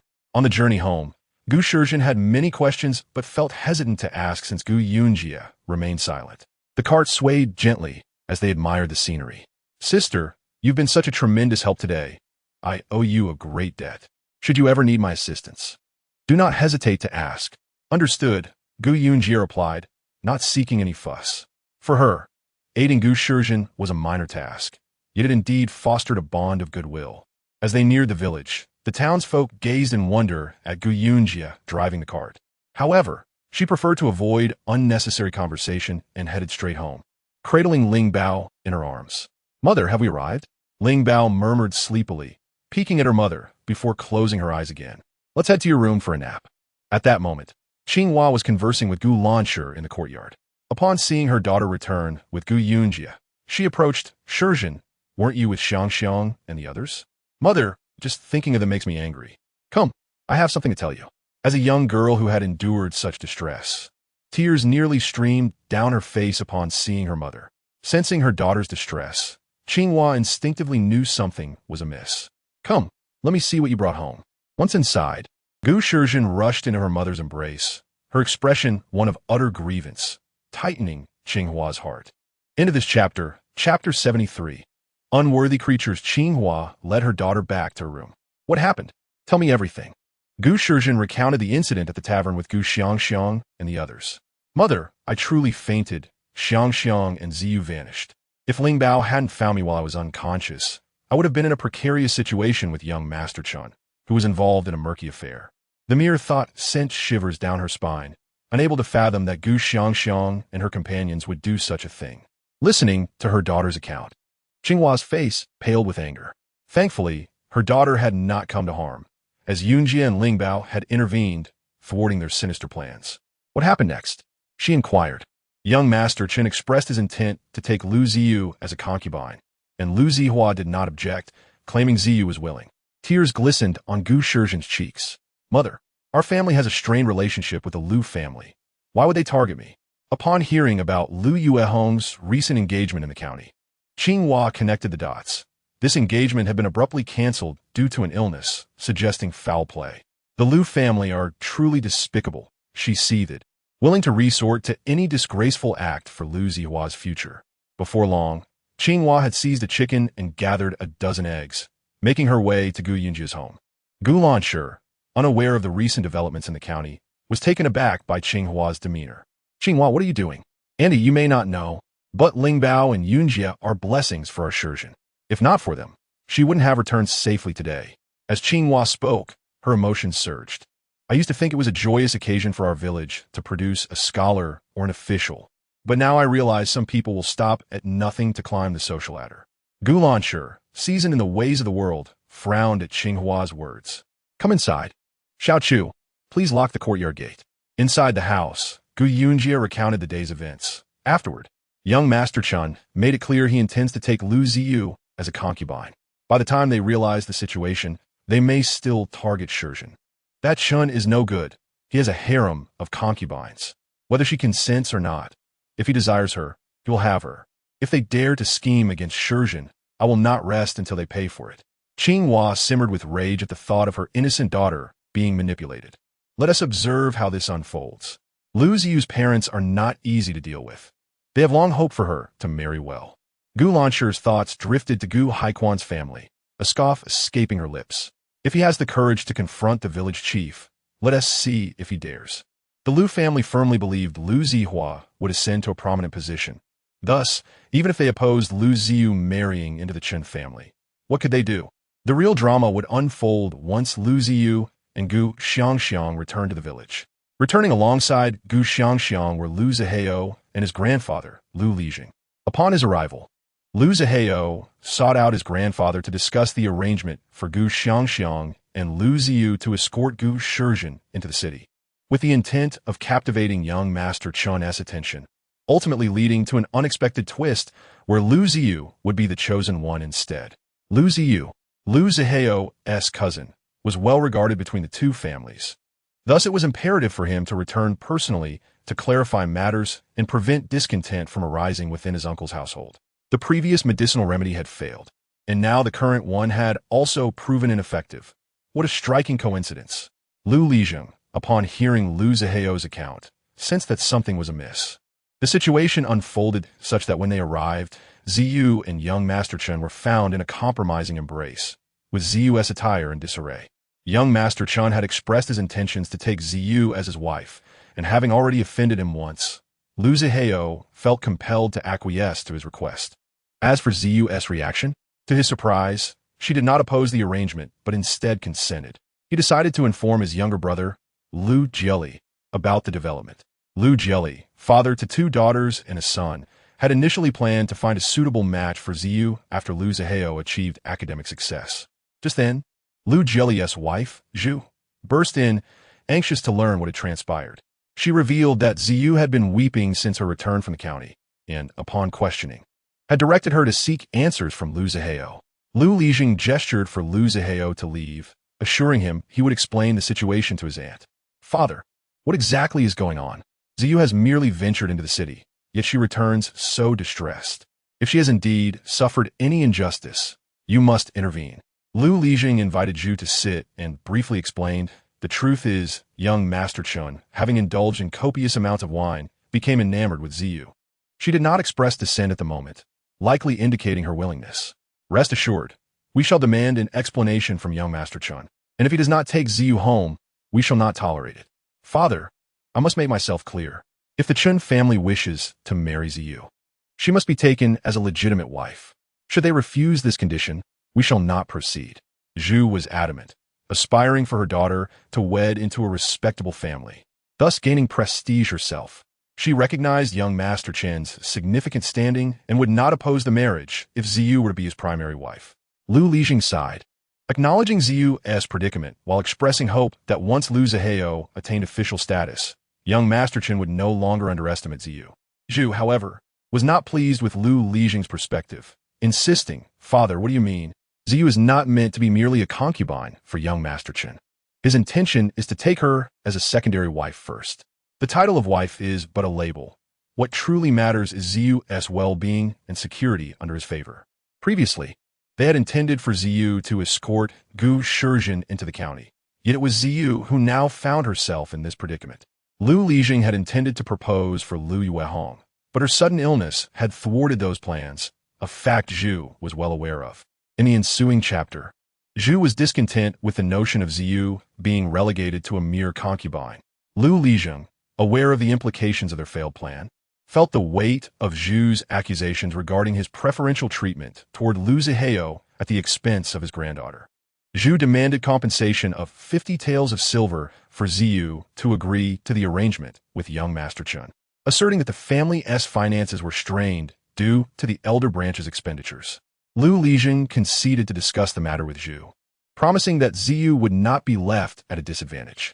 "Rest assured, I will not allow her to suffer," he affirmed, though he understood the societal barriers that would inhibit Ziyu's acceptance into the Chen family. "Father, you must assist Lu Zihao, yet do not disregard our grievances. My dear daughter's prospects are being tarnished by your decisions, and as her mother, I am deeply pained. I understand, I assure you. You will not be at a loss in this matter," Lu Lijing replied, feeling overwhelmed as he waved Zhu away. Following her departure, Lu He entered, having just visited Ziyu's room and gleaned the situation. Ziyu recounted how she and Xiang had left to inform young Master Chen upon witnessing Gu Shizhen faint, only to be caught off guard when the door inadvertently opened, leading to the unexpected encounter. Lu Lijing, troubled by recent misfortunes, pondered whether Gu Shizhen's presence had somehow jinxed their family's affairs. "Her involvement seems to spell disaster for us. I can't help but wonder if she is orchestrating these troubles from the shadows." Despite the earlier conflicts involving Jieqi and Yunji, he believed Gu Shizhen to be a harbinger of bad luck for their family. Lu He, harboring a long-standing disdain for Gu Shizhen, suggested they pacify Ziyu, who sought 50 taels for her consent to integrate into the Chun family. 20 taels at most will suffice. She must comply, regardless of her initial objections. Meanwhile, Gu Lan held Ling Bao close, reveling in the joy of their bond. As Xiaojia said, the ties of blood are not paramount. What matters is the connection we share. Ling Bao's presence is a blessing. She mused whether their clandestine assistance to Gu Shizhen had gone unnoticed, confident they would not suspect her involvement. Xiaojia, diligently preparing dough for buns, echoed that even if they were aware, they would not dare to voice their accusations. The Lu family is truly deranged, resorting to such unscrupulous tactics for the sake of a grandson, yet to achieve academic success. Lu Zihao is not the brightest. Even if he were to attain a position, he would likely prove to be a corrupt official. His complicity in this plot indicates he is willing to exploit others for his advancement. Lu Ziyu, cocooned in her room beneath the covers, grappled with her feelings, uncertain how events had spiraled to this point. Their original plan had been to facilitate Gu Shizhen's entry into the Chen household, yet she found herself ensnared instead. Where had everything gone awry? Zhu, entering her daughter's room, observed Ziyu's melancholy and felt a pang of sympathy. "Now that we are in this predicament, we must make the best of it. Endeavor to win young Master Chen's favor. Perhaps he may elevate you to the status of a legitimate wife." "Mother, something feels amiss. Do you think Gu Shizhen discovered our intentions and outmaneuvered me? Perhaps your demeanor while traveling was too conspicuous, leading her to catch on. Entering the Chun household is not devoid of merit. It is ultimately Ziyu's failure to appreciate the opportunity. Young Master Chen is remarkably handsome and hails from a respectable family, with the esteemed Kong family backing the Chen household. Thus, his lineage is undeniably commendable. Yet, I find it unsatisfactory to be relegated to the status of a concubine particularly under such circumstances. Your grandfather has assured me that once your elder brother secures an official position, the Chun family will undoubtedly support your elevation to the status of the principal wife. Should the Chun family oppose this, you may be permitted to seek a divorce and find a more suitable husband. Seeing that her daughter had ceased further discussion, Madame Zhu took her leave. Lu Ziyu gradually succumbed to slumber, only to awaken in the dead of night from a dream wherein Gu Shizhen and Gu Yunji mocked her, deriding her for being so easily won by young Master Chun, claiming he would never take her as his wife. Startled awake, she found herself drenched in sweat. Upon regaining her composure, she resolved to take action. The fact that young Master Chun had sullied her virtue in the county town was known to both Gu Yunji and Gu Shizhen. Once she entered the Chun residence, she would ensure they faced their comeuppance, illustrating that not everyone could gain entry into the Chun family. In the middle of the night, Gu Yunji felt a dampness beneath her. Initially assuming it was a dream, she soon realized the reality of the situation as she touched the wetness below her. Her sleepiness dissipated instantly. Rising from her bed, she lit a candle beside her and discovered that little Ling Bao had wet the bed. The little one had consumed 2 large bowls of soup that evening, resulting in quite an accident. Checking on Ling Bao, she found the child's back nearly soaked through. After changing Ling Bao's clothes and adjusting her position, Gu Yunji covered the wet spot with a dry garment and returned to sleep. However, the lingering odor made it difficult for her to rest, prompting her to head to the laboratory. Not wishing to linger too long, she quickly returned. From the laboratory, she procured some nutritious snacks for children, shaped like adorable animals, akin to tiny candies, recommending that Ling Bao consume one each day. As dawn approached, Gu Yunji arose early for her morning exercises, only to be met with a bleary-eyed glance from Chu San, who inquired if Ling Bao had caused a disturbance during the night. Not exactly. She simply drank too much soup and wet the bed, which ended up on me. Chu San chuckled at this, advising, "We must refrain from allowing her too much soup at night." Gu Yunji wholeheartedly agreed, resolving to limit Ling Bao's evening liquids. Upon returning from her morning run, Gu Yunji found little Ling Bao already awake. Madame Gu had also changed the linens in the child's room. "Did you wet the bed last night, dear?" Gu Yunji inquired. "I did not. It was mother who wet the bed," Ling Bao replied, her voice barely above a whisper, a hint of guilt in her expression. Madame Gu emerged from the room, carrying the soiled linens, and remarked to Gu Yunji, "Young children sleep soundly and often do not remember. You must rouse her once during the night to establish a habit of waking when she feels the urge." Gu Yunji, who had never had a boyfriend in her previous life, was at a loss for such nuances of care. "I sleep so deeply myself, I hardly recall such matters. If you cannot manage it, then Ling Bao shall sleep with me at night." "I have no objections," Gu Yunji replied. "Ling Bao, would you like to sleep with Grandma tonight?" Ling Bao pondered seriously. "If I sleep with great-grandma, does that mean you and father can share a room?" Gu Yunji, amused, replied, "If you prefer to sleep with me, then your father can sleep with Grandpa." "Then I shall sleep with great-grandma tonight," Ling Bao chuckled. "You clever little one. How do you comprehend such matters at your tender age?" Madame Gu assisted her in arranging her clothes, affirming, "She knows quite a bit. After all, Big Fish and Little Fish's parents sleep together." "Ah, I see," Madame Gu nodded. "Then it is settled. You shall sleep with me tonight. But mind you, no wetting the bed on great-grandma's mattress." Gu Ling Bao protested, "I cannot guarantee that. I'm still just a little child and may not know when I am asleep." Gu Yunji entered the kitchen, noticing that her grandmother had warmly accepted Ling Bao into their household, bringing a delightful liveliness to their home. After breakfast, as Madame Gu prepared to head to the fields, Ling Bao insisted on accompanying her. The sight of the elderly woman with her little granddaughter in tow was a harmonious one, prompting Gu Yunji to turn to Chu San with a playful smile. "Pray tell, what is it like to unexpectedly become a father?" Chu San, maintaining his composure, cautioned, "My dear wife, such phrases should be used judiciously to avoid misunderstandings." Gu Yunji felt a flush rise to her cheeks, leading her to scold him lightly. "Why do you still linger? We have 5 acres of rice paddies to tend. You cannot expect your grandmother to shoulder the burden alone." As Gu Yunji gathered the laundry she intended to wash, she found herself longing for the convenience of a modern washing machine. If only she could toss everything into a machine instead of trudging to the river each morning. Upon reaching the riverside, she noted the presence of others washing clothes, including Gu Xiangxiang and Lu Ziyu. Gu Shizhen stood at a distance, seemingly reluctant to engage with the two. Upon noticing Gu Yunji's arrival, Gu Shizhen called out, "Sister, come here." She had left a spacious area nearby, complete with a large flat stone slab for scrubbing clothes. Most villagers washed their garments in this river, making it a common sight to see smooth stones lining the banks for convenience. Gu Yunjie thought little of it and settled next to Gu Shizhen, beginning to wash her clothes. Gu Shizhen, noticing Gu Yunjie brought along her bedding, smiled and said, "Did Ling Bao wet the bed last night?" "Indeed. She drank too much soup and had an accident," Gu Yunjie replied with a light laugh. "She won't admit it, though." Gu Xiangxiang, overhearing their banter, chimed in, "Shizhen, you went off with Gu Yunjie yesterday without informing us. We waited quite some time for you. You were all quite busy, so I hesitated to inquire about your return. And when Gu Yunjie left, I followed her home." As Lu Ziyu lifted her gaze, Gu Shizhen remarked with a smile, "The event of yesterday transpired so suddenly that we forgot to congratulate you, Ziyu. Congratulations on entering the Chun family.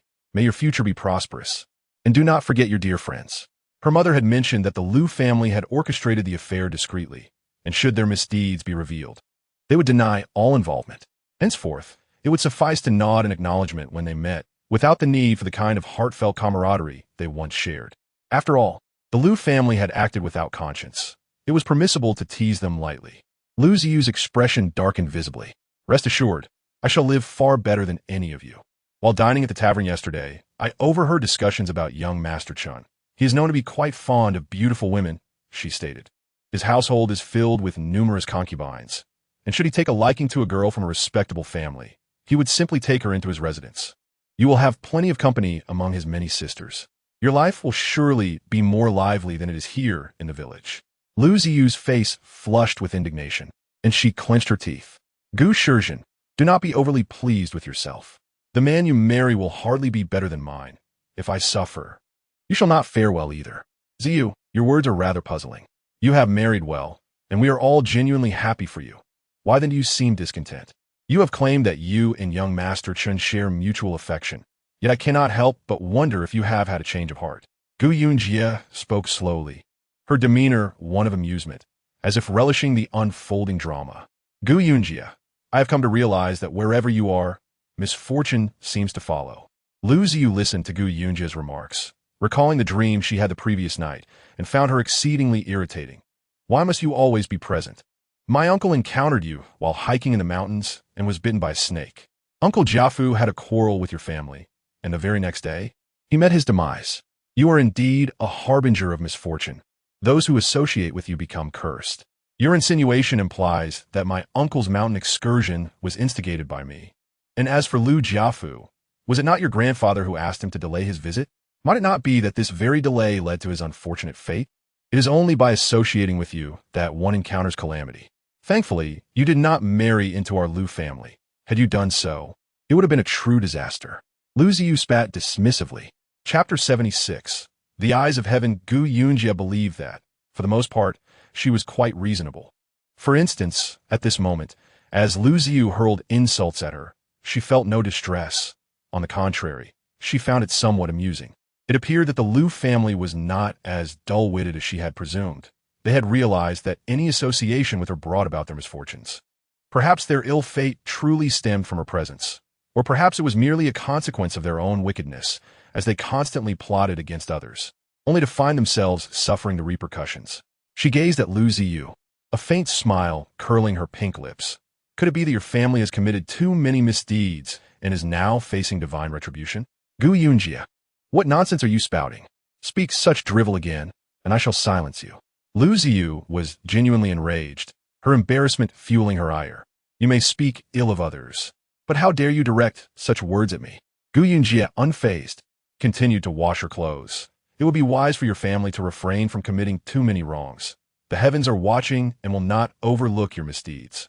Lu Ziyu was about to retort, but upon meeting Gu Yunjie's penetrating gaze, she found herself at a loss for words. "Little Jia, how can you speak so? Ziyu's grandfather is a village elder who has done countless good deeds for the community. How could he possibly be guilty of wrongdoing? You might speak such things in our presence, but should the elder hear of this, he will surely hold you accountable." Gu Xiangxiang, witnessing Lu Ziyu's discomfort, interjected to defend her. As Lu Ziyu's future sister-in-law, she naturally felt compelled to support her. Before even marrying into the Lu family, she was already defending them. Gu Yunjie raised an eyebrow, Whether or not they have committed misdeeds, they're the ones who know best, and heaven is fully aware as well. Shurjin, there is an old saying, man proposes, heaven disposes. Gu Shurjin quickly chimed in. Yes, man proposes, heaven disposes. Gu Yunjin nodded earnestly. The Buddha teaches that good deeds bring good rewards, while evil deeds bring evil consequences. It is not that retribution does not come, but rather that the time has yet to arrive. Gu Xiangxiang felt a wave of discomfort wash over her as she listened to Gu Yunjie's strange words. Ever since she regained her wits, Gu Yunjie had become quite eloquent, leaving Gu Xiangxiang feeling outmatched. Perhaps she had discovered that Gu Ziyu and Lu Ziyu had attempted to deceive Gu Shurjin yesterday. Stop trying to intimidate us. You act as if you were a paragon of virtue. Gu Xiangxiang dismissed her suspicions. You two are only looking out for your own interests, disregarding the consequences for others. That is the true definition of a good person. Gu Yunjie scoffed. Gu Xiangxiang, remember that you are still a member of the Gu family. Assisting the Lu family in plotting against the Gu family could very well bring the wrath of your ancestors upon you. Gu Xiangxiang glared at Gu Yunjie. What do you mean? Who have I harmed? Gu Yunjie raised an eyebrow. From childhood, Lu Ziyu has often incited you to undermine me. Yet I have merely been fortunate enough to evade your schemes. Furthermore, regarding your invitation for me to enter the city yesterday, I have no doubt that your intentions were far from altruistic. Gu Shurjin recalled yesterday's events with a sense of disgust. How could these two have so easily deceived her and tricked her into consuming drug tea? I do not comprehend what we are discussing. Lu Ziyu, of course, would not concede. She placed the freshly washed clothes into a basket and turned to Gu Xiangxiang. Xiangxiang, are you done washing? Shall we head home? The two hurriedly departed. Gu Shurjin spat after their retreating figures. Those two are truly a nest of snakes and rats. Upon returning home to hang the laundry, she glanced at the sky, estimating that it must be around 9 in the morning. Life without a clock or a mobile phone was indeed challenging, and one had to learn to gauge the passage of time. Just as she was about to step outside, she saw Chu San returning with Ling Bao in tow. Ling Bao was covered in mud, her face and hair a mess. She instinctively hid behind Chu San, her voice small. Mother, please do not be angry. I merely rolled around in the rice field, and this is the result. Grandmother instructed me to come home and change clothes, advising me to stay away from the rice field. She had seen the field filled with water and thought it looked fun, so she jumped in and rolled around a bit. Gu Yunjie felt her temper rising, taking a deep breath to calm herself, reminding herself that she had chosen this daughter and must endure. It would not do to unleash her frustration on Ling Bao. Her ire was better directed at Chu San. How could you allow her to roll around in the rice field, returning home in such a filthy state? I just finished washing clothes by the river. I did not foresee that she would play in the rice field. Chu San rubbed his nose, offering a meek excuse. Mother, I'm sorry. I will not do it again. Come here. Let Mother help you change. Gu Yunjie beckoned to Ling Bao to follow her after taking a deep breath. Mother, are you angry? Ling Bao, perceptive as ever, sensed her mother's displeasure. Gu Yunjie filled a bucket with water, helping her wash away the dirt. You must not roll around in a rice field again, understand? It is difficult to clean the mud off your face and hair. Ling Bao nodded obediently. After washing her face and hair and changing into clean clothes, Ling Bao emerged looking fresh and tidy. She took the dirty clothes outside to wash them herself, leaving her father and brother at home to guard the house and prepare lunch. As Gu Yunjie stepped outside, Ling Bao proudly declared, as if an adult, Father, I was truly terrified just now. I feared Mother would scold me. How could you think that? Big Fish got his clothes dirty, just like me, and his grandmother scolded him. I was far dirtier than Big Fish, so I thought Mother would surely punish me severely. If Mother did scold you, what would you do? Would you cry? If I did something wrong, it would be right for Mother to scold me. But I am just a child. I would definitely cry if she scolded me. Such a little schemer. Chu San, listening to Ling Bao, gently patted her head. If you come home covered in mud again, Mother may very well scold you. I will not dare do it again. Now, let us head to the vegetable garden and pick some vegetables. The father and daughter made their way to the garden.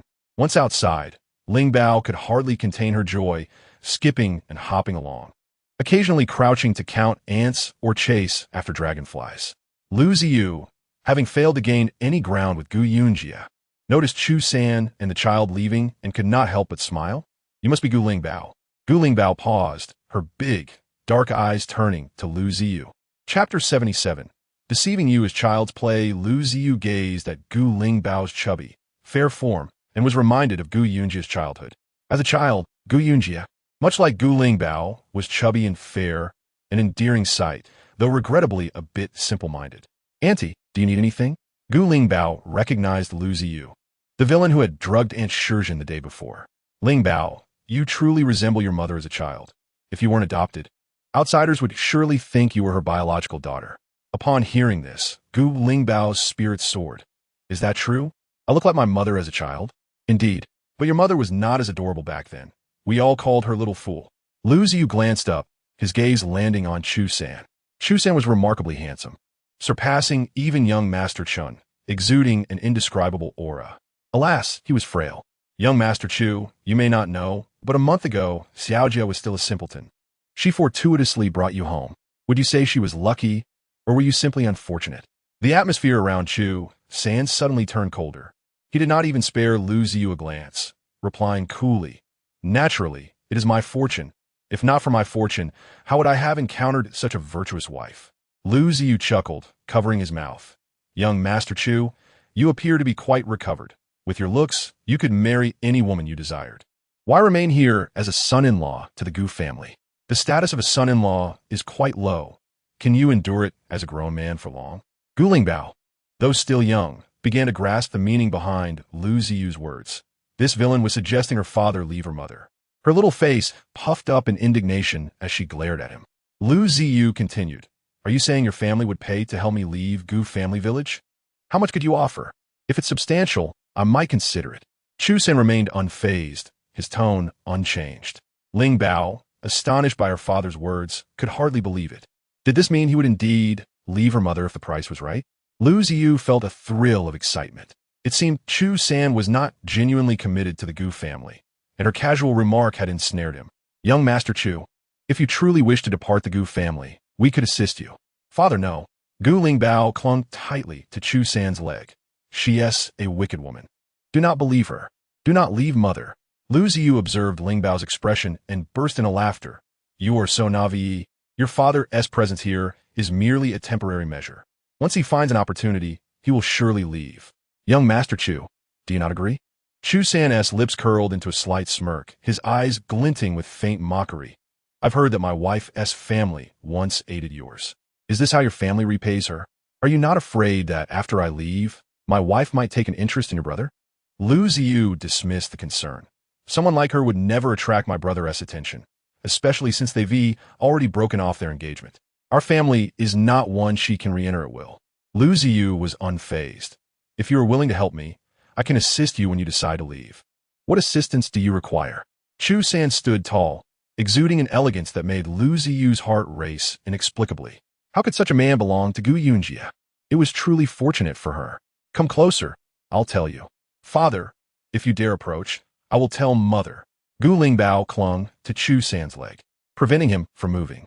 Chu San gently patted her head. "Do not worry. As long as your mother does not permit me to leave, I shall remain." He lifted his gaze, coldly regarding Lu Ziyu. "I can assure you, as long as my wife does not allow it, I will not depart. Instead of concerning yourself with my family's matters, perhaps you should focus on your elder brother. What if he fails to achieve any recognition? You speak as if you have nothing good to say, just like Gu Yunji. Rest assured, my elder brother will undoubtedly attain recognition. Whether he succeeds will be clear in 3 months." Chu San took Lingbao's hand and headed toward the vegetable garden. Lingbao turned to Lu Ziyu and made a face. "My father would never fall for your tricks. Father, you almost fell for that wicked woman's schemes. I shall tell mother as soon as we return home." Lingbao looked at Chu San earnestly. "We are all family to mother. How could you think of leaving her?" "Silly Lingbao, I was merely prying for information to see what she intended." Chu San teased, pinching her nose. "Your mother is the best woman in the world. If she does not want me to leave, I shall not." "Really? If you lie, I will never acknowledge you again." "Understood." The midday meal was prepared by Lingbao, who tended the fire, while Chu San took on the role of chef. When Gu Yunjie and Gu Lanshi returned home, a small child dashed toward them, causing Gu Yunjie to startle. The little one clung to her leg. "Mother, look, I can make fire. Isn't that impressive?" Gu Yunjie looked down to see Lingbao completely covered in soot, particularly her face, which was a dusty gray except for her 2 rows of white teeth. "Ha!" Gu Lanshi laughed, bending over. "Lingbao, You've turned into a little black-faced rascal. I was just playing with ash, and I rub it on my face. Chu-san emerged from the kitchen, carrying dishes. I was very serious about tending the fire. Gu Yunji gazed at the array of dishes on the table. Her expression difficult to describe. The stir-fried peppers were burnt, and the taro soup was mostly water, with scarcely any taro visible, just floating green onions on the surface. Ling Bao had added too much firewood to the pot, causing the flames to rage uncontrollably. Chu-san cleared his throat. It's fine. Even burnt food can taste good. Gu Lancher waved her hand dismissively. Who isn't? He had a mishap. Gu Yunji remained silent, only giving a light chuckle as she entered the kitchen to serve rice. While they ate, someone knocked at the courtyard door. Gu Lancher went to answer, revealing the twin sons of Gu Taiju, who peeked in, one munching on a pancake and the other holding two. Is Ling Bao home? Hearing the voices of Daikyu and Xiaoqiu, Ling Bao dashed out. Daikyu, Xiaoqiu, have you eaten? Come to my house for a meal. Having washed her face, Ling Bao was no longer the sooty child. This pancake is for you. My mother made it. Daikyu offered one of his pancakes to Ling Bao. We're going to the village head to watch the roosters fight. Do you want to join? Absolutely. Gu Ling Bao abandoned her meal and grabbed Daikyu's pancake. Mother, I'm going out with Daikyu and Xiaoqiu to watch the roosters fight. With that, she was gone in an instant. Chapter 78. Mother, I really like you. Watching Gu Ling Bao run off with Daikyu and Xiaoqiu, Gu Lancher chuckled. Children will be children. They quickly bond with Daikyu and Xiaoqiu. Let her be. Children should behave like children. Gu Yunji did not oppose Ling Bao playing with the village children. Being with them allowed children to express their true nature. The fact that Ling Bao was not human, but rather a spirit of the Reishi mushroom, was known only to her and Chu-san. Just as they finished their meal, Daikyu rushed in, panting, and shouted to Gu Yunji, Ling Bao's mother, hurry and see. Ling Bao got beaten. Gu Yunji had intended to take a short nap after eating, but upon hearing Daikyu's words, all thoughts of rest vanished as she rushed outside. Where? Behind the village.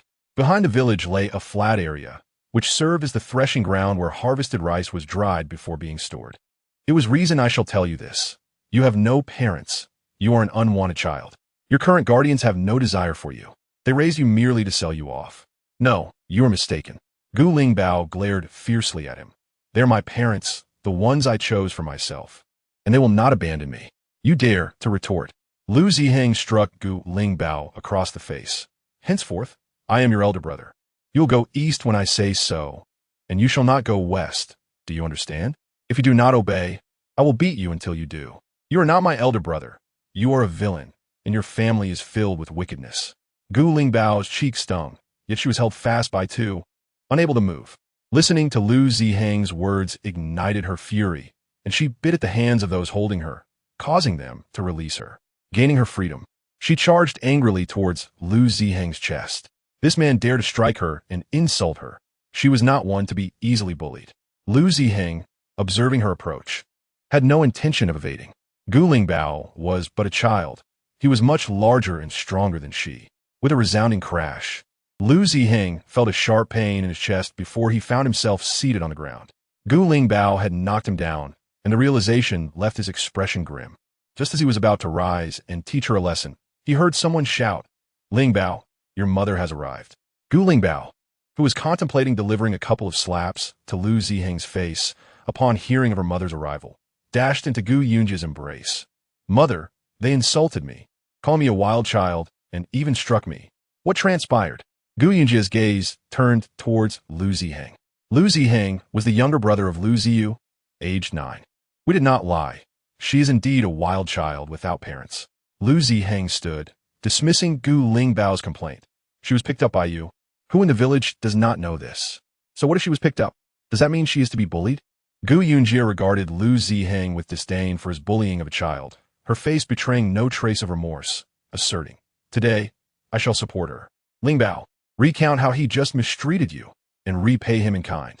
Gu Ling Bao, upon hearing her mother's words, felt a spark of determination in her eyes, though her face still bore a hint of timidity. Mother, they are larger than I. I cannot reach their faces. Then strike elsewhere. If a conflict arises between Gu Ling Bao and the larger children, as an adult, she did not wish to intervene, for this was a matter for the children. Adult intervention might only escalate the conflict. However, the current situation was different. Lu Ziheng, accompanied by two similarly aged children, was bullying Ling Bao. If she did not stand by her today, they would surely torment her again in her absence, perhaps even more severely. She intended to establish her stance so that they would not dare to bully Ling Bao in the future, making it clear to Ling Bao that even in her mother's absence, she must not cower when faced with larger children. Ling Bao listened to Gu Yunji's words, which allowed her the freedom to retaliate wherever she could. Clenching her fist, Ling Bao charged forward and landed a punch on Lu Ziheng's abdomen. He attempted to counter, but Gu Ling Bao's speed was astonishing, leaving him no time to prepare. With a loud thud, the larger boy was knocked to the ground by Gu Ling Bao's blow. The other two children exchanged glances, unsure whether to flee. Eventually, they shared a look and decided to run. Lu Ziheng, having been struck by Ling Bao's punch, began to wail loudly. Gu Ling Bao, glancing at her own fist and then at the sobbing boy on the ground, felt a sense of confusion. Was her little fist truly so powerful? Ling Bao, they are much older than you. If they bully you without cause, then strike if you can, or return home to tell mother, for she shall support you. Do you understand? I understand. Ling Bao felt elated. Her mother did not disdain her, but instead taught her how to fight. Mother, I truly adore you. Hearing her words, Gu Yunji lifted her into her arms. Is that so? You like me for teaching you to fight? We cannot provoke others without reason, but if they bully us, we must not remain indifferent. Do you understand? Remember this. Let us go. Your mother and father will gather firewood on the mountain, and we shall ascend together. Very well. They had discovered Gu Ling Bao on the mountain and believed she would long for it, thus planning to take her back. Upon hearing they would return to the mountain, the little one was indeed delighted, exclaiming that she knew where the treasures were and would lead Gu Yunji to unearth them. Really? You can take mother to find many treasures? Of course. Whatever mother wishes to seek, just tell me. I can locate it. I am a spirit of the Ganoderma, having dwelled in this mountain for centuries. Very well, you shall guide mother in the search. Just as the three were about to depart, they were confronted by the Zhu mother and daughter, accompanied by Lu Ziheng, who approached with a fierce demeanor. Gu Yunji, come out. Zhu stood at the threshold, holding a stick. How dare you teach a child to fight? Do not think that because your child is small, they can strike others at will. Look at Lu Ziheng. His belly is bruised. Zhu lifted Lu Ziheng's shirt to reveal a faint bruise on his abdomen, hardly noticeable unless one looked closely. Truly, she was her daughter, and her strength was apparent, but it was just a light kick that had caused the bruise. With a slight smile, her tone was filled with indignation. It was I who taught her to retaliate. What of it? End of this chapter, chapter 79. She is a wild child. Upon hearing this, Zhu lashed out. Gu Yunji, you truly do not care, allowing a little child to strike an older one. What were you thinking? If my Ziheng retaliates and injures your child, we adults shall not take responsibility. Indeed, she is small. My brother would not harm her. If she provoked him, he certainly would not hold back. Lu Ziyu chimed in. Older brother, if you lose a fight, why seek out the parents? Gu Lingbao appeared bewildered. Lingbao, your older brother seeks the adults because he cannot win against you. Is that so? Mother, may I also report? Just now, that older brother had the other two hold me and struck me 3 times on the face. Gu Lingbao, being clever, picked up on the cue from Xiao Jie and knew how to respond. Then you deserve it. You are a wild child, and I can strike you. Lu Ziheng, oblivious to his own faults, stubbornly argued with Gu Lingbao. Indeed, your child is not even yours, picked up from who knows where, and misbehaves in the village. How can my son not teach her a lesson? Zhu did not believe Lu Ziheng was correct or that he had said anything wrong. Thus, he should be punished. What is wrong with me allowing Lingbao to retaliate? A 9-year-old boy should know what to say and what not to say. He is simply asking for it. Gu Yunji's tone grew sharp. Let me say this once. My Lingbao is not a wild child. She has parents. Should I hear such words again, I shall retaliate, regardless of who utters them. Gu Yunji, do you truly believe you are someone of great importance? Your daughter is merely a wild child, one that was picked up. The villagers are all aware. How can it not be spoken of? Lu Ziyu scoffed. Gu Yunji's gaze turned frigid as she slowly approached Lu Ziyu, raising her hand to deliver 2 sharp slaps. Lu Ziyu, this is of your own making. My earlier words were not a jest. Should anyone dare to call my daughter a wild child, an unwanted child, I shall immediately deliver a slap in kind. Lu Ziyu covered her face, staring in disbelief at Gu Yunji. This Gu Yunji, who had been considered simple-minded since childhood, had struck her. Gu Yunji, you foolish girl. Born a mother who never taught you right from wrong. What gives you the right to strike my Ziyu? I shall have it out with you. Upon witnessing her daughter's plight, Zhu was unable to remain seated. She seized a carrying pole, prepared to retaliate. Gu Yunji, however, was not intimidated. She effortlessly grasped Zhu's pole and declared, if she fails to remember my words, it is her own seeking of trouble. Let me reiterate, my daughter has loving parents. Should anyone dare to label her a wild child or suggest she is unwanted, I shall respond with force, regardless of who utters such words. If one does not cherish their own child, who can they expect to cherish them? Zhu attempted to wrest the pole free, but her lack of weaponry rendered her threats impotent. To bully a 3-year-old and then seek the assistance of adults. How shameful. Lu Ziheng, overwhelmed by Gu Yunji's words, burst into tears and fled. Gu Lingbao, listening to her mother, was moved to tears, feeling immense love for her mother, who reciprocated that affection. Oh, how I adore you, mother. Gu Yunji, eager to avoid further discourse, released her grip, causing Zhu to stagger back. You shall await the consequences, Zhu warned, pointing at Gu Yunji. This matter will not be settled lightly. Very well, I shall await your next move. But be forewarned, should you resort to underhanded tactics against my daughter, you will bear the consequences. Zhu and Lu Ziyu were promptly expelled by Gu Yunji. Come, let's return home, you useless beings. Zhu's ire intensified as she regarded Lu Ziyu's swollen face. Gu Yunji, relying on her strength, disregarded anyone in the village. Mother, Gu Lingbao clung to Gu Yunji's leg. I truly love you. Gu Yunji lifted her daughter. Did you see clearly just now? Gu Lingbao replied, if anyone dares to bully you, I will retaliate, just as you did, until they dare not utter another word. Mother understood. Rest assured, if anyone dares to bully Lingbao, I will fight back. I may be small, but I'm not easily trifled with. Gu Yunji pinched her nose. Such a good child. Little Lingbao led the way, while Chusen walked closely alongside Gu Yunji. He reflected on the scene of his wife defending Lingbao, feeling a profound sense of admiration. His wife was a radiant force, safeguarding Lingbao with her strength. Have you lost your senses? She is our own daughter. Should you witness anyone bullying Lingbao in the future, you must take a firm stand. Gu Yunji was displeased by Chu San's words. Indeed, she is our dear daughter. Chu San smiled at Lingbao's adorable countenance, never having imagined he would be blessed with such a charming and understanding child. Mother, would you like to find a century-old ginseng? This mountain is abundant with them. Lingbao's words sounded as effortless as finding cabbage in the hills. There may not be many, perhaps 5 or 6, but we must venture deeper into the mountains. Is it truly there? Gu Yunji felt a surge of excitement at the thought of century-old ginseng hidden in the depths of the mountains. Of course, mother. If you desire it, I can help you find it. Lingbao patted her chest confidently. What else would you like, mother? I will find it all for you. If I ask for too much, will that be considered greedy? Gu Yunji, being a practitioner of medicine, had an unparalleled passion for herbs. Not at all. As long as you wish for it, I will do my utmost to assist you. Let's seek a century-old ginseng first. Wait for me. I will return swiftly. Lingbao dashed through the mountain terrain with remarkable agility, quickly disappearing from sight. Lingbao! Lingbao! Gu Yunji and Chu San waited, growing anxious as Lingbao failed to return. Where could she have gone? Stay here and do not wander. I shall check. Gu Yunji, filled with concern, prepared to leave when she spotted Lingbao approaching, tearfully shaking her shoulders. Mother, I cannot find them. Woe is me. The chapter concludes as Lingbao, with red-rimmed eyes, clung to Gu Yunji's leg, expressing her distress. Mother, I can no longer sense their presence. They are ignoring me. Could you find them before? How did you manage to locate them? I could burrow into the earth to play with them and sense their existence, but now I cannot feel them or find them.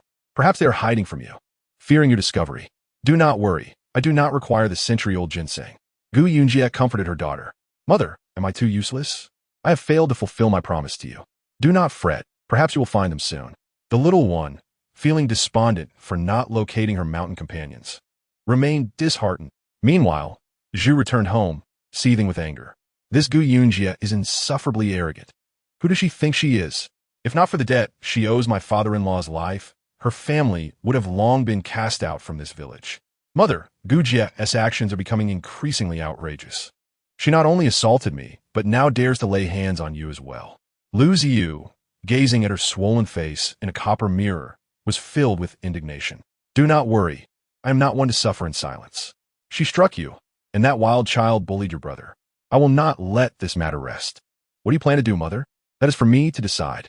Zhu did not disclose her intentions to Lu Ziyu, but instructed her. In 2 days, the Qin family will come for you. For now, avoid provoking her. She is a madwoman when enraged. What about grandfather? Your grandfather has stated that once your brother passes the examination, your status in the Chun family will naturally rise. For now, we must endure. What if brother does not succeed?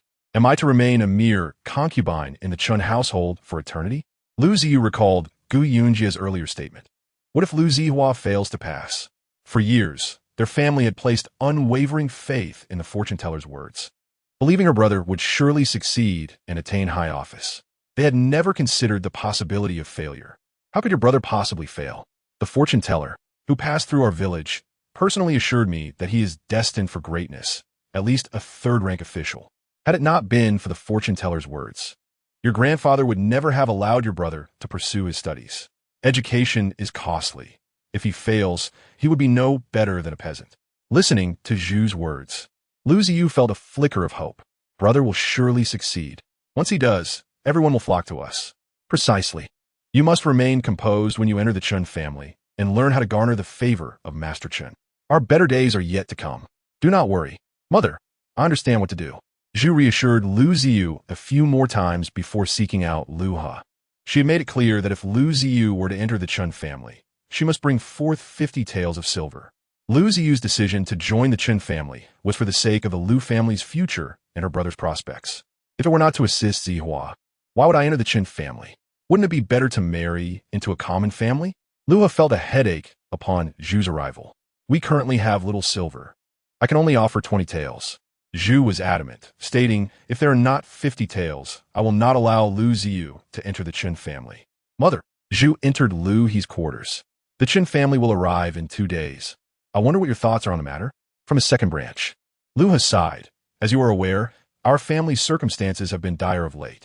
Your elder brother has lost a leg, and Zaheo still aspires to achieve scholarly success. The financial demands on our household are considerable, and while I have given you 50 taels, the burden of such expenses is daunting for me to bear alone. Mother, I shall refrain from mentioning how much we have spent on Zaheo's education over the years, but let us consider the costs incurred since your elder brother's injury. It is no less than 50 taels, I assure you. Now, for the sake of Zaheo's future and our family's prospects with the Chun family, it seems reasonable to withdraw another 50 taels from the public funds. I understand this may impose a burden on Ziyu, but rest assured, once our fortunes improve, we shall not forget Ziyu's contributions. Mother, with your elder brother incapacitated, and Zaheo showing little concern should he succeed in his examinations, it is uncertain whether he will remember the sacrifices we have made for him. But that is a matter for another day. If you are hesitant to part with that 50 taels, I shall ensure Ziyu does not go to Chen's side. Zhu, sitting across from Lu He, clearly disapproved second daughter-in-law. You are being excessive. We shall discuss this further when the second son returns. Lu He maintained a stern demeanor, recalling that had it not been for the elder brother's misfortune, Zhu would not dare to speak so boldly in his presence. Mother, when you plotted against Ziyu, did you not also suggest waiting for the second son to return? Zhu scoffed. Give her the money. Lu Li, who had been eavesdropping outside, interjected, Old man, we are all family. Money in the second son's hands is as good as in ours. There is no reason to worry about our own son and daughter-in-law. Ziyu is about to enter the Chun family. We must prepare adequately and not allow the Chun family to look down upon us. The old father demonstrated his understanding. Upon hearing this, Zhu's face lit up with a smile. Your elder brother cannot work now, and thus the heaviest burdens of the household will fall upon our second branch. Lu He felt a pang of sorrow for his elder brother's condition, blaming Gu's foolishness for the misfortune. If it were not for her attacking Zaheo that day, the elder brother would not have acted so rashly. That Gu Yunji is becoming increasingly audacious in the village. As the village chief, you must take action, or she will soon be riding roughshod over us. How can I manage that? The chief replied, glancing at Zhu. That girl possesses an astonishing strength. We are no match for her. Father, I do have a plan, but I fear you may not agree. A day later, a horse-drawn carriage arrived at the village, heading directly to the village chief's residence, carrying numerous gifts. Those in the know understood it was the Chun family's carriage, come to escort the chief's granddaughter, Lu Ziyu, to become a concubine. Dressed in a pink gown and adorned with a touch of makeup, Lu Ziyu stepped into the carriage. Zhu held her hand with great reluctance. Do visit home often. Lu Ziyu smiled faintly. Mother, do not worry. When I return to the village, I shall do so in great style and bring you many fine gifts. Chapter 81. No rules as the Chun family's carriage departed the village. The most discontented individual was none other than Yue Hong's mother. This marriage was originally meant for her daughter, Yue Hong. But due to Yue Hong's misfortune and her mysterious illness before the wedding, the proposal had slipped away. 10 taels of silver as a dowry was an astronomical sum in the village. With this in mind, Yue Hong's mother kicked open the door to Lu Yue Hong's room, fuming. You wretched girl, you are the bane of my existence, always obstructing our family's happiness. 10 taels of silver, and just like that, you let it slip away. What sin did I commit to bear such a child? It's south enough to drive me to madness. Lu Yue Hong, deprived of sustenance, lay weakly on her bed, her lips parched and her appearance gaunt. She gazed out the window, harboring no desire for the match that had escaped her. The thought that she was not the one marrying into the Chun family brought her a sense of relief. Seeing her daughter so unresponsive, her mother, infuriated, approached and slapped her face. You are nothing but a burden. All my years of raising you wasted. Burden? Why not just die? If you were gone, we might save some grain. Her mother spat, her words increasingly venomous, as if the girl before her were an enemy rather than her daughter. In frenzy, Yue Hong's mother struck her repeatedly, intent on not stopping until Lu Yue Hong lay lifeless. Lu Yue Hong's younger sister, Lu Yue Mei, watched in horror as their mother assaulted her sister. She considered seeking help, but Lu Yue Hong shook her head, silently communicating, I am fine. Do not go. Mother, you must stop. You will kill her. Lu Yue Mei pleaded, trying to pull their mother away. Exhausted, their mother pointed a finger at Lu Yue Hong, cursing, if you cannot help me recover that 10 taels, I shall sell you. With that, she stormed out of the room. Lu Yue Hong lay there, breathless, as if on the brink of death. Sister, are you all right? Lu Yue Mei rushed to her side, grasping her hands tightly. I am fine, Lu Yue Hong replied weakly with a smile. I won't die. Do not worry. Sister, are you truly all right? What our mother did was terrifying. Is she really so mad that she would kill you over 10 taels? I want some water, Lu Yue Hong murmured. Yue Mei, could you fetch me a cup? Wait here. Lu Yue Hong retrieved a tiny pill from beneath the bed, small but potent. She had been informed that it would alleviate her symptoms. The Chen family had already come to collect her, and she felt secure taking the medicine now. As she held the pill in her mouth, its bitterness was inconsequential to her. Sister, here is the water, Lu Yue Mei said, bringing a bowl of water, along with a large sweet potato she had secretly saved. Eat this after you drink. After swallowing the water, Lu Yue Hong savored the sweetness that spread through her throat.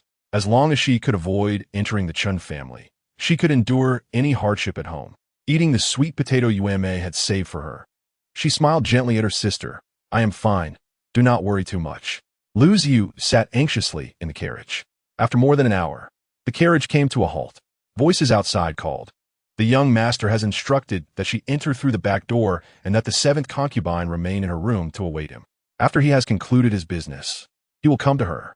The carriage turned and soon stopped again. A matron lifted the curtain for Lu Ziyu, saying, 7th concubine, please disembark. I shall escort you to your quarters. There was no fanfare or celebration, no red wedding decorations adorning the outside. It was all very subdued. Lu Ziyu did not don a bridal veil. She was merely a concubine, unworthy of such grand attire. Following the matron, she entered a room filled with pink bedding and adorned with 2 pink candles, all signifying her status as a mere concubine, not someone of any standing. 7th concubine, the young master is occupied outside and will come to you this evening. Please rest, and should you require anything, do not hesitate to call. Listening to the matron, Lu Ziyu felt a weight lift from her heart. Thank you for your kindness. May I know your name? I am called Qian. Qian, I am new here and unfamiliar with the customs. I appreciate your guidance. Lu Ziyu said, slipping a piece of silver into Qian's hand. Qian accepted the silver. 7th concubine, you honor me with your generosity. I have not eaten since I left. May I have something to eat? Lu Ziyu asked, genuinely hungry and eager to gauge her standing in the household. Madam is here, came another matron's voice from outside. Zhao Mama's expression changed instantly as she stepped aside. If seventh concubine has any requests, she may directly address the young mistress. The young mistress is well-educated and gracious. She will undoubtedly fulfill seventh concubine's wishes. Lu Ziyu raised her eyes to look outside, where a young girl adorned with a jade hairpin and dressed in a flowing yellow gown appeared, her figure graceful. Young mistress. Upon seeing the newcomer, Zhao Mama respectfully bowed. This is the person sent from Shangbao village. The master has instructed to take her into the household as a seventh concubine. The girl scoffed coldly at Zhao Mama's words. He only wishes for more to be sent, without considering if his courtyard can accommodate them. Chen Guangshi's wife, surnamed Luo, is the daughter of the county's education officer, a position of low rank, but with a good relationship with Lord Kang. Through Lord Kang's connections, the Chen family has become in-laws with the Luo family. Do not be upset, young mistress. The master is merely being polite, Zhao Mama added. Luo Chimiao turned her gaze towards Lu Ziyu. What is your name? Lu Ziyu looked at the woman before her, noticing the gleam of jewelry and the imposing aura she exuded, feeling somewhat unsettled. The young mistress is addressing you. Have you lost your tongue? Before Lu Ziyu could respond, a servant beside Luo Chimiao struck her across the face. Lu Ziyu touched her cheek. Why are you hitting me? Seventh concubine. As you have just arrived and are unfamiliar with the rules, we are teaching you the proper decorum. You must remember, if the young mistress speaks to you and you do not answer or your attitude is inappropriate, the young mistress has the right to discipline you. This is the most fundamental household rule. The girl across from her looked at her mockingly. What? Your family sent you to the Chun household without teaching you how to respect the mistress? Lu Ziyu's head buzzed. Why was everything turning out so differently from what she had anticipated? Why are you still dawdling? You have no manners. Hurry and serve tea to the young mistress. Chapter 82. Defiance. After Luo Chunmiao and her entourage departed, Lu Ziyu remained alone in the room, kneeling. They claimed she was inexperienced and ignorant of the rules, punishing her to kneel for 2 hours without rising. There was slight swelling on her face. To ensure her face did not appear too abnormal, the old woman, Luo Mama, refrained from striking her face further, opting instead to twist her arm. Lu Ziyu stared at the closed door, the cold floor beneath her, and the echoes of Luo Chunmiao's humiliation ringing in her ears, while her arm and face throbbed with pain. From now on, she would have to endure Luo Chunmiao's moods in the Chen household. If Luo Chunmiao was displeased, her own days would be far from pleasant. It was all Gu Shizhen's fault. Had Gu Shizhen not abruptly left the private room, it would have been her, not Lu Ziyu, who had entangled with young Master Chen. Now, it was Gu Shizhen who faced all of this, not her. She silently vowed that everything she endured today at the hands of Luo Chunmiao would someday be repaid, making Luo Chunmiao kneel before her and beg for mercy. Regarding Lu Ziyu's departure to the Chen family, Gu Yunji only heard a passing mention from Gu Lanci and did not pay it much mind. What a lack of integrity, Gu Lanci sighed, contemplating something. Great-grandma, what does lack of integrity mean? Gu Lingbao inquired, having just peeled a boiled egg and popped it in her mouth. She had not felt hungry until she had eaten. Now, she relished her meals. Lack of integrity refers to doing bad things for one's own benefit or engaging in actions that invite disdain, Gu Lanci explained to the curious child. Gu Lingbao separated the yolk and placed it in Gu Lanci's bowl. Great-grandma, you eat this yolk, I don't want it. Child, how can you only eat the egg white and not the yolk? Let me tell you, the yolk is the best part. I don't want it. It makes me choke. Gu Lingbao took a bite of the yolk in her hand and grinned at Gu Lanci. Great-grandma, you eat it. You little rascal. Gu Lanci chuckled, popping the yolk into her mouth, her face radiating affection. Counting the days, your father and the others should be back tomorrow, right? I wonder if they have added any days. If not, it will be tomorrow. This time, they were working for the county, and when they returned would depend on the authorities. Tomorrow, Lu Shirtu will help us plow the fields. You all will be home, right? Is it true that in a few days we can transplant rice seedlings? Indeed, it's true. The new seeds you bought last time have a high germination rate. Nearly all have sprouted. In a few more days, we could transplant the seedlings. I told you those new seeds would be fine. Gu Yunji was confident about the new seeds she brought. Grandma, just wait and see. Our yield this year will surely surpass that of previous years. Not too much higher. Just a bit more than usual will suffice. Gu Lanci thought it was enough to hear about yields of 1,000 pounds per moo. After the family finished their meal, they chatted for a while in the courtyard before returning to their respective rooms. That evening, Gu Lingbao began sharing a room with Gu Lancy. Under Gu Lingbao's insistence, Chu Sen returned to his room with Gu Yunji. Once the door was shut, they exchanged a smile. Let's sleep. Starting tomorrow, we will have even more farm work. Gu Yunji yawned. With 5 mu of rice paddies, it would take their family of 4 or 5 days to finish transplanting. After breakfast, as usual, Gu Yunji took Lingbao to wash clothes, while Chu San and Gu Lancy headed to the fields. Today was somewhat different from usual. Previously, Gu Xiangxiang would wash clothes alongside Lu Ziyu, but now Lu Ziyu was gone, leaving Gu Xiangxiang alone by the river. Hearing some noise, she turned to see Gu Yunji and her daughter approaching, followed closely by Lu Yuemei. Upon seeing Lu Yuemei, Gu Yunji recalled that Lu Yuehong had not been seen for several days. Yuemei, how is your sister doing? Is she better? Since last night, the rash on my sister has improved a lot. It seems she is nearly well, Lu Yuemei replied with a smile. Thank heavens, Gu Yunji exclaimed, relieved. What a coincidence that Lu Ziyu was just taken by the Chun family, and now your sister is recovering. Is it possible her illness was somehow controlled? While others might not understand, Lu Yuehong's intended marry the large fish gathered a pile of tiles, declaring a competition. Gu Lingbao furrowed her brows at the heap on the ground, perplexed. How do we play this? I've never done it before. What? You've never tried skipping stones? The large fish reassured her. No witties. If you don't know how, I'll teach you. I can already skip 3. Demonstrating, the large fish exclaimed, just like this. Throw the tile, and it will float. Lingbao observed, deeming it quite simple. She picked up a tile and hurled it. With a loud splash, it sank directly into the water, creating a small spray. Unwilling to concede, Gu Lingbao insisted on another attempt. Chapter 83. Lingbao fell into the water determined to prove her worth. Gu Lingbao picked up another tile to practice. The outcome was the same as before. It sank, creating yet another small splash. The large and small fish, observing her clumsiness, erupted in laughter. Be gentle. Don't use too much force. That won't help. The large fish called out. Frustrated by her repeated failures, Lingbao puffed up her cheeks. She was certain she could succeed. After all, it was just skipping stones. You're so clumsy. Lu Laishi, Lu Yuehong's younger brother, laughed heartily at her attempts. You can't even skip stones. You're hopeless. Watch and learn. Gu Lingbao clenched her tile. I can do this. She threw the tile once more, and predictably, it sank again. Lu Laishi turned away in disdain.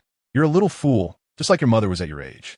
You're the fool, Gu Lingbao retorted, unable to tolerate insults directed at her mother. As she pondered a suitable retort, she suddenly heard the large fish exclaim in delight. Oh my, 8 skips. 8. Forgetting her frustration, Gu Lingbao hurried to check her tile, which, to her amazement, was still floating. 10. It skipped 10 times. The small fish echoed in astonishment. Lingbao, this is incredible.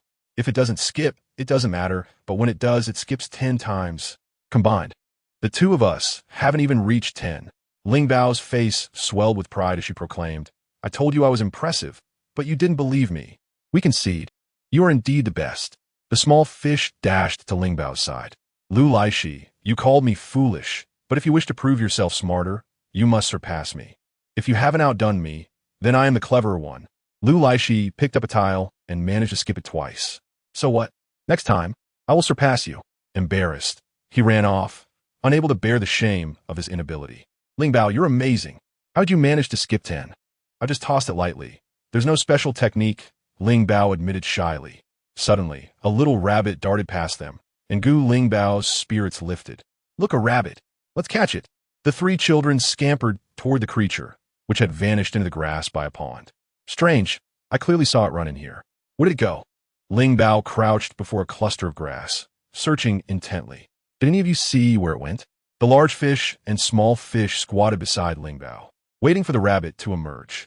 Startled, the rabbit bolted from the foliage and darted into another patch of grass, where a peach tree leaned over the pond. On the opposite side stood Lu Shidu's cattle shed. The rabbit, ever so gentle, squatted there, nibbling on something. Lingbao hushed her friends. Be quiet. We don't want to scare it away. Lingbao, watch me. I will help you catch it. The large fish, noticing Lingbao's fondness for the pure white rabbit, prepared to assist. I only want to observe it from afar.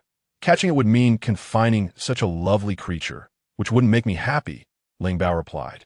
Rabbit meat is delicious. The small fish recalled the tender rabbit dish from home. It was so good I still crave it. I like rabbit meat too. Ling Bao, do you? The large fish inquired. I don't know. I've never had it. Ling Bao shook her head.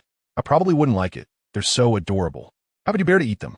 My grandmother says they're just food, just like chicken, duck, fish, and pork. It's not our fault. Ling Bao felt disheartened, contemplating whether rabbits were merely medicinal herbs, destined to be consumed when needed. The rabbit, seemingly hearing their conversation, startled and leaped away, quickly disappearing from sight. Did it understand us? Did we scare it off? The large fish lamented, watching the rabbit's hasty retreat. Ling Bao, however, felt no sorrow. She was glad it had returned to the mountains, where it would surely be happier. As she stood by the cattle shed, preparing to leave, she suddenly felt a shove from behind, causing her to stumble into the pond. Just before falling, she glimpsed a figure hastily departing. With a splash, she plunged into the water. The large fish and small fish, hearing the commotion, turned to see Ling Bao fall in and began to cry out in panic. Brother, go call for help. I will stay here. The large fish sobbed as it grabbed a long bamboo pole, attempting to rescue Ling Bao. Wah! The small fish, equally terrified, cried as it rushed toward the riverbank, shouting. Ling Bao fell in the water. Someone help. Ling Bao is in the water. Yunji, having just finished washing clothes, was about to head back home when she saw the small fish running toward her, tears streaming down its face. What happened? Ling Bao fell into the pond. Wah! Without a moment's hesitation, Yunji dropped her bucket and sprinted toward the pond. Gu Shizhen and Gu Xiangxiang heard the commotion and, seeing Yunji dash toward the pond, assumed something terrible had occurred. They abandoned their laundry and raced after her. Upon arriving, Yunji spotted Ling Bao struggling in the water, her hands flailing. As she opened her mouth to cry out, water rushed in, choking her. Ling Bao. Yunji leapt in, her strokes awkward and heavy. In her previous life, she had been a proficient swimmer, but now her weight hindered her. Fortunately, Ling Bao had not fallen into the pond's center. She managed to reach her quickly. Pulling Ling Bao to the shore, Yunji noticed her daughter had swallowed a considerable amount of water, her normally rosy complexion now a shade of blue. Kneeling beside her, Yunji pressed on Ling Bao's chest, her own clothes soaked through. There was no time to dwell on her own discomfort. Her sole focus was on rescuing Ling Bao. With a few firm presses, Ling Bao expelled a significant amount of murky water. Wah! She cried, Mother, almost drowned. I thought I would never see you again. Everything is all right now, dear, Yunji reassured her, placing both hands on Ling Bao's pulse to ensure she was stable. Is anything else bothering you? Yunji inquired, her concern palpable. My stomach hurts a bit, and I feel dizzy. Let's return home to change your clothes. You can tell me what happened, Yunji replied. Chapter 84. Ling Bao has a fever. Gu Lanshi and Chu San were tending to the fields when they heard about Ling Bao's fall into the pond, hastily gathering their tools to return. During the change of clothes, Yunji pieced together the events. Ling Bao and the large and small fish had pursued the rabbit to the pond's edge, where it lingered for a moment before darting toward the back mountain. Just as Ling Bao was about to leave, a hand had pushed her forcefully from behind, sending her plummeting into the water without warning. Mother, I only caught a glimpse of a figure wearing a long blue robe. It was not an adult, but a child. They pushed me and then ran away, and I could not see their face. Ling Bao can only recall that silhouette. Everything else is a blur. Are you saying that you did not fall in accidentally, but were pushed? Ling Bao nodded. Did the big fish or little fish see this? They likely did not. At that moment, they were also preparing to return home, their backs turned to the pond. I understand. Mother will surely find that culprit. Yunji led her daughter outside. Gu Lanshi set down her tools and squatted down before Ling Bao. Ling Bao, I heard you fell into the water. Are you all right? Grandma, I'm fine. What happened? How did you end up in the water? Chu San picked up Ling Bao, having been startled by the news. A wave of anxiety had gripped him, but now holding his daughter reassured him. We were chasing a little rabbit, and when we reached the pond at the village entrance, it seemed our numbers frightened it, and it darted off towards the back mountain. Without the rabbit, we were about to head home when we heard Ling Bao had fallen into the water. We are sorry. We don't know how it happened. The big fish and little fish hung their heads, feeling immense guilt for not knowing what transpired. Someone pushed me, Ling Bao declared loudly. After pushing me, they ran off along the wall of the cattle shed. So you're saying you did not fall in by accident, but were indeed pushed into the water? Chu San's voice held a cold edge as he listened to his daughter's words. Yes, I was just about to leave when that person shoved me hard, and I fell in without time to react. Did you see who it was? Gu Lanshi inquired. Ling Bao shook her head. I only saw a silhouette, not a face. There are many children in the village of similar ages, so I cannot tell who it might be. Big fish, little fish, did you notice anyone nearby at that time? Both shook their heads. Chu San placed Ling Bao into Gu Yunjie's arms. You keep an eye on her. I'll go outside to check. Yunjie, is Ling Bao all right? Gu Shizhen entered, having just learned that Gu Yunjie had rescued Ling Bao from the water. The people outside only knew that she had fallen in, but whether she was fine remained uncertain. She's fine now. Gu Yunjie held her daughter, gently patting her back. Someone wishes harm upon my Ling Bao, whether adult or child. Deliberately pushing a non-swimmer into the water is tantamount to attempted murder. Upon hearing this, Gu Shizhen whispered, someone pushed Ling Bao in? Who could be so despicable? Even toward a child? She recalled the previous conflict between Ling Bao and Lu Ziyu's younger brother, silently questioning Gu Yunjie. Could it have been Lu Ziyu's brother? After Ling Bao arrived at Sister Yun's house, she had no other conflicts with the older children, only with Lu Ziheng, making him the prime suspect. I will find out who it is, Gu Yunjie stated coldly. Anyone who wishes ill upon my daughter shall not escape unscathed. Gu Shizhen felt a chill at Gu Yunjie's words. It seemed she was truly furious. Her gaze drifted to Ling Bao, a sweet little child, and she wondered how anyone could inflict harm upon her. Xiao Jie, Xiao Jie. Gu Xiangxiang called from outside. Come out quickly. Your man has thrown Lu Ziheng into the water. Gu Yunjie appeared to ignore the comment. Let him be. If he is so young and already plotting harm, it is only right for my husband to teach him a lesson. Gu Shizhen understood that she intended to refrain from intervening in this matter. I will go take a look, Gu Lanshi decided, realizing that if Chu Chu was left to face the villagers alone after being tossed into the pond, he would surely face their wrath. Gu Yunjie pressed her forehead against Ling Bao's. Ling Bao, does your forehead feel a bit warm? I feel dizzy. Placing her hand on Ling Bao's forehead, she noted it was warmer than before. Concerned, she fetched a thermometer from the house, registering a temperature of 38.9. It had been less than half an hour since Ling Bao fell into the water. How could her temperature rise so much? Mother, I feel so sleepy. I want to rest for a while. Ling Bao nestled into Gu Yunjie's embrace, her energy waning. Ling Bao, you cannot sleep. Stay with mother and talk for a bit. A sudden thought struck Gu Yunjie, and panic surged within her. Shizhen, help me hold her. I will find some fever reducer. All right. Gu Shizhen, who had never married but helped care for younger siblings in her family, cradled Ling Bao and felt her forehead. It was burning. She harbored deep resentment towards the one who pushed Ling Bao into the water.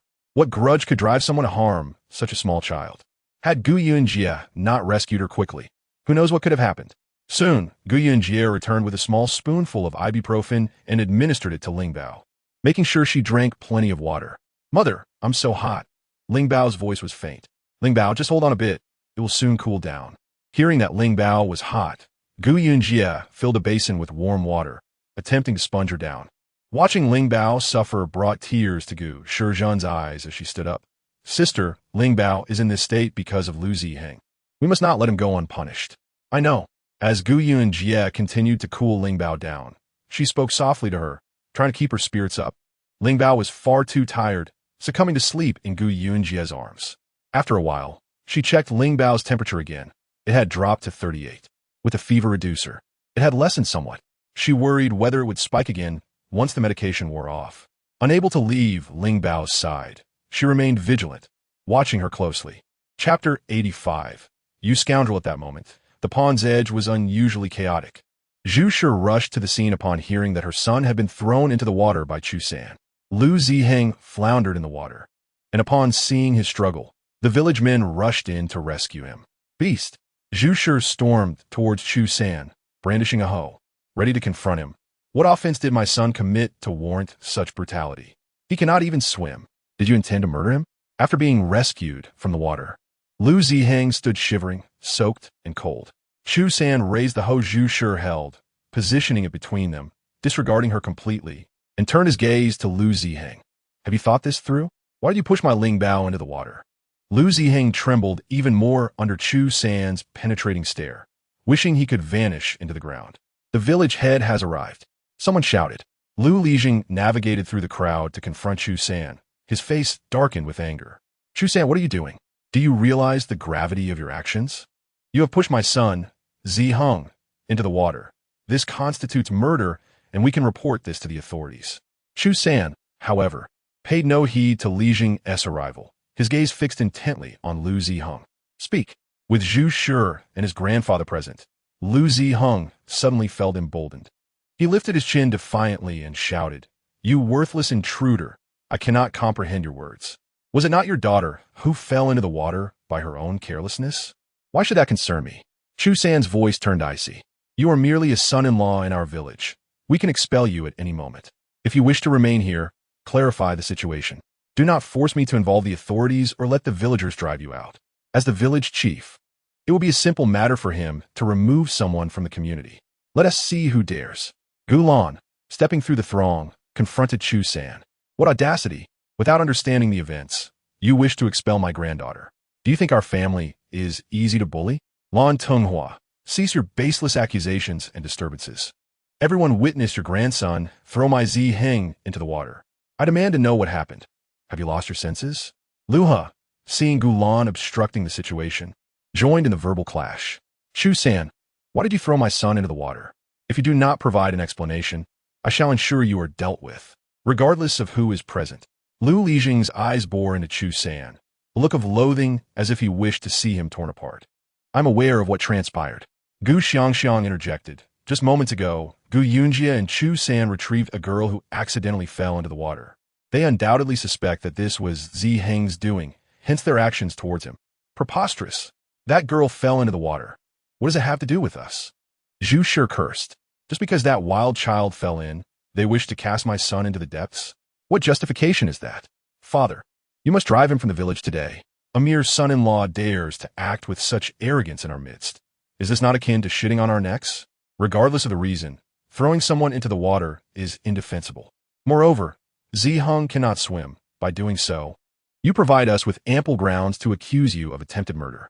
Chu San, will you leave this village voluntarily, or shall I report this to the authorities? If I do, it will not merely lead to your departure.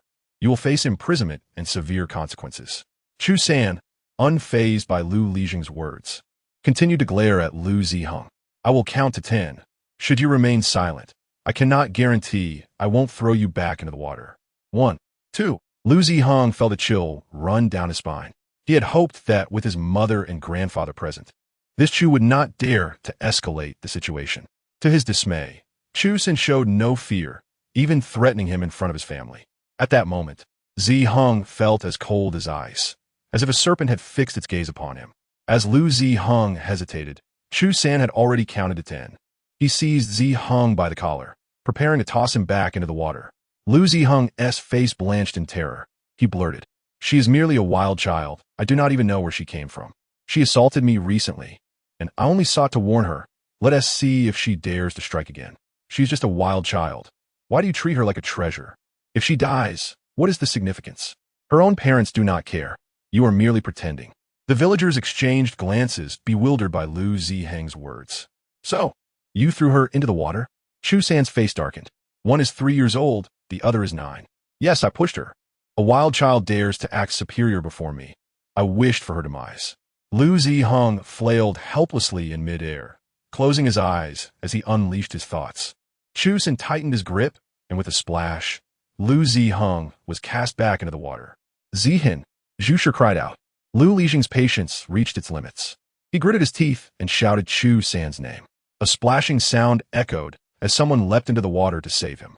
"Chu San, how dare you?" Lu Lijing rushed towards Chu San, incredulous that he would dare to throw his grandson before him. Chu San remained indifferent, his expression devoid of concern as he replied, "Lu Lijing, you have heard it. He was the one who first pushed my daughter. His actions were an attempt on her life, and I am merely teaching him a lesson. You scoundrel."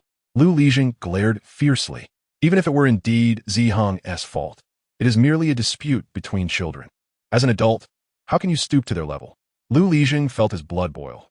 Chu San was challenging his authority as village chief. If he could not protect his own grandson today, who would heed his word in the future?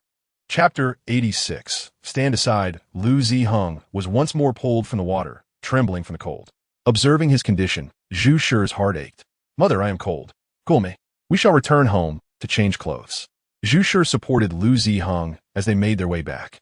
Pausing beside Lu Lijing, she implored, "Father, Ziheng is your own grandson. He has been so unjustly treated. You must seek justice for him. Take Ziheng home. I will handle the matter here. Zhu Shi led Lu Ziheng away to change. Chu San, as an adult, to meddle in the affairs of children and hurl Ziheng into the water is tantamount to murder. Your brazen actions render you unworthy to remain in this village. Lu Lijing, indifferent to prior events, was determined to restore his grandson's honor. If he failed to do so today, his authority as village chief would be irrevocably tarnished. Grandma, it's terrible. Ling Bao has a high fever. You must find a doctor immediately. Gu Shizhen rushed in, her face etched with worry. Ling Bao's condition is critical. Gulan's expression shifted alarmingly. What? Chu San, propelled by urgency, hurried home. Lu Lijing, seeing that Chu San ignored his words and rushed home, followed closely behind. Let's go see. It's just a foundling. How can Lan Tonghua's family treat her like a treasure? Lu has scoffed as she observed Gulan and Chu San hastening away. So what if she was found? Does that make her life any less valuable? Since learning the true nature of the Lu family, Ning Qinghua harbored disdain for their actions. Is it in Lu Lijing's eyes that the life of a foundling is of no consequence, one that can be disposed of at will? Lu Ho was momentarily silenced by Ning Qinghua's bluntness. Had her grandson not pushed that child into the water, would the adults have lost their temper? Ning Qinghua refused to remain silent, pressing on. There must be a misunderstanding.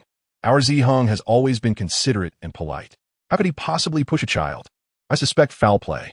Lu He could not fathom that her grandson would commit such an act. Ziheng himself admitted it. Everyone heard him. Are you attempting to deceive yourself? Ning Qinghua smirked. Little Jia, how is Ling Bao? Gulan rushed back home to find Ling Bao's face flushed and her body alarmingly hot. Grandma, Ling Bao's temperature remains high. The fever-reducing medicine I gave her has not worked. If this continues, it may harm her health. I must take her to the county for a doctor. Gu Yunji cradled Ling Bao, her lips pale with anxiety. Chu, bring Yuan Bao. We must leave for the county now. Without delay, Chu San fetched Yuan Bao from the back courtyard and hitched him to the cart. Gu Yunji, holding Ling Bao, climbed onto the carriage, while Chu San took the reins, guiding the vehicle swiftly onward. As the couple Gu Yunji and her husband prepared to depart, Lu He positioned herself in front of their carriage, arms outstretched to block their path. Xiao Jia, what do you think? Your husband pushed my grandson into the water, and now he expects to escape unscathed? It won't be that simple. Your husband's actions today have thoroughly incensed the Lu family. He must leave Shangbao village. Gu Yunji leaned out, her eyes icy and filled with disdain. Hinai, let me make myself clear. If anything happens to Ling Bao today, be it Chu or myself, I will not spare the Lu family. Do not be so arrogant, Gu Yunji. Have you forgotten who the village chief is? The village chief is of no concern to me. My only worry is Ling Bao's safety. If you insist on obstructing his medical treatment, I am prepared to carve a bloody path. Should a tragedy befall Shangbao village, I shall see how the village chief accounts for it, and whether it might hinder Lu Zihao's aspirations for fame. Gu Yunji handed Ling Bao to Chu San, and unbeknownst to anyone, she had drawn a dagger. Brandishing a high, you shall not speak of Lu Ziheng pushing my child into the water, focusing instead on my husband throwing Lu Ziheng in as retribution. If punishment is to be exacted, then let it be upon both Lu Ziheng and my husband. Only then will the villagers be convinced. You are utterly wild. Lu He, seeing the dagger in Gu Yunji's hand, felt her face drain of color, her lips turning purple. Ever since Gu Yunji had sharpened her wits, she had become increasingly difficult to control. Once I return from seeking medicine, I shall settle this matter with you. Step aside. If you do not, I cannot guarantee what I might do. Gu Yunji's gaze turned towards Lu Lijing, who, meeting her frosty stare, felt an unshakable dread. Let them pass. We can address this upon their return. After a moment, Lu Lijing spoke. Old man, Lu He protested. Let them go. Lu Lijing had never imagined that one day he would be threatened by Gu Yunji. This girl had indeed grown formidable. Husband, drive the carriage. Gu Yunji cradled Ling Bao in one arm while holding the dagger with the other, seated in the carriage. Chu San cracked the whip, and Yuan Bao took off at a gallop. Lu Lijing watched the carriage depart the village, his eyes filled with coldness. Lijing, my Xiao Jia speaks the truth. This matter was instigated by your Ziheng. Had he not pushed my Ling Bao first, my son-in-law would not have felt compelled to intervene. If punishment is to be meted out, it must be upon both. I fear for Ling Bao's condition. We ought to wait for Xiao Jie and the others to return. Should anything happen to Ling Bao, a mere punishment for Ziheng will not suffice. Qinghua observed the direction of the village entrance, her brow furrowed. Lu He, sure, contemplated the implications of a child, found near the river, being a source of trouble, but refrained from voicing her thoughts, recalling Gu Yunjie's earlier frenzy. In my opinion, today's incident was indeed instigated by Ziheng. If anyone dared to treat my sons in such a manner, I would be ready to fight. Throwing a child into the water is nothing short of disgraceful. Zhang Shui Mei, mother of twins, scoffed. Such a young child, if exposed to the cold, could very well lose their life. As the villagers began to murmur amongst themselves, Lu Lizheng felt his temper flare, the mounting frustration leaving him with a pounding headache. Suddenly, darkness clouded his vision, and he collapsed backward. Chapter 87. A Twist of Fate. Old man. Lu He sure swiftly caught Lu Lizheng as he fell, and other clan members hurried to assist. Li Zeng. The Lu family members frantically helped Lu Lizheng back home. Chu San drove the horse ahead, while Gu Yunjie held Ling Bao close. My dear, how is Ling Bao faring? Chu San, filled with anxiety, wished for Yuan Bao to gallop faster. I already administered a fever-reducing remedy. She is much improved. Seeking medicine in the county is merely for the sake of appearances. If I do not act, the Lu family will surely create a scene, insisting that Lu Ziheng's actions almost cost a life. I want everyone to know that Lu Ziheng pushed my daughter into the water, causing her to suffer from the cold, and for that, she has endured much torment. If I do not make this known, the Lu family will undoubtedly turn the tables on us. Unbeknownst to me, the Lu family sons have been misguided. Previously, Lu Zihao's younger brother, out of spite, had pushed him into the river, and I let it go after an apology. But now, Lu Ziheng has pushed Ling Bao into the water. I cannot overlook this. Such a small child could easily be in grave danger. This clearly illustrates the Lu family's poor values. Lu Lizheng's family is not virtuous. What do you intend to do? First, we shall procure some medicine from the county. Gu Yunjie replied with a cold smile. As for Lu Lizheng's family, there is a saying, the greater the hope, the greater the disappointment, and the more severe the blow. They all believe Lu Zihao will surely rise to prominence. Thus all family resources tilt in his favor. Should he fail to gain admission, the Lu family's theatrics will only just begin. While I have no interest in their drama, they must not plot against my family. Gu Yunjie held Ling Bao tightly. First, they schemed against my father, and now they wish to target Ling Bao and you. The carriage soon arrived in the county. Entering Miaochuan Hall, while cradling Ling Bao, they fortuitously encountered Dr. Gu returning from his travels. Upon seeing Gu Yunjie with a child, he scarcely recognized her. Gu Yunjie, noticing his gaze, approached him directly. Doctor, my daughter fell into the water and caught a chill. She is now feverish. Could you please examine her? Dr. Gu placed a hand on Ling Bao's pulse, then began to examine her. Have you given her any fever-reducing soup at home? Her condition has stabilized significantly, but caution is still warranted. After writing a prescription, Dr. Gu looked at Gu Yunjie, a smile spreading across his bearded face. You are Xiao Gu? Gu Yunjie regarded the doctor with some confusion, as the original owner of her body held no recollection of him. Please extend your hand. I will check your pulse. Dr. Gu reached out, and Gu Yunjie, understanding his intent, did not resist. His expression shifted from puzzlement to nodding in acknowledgement. Then he released her hand with a smile. It seems your ailment has indeed healed. Do you recall the past events? There are few memories I can recall, but the impactful ones remain. I have treated your ailment numerous times without success. I wonder where your father found such an impressive physician. Feeling somewhat embarrassed, Gu Yunjie explained, I had a mishap recently, which resulted in a head injury. Upon waking, I found my mind restored. Huh! Dr. Gu erupted into hearty laughter. What a stroke of fate. Quite remarkable. Dr. Gu, being amiable, did not pry further into Gu Yunjie's child, but simply prepared several prescriptions for her to take home. Emerging from the pharmacy, Ling Bao's fever had subsided significantly, and her spirits had improved considerably. Chu San parked the carriage at the back of Hanshan Tavern. Xiao Gu, Hu Zhang Gue, upon seeing Gu Yunjie enter with Ling Bao, noticed her pallor and inquired, what happened to Ling Bao? She was pushed into the water by another child and caught a chill. What kind of child would do such a thing? Hu Zhang Gue exclaimed, his mustache bristling. How are matters at the shop? Will we open as scheduled? I have selected 2 auspicious dates. I am unsure which is preferable. Hu Zhangguo laid out a piece of paper before Gu Yunji. One is the 8th of April, and the other is the 12th. If the opening day is on the 8th, there are 3 days left for preparation. If it is on the 12th, there are 7 days remaining. Both dates are auspicious, as Gu Yunji understands that businessmen pay great attention to such matters. From a calendrical perspective, the 8th seems more suitable, although the 12th is also acceptable. If we choose the 8th, have the ingredients been prepared? This is not a concern, as the store has a dedicated supplier for its ingredients, making it a simple matter. I will first check the backyard and return shortly. The most crucial aspect of the opening is the readiness of the ingredients. If the supply falters, it will undoubtedly affect our reputation. Hanchang Restaurant's reputation is already at a low ebb, and if she wishes to stage a comeback, comprehensive preparation is essential. After inspecting the premises, she spoke with manager Hu. Let's commence trial operations on the 8th.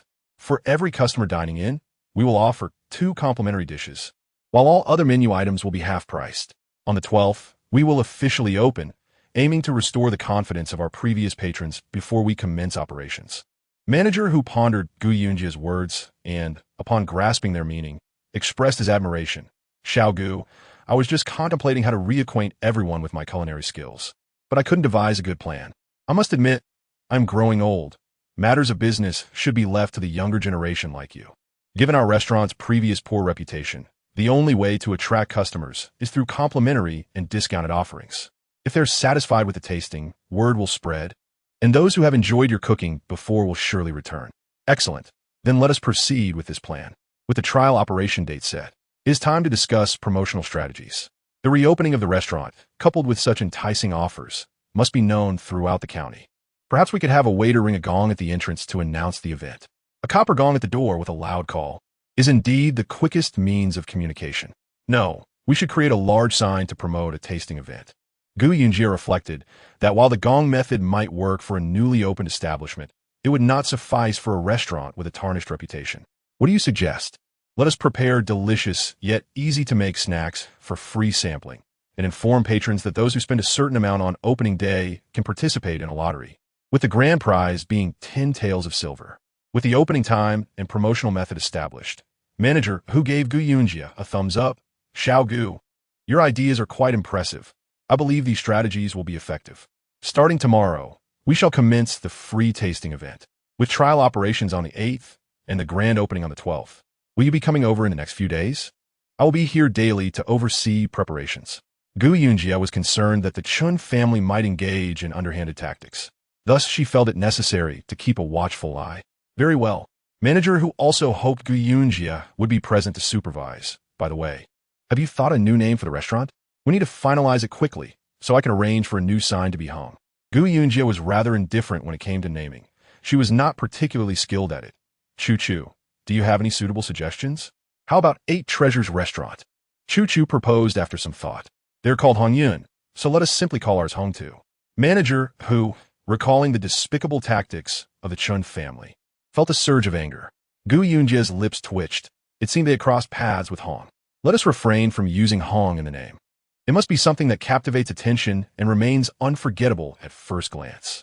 Gu Yunji contemplated several bold names, but hesitated when meeting the gazes of Chu and manager Hu. I think 8 Treasures Restaurant is quite nice. Or perhaps 8 Directions Guest House. Or we could be bolder and call it Taste Supreme. 8 Directions Guest House sounds good. Manager Hu preferred more conventional names. Taste Supreme also has merit. Chu seemed to agree with manager Hu. You see, simpler names are easier to remember. However, Taste Supreme is rather convoluted and difficult to recall. How about World Supreme Taste? Chu smirked. Gu Yunji nearly burst out laughing. Chu's audacity impressed her, and that name resonated with her spirit. Let us name it World Supreme Taste. Now it was manager Hu's turn to twitch his lips before bursting into hearty laughter. As long as you all are pleased. The name was ultimately decided upon as World Supreme Taste, exuding a sense of grandeur. However, whether it can embody such magnificence will depend on the circumstances post-opening. Gu Yunji thought of several new dishes and planned to experiment with them the following day. On her way home, she noticed that Ling Bao's spirits had markedly improved. As she fidgeted in the carriage, eager to play outside. Mother, may I go out? Ling Bao gazed longingly at the enticing street food, her mouth watering. Before tasting those delicacies, She never thought human food could be so delightful. Now, she yearned for it daily. You are still recovering. You cannot eat those. Gu Yunji lowered the curtain. Once you are better, mother will treat you. Ling Bao was not a child to throw tantrums. Upon hearing her mother's words, she nestled against Gu Yunji's lap.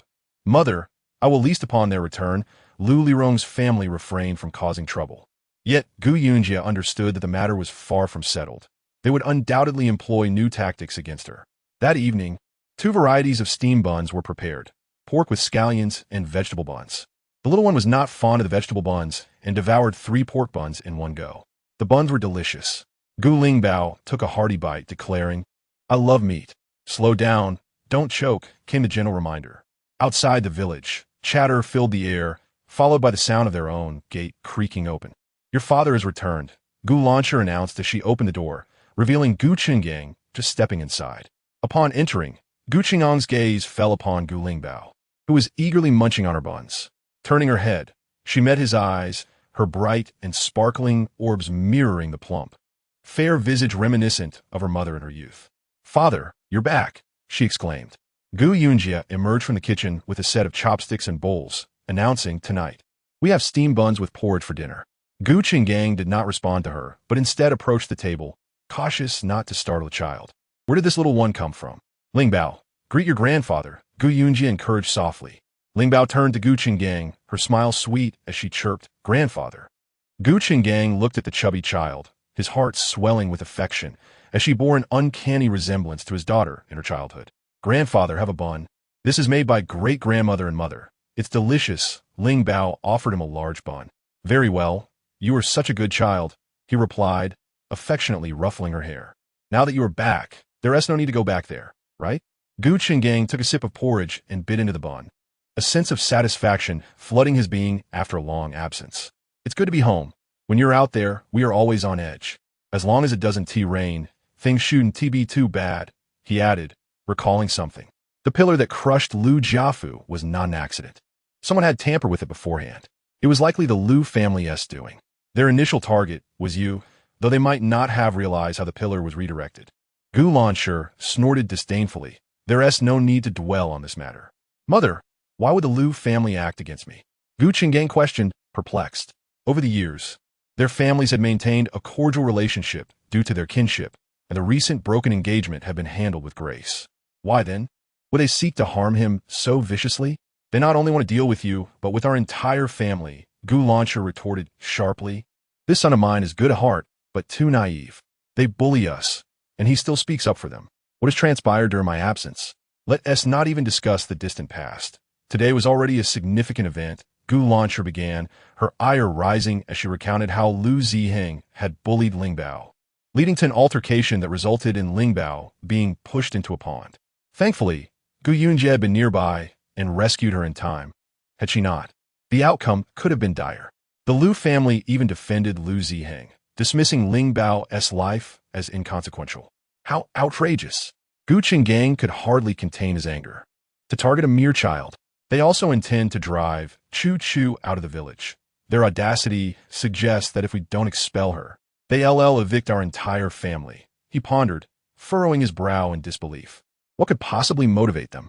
He mused that when someone has been in a position of power for too long, a sudden loss of face could lead to desperate actions. I haven't been working lately. I've stayed home, Gu Qinggang reflected, realizing that so much had transpired in his absence. It's almost time for spring planting. Is it not? We can begin the day after tomorrow. Gu Launcher thought of the beautiful seedlings. The seeds were purchased by Xiao Jie, and the seedlings are indeed lovely. Next door, Gu Luoxing had returned. Upon his arrival, Qinghua prepared hot water and meals for him. Yet as he finished eating, she gazed at him with tear-filled eyes. Alarmed, Gu Luoxing asked, what is wrong? What has happened?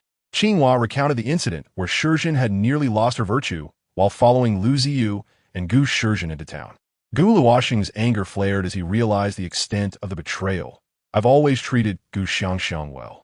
I never imagined she would stoop so low to curry favor with the Lirong family at the expense of our Shizhen. Indeed, it was fortunate that Xiao Jie and Ling Bao noticed something amiss with Shizhen and intervened. Otherwise, a tragedy could have unfolded, Qinghua lamented. Gu Luosheng, upon hearing this, could hardly fathom the potential consequences. What if something had happened to Shurjin? What we have done? After dinner, the couple visited Gu Yunji's home, where Gu Luosheng quietly confided to Gu Qinggang, brother Cheng, much has transpired in our absence. If it weren't for Xiao Jie and Ling Bao, Shurjin's reputation would have been ruined by the Lu family. I won't forget this debt. Our family has also faced numerous tribulations. Their ruthlessness knows no bounds. If they've grown so bold over a mere child, imagine how many would suffer if they truly flourished. Are you suggesting we should cut off Lu Zihua's path to power? Gu Qinggang inquired. We must first remove him from his position as Lirong. For years, he has held that title without contributing anything beneficial to the village. His influence is substantial. This is a matter that requires careful planning, Gu Luosheng concurred. After Qinghua and Gu Luosheng departed, Gu Yunji broached the subject of opening an inn in the county, inviting Gu Qinggang to join them the following day. Upon hearing this, Gu Qinggang was taken aback, realizing that much had changed during his brief absence. He felt immense pride in his daughter's initiative and ideas. Very well. I shall accompany you to see what tasks might suit me. I am open to staying if there is work to be done. The next morning, Gu Qinggang noticed that both Xiao Jie and Xiao Chu had made considerable progress in their skills, especially Xiao Chu, who could hold a horse stance without losing her breath. A remarkable improvement from before. After breakfast, Gu Qinggang drove the cart while the three of them sat inside. This was the first time they had shared such close quarters. Xiao Jie engaged Ling Bao in conversation, feeling no awkwardness in their interaction. Chu Chu gently patted her daughter's head while stealing glances at Xiao Jie, who was gazing out the window. A few strands of hair fell onto her fair face, which appeared slightly thinner with a subtly sharper chin. Just then, Gu Yunji turned her head and caught Chu San's scrutinizing gaze. She smiled at him, revealing her charming dimples. Is there something on my face? She teased. You've lost quite a bit of weight recently. Your chin has become a tad sharper, he noted. Gu Yunji relished the compliment. Who would appreciate being told they looked slimmer? She playfully patted her face. Is that truly the case? Chu San nodded. Such words are music to my ears. Gu Yunji generously offered her praise. Chapter 90. Mindless at this moment, manager who stood outside the tavern. A tasting station had been set up outside, accompanied by a sign that proclaimed, World's Unique Flavors Grand Opening Tasting Event. Today's tasting featured fried spring rolls and spicy sour chicken feet. The chicken feet had been marinated since yesterday, ensuring a delightful taste today. The fried spring rolls were made on-site by manager Hu and his assistant. Each person was entitled to 2 complimentary spring rolls and 1 portion of chicken feet, while supplies lasted. And these delicacies would not be available for sale over the next 2 days. Satisfied customers would have to wait until the official opening to enjoy them again. Manager Hu had initially assumed that, given his previous reputation, even if a cooking pot was placed outside, patrons would not take notice. He could only hope for a modest turnout and not complete indifference. To his surprise, once the pot was set up and the word spread that the food was free, a queue quickly formed. Is it really free? They won't charge us later. Will they? Some voiced their skepticism. To be frank, I am no longer the owner of this tavern. The new proprietor is generous and wishes to offer some discounts. Hence the complimentary food, he explained. You may take 2 spring rolls and 1 small box of chicken feet. If you enjoy it, we welcome you to visit us on the 8th for our trial opening, where each table will receive 2 complimentary side dishes and all menu items will be half price. Is that truly the case? Indeed, it is, he affirmed. At that moment, an assistant approached with a gong, announcing, on the 8th of April, our tavern will have a grand trial opening. Upon entry, each table will receive 2 delicious side dishes and all menu items will be half price. For those who find today's tasting insufficient or wish to indulge further, we invite you to join us on the trial opening day. Initially, the onlookers gathered merely for amusement, anticipating a spectacle at manager Hu's expense. The Hongchong Tavern had previously enjoyed good business, but after manager Hu fell ill, his culinary skills declined, leading to a lack of customers. The tasting event was approached with a sense of skepticism. If the food proved unsatisfactory, they would revel in mocking him once more. However, once they tasted the offerings, they found themselves unable to stop. The flavor surpassed even manager Hu's prior culinary prowess. When Gu Yunji and her companions arrived, the tasting event had concluded, and manager Hu was busy gathering his belongings. Seeing Gu Yunji approach, he strode forward with a hearty laugh. Little Gu, your methods are truly effective. Today's tasting was a success, and patrons have regained their confidence in my cooking. This is only the first day. We must continue this event tomorrow to further whet everyone's appetite. Only then will we attract more patrons on our trial opening day. Today has already piqued the interest of many, with numerous requests for purchases being declined as we informed them to return on the trial opening day. Chen Guangshi was well aware of the tavern's change in ownership.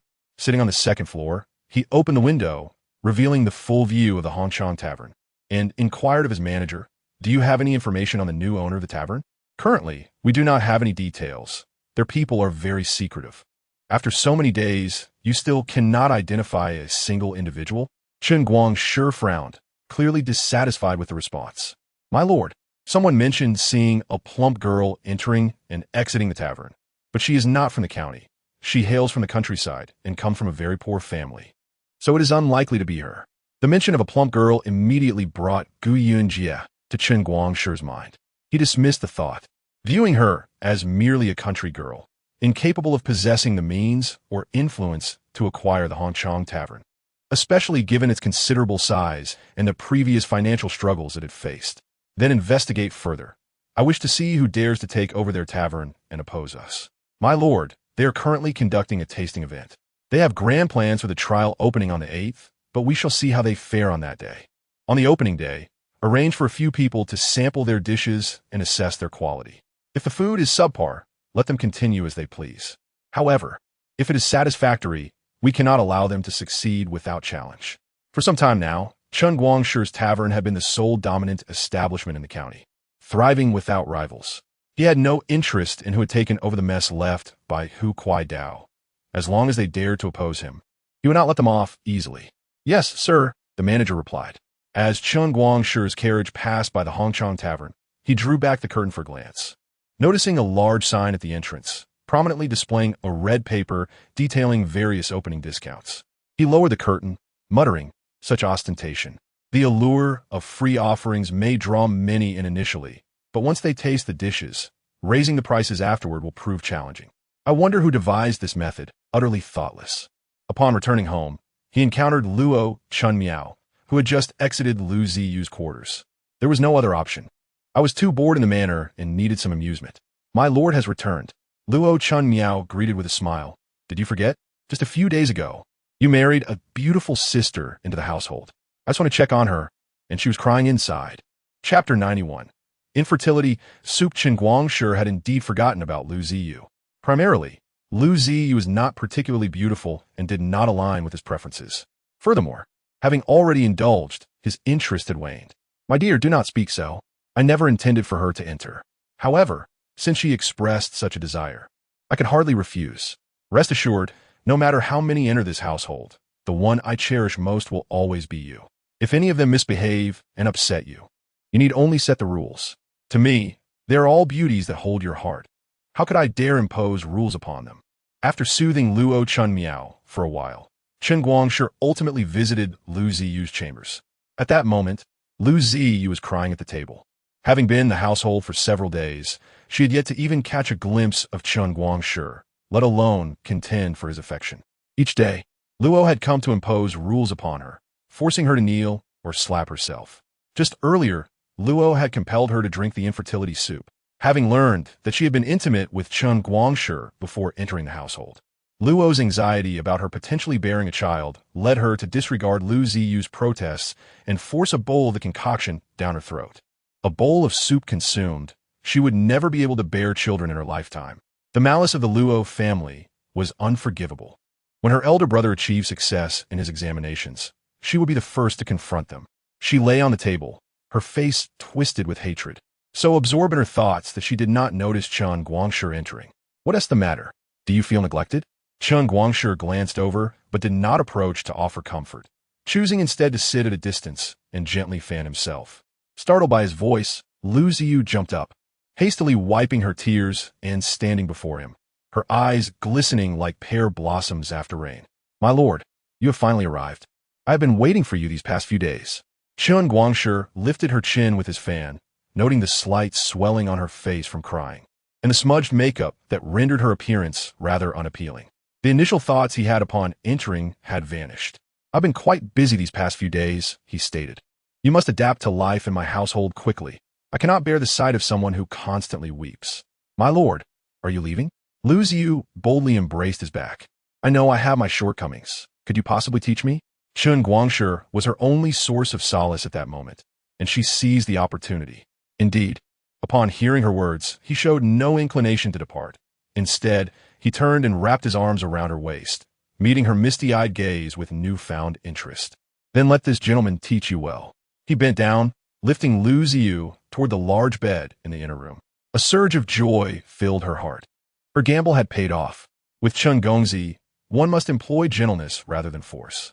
The results of the first day's tasting were promising.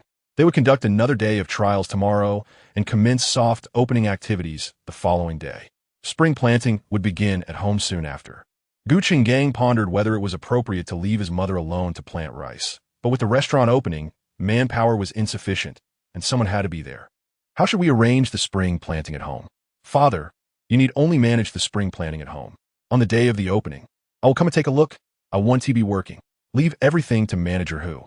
Whatever you decide, I shall follow your lead, he replied, uncertain about business matters. If his daughter required him to stay and assist, he would gladly oblige. The rice paddies had already been plowed, and the seedlings from the earlier sowing were thriving. It was merely a matter of uprooting them and planting them in the paddies. Planting rice required skill. Some worked swiftly and straight, while others were less adept, creating an unruly mess. Earlier, Lu Jiafu's sons had offered to help Shao Jia's family with the spring planting, arriving early that morning alongside Gu Qinghua and her family. The women were tasked with uprooting the seedlings while the men planted them. Your family is planting rice. But where is Shao Jia? Su Lifeng remarked as she observed Gu Luosheng and his wife assisting Gu Yunji's family. She turned to Qinghua, asking for her help with spring planting, but Qinghua declined, citing her own family's busy schedule. In truth, she was preoccupied elsewhere. Some individuals truly failed to grasp the situation. Gu Yunji herself was not anxious about the agricultural tasks at home, yet her entire family had come to assist. Why had their families grown so close? Lingbao from our family has yet to fully recover from her accident by the water. Shao Jia took her to seek medical attention. Gu Lanshi worked swiftly, soon gathering a handful of seedlings, rinsing the roots in water, and expertly binding them with a damp straw. Your family treats that child as if she were your own, she noted, referring to Gu Yunji's adoption of a plump child, news that had spread throughout the village. For Gu Yunji, bringing home a child must have brought immense joy. In a few years, when she had her own children, they would see if her affection for the adopted child remained unchanged. Ling Bao is destined to be with us. She has come to our family as if she were our own. Such sentiments were voiced now, but once Shao Jia had children of her own, attitudes might well shift. Su Lifeng glanced at the diligently working Ning Qinghua and changed her tone. Qinghua, I asked you to help at my home. When your family is busy, I will assist you. Yet you said you had no time. It appears you have time to help Shao Jia and her family. When did your two families become so close? I was unaware. Ning Qinghua secured the seedlings in her hands, and the taste was quite delightful. And the guests present responded positively, expressing that it surpassed the culinary offerings of our establishment. This was perplexing. The manager was somewhat puzzled. Logically, since Hu Kuaidao fell ill, his culinary skills had diminished. Additionally, we had recruited some of the county's most renowned chefs. So, was this exquisite flavor truly a testament to Hu Kuaidao's craft? Or had they sought out another master elsewhere? This matter must be clarified. We cannot allow their establishment to overshadow ours. If possible, we should unearth their secrets. If not, we must devise a way to create trouble for them. My lord, what if it truly is Hu Kuaidao's skill? If it is indeed him, I shall certainly teach him a lesson. Everyone, return to your tasks and continue to investigate. If a new establishment surpasses us, you shall bear the consequences.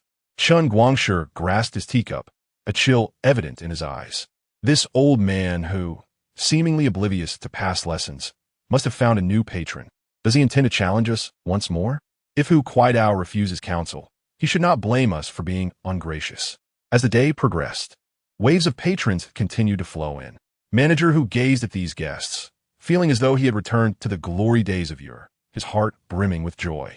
His enthusiasm in the kitchen surged, nearly humming a cheerful tune. Most remarkably, those who dined at noon returned in the evening, claiming the dishes were too delectable to resist. eager to indulge in more while prices were low. Offering dishes at half price was nearly a loss-making venture, yet for some diners, the thrill of seizing a bargain outweighed the desire for more food. Business remained brisk until nightfall. That evening, Xiao Jia opted to stay with Ling Bao, intending to observe the restaurant from dawn till dusk. Manager who removed his apron and entered a room on the second floor, the smile on his face faltering. Xiao Gu. Every table was filled today, and we even had a queue for dining. Such a scene is something I have not encountered in many years. The influx of customers these past 2 days is likely due to our discounted prices. Once we return to normal rates, the numbers may dwindle. However, once patrons have dined here, they will inevitably draw comparisons wherever they go, and I shall not worry about a lack of customers in the future. Besides, our prices are comparable to others. As long as they are similar, I believe people will choose our establishment. Xiao Jia held this belief firmly. At the same price point, patrons would naturally gravitate towards the more delicious options. For now, we cannot ascertain much. The recent surge merely indicates that our flavors have regained recognition. Today, I noticed people from Hanyun came to dine. They were merely patrons, causing no disturbance, and I was too busy to mention it to you. Our business has improved. They certainly will not remain passive. I have been lurking in the shadows. They may not deduce my presence. Given that you have suffered at their hands, you shall be the first they target. I have little to lose, merely this one life. Xiao Gu, can you assist me? They will undoubtedly not spare my daughter. At this late hour, who is home? There are several maidservants and an elderly woman. Would it be appropriate for me to stay here tonight with Ling Bao? Of course. It would be most suitable. Manager, who could not have wished for more. Hu Shuyan sat in the parlor reading, while the elderly woman gently advised, Miss, with the new restaurant opening today, your father will likely be busy until late. You should rest early. Hu Shuyan did not lift her gaze from the book. Is the soup for my father still warm? It has been kept warm. Footsteps approached, and the elderly woman's face lit up with surprise. It must be your father returning. Hu Shuyan turned from her book, putting it away. Voices could be heard outside, indicating her father was not alone. Shui called Manager Hu to his daughter. Come meet your father's benefactor. He had lost his sense of taste and smell, only to be restored by a patron's intervention, a fact she was well aware of.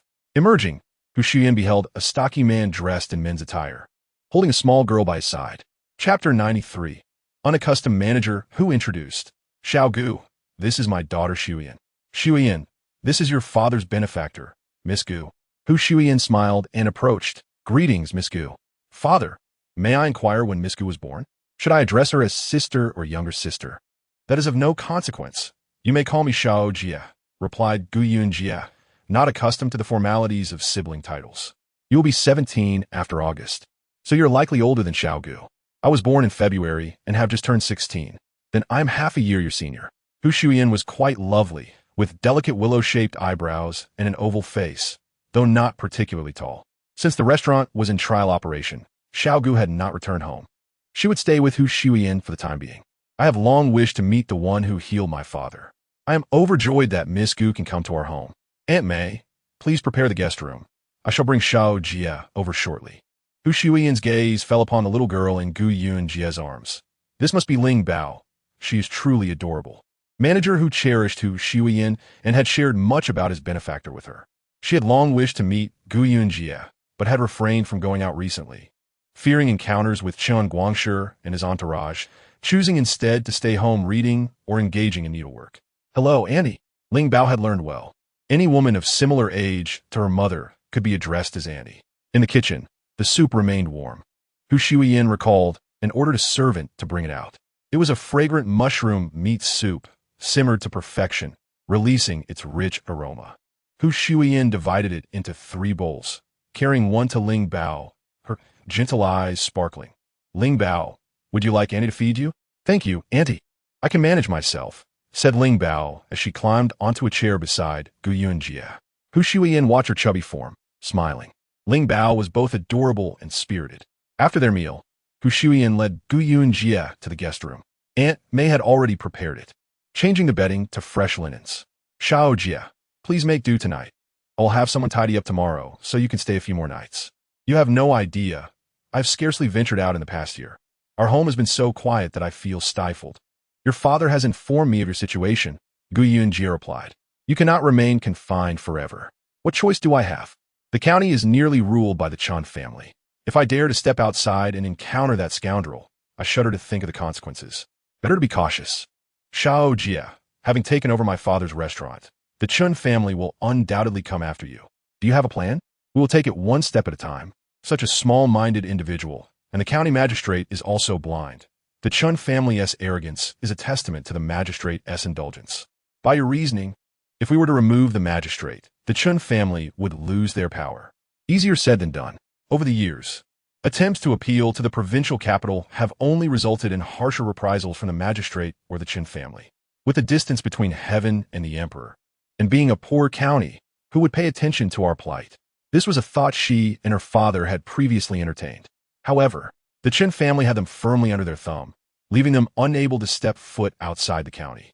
Executing such a plan was far from simple. If our restaurant's business improves, the Chun family will surely refocus their attention on you and your father. Hu Shuyan fell silent for a moment, unsure of what to say. But do not worry. I have a plan to deal with him. Gu Yunji reassured her, sensing the uncertainty in her eyes and eager to comfort her. Jiaoye, do you have any solutions? I'm not worried about myself, but I fear for my father who might suffer alongside me.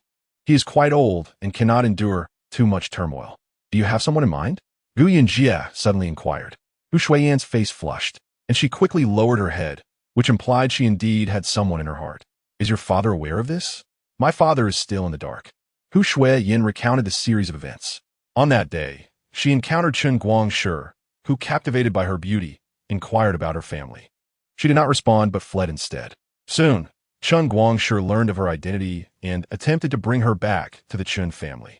Terrified, she hid in the courtyard, too afraid to emerge, and ultimately escaped through the back garden with the help of Aunt May, leaving Chen Guangshi in vain pursuit, venting his frustration at his own restaurant. After her escape, she dared not wander far and remained in a nearby peach orchard. To her surprise, she found a scholar there engrossed in his studies. How well does he perform? Does he have hopes of becoming a shiozai? He studies earnestly, declaring his determination to pass the examination. Once he becomes a shiozai, he might meet individuals from the capital and expose the Chun family's misdeeds, freeing me from my fear of them. Since he aspires to gain official recognition, and Hu Shuyan is the object of Chen Guangshi's affection, their engagement at this juncture would undoubtedly attract the Chun family's scrutiny. This could be considered a strategy. His family is not well off, and his ability to pursue education and examinations is solely due to his mother's relentless efforts, which makes him cherish this opportunity immensely. I do not wish to complicate his path. Hu Shuyan felt an overwhelming sense of helplessness. That night, Gu Yunji slept relatively well, and Ling Bao was also cooperative, avoiding any accidents. However, Chu San did not fare as well. Since awakening, he had grown accustomed to sharing a bed with Gu Yunji, to her restless sleep and rhythmic breathing. Suddenly finding himself alone felt unsettling. He could not help but sigh, realizing how accustomed he had become to this life. When she arose, the sky was already bright. Manager who had gone to the store, and upon seeing them awake, Hu Shuyan entered with a smile. Why not sleep a little longer? It's still early. Do you wish to visit the store later? Gu Yunji asked. Hu Shuyan, startled, replied, is that allowed? I could disguise myself as a man like you. If they can indeed go out, it would be splendid. She had not ventured outside for a long time and felt stifled staying indoors. After breakfast, Gu Yunji donned male attire, and Hu Shuyan found a similar outfit. Surprisingly, Hu Shuyan looked quite the part of her disguise, presenting herself with elegance and decorum. Little Ling Bao also changed into boy's clothing, appearing irresistibly adorable. Ling Bao, you are just too cute. The three of them left the alley after breakfast, heading towards their restaurant. It was still early, and the establishment was nearly empty, so they made their way directly to the second floor. Around noon, after indulging in some snacks, Hu Shuyan sat by the window, gazing at the scenery outside, when her eyes suddenly widened in alarm. Shao Jia, come here and look. Gu Yunji followed her gaze and saw Chen Guangshi approaching with a group of scholars to their restaurant. It's all right, don't be anxious, Gu Yunji reassured her. Sensing her apprehension, Chen Guangshi had come with Lu Zihao and their companions to dine. It was still before mealtime, and the kitchen was preparing the dishes. As soon as Chen Guangshi's group arrived, they began ordering. The waiter presented a menu to Chen Guangshi, along with a charcoal pencil, instructing him to mark his selections. Chen Guangshi handed the menu to Lu Zihao and asked the waiter, "Where is your manager?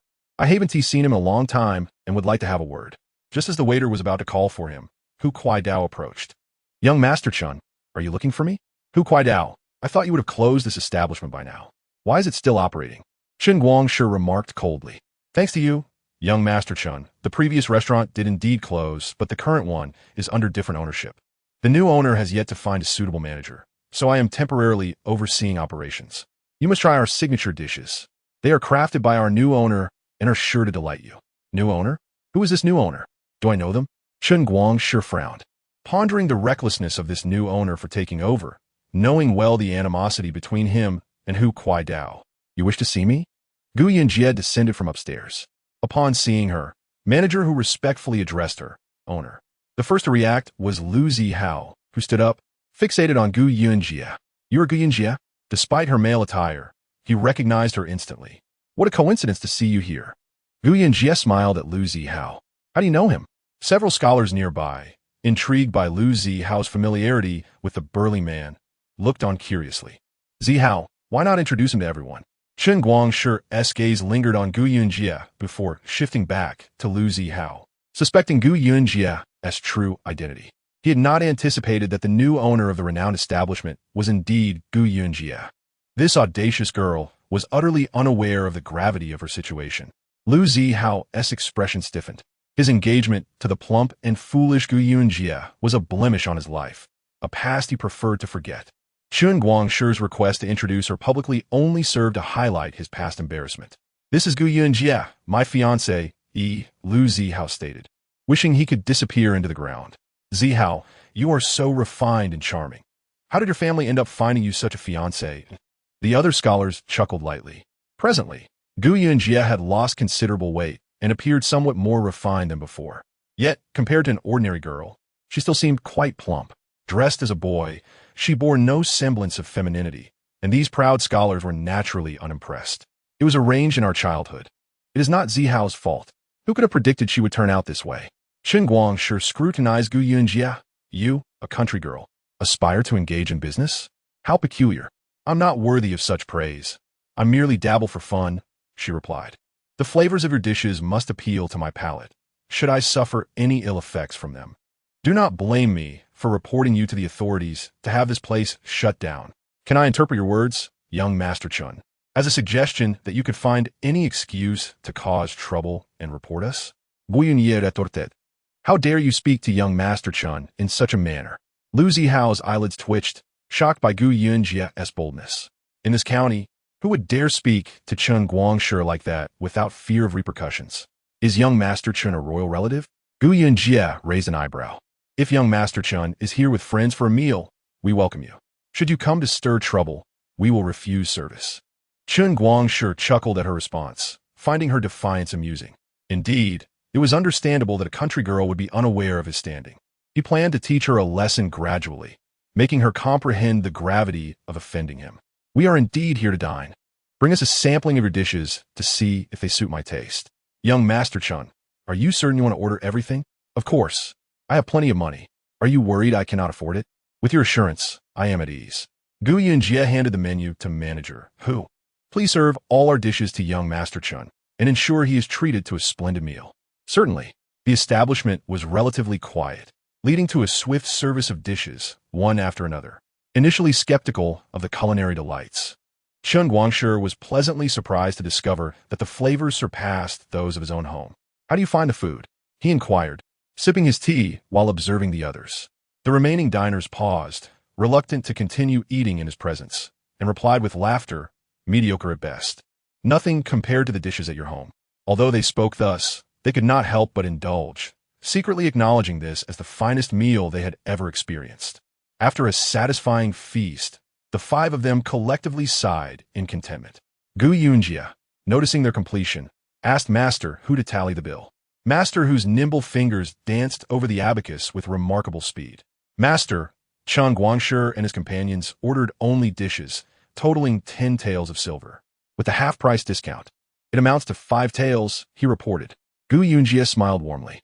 Chen Guangshi turned to his companions, who nudged Lu Zihao, implying he should pay first promising reimbursement later. Lu Zihao, feeling the pressure, rose awkwardly, realizing he had only 5 taels left from the 10 given by his grandmother. He paid, his face flushed with embarrassment, glaring at Gu Yunji. You, a country girl, know nothing of business, yet you dare to run a restaurant. I advise you to close it before it becomes unmanageable. Once blissfully naive, he now felt wiser, contemplating the intricacies of business, though still lacking common sense. Happy May Day, everyone. The holiday is already halfway through. Have you ventured out? Hua Hua remarked, diligently typing at home. Upon returning to his own tavern after dining at Tianxiajuowei, Chen Guangshi instructed Master Qian to contact Hu Kuaidao, indicating he had matters to discuss. He had heard that Hu Kuaidao's health had improved, and his culinary skills not only returned, but had also enhanced. It mattered little whether Hu's prowess was genuine or not.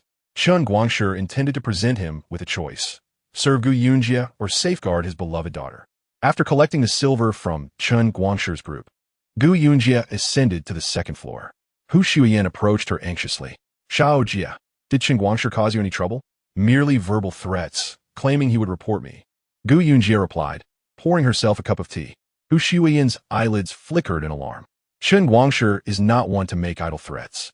If he says it, he will act on it. Lord Kong is an inept ruler, turning a blind eye to Chen Guangshi's actions. If he is determined to shut us down, what shall we do?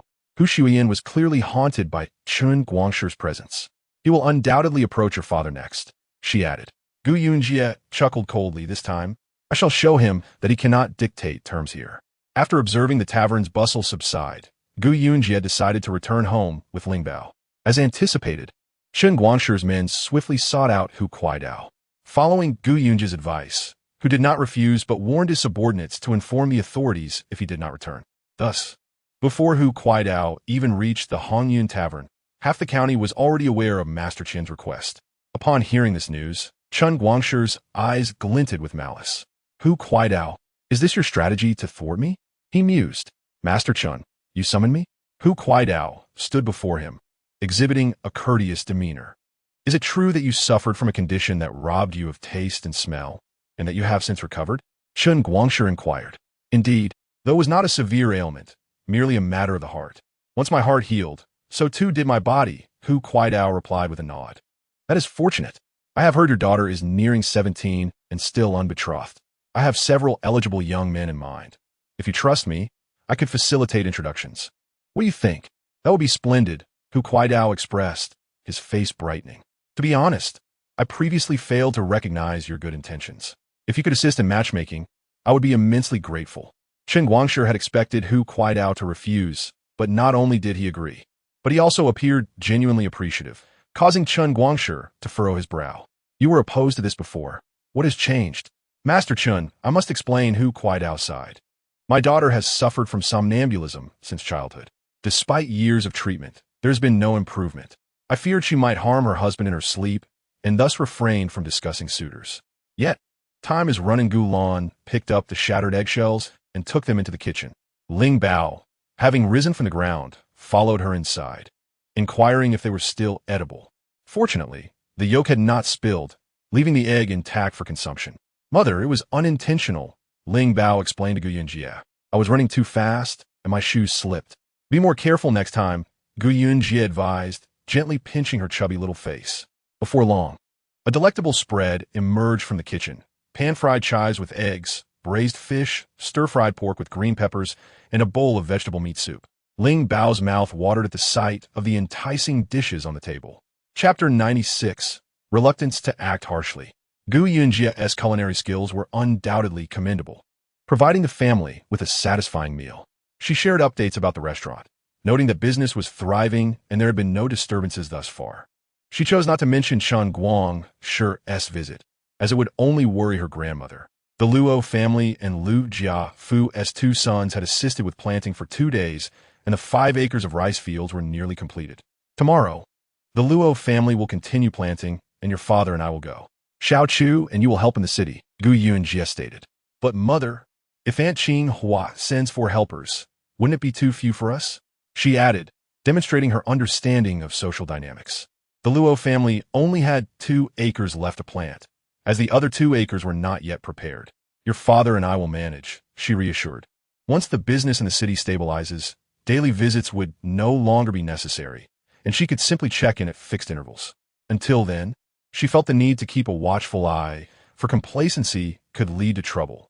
Although Gulan was not well-versed in business, she understood that getting involved was always prudent. After some conversation, the family retreated to their rooms for the night. In the past 2 nights, with Yunji absent, Chusen had not slept soundly. Lying in bed, he felt a sense of reassurance upon sensing her presence. This realization left him somewhat troubled. Did it mean he had become like Ling Bao, needing companionship to feel secure?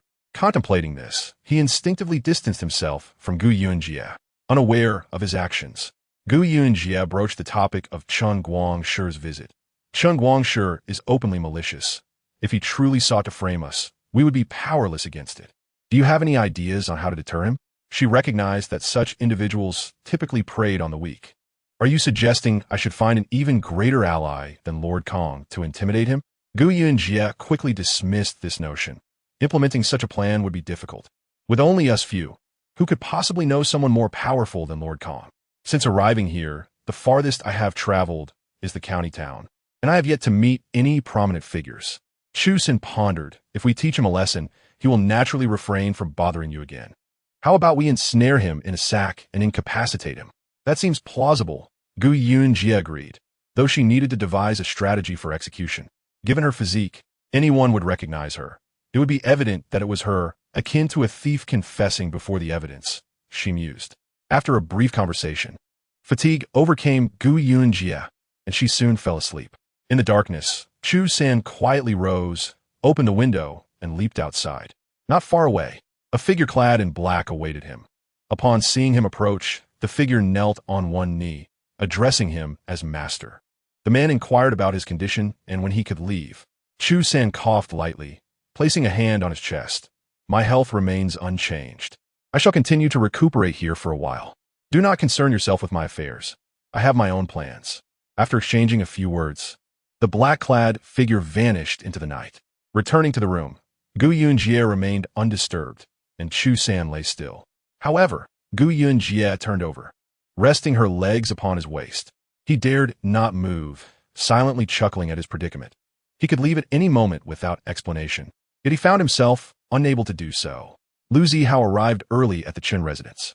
The previous night, while drinking with Chen Guangshi, he had inquired if he could take Lu Ziyu home for a visit, to which Chen Guangshi had agreed. Upon knocking, the courtyard door opened, and as he was about to request the presence of Qi Yinyang, he noticed the housekeeper hurriedly exiting. Young master, there has been an incident. Quickly head to Miao, Chun Madam Chun, momentarily devoid of the spirit to attend to Lu Ziyu, accompanied the doctor to the chambers of Chen Guangshi, who remained in a state of unconsciousness. Doctor, please, I implore you to examine my son, she beseeched, her heart heavy with anxiety and an intense resentment towards Lu Ziyu. Dr. Gu laid down his medical kit and commenced the pulse diagnosis of Chen Guangshi. Madam, your son has sustained grave injuries. He will require a period of convalescence at home. Dr. Gu began to inscribe a prescription. I shall prepare a remedy. You must procure the ingredients. Shortly, I shall administer acupuncture, and he will awaken. Could there be a head injury? Madam Chun inquired, noticing a large bump on Chen Guangshi's forehead, her worry intensifying. No, merely superficial wounds. However, the injury to his leg is severe. The fibula is fractured and will necessitate a cast. That wretched person, her cruelty knows no bounds. Madam Chen's hatred for Lu Ziyu deepened as she absorbed Dr. Gu's words. Outside, Lu Zihui softly queried Lu Ziyu what transpired. What has befallen Chen Gongzi? I am at a loss, Lu Ziyu lamented, covering her face, her voice laced with sorrow. Since my arrival at the Chun household, the young mistress has taken a disliking to me, finding endless ways to torment me. Last night, I retired early and did not awaken until now, only to find my husband drenched in blood, utterly unaware of what transpired. Lu Zihui furrowed his brow, perplexed. Last night, Chen Gongzi drank with us until late.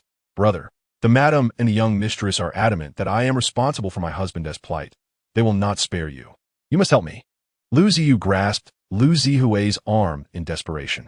Brother, I fear for my life and dread being sold by the Chen family. If not for aiding you, I would not be in this predicament. I have sacrificed so much for you. and you must save me. Lu Zihue, displeased by her words, retorted, Ziyu, it was your own affection for Chun Gongzi that led you to the Chun residence. It has nothing to do with me. Moreover, you have not assisted me in any way during this time. So how can you claim it was for my sake? Nevertheless, as you are my sister, I will devise a means to assist you. Lu Ziyu, feeling choked by his response, could only plead, brother, I truly did not harm my husband. He is dear to me, and I could never bear to hurt him. You must help me. Lu Ziyu's hopes rested solely on Lu Zihue. Should Chun Guangshi be gravely injured, she feared the Chen household would find a way to sell or eliminate her. Let us remain calm and ascertain the situation. Gu Yunji awoke and promptly began practicing martial arts. Gu Qinggang observed their fundamental skills and commenced instructing them in some basic techniques. By the end of the morning, Xiao Jie had no time for a morning jog, as she was engrossed in her training at home. Ling Bao, having awakened, witnessed her grandfather teaching her father and mother and swiftly dressed herself, scampering out to stand behind them, mimicking their movements with admirable zeal. Let us conclude our practice for today. Ling Bao dashed into the kitchen, filled a bowl with water, and hurried to Gu Yunjie, saying, Mother, drink some water. She wiped the sweat from Gu Yunjie's brow. Such a good child. Thank you. Gu Yunjie raised the bowl to her lips and drank. Ling Bao, where's your father? He is coming. Please wait a moment. Once Ling Bao saw her mother had finished, she returned to the kitchen and brought out a bowl of water for her father. Father, you too should drink some water. Chu San, observing the little girl's thoughtful gestures, felt his heart melt, patting her on the head. Well done. Today, Gulan and Gu Qinggang planned to assist Aunt Qinghua with planting rice seedlings. First, she went to the river to wash the clothes she had changed out of the previous day. Upon arrival, she found only a few middle-aged women present. Gu Xiangxiang and Gu Shizhen were absent. Shortly thereafter, Lu Yuehong appeared, carrying clothes. The rash on Lu Yuehong's skin had mysteriously appeared and disappeared. Her parents permitted her to come out only once the rash was gone. Are you feeling well? The two found a spot away from the other women. And Gu Yunjie quietly inquired. I am fine now, Lu Yuehong replied, starting to wash her clothes. I owe you my gratitude. Gu Yunjie remained silent. I heard this incident affected Shizhen, and I feel quite guilty. I never intended for her to suffer due to my absence. Who could have anticipated such malice? What are your plans moving forward? Lu Yuehong replied. My mother has begun arranging my marriage. Her eyes dimmed as she continued. I have long coveted that 10 taels of silver. Madame Yuehong, having failed to secure Lu Yuehong's marriage into the Chun family for the promised 10 taels of silver, was unwilling to relent. Recently, she had been inquiring about wealthy families seeking concubines, willing to part with 10 taels for a suitable match. I have heard your culinary skills are commendable, Gu Yunjie casually remarked. I cannot claim to be exceptional, but I manage adequately. Lu Yuehong was uncertain of Gu Yunjie's intentions with her question. Join me tomorrow for a trip to the county. Lu Yuehong regarded her with curiosity. You'll understand once you accompany me. If you truly possess talent, I am willing to assist you, provided you pledge to follow me. Lu Yuehong felt a surge of excitement. Really? It will depend on your capabilities. I have no interest in the inept. Very well. Find an excuse to accompany me tomorrow. Lu Yuehong spent the day floating on air, and during lunch, she asked her younger sister for a review of her cooking. Yume, how does my dish taste? Is it good? Sister, your cooking is certainly delicious. Why do you ask? Madame Yuehong glanced at her eldest daughter, scooping food from her bowl. Let me tell you, possessing excellent cooking skills will endear you to your future in-laws. The marriage to the Chun family has fallen through. I will inquire about other families in the coming days. I must warn you, if you cause trouble like last time, I will not forgive you. Mother, some traces of the rash remain, and I fear they may leave scars. Perhaps I should procure some medicine in the county tomorrow? Lu Yuehong pondered aloud. Chapter 98, Beyond Reason. Chu San drove the horse-drawn carriage, while Gu Yunjie and Ling Bao had already taken their seats. They had anticipated Lu Yuehong would not appear, yet as the carriage was about to depart, Lu Yuehong hurried over, calling, Xiao Jie, wait for me. Gu Yunjie raised an eyebrow. Come aboard. Lu Yuehong glanced at the carriage belonging to Gu Yunjie, locking eyes with her, her brows curving with delight. This carriage is truly lovely. Cautiously, she climbed aboard, bringing along some zongzi she had prepared earlier. I made these this morning, red date filling and mung bean filling. Please try them. Mother, I wish to taste the red date one, Ling Bao exclaimed, snatching one for herself. However, Unwrapping Zongzi proved to be a skillful endeavor, and after a while of struggling, Lui Weihong chuckled and took over. Allow me to assist you. Gu Yunji unwrapped a red date Zongzi and passed it through the curtain. Husband, taste this. It was just made by Yu Weihong this morning. Chu San turned to accept it. Gu Yunji unwrapped another and took a gentle bite. The texture was soft and sweet. Quite delightful. How did you persuade your mother to let you come out? After my rash appeared, I still bore some marks. So I told her that if they did not fade, wealthy families would surely overlook me. Perhaps my mother thought I spoke truthfully, thus permitting me to come. There is no need to worry about those marks. They will fall away in time. Indeed, but I shall feign concern to procure some medicine. Ling Bao, having consumed too, yearned for more, but Gu Yunjie halted her. Ling Bao, you must not indulge excessively. It may lead to indigestion. Mother, may I have just one more? You may have one more, but not consecutively. Do you understand? Gu Yunjie handed her another. I shall remember. Ling Bao was utterly adorable and obedient. Lui Weihong gazed at Ling Bao's chubby and adorable visage, chuckling, "Thank you, Annie." Ling Bao, upon receiving the compliment, responded with a bright smile. When we arrive in the county, I will arrange for you to cook a few dishes at the restaurant. If the head chef recognizes your talent, you may stay on as an apprentice. Would you like to work as a cook there? I would love to, Lui Weihong thought to herself. Realizing that Xiao Jie was offering her a precious opportunity she must seize. Should she decline this chance, she would be destined to follow her mother's directives for the rest of her life, marrying whomever her mother deemed fit, even if it meant severing ties with her own family. Though Xiao Jie genuinely wished to assist Lui Weihong, she had no intention of involving her mother, who was known for her unyielding nature and lack of reason. If Lui Weihong failed to manage her mother's affairs properly, and it became known that she was aiding Xiao Jie, trouble would certainly ensue. You know your mother better than I do. If you do not resolve your relationship with her, even if you follow me, she will inevitably come seeking trouble. If you buy me, she will be of no consequence. I will clarify matters with her. Should she have second thoughts, she will have to compensate with silver. The only things she truly values, aside from her youngest son, are riches. She delights in receiving silver, but will demand a hefty price for parting with it. The carriage soon arrived in the county, entering through the back door. Manager Hu and the staff were already bustling about. Lui Weihong observed her surroundings, hesitant to utter a word for fear of misstepping. Upon learning that Gu Yunjie had arrived, Manager Hu recounted the events from the previous day involving the Chen family. You may not know, but yesterday that young Master Chen was beaten by his own concubine, and rumor has it, he suffered a broken leg, leaving him unable to venture out for at least a month. Gu Yunjie's brows arched in surprise. Is that so? What a coincidence. Just the night before, I had mentioned to Chu San that we currently lacked an effective strategy against Chen Guangshi, and the simplest solution was to deal him a blow, preventing him from causing further trouble. Remarkably, the very next day, he finds himself in such a predicament. This is quite the turn of events, indeed. Manager Hu couldn't suppress his amusement.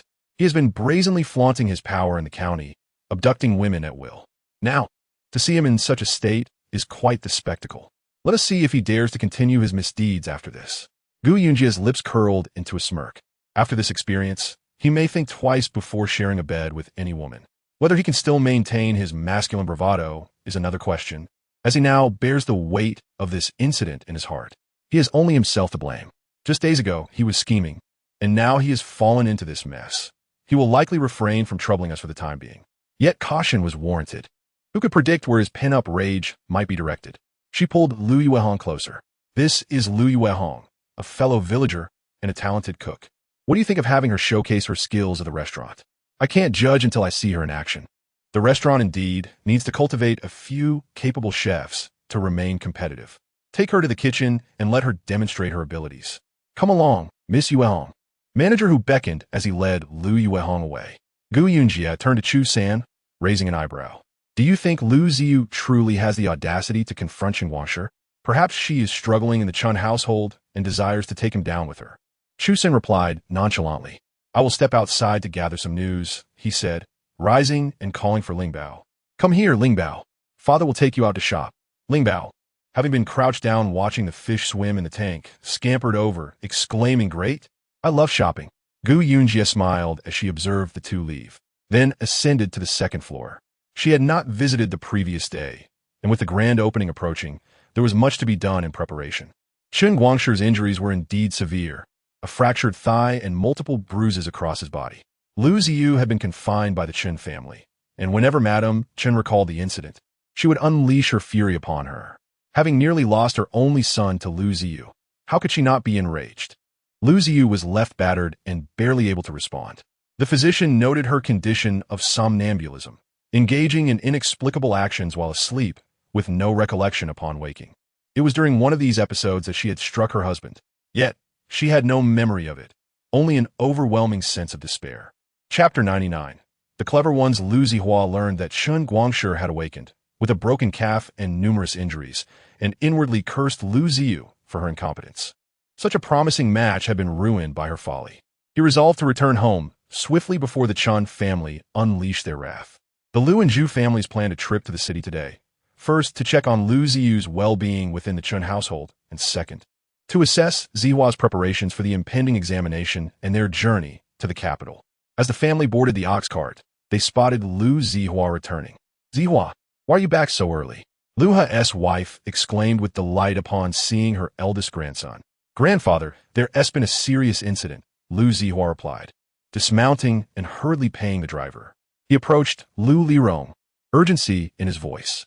"Something grave has occurred." Lu Lirong, sensing the gravity of the situation, gestured for everyone to listen. "Since Zihua has returned, we shall postpone our trip to the city. Let's head home first." As the two entered the inner chamber, Zhu and Lu He's wife remained outside. "Mother," Zihua returned unexpectedly. "Has something happened?" Zhu felt an unsettling premonition, anxiety welling up within her. Inside, Lu Lirong took a seat. "What's transpired that has you so flustered?"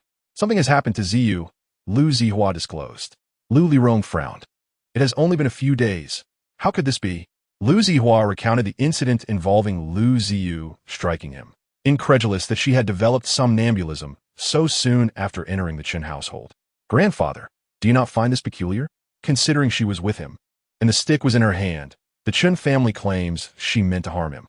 They are mercilessly punishing her, accusing her of attempting to kill him. I cannot bear to see her suffer at their hands. I came back to seek your counsel."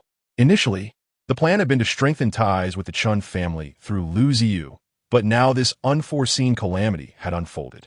Even if they argued that she had not committed such an act, the Chen family would never believe them, nor would they accept any notion that the incident was unrelated to their family. "Grandfather, what should we do now?" "Summon your uncles and aunts," Lu Lirong sighed, feeling the weight of exhaustion. Recent events had been fraught with complications, and he wondered if the family's fortunes had taken a turn for the worse. "What has occurred?" Zhu and Lu Jilly entered, oblivious to the turmoil in the county. "I ask you, does Ziyu have a history of somnambulism?" "Father, what are you saying?" "Ziyu is perfectly well. How could she possibly have such a condition?" Zhu furrowed her brow. "Are you certain?" "As her mother, I am fully aware of her condition." "Has something indeed happened to Ziyu?" Zhu felt something was amiss and inquired. Lu Lijing then recounted to his son and daughter-in-law the events involving Lu Ziyu at the Chen family. Upon hearing this, Zhu felt a wave of darkness wash over her. Her hands and feet trembled with indignation. Once she regained her composure, she began to scold. "Father, our Ziyu, a fine young lady, has married into the Chen family, and within mere days, she has developed somnambulism. It must be that she is not living well there and is being mistreated." This was not the time for such discussions. The burden lay heavy on Ziyu, who could not articulate her predicament. After Chen Guangshi awoke, he personally attested that Ziyu was indeed involved in the matter, making it exceedingly difficult for her to prove her innocence. Given the gravity of the situation, the Chen family would likely act against Ziyu. "Do you have any means to assist her?" At this point, the truth could no longer be concealed. "Father, you know best why Ziyu entered the Chen family. Now that she is in trouble, you cannot abandon her." In Zhu's heart, Lu Ziyu still held a significant place. "Isn't this a time to devise a solution?" Lu Lijing's darkened expression deepened. "She did strike Chen Gongzi. How can we help her? It is not unusual for a couple to quarrel. But now that our Ziyu is a wife of Chen Gongzi, we should speak with him and seek his forgiveness for her transgressions." Suddenly struck by a thought, she approached Lu Zihao, grasping his hand. "Zihao, you are friends with Chen Gongzi and can communicate with him. Please intercede for Ziyu. If Chen Gongzi could overlook this incident, we could bring Ziyu home." The pressure fell upon Lu Zihao, who replied gently, Aunt, I am also anxious, which is why I returned to devise a plan with you. I do have a suggestion, though I am uncertain of its efficacy. Lu Zihao proposed to gather valuable items from their home and visit the Chun family to offer an apology. For now, this was the only course of action they could pursue. A deep sense of helplessness resonated in Lu Lijing's voice. Manager who observed Lu Yuehong's adeptness with a degree of satisfaction. The young girl indeed possessed a certain talent. After merely a few comments from him, the dishes she prepared were nearly perfect. This girl is remarkable. Should she wish to stay, I would gladly take her on. Manager who remarked to Gu Yunji, I understand. I will discuss it with her. Lu Yuehong felt somewhat apprehensive, uncertain if manager who had taken a liking to her culinary skills. Yuehong, manager who mentioned that you have a good aptitude. If you are willing to join him, he is ready to take you on as an apprentice, Gu Yunji stated directly. For Lu Yuehong, making a choice would mean clarifying her intentions with her mother. Xiaojia, I am willing, Lu Yuehong affirmed resolutely, rather than marry. I prefer to work in the kitchen, doing what I love. What do you plan to tell your mother? As long as the money flows in.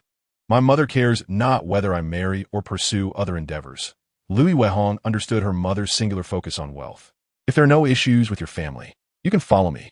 If you cannot convince them, just say that the manager is willing to take you as an apprentice and will advance you 10 taels of silver. If she accepts the silver, she will have no say over your future. Once you leave, you must remain here working. Xiaojia, do not worry. If it weren't for you, I would not be standing here now. As long as I follow you, I will wholeheartedly assist you. Lu Yuehong was no fool. I know you are clever, otherwise you would not have sought me out when entering the Qin family. Lu Yuehong was indeed quite astute. Chapter 100. Wisdom. Lu Yuehong had learned from an earlier conversation among the servants that Xiaojia was now the owner of the renowned Tianxia. When she discovered this, she was utterly astonished. Xiaojia's past was well known to everyone in the village. Ever since Xiaojia's intellect sharpened, it became clear that her mind was sharper than most.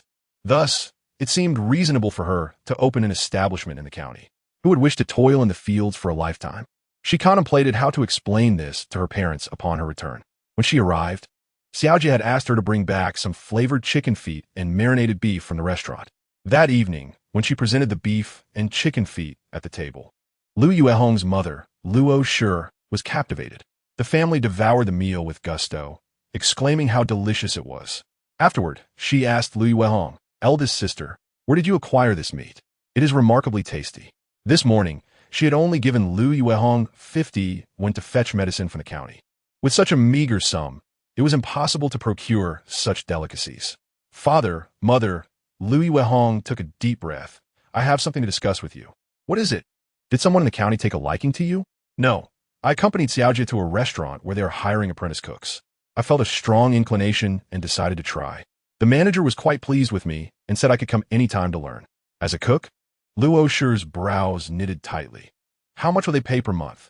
The manager mentioned two options, either a one-time payment of 10 taels, after which you need not concern yourselves with my affairs at the restaurant, or a monthly wage based on my abilities.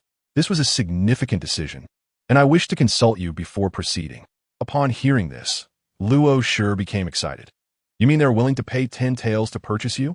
Lu Yuehong nodded. If I am bought, my salary would decrease, and I would need to dedicate myself to the restaurant. If you learn and become skilled, how much could they possibly pay you? Luo Shi began to calculate. I am unsure. I did not have the chance to ask. However, the manager indicated that I am still too young and cannot yet become the head chef, starting instead with menial tasks. The wage for such work is rather low. Around 300 won a month. 300 won a month? That seems rather scant, Luo Shi remarked, her earlier excitement dissipating. Then let them take you. If they provide us with 10 taels, that is sufficient.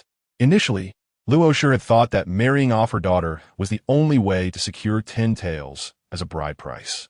As long as the silver was forthcoming, she did not care what her daughter chose to do. However, I must state this up front. Whatever you decide, I will not oppose. Yet during festivals, you must contribute some of your earnings to me. Otherwise, I will not allow you to work as a cook and will arrange for you to marry instead. Mother, if you accept their silver, there will be restrictions on my working period. For instance, I might not be able to marry for 5 or 10 years.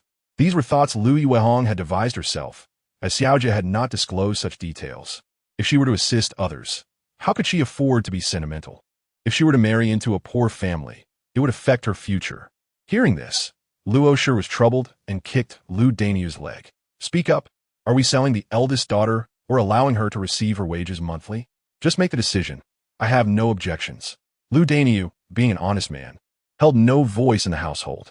If he made this decision, it would likely lead to chaos with Zhongshe later on. Mother, please do not sell my sister. If you do, seeing her will become difficult. Lu Yuemei felt an unusual delight in the evening's meal. Her sister was embarking on a new journey, which made her both happy and sad. The joy stemmed from knowing her sister was capable and could leave the village, while the sadness arose from the realization that the household responsibilities would now fall on her shoulders. If mother were displeased, she would take it out on her. Your sister is just starting as an apprentice. It will take years for her to repay the two taels. Luo sure was not one to suffer losses. Just consider it as marrying off your sister. Afterward, whether she thrives or not is no longer our concern. In comparison to Lu Yuehong's modest wages, Zhongshe preferred to accept the one-time payment of 10 taels. All right, I understand your intentions, mother. Do you have time tomorrow? Come with me to the county town. The shopkeeper said that this matter requires everyone's signature to be valid, as he is concerned you might go back on your word. Very well then. A smile crept across Luo's face, and she found her boss much more agreeable. My boss truly is someone with great potential. If mother agrees, I will pack some clothes tonight to take along. Starting tomorrow, I will not return. My meals and lodging will be at the inn. Naturally, having taken their silver, one must diligently fulfill their duties. Should you become the head chef in the future, do not forget your parents. Previously, I believed that a daughter had only the path of marriage, but I have suddenly realized that earning silver is not limited to marriage, and thus Luo is quite pleased. Today, I heard something at the inn. What did you hear? It is said that Ziyu is not faring well in the Chen household and even struck young Master Chen. The Chen family has confined Ziyu, and how they intend to punish him remains unknown. Upon hearing this, Zhong laughed heartily. Lu Ziyu thought he had secured a good match, but it turns out to be just that. Zhu has not suffered either, as she has benefited greatly from her mother-in-law regarding Lu Ziyu's marriage into the Chen family. Observing her mother's attitude, Lu Yuehong could only sneer internally. She could almost foresee that if she did not fare well in the Chen family, her mother would likely feign ignorance, indifferent to her fate. Thus, seeking help from Xiaojia was indeed a wise decision. Tomorrow, she would leave this home to pursue her desires, and just thinking about it filled her with joy. Luo had already spread the news around the village that Lu Ziyu was not doing well in the Chen household and had beaten young Master Chen into a pulp. The villagers joked, "Your Yuehong is indeed fortunate. Had it been her who married in, she would have faced the suffering instead. My Yuehong is quite capable." Luo's face beamed with pride. A tavern is willing to take her as an apprentice. We shall head to the county town shortly to pay our respects to the master. Is that truly so? What a wonderful opportunity. My Yuehong is quite talented. Which tavern is it? I will know once I go today. What do you think I should wear? Luo stood at the village entrance, pretentiously tugging at her clothes. As she spoke, she noticed the Lu family sitting atop an ox cart laden with various items. Oh dear, isn't that the Li Zheng family? Li Zheng. I heard Ziyu has caused trouble in the Chun family. Are you bringing so many things as an apology? Ding dong, insufficient holiday balance. Dearest ones, have you all enjoyed this holiday? Chapter 101, Signing the Agreement. Lu Li Zheng's expression darkened upon hearing Luo's words. What do you mean by that? Are we not allowed to visit the county town as a family? Exactly. Lu Heshi let out a cold snort. We are sending Zihua to the academy and taking the opportunity to visit the county town. Do you have any objections? How could I have any? Just yesterday, my Yuehong went to the city and said everyone was talking about how your Ziyu injured young Master Chen, and the Chen family is extremely angry. Planning to deal with your Ziyu? Nonsense. We have heard nothing of the sort. Perhaps you misheard. Lu Heshi scolded loudly. Your Yuehong lacks the fortune to marry into the Chen family. It's pointless to fabricate rumors out of envy. Who is envious of you? Luo reprimanded lightly. Marrying into the Chen family does not guarantee a good life. Mother, let us go. There is no need to speak further with her. Zhu felt agitated. Let us depart. Lu Lizheng had no intention of lingering either. The Lu family drove their ox cart towards the county town. Watching them leave, Luo initiated the conversation. Let me tell you, Lu Ziyu has truly grown bold. He struck his own husband and even broke a leg.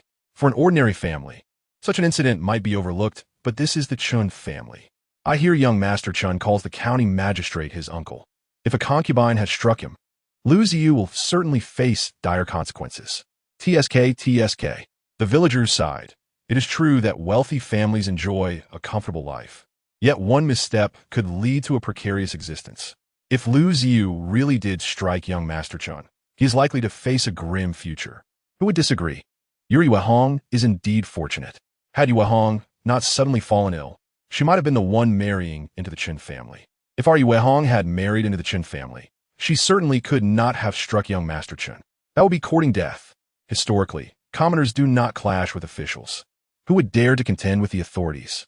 Yuri Wehong is quite capable if she becomes a renowned chef in the county town. Remember to invite us to dine at the Grand Tavern.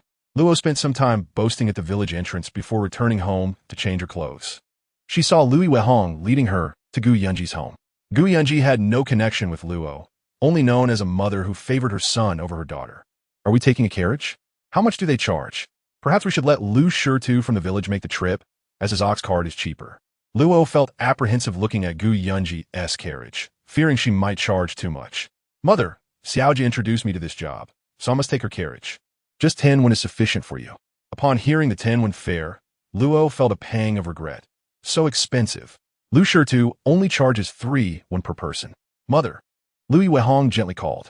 Very well, 10 won it is. Luo thought of the 10 taels of silver she could obtain today and felt less concerned about the fare. This time, I will take it, but next time, if you invite me, I will decline. Gu Yunji merely smiled faintly at her words. If she did not accept Luo's money today, she would certainly spread the word upon returning to the village. Among neighbors, it wouldn't do to refuse her money while accepting others. Thus, the number of people seeking a ride would increase. She did not wish to face such a situation. She would charge Luo what was fair. Louis Wehong remained silent, pondering that Xiaojia might not allow her a ride next time either. Today, the Tianxia Juowei opened, and one could enter a lottery after spending a certain amount, with the grand prize being 10 taels of silver, alongside other prizes such as complimentary meals and drinks. Luo gazed in awe at the queue outside Tianxia Juowei, feeling as if she were walking on air. After Louis Wehong alighted from the carriage, she headed directly to the inn's back courtyard to find Manager Hu. Upon seeing Louis Wehong, Manager Hu led her to the second floor and presented her with a document. This is the contract. Can you read? If not, I can read it to you. Please do read it. Luo had not closed her mouth since arriving. Her boss truly is doing well, working in such a grand tavern. She could frequently dine here. With her daughter employed here, meal expenses could be offset by her wages. However, the contents of the contract soon dispelled that notion. It clearly stated that for 5 years, Yue Hong would earn only 50 won a month, and if family members came to dine at the tavern, they would be charged the standard rates. Furthermore, family members were not permitted to disturb her during working hours. Upon hearing this, Louis Wehong immediately began to calculate. In 5 years, she would only be in her early 20s. Though slightly older, she would undoubtedly be the head chef by then. Whether she married into a household or continued here, her wages would surely increase. Very well, 5 years it is. During this time, I shall not interfere with her work. There is another clause. If family matters affect her work at the tavern, compensation in silver will be required, meaning that even if you receive 10 taels, you would have to return it. This clause was added on the spot. He could tell that Louis Wehong's mother was quite shrewd. So this clause was to prevent her from causing trouble. Upon hearing this, Luo indeed frowned, her brows knitting tightly. Manager, this clause is unacceptable. If we had not caused a commotion, yet you claimed we did and demanded compensation, would we not suffer a great loss? Therefore, consider your stance. If you cannot accept the apprenticeship, let it be. If you are unwilling, I cannot impose upon you. Manager Hu turned to leave. Wait, Luo Shi quickly resolved her thoughts. It was merely a matter of not allowing her to seek Yue Hong. She could comply. I will sign. Have you made up your mind? As long as you hand over the silver promptly, it shall suffice.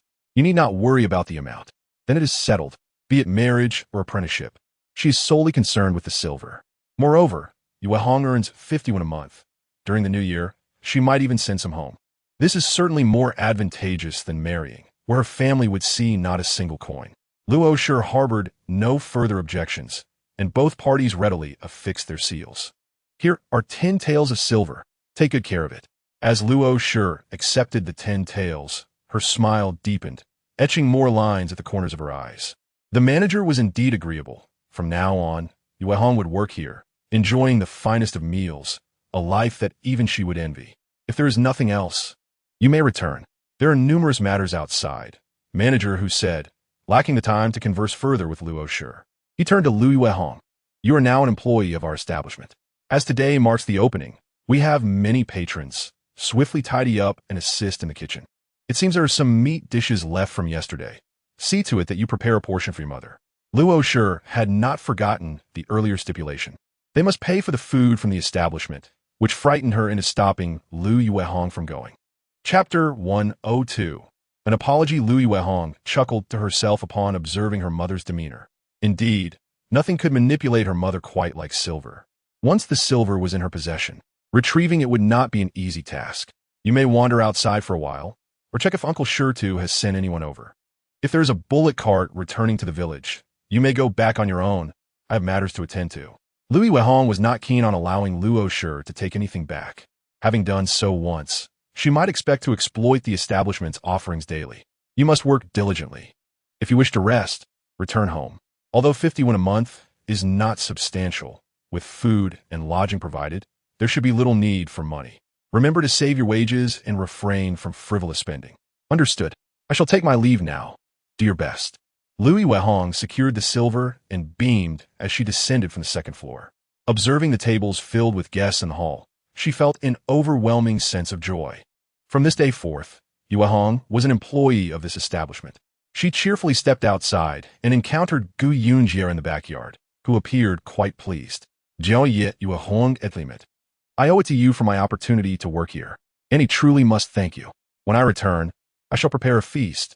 Your family is cordially invited. Indeed, it was Yue Hong's own capabilities that secured this position. If she lacked the skill, your introduction would be of no use. What time do you plan to return? Perhaps a bit later. I will stroll outside. If a bullock cart heads to the village, I will leave early. If not, I will take the cart back. All right. Due to the raffle event, patrons found this novelty quite refreshing. Thus, while ordering, they opted for slightly pricier dishes to meet the required amount for participation. As long as one took part, there were prizes to be won, aiming to ensure that guests enjoyed themselves. Some won handkerchiefs, others flavor-packed snacks, and still others received silver or various prizes. Concerning the opening of Tianxia Juwei Restaurant, Hongyan Restaurant was most concerned. However, due to young Master Chen's recent injuries, he was unable to venture out, and Manager Chen hastened to Chen Manor. Upon hearing of Manager Chen's arrival, young Master Chen instructed his servant to escort him in. Young Master Chen, Manager Chen stood upright. The situation deviates from our expectations. Their promotions vary daily. Today, they are hosting a raffle event, where spending above a certain amount grants participation, and every participant wins a prize. This event is highly appealing to the common folk. This noon, how did our business fare? We only had 4 tables, all previous regulars who stayed out of respect for you. It is only the first day of opening. Why the haste? Chen Guangshi waved his hand dismissively. Let me recuperate first, then I shall deal with them. They can bask in their fleeting triumph for a few days. Shall I do anything? No need. Let us see what other tricks they have yet to reveal. Chen Guangshi sneered. Young master, Chen Guangshi's attendant, Egu, entered carrying a bowl of medicinal soup. This was just prepared by the young mistress. She urges you to drink it promptly. Furthermore, Lu Zihua has brought his parents and wishes to personally apologize. Do you wish to see them? Apologize? Chen Guangshi scoffed. Ever since I became acquainted with Lu Zihua, misfortune has plagued me. It's one calamity after another. Do not let them approach. They should keep their distance. Had it not been for Lu Zihua's insistence on introducing his sister, he would not be better than now. With this thought, he downed the medicinal concoction in one gulp and hurled the bowl to the ground, shattering the delicate vessel into fragments. I am curious to hear what they wish to say. Let them in. Chen Guangshi wiped his mouth, deciding to meet the family. Yes, Luo Chunmiao, accompanied by the Lu family, arrived at Chen Guangshi's chamber. Seeing him bandaged like a zongzi, the Lu family was startled. Having assumed the Chen family exaggerated the severity of his injuries.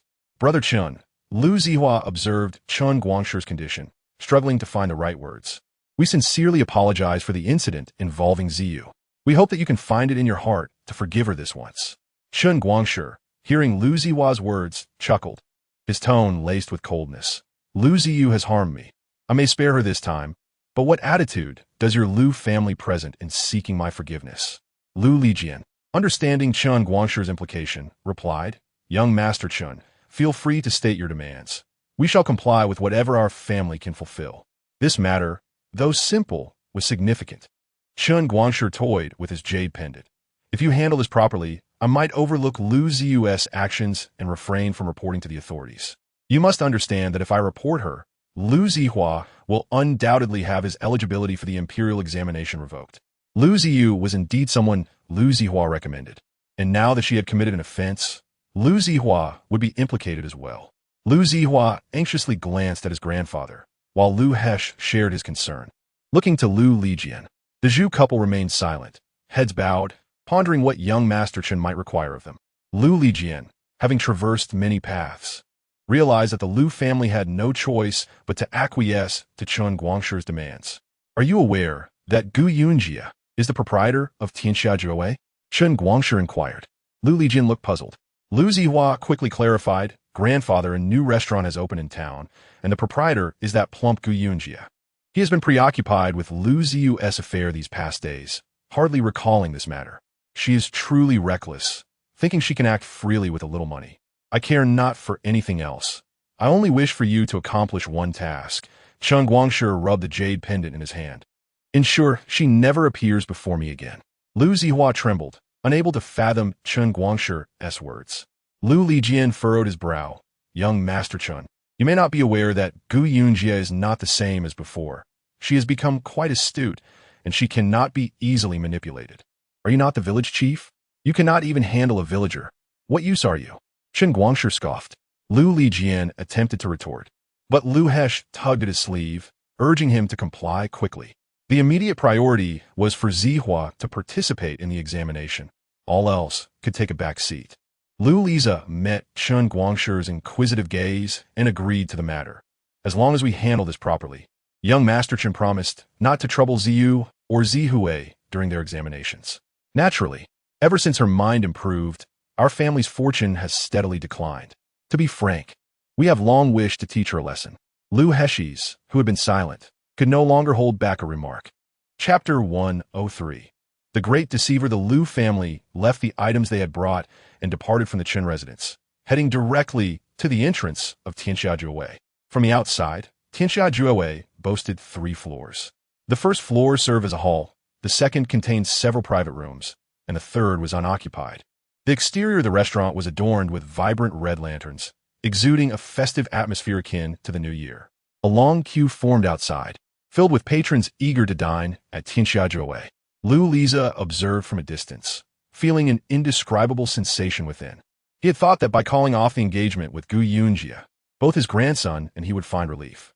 In reality, even after the engagement was annulled, he remained ensnared. Who could have predicted that Gu Yunji, once simple-minded, would suddenly become astute and even open a restaurant? This foolish girl, where did she acquire the funds to establish such a place? Lu Heshis gazed at the throng of diners waiting in line, her expression a mix of astonishment and disbelief. Having extorted 300 taels from young Master Chun and utilized some family remedy to save Huang Yuanwai's daughter, she must have received a considerable sum in return. Let us go in and sample the fare. I am curious to see how her dishes truly taste. Lu Heshis coolly scanned the scene before leading the way inside. Mother, let us order a few expensive dishes. Given our connection, I doubt she would dare charge us. Lu Jiechi, trailing behind Lu Heshis, chimed in. Lu Heshis shot him an exasperated glance. Ambition. After waiting for half an hour, they were finally seated at a table. Esteemed guests, how many of you? 5. Here is the menu. Please select your dishes, and I shall return shortly to take your order. The waiter placed the menu down and promptly attended to another table. Lu Zihue, familiar with the process, took up a charcoal pencil to begin marking selections. Zhu Shi observed in amazement. Do we need to be literate just to dine? What about those of us who cannot read? Hearing her remark, the waiter politely turned to provide clarification. Madam, I can recite the dish names for you at any time. Zhu Shi fell silent. Lu Zihue quickly completed his selections. Setting aside other matters, the restaurant's flavors were indeed commendable. He had been yearning for this place ever since his last visit with young Master Chen. Please wait a moment. Shortly, a pot of tea and a small plate of peanuts arrived at their table. We didn't order peanuts. This item is commonplace in our household. Who eats such a thing when dining out? These are complimentary. Every table receives them. Grandfather, grandmother, allow me to pour tea for you. Being surrounded by elders. It was only fitting for Lu Zihui to serve. These peanuts are delightful. Lu Heshi's peeled one, savoring its subtle salty and five-spice flavor. These are boiled five-spice peanuts. Before long, the dishes began to arrive. With exquisite food comes fine wine. Lu Zhengli ordered a jug of rice wine to share with his second son. Lu Zihui accompanied his grandfather and second uncle for a few sips. From the time the dishes were served until their meal concluded, they saw not a trace of Gu Yunji, let alone any notion of her offering them a complimentary meal. Lu Zihui glanced at the lottery stage outside, and then at the money they had just spent. They were just in time to draw a prize. Shall we give it a go, grandfather? Let me try. Lu Heshi's took the ticket given by the waiter and approached the lottery stage. She reached into the box and withdrew a slip of paper. Upon opening it, she found it clearly stated, a serving of five-spice peanuts. Upon hearing the waiter mention five-spice peanuts, Lu Heshi's, realizing she had no chance of winning the 10 taels of silver, tore the winning ticket in frustration. This is certainly a scam. What kind of grand prize is 10 taels of silver? I wager there is not a single ticket for 10 taels hidden among all the others. You are toying with the common folk. And I shall report this to the authorities. Esteemed guest, our lottery is merely for amusement. The prizes are determined by your luck. As for the grand prize, it exists, but there is only one. Whoever possesses the best luck naturally claims it. I don't care. You said that everyone dining here has a 100% chance of winning 10 taels of silver. I dined here and participated in the lottery, only to receive this nonsense. A serving of five-spice peanuts. We have plenty of that at home. I don't need your charity. Lu Heshi shouted loudly, everyone look here. We have all been deceived. This lottery is nothing but a scam. They're great deceivers. Madam, please. A nearby customer interjected. The establishment has clearly stated the odds of winning. It never claimed everyone would win 10 taels of silver. Besides, winning a serving of five-spice peanuts is still a prize. You cannot expect 10 taels. Indeed, they did not guarantee you would receive the 10-tael grand prize. What you draw depends on your luck. If you did not draw the 10-tael ticket, what can be done? This is deception. Lu Heshi scoffed. You know nothing. I am acquainted with the owner of this establishment. Not long ago, we had a familial connection. However, due to her improper conduct, she deemed herself unworthy of my grandson and took the initiative to sever the engagement. Today, I discovered she has opened this restaurant. Are you saying the owner of this restaurant is a young woman? The nearby patrons, intrigued by Lu Heshi's words, began to gossip. A rather plump young lady. Lu Heshi's noticed the growing interest and continued to recount Gu Yunji's past, elaborating on how the funds for the restaurant were obtained. The waiter, sensing the conversation was taking a wrong turn, hurried to inform Gu Yunji of the developments. Gu Yunji, standing at the window on the second floor, looked outside and said to the waiter, all right, I understand. I will go out shortly. Creating a disturbance here, Lu Heshi seemed oblivious to Lu Zihui's future. Huang Mingru was on her way to find Gu Yunji when she overheard Lu Heshi's disparaging her. Lu Heshi's claimed that Gu Yunji had only used a common remedy to treat Huang Yuanwai's daughter, yet charged an exorbitant fee in return. Unable to endure any longer, Huang Mingru halted and directed her gaze at Lu Heshi's, smiling lightly. Madam, you appear to be quite well informed about our family's affairs. Is it not customary for the Huang family to express gratitude for Gu Jie's healing of her ailment? Lu Heshi's interrupted, was visibly displeased. I am from the same village as Gu Yunji. Naturally, I am aware of her matters. This elder, someone remarked, is Huang Yuanwai's daughter. Miss Huang. Previously, she rarely ventured out due to poor health, but recently she has been seen frequently on the streets, and the local residents and merchants have come to recognize her. Lu Heshi's then turned her attention to the young lady who had just spoken. Huang Mingru had appeared at the Gu residence during Gu Yunji's wedding preparations, and Lu Heshi's recognized her. This elder, Huang Mingru said, her gauzy dress swaying lightly. You just mentioned me. I did not quite catch that. Would you kindly repeat it? Chapter 104. Apologizing to Gu Jie, Lu Heshi's had initially intended to fabricate a story that Gu Yunji's funds for the restaurant were obtained through deceit from the Huang family. If word of Huang Yuanwai's alleged deception reached him, it would certainly carry a different weight. Miss Huang, you may not be aware, but Gu Yunji is a fraud, exploiting her assistance to you to demand countless riches. You must not indulge her. Just look at how much silver she possesses now. She has even opened a restaurant. In my opinion, since she established this restaurant with your family's wealth, it rightfully belongs to the Huang family. Would you not agree? Liu Heshi's, unaware of the true nature of Gu Yunji's assistance to the Huang family, speculated that perhaps Gu Yunji's mother had left behind some valuable remedy for Miss Huang. Given that Miss Huang's ailment matched the remedy, Gu Yunji must have demanded a fortune upon realizing its effectiveness. This elucidates why Gu Yunji suddenly possesses the means to open a restaurant here. Gu Chunggang's background and financial situation are well known to her.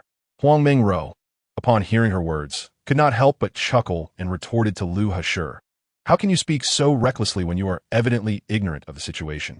Xiao Jie has shown us kindness, and the gold and silver we provided her were given willingly. They are far from your claims of insatiable demands. Moreover, our Huang family has said nothing regarding this matter, so what gives you the right to intervene?" Liu Heshi found herself at a loss, unable to counter the sharp words of a young girl. After a moment of silence, she finally managed to utter, "Are you foolish? I was merely trying to speak on your behalf, and yet you side with that Navi girl. She is nothing but a fraud. Opening a restaurant and even organizing a lottery to give away silver, it is blatantly deceitful. We could very well report her for deceiving customers. Dear elder, it matters not if you cannot read. I recall your grandson is a student, is he not? Yet, he too cannot read. As a scholar, he ought to be literate. I could certainly report this matter to the authorities to investigate whether he has acquired his status through dubious means." Hearing these words, Liu Heshi's confidence waned considerably. She was bold in arguments, yet she dared not jeopardize her grandson's future. "Come here at once, you embarrassing fool," Liu Lijun commanded as he saw Liu Heshi faltering. She dared not speak further, and was about to leave when she remembered her spiced peanuts. "Where are my peanuts?" The young waiter twitched his lips in amusement. Just moments ago, she had been so vocal in her disdain for the host, and now she seemed eager to leave without her peanuts. Huang Miss, noticing Liu Heshi attempting to slip away, was determined to stop her. "You just claimed that the funds for Gujia's restaurant were ill-gotten. That assertion is incorrect. Her money is legitimate and rightfully hers. You owe her an apology." Liu Lijun stepped forward, bowing slightly to Huang Mengro. "I'm the village head of Shangbao. I spoke out of turn in my anger earlier. I hope Miss Huang will not take offense." "Your apology should be directed to Gu Jie," Huang Mengro insisted, her eyes gleaming with determination. She turned to the young waiter and instructed, "Go summon my sister," informing her that someone has been speaking ill of her and now wishes to apologize. Some matters must be clarified directly, otherwise they may become distorted as they spread. Gu Yunji soon descended, and upon seeing her, Huang Mengro approached warmly. "Sister Gu, I intended to visit you in the restaurant, but encountered this person here tarnishing your reputation, claiming your funds for the restaurant are fraudulent." Liu Heshi's expression darkened immediately. Huang Mengro, whom she thought was assisting her, was indeed defending Gu Yunji. "You're the owner of Tianxiajuowei, are you not? Truly, you are a remarkable woman. You appear to be quite fortunate." Gu Yunji smiled at everyone. "Thank you, esteemed guests, for patronizing Tianxiajuowei. It is true that I am a woman, but there are no laws forbidding women from engaging in business. As for how I acquired this restaurant, it is nothing clandestine. Uncle Hu, the previous owner, could no longer manage it and sold it to me at a low price, as I wished to try my hand at it." She then turned her attention to Liu Heshi. "One thing Lu Nai stated is accurate. We indeed come from the same village, and her grandson was my fiancé. However, he sought to pursue scholarly honors and deemed me unworthy, subsequently conspiring against me to force me to break off the engagement." Liu Heshi, publicly shamed by Gu Yunji, could not bear it. "You are speaking nonsense. When has my family ever plotted against you? It is you who lack self-awareness." Her impulsive nature flared as she reacted defensively. Liu Lijun shot her a warning glance, which she failed to notice. "You know the truth of the situation best." Gu Yunji continued, "I can state this now because I possess evidence proving your family's scheming against me." Liu Heshi opened her mouth to protest, but was restrained by Liu Lijun. He stepped past her to face Gu Yunji. "Xiao Jie, Lu Nai is simply in a foul mood today and has spoken some unkind words. Please show her some grace and forgive her this once. We are all villagers here, and there is no need to air such grievances in public." Gu Yunji chuckled softly, finding it amusing that they now deemed it a disgrace. Earlier, when Liu Heshi was making her accusations, Liu Lijun had remained silent. "Lu Nai, What do you have to say? Gu Yunji inquired, looking at Lu Hashur. Lu Lijeng glared at her, prompting her to begrudgingly apologize. Shao, Jie. I should not have spoken those words in front of everyone. Please forgive me this time. I am not afraid of shadows when my actions are just. What Lu Nai said carries no weight with me. Gu Yunji replied nonchalantly, her tone equally indifferent. However, your family has someone aspiring to scholarly honors. Publicly disparaging others will not reflect well on Lu Zihao. The implication was clear. Should they not care about Lu Zihao's future? They were free to spread whatever rumors they wished, as she was unperturbed. Lu Lijeng met Gu Yunji's gaze, which shone brightly and candidly, instilling both trust and apprehension. Today, we have all indulged a bit too much in drink. Lu Lijeng addressed the gathering. I apologize for the disturbance. We still have matters to attend to. Please, enjoy your meals and drinks. With a wave of his hand, he hurried his family away. Gu Yunji watched them depart, a smirk playing on her lips. Lu Zihao is indeed the Achilles heel of the Lu family. Mention his future, and they transform from ferocious beasts into docile kittens. It remains to be seen whether Lu Zihao will live up to their expectations. Chapter 105. Young Master. The Lu family retreated in shame. Huang Meng-ro followed closely behind Gu Yunji, brimming with delight. Sister Gu, those individuals are truly detestable, attempting to besmirch your name. I cannot thank you enough for standing up for me. You're like a sister to me, akin to blood relations, Huang Meng-ro replied. Moreover, what she said was nothing but fabrications. I had to confront her. Meanwhile, Chu San strolled outside with Ling Bao, who had accumulated numerous trinkets. As she munched on a candy figurine, she eagerly awaited her father to buy her a rattledrum. Earlier, she had seen a small boy her age with a beautiful red rattledrum, and she desired one just like it. Her father brought her over, and she pointed out a pink rattledrum. Chu San reached out to retrieve it, preparing to pay. Not far away, a small head peeked out from a carriage. It belonged to a boy of about 5 or 6, who waved at Ling Bao. Having never seen such a handsome boy, Ling Bao approached him eagerly. The boy looked around and quietly asked, "How much is your candy figurine? Can you help me buy one?" Ling Bao, her sparkling eyes fixed on him, licked a bit of her candy and pointed to a nearby stall. "It's right there. You can go buy it yourself." The boy followed her gaze and indeed spotted a stall, his eyes lighting up momentarily. However, his excitement quickly faded, and his head drooped. "I injured my leg and cannot go." Ling Bao felt a pang of sympathy as she witnessed the light in his eyes extinguish. "Where are your adults? Are you alone in the carriage?" "They all went inside to eat. I had to stay in the carriage because my leg is injured." The boy pointed towards the Hanyun restaurant nearby. "Wait here. I'll ask my father to buy you one," Ling Bao said as she dashed over to Chu San, requesting him for some coins. Ling Bao took some money and went to a nearby stall to buy a small rabbit-shaped candy figure, joyfully bouncing over to the young boy. "Little brother, I bought this for you to enjoy." Just as the boy was about to take it, a hand swatted it away, sending the little rabbit crashing to the ground. Shattering into many pieces, Ling Bao glared at the culprit. Emerging was a woman dressed in fine garments, her brow furrowed as she regarded Ling Bao. "Aunt Gue," the boy spoke up. "I asked her to buy it for me because I wanted to eat it." The woman, referred to as Aunt Gue, replied sternly. "Did I not tell you not to casually greet strangers or accept their food? What if they mean to harm you?" "But she wouldn't harm me," the boy murmured softly in protest. Aunt Gue's commanding presence loomed over him. Ling Bao, furious at seeing her rabbit broken, exclaimed, "That was meant for my little brother." The woman responded, "Then allow me to compensate you." She produced a pouch of coins and withdrew a piece of silver. "This silver will buy you plenty more.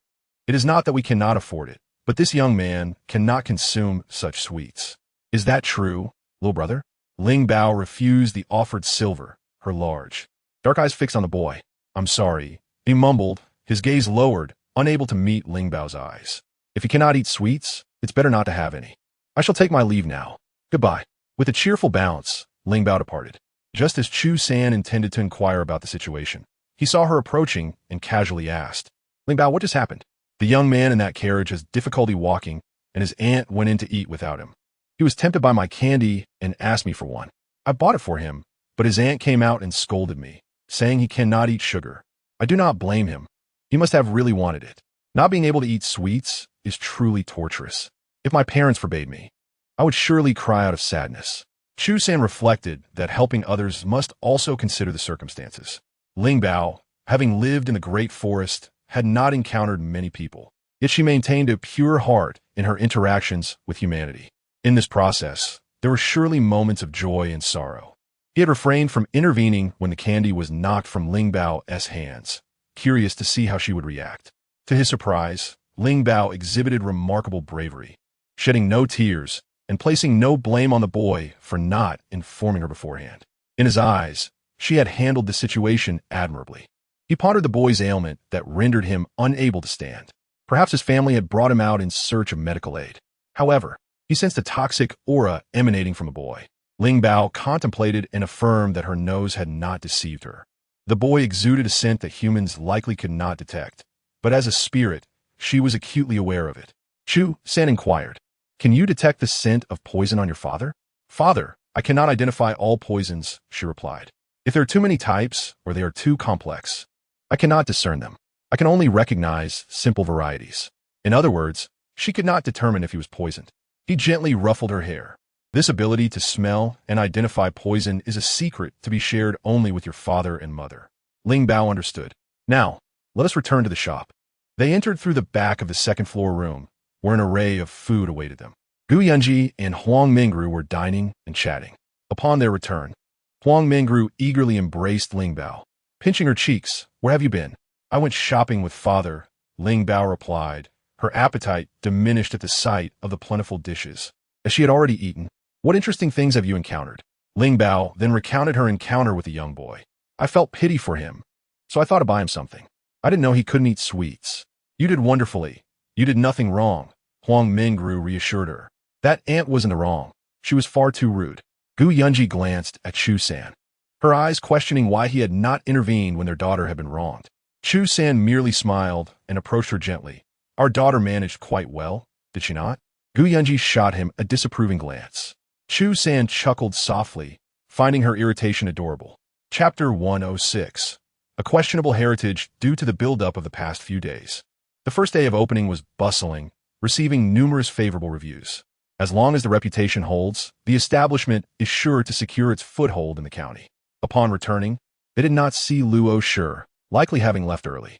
Lu Lijing's face broke into a smile. This method is indeed worth trying. Gu Chenggang, limping as he carried a bundle of firewood to the kitchen, caught Gu Yunji's gaze, which lingered on his foot. In the memories of this mind, Gu Chenggang's foot had always been like this. Decades had passed without a single complaint of pain or a moment where he could not perform his tasks due to his leg. After lighting the fire, he shoved several pieces of wood into the stove and called out to Chu Chu. "The porridge is simmering. Do remember to check on it." Chu San was attempting to tie Ling Bao's hair into little pigtails. Ling Bao's hair was somewhat short yet of excellent quality, gleaming jet black. "Got it. Dad, be gentle, that hurts." Ling Bao gasped as Chu San's grip was too harsh. He had never helped anyone with hair before. Had it not been for his daughter's request for pigtails, it wouldn't have crossed his mind. He softened his hold considerably, but Ling Bao's hair seemed enchanted, refusing to cooperate. Tying her hair proved more arduous than practicing martial arts in the morning. "Mother, please help me. My father simply cannot manage. My scalp is throbbing." Ling Bao pleaded as she slipped away from Chu San and darted to Gu Yunji. Gu Yunji swiftly combed through her hair, tying it up into two little pigtails with ease. Ling Bao touched her hair, thoroughly pleased. "Mother, I'm going out to play," she exclaimed, bouncing towards the door. "Now, they won't say I'm a tomboy. I'm a girl with pigtails." Gu Yunji chuckled at her words, while Chu San's lips twitched. It had been a constant demand for him to style her hair, and now he understood the reason. He thought she wanted to look beautiful after wandering around the county town, but it turned out she wished to beautify herself due to the teasing of those two boys. Children naturally gravitate towards one another. Gu Yunji noticed the expression on Chu San's face and said, "You stay home and prepare breakfast. I will wash yesterday's clothes." Each morning, as Gu Yunji carried the clothes outside, she yearned for a modern washing machine. However, certain joys could not be replaced by machine, such as the delight of gossiping with everyone gathered together. As she approached, the gossiping women by the river abruptly halted their chatter, their eyes fixed on her with peculiar expressions. Their gazes plainly revealed that their recent discussion had centered around her. "Xiao Jie, you've come. We were just talking about you. I heard you opened a restaurant in the county. When did that happen?" "I only just found out." Gu Xiangxiang was the first to speak. "It's no big deal. There's no need to inform everyone. Some people must be worried we might eat her out of house and home, a village woman remarked. How could one run a business without a word? Surely, she must be guarding against us. Some genuinely believed that business was easy to run and attempted to emulate her, not realizing they could end up losing their family savings. Gu Yunji listened to their sour remarks, her pink lips curling into a faint smile. You speak as if I have stolen or robbed something. I am merely conducting business openly. Do you have objections? We're concerned for you. You claim to have money, ensuring a life free of worries. So why trouble yourself with this? Another chimed in. Business requires skill. Those without it may end up in dire straits. Chapter 107. The cause of her mother's death. Gu Yunji listened attentively to the villagers' comments regarding her business in the county. Unperturbed, I never understood the intricacies of business until I engaged in it. I am deeply touched by your concern and will not disappoint my fellow villagers. I shall strive to run my business well, ensuring I do not suffer losses and, at the very least, can afford clothing. If I were to lose everything, it would surely be a source of mockery for you all. As for whether she would incur losses, she was uncertain. Yet she had always been someone who dared to dream and to act, determined to excel in whatever she undertook. Xiao Jie is certainly different from us, remarked Gue Lan, the wife of Lu Jiafu, standing nearby with a scoff. Xiao Jie's mother hailed from a wealthy family. I wonder how Gu Changgang managed to bring her here. Isn't it said that his wife was a servant from the same household?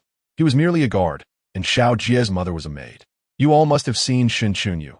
Her demeanor certainly resembles that of a maid. Gu Yunji turned her gaze towards Gue Lan.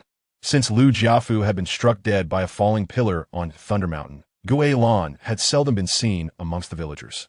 Today, she had made an appearance and uttered such remarks. Gu Yunji narrowed her eyes, but chose not to respond. Xiao Jie, are you aware of your mother's origins? If she truly was a lady from a wealthy family, then you too must be of noble descent. You ought to return and inquire with your father about your mother's background. The villagers engaged in lively speculation, urging Xiao Jie to seek her family. Their faces alight with gossip. It seemed she had recently become a figure of intrigue in the village, with every word revolving around her. Regarding their sudden interest, she simply replied, "Thank you for your concern."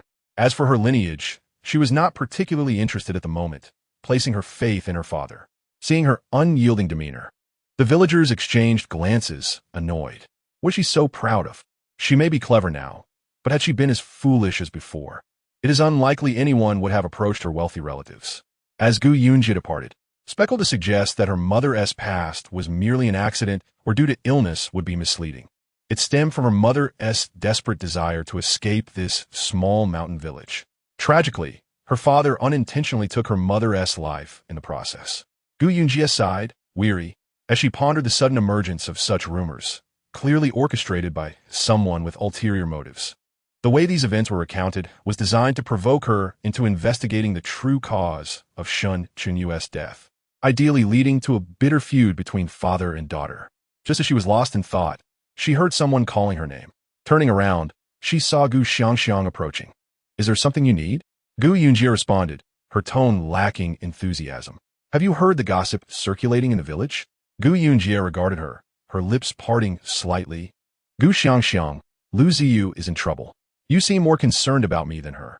I've heard her life at the Chen family is far from pleasant. That was her choice. I can't help her, Gu Xiangxiang replied nonchalantly. I thought you two shared a deep bond, but perhaps it was just a facade. Gu Yunji scoffed. Did you know your mother was once a lady of high status? She was deceived by your father into coming here, and, ultimately, he killed her in her attempt to escape. Isn't that infuriating? Anyone would be disturbed to hear such news about their own mother. I will uncover the truth behind this matter, Gu Yunji stated firmly, unwilling to elaborate further. Since her arrival, she had not inquired about Shen Chunyu's character, nor could she recall her appearance. All she knew was that every Qingming festival, her father and grandmother would take her to the mountain to pay respects, sharing countless stories about her. Xiaojia, if any of this is true, I urge you to abandon thoughts of revenge. You know how Uncle Cheng has treated you all these years. He never remarried, raising you with great care. If you seek vengeance over this, it would break his heart. Gu Xiangxiang reasoned. Chapter 108. This is your mother. Gu Xiangxiang's logic was deeply flawed, and Gu Yunji could hardly contain her frustration. Are you suggesting my father is guilty? Do you have proof? If so, share it with me directly to save me the trouble of searching. Her insistence on refraining from revenge while subtly urging her to confront her father was transparent. Gu Xiangxiang had long mastered the art of manipulation. However, she was unaware that Gu Yunji had no interest in her insinuations and would not act upon them. Gu Xiangxiang assumed Gu Yunji would react emotionally to this revelation, perhaps impulsively, but Gu Yunji's demeanor remained unsettlingly calm, as if Shen Chunyu was merely a stranger. Gu Yunji, how can you remain indifferent? This is your mother we're discussing. Don't you care how she died? Gu Xiangxiang pressed.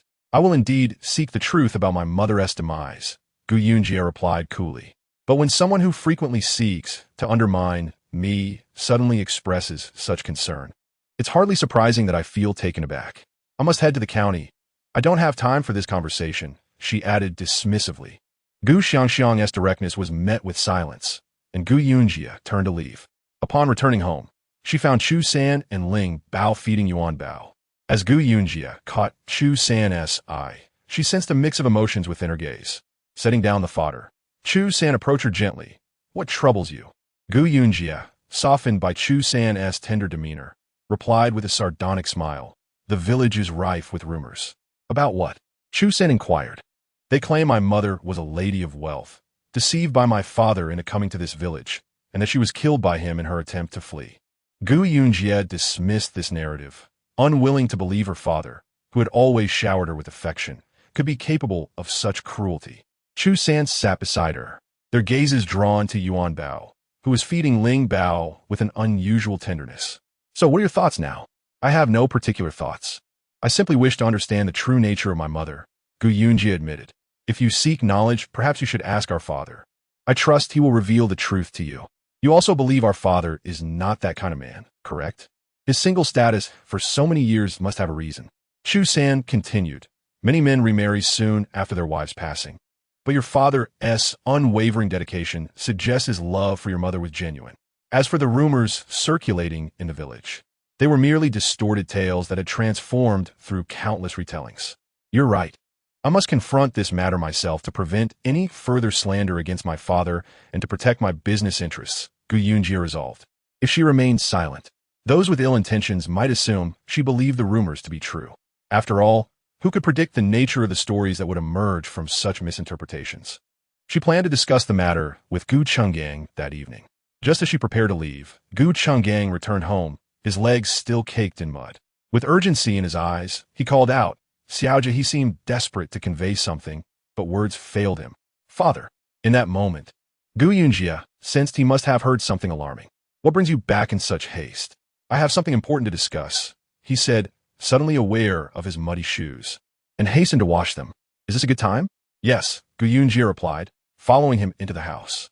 Once inside, he hesitated, approaching an old chest, unlocking it with a key. Inside lay another rectangular box, which he gently opened, revealing a scroll. Gu Yunji narrowed her eyes as he unfurled the scroll, revealing a portrait of a beautiful woman, her gentle smile captivating, her features striking. She stood gracefully, dressed in white, reminiscent of a celestial being. Upon closer inspection, Gu Yunji noted a striking resemblance between the woman in the painting and herself.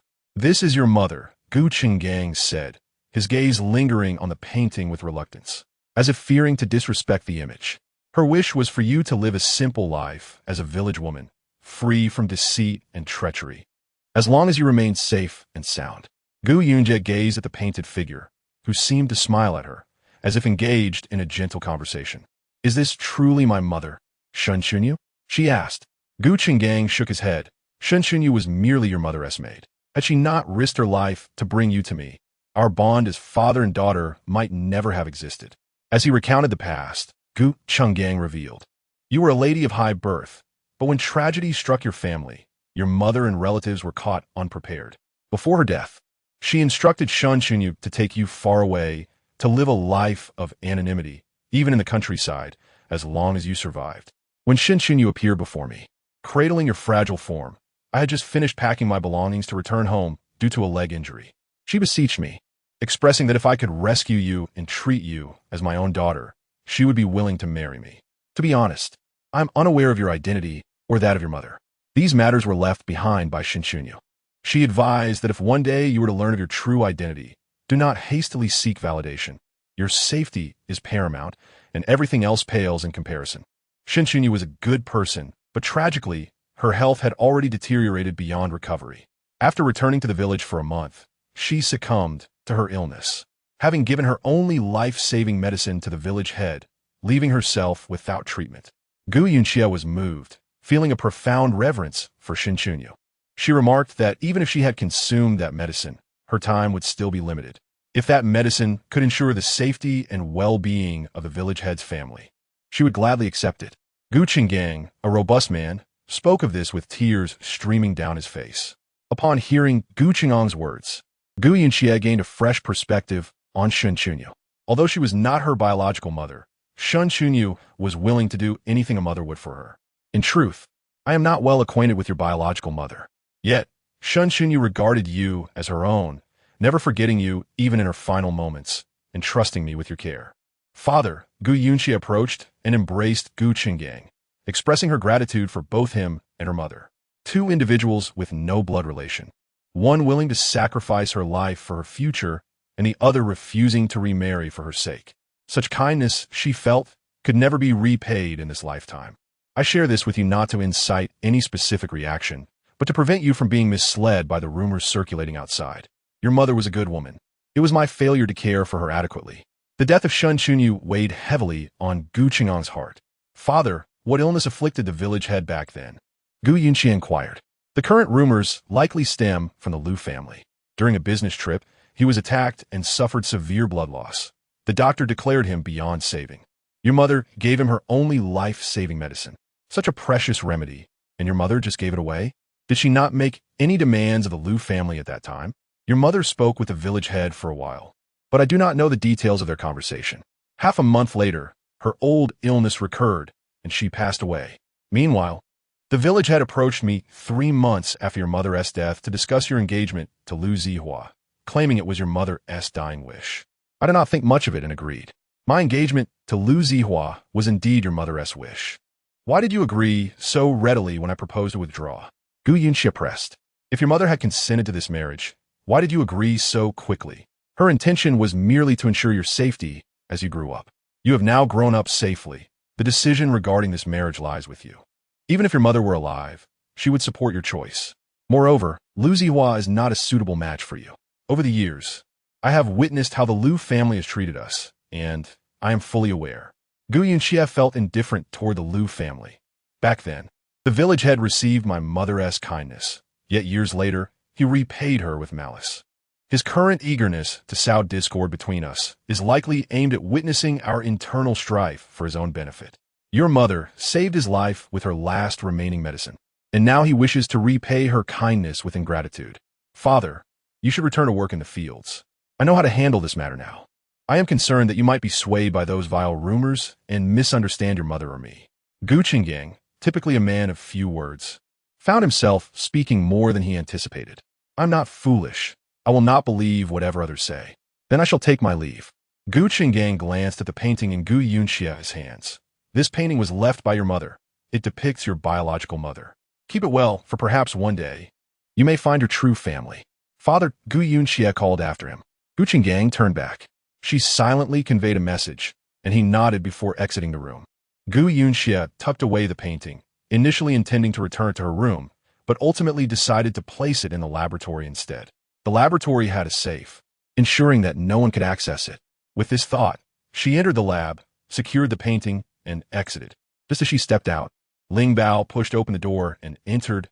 Mother, what were you and Grandpa discussing in there? I noticed his eyes were red, as if he had been crying. Gu Yunjie knelt down, embracing Ling Bao and feeling the warmth radiating from her. Mother, what troubles you?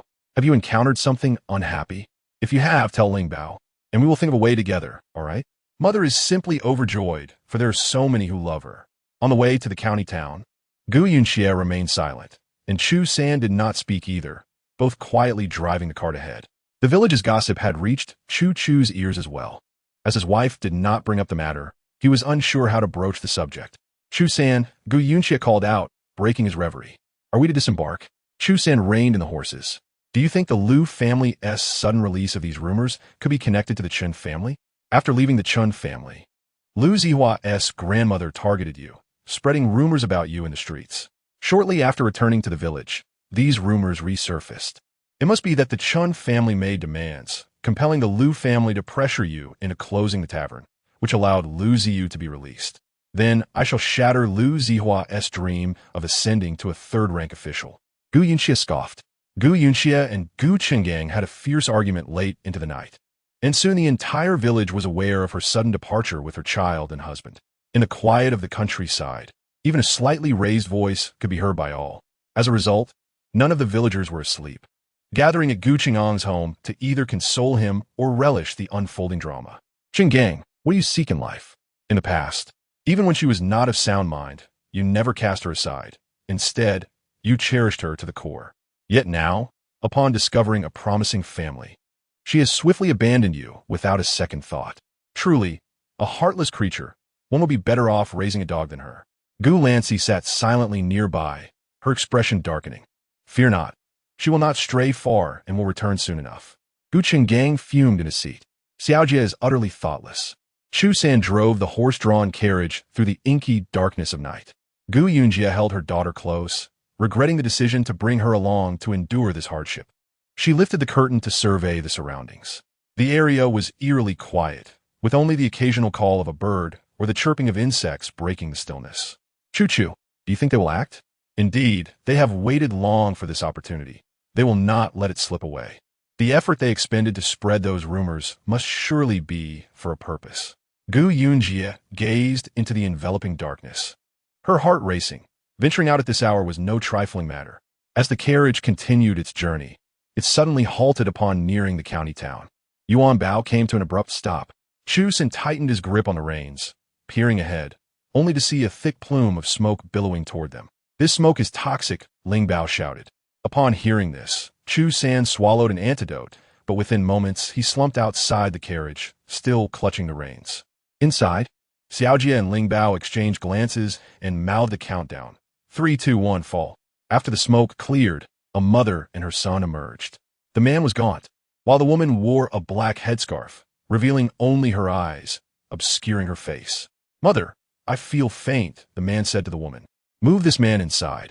You drive the carriage and hurry to deliver them to the designated location. The woman glanced into the carriage, confirming that everyone was unconscious, then let out a cold laugh. No one has ever escaped my smoke. Mother, your smoke is indeed potent, more formidable than an army. If you were a man and used this tactic on the battlefield, you would surely emerge victorious every time, perhaps even garnering the title of 100 victories general. What good is being a general? One misstep could lead to annihilation. The woman recalled a matter of great pride and said to her son, Do you know of the general's mansion that safeguarded the nation? Yes, mother, I know. Over a decade ago, it was an entity of reverence, particularly the tales of General Jean that circulated among the folk. Alas, the mansion made too many enemies, leading to their downfall. The Jean family was utterly exterminated, with no survivors. The man sighed. The woman smiled mysteriously. In those days, General Jean possessed extraordinary skills, making it difficult for anyone to approach him. I suspect someone must have scattered a soul-reviving powder at the mansion, causing everyone there to fall into a deep slumber, providing the adversary with an opportunity. Mother, who told you this? The man inquired, intrigued. Or do you mean to say you were involved? If I had such capability, I would not be here in the dark with you. The woman tapped her son's head. I have merely heard rumors and speculated. Only the deceased Jean family knows the truth of the matter. The Jean family met a tragic fate, loyal to their country, yet they faced such an end.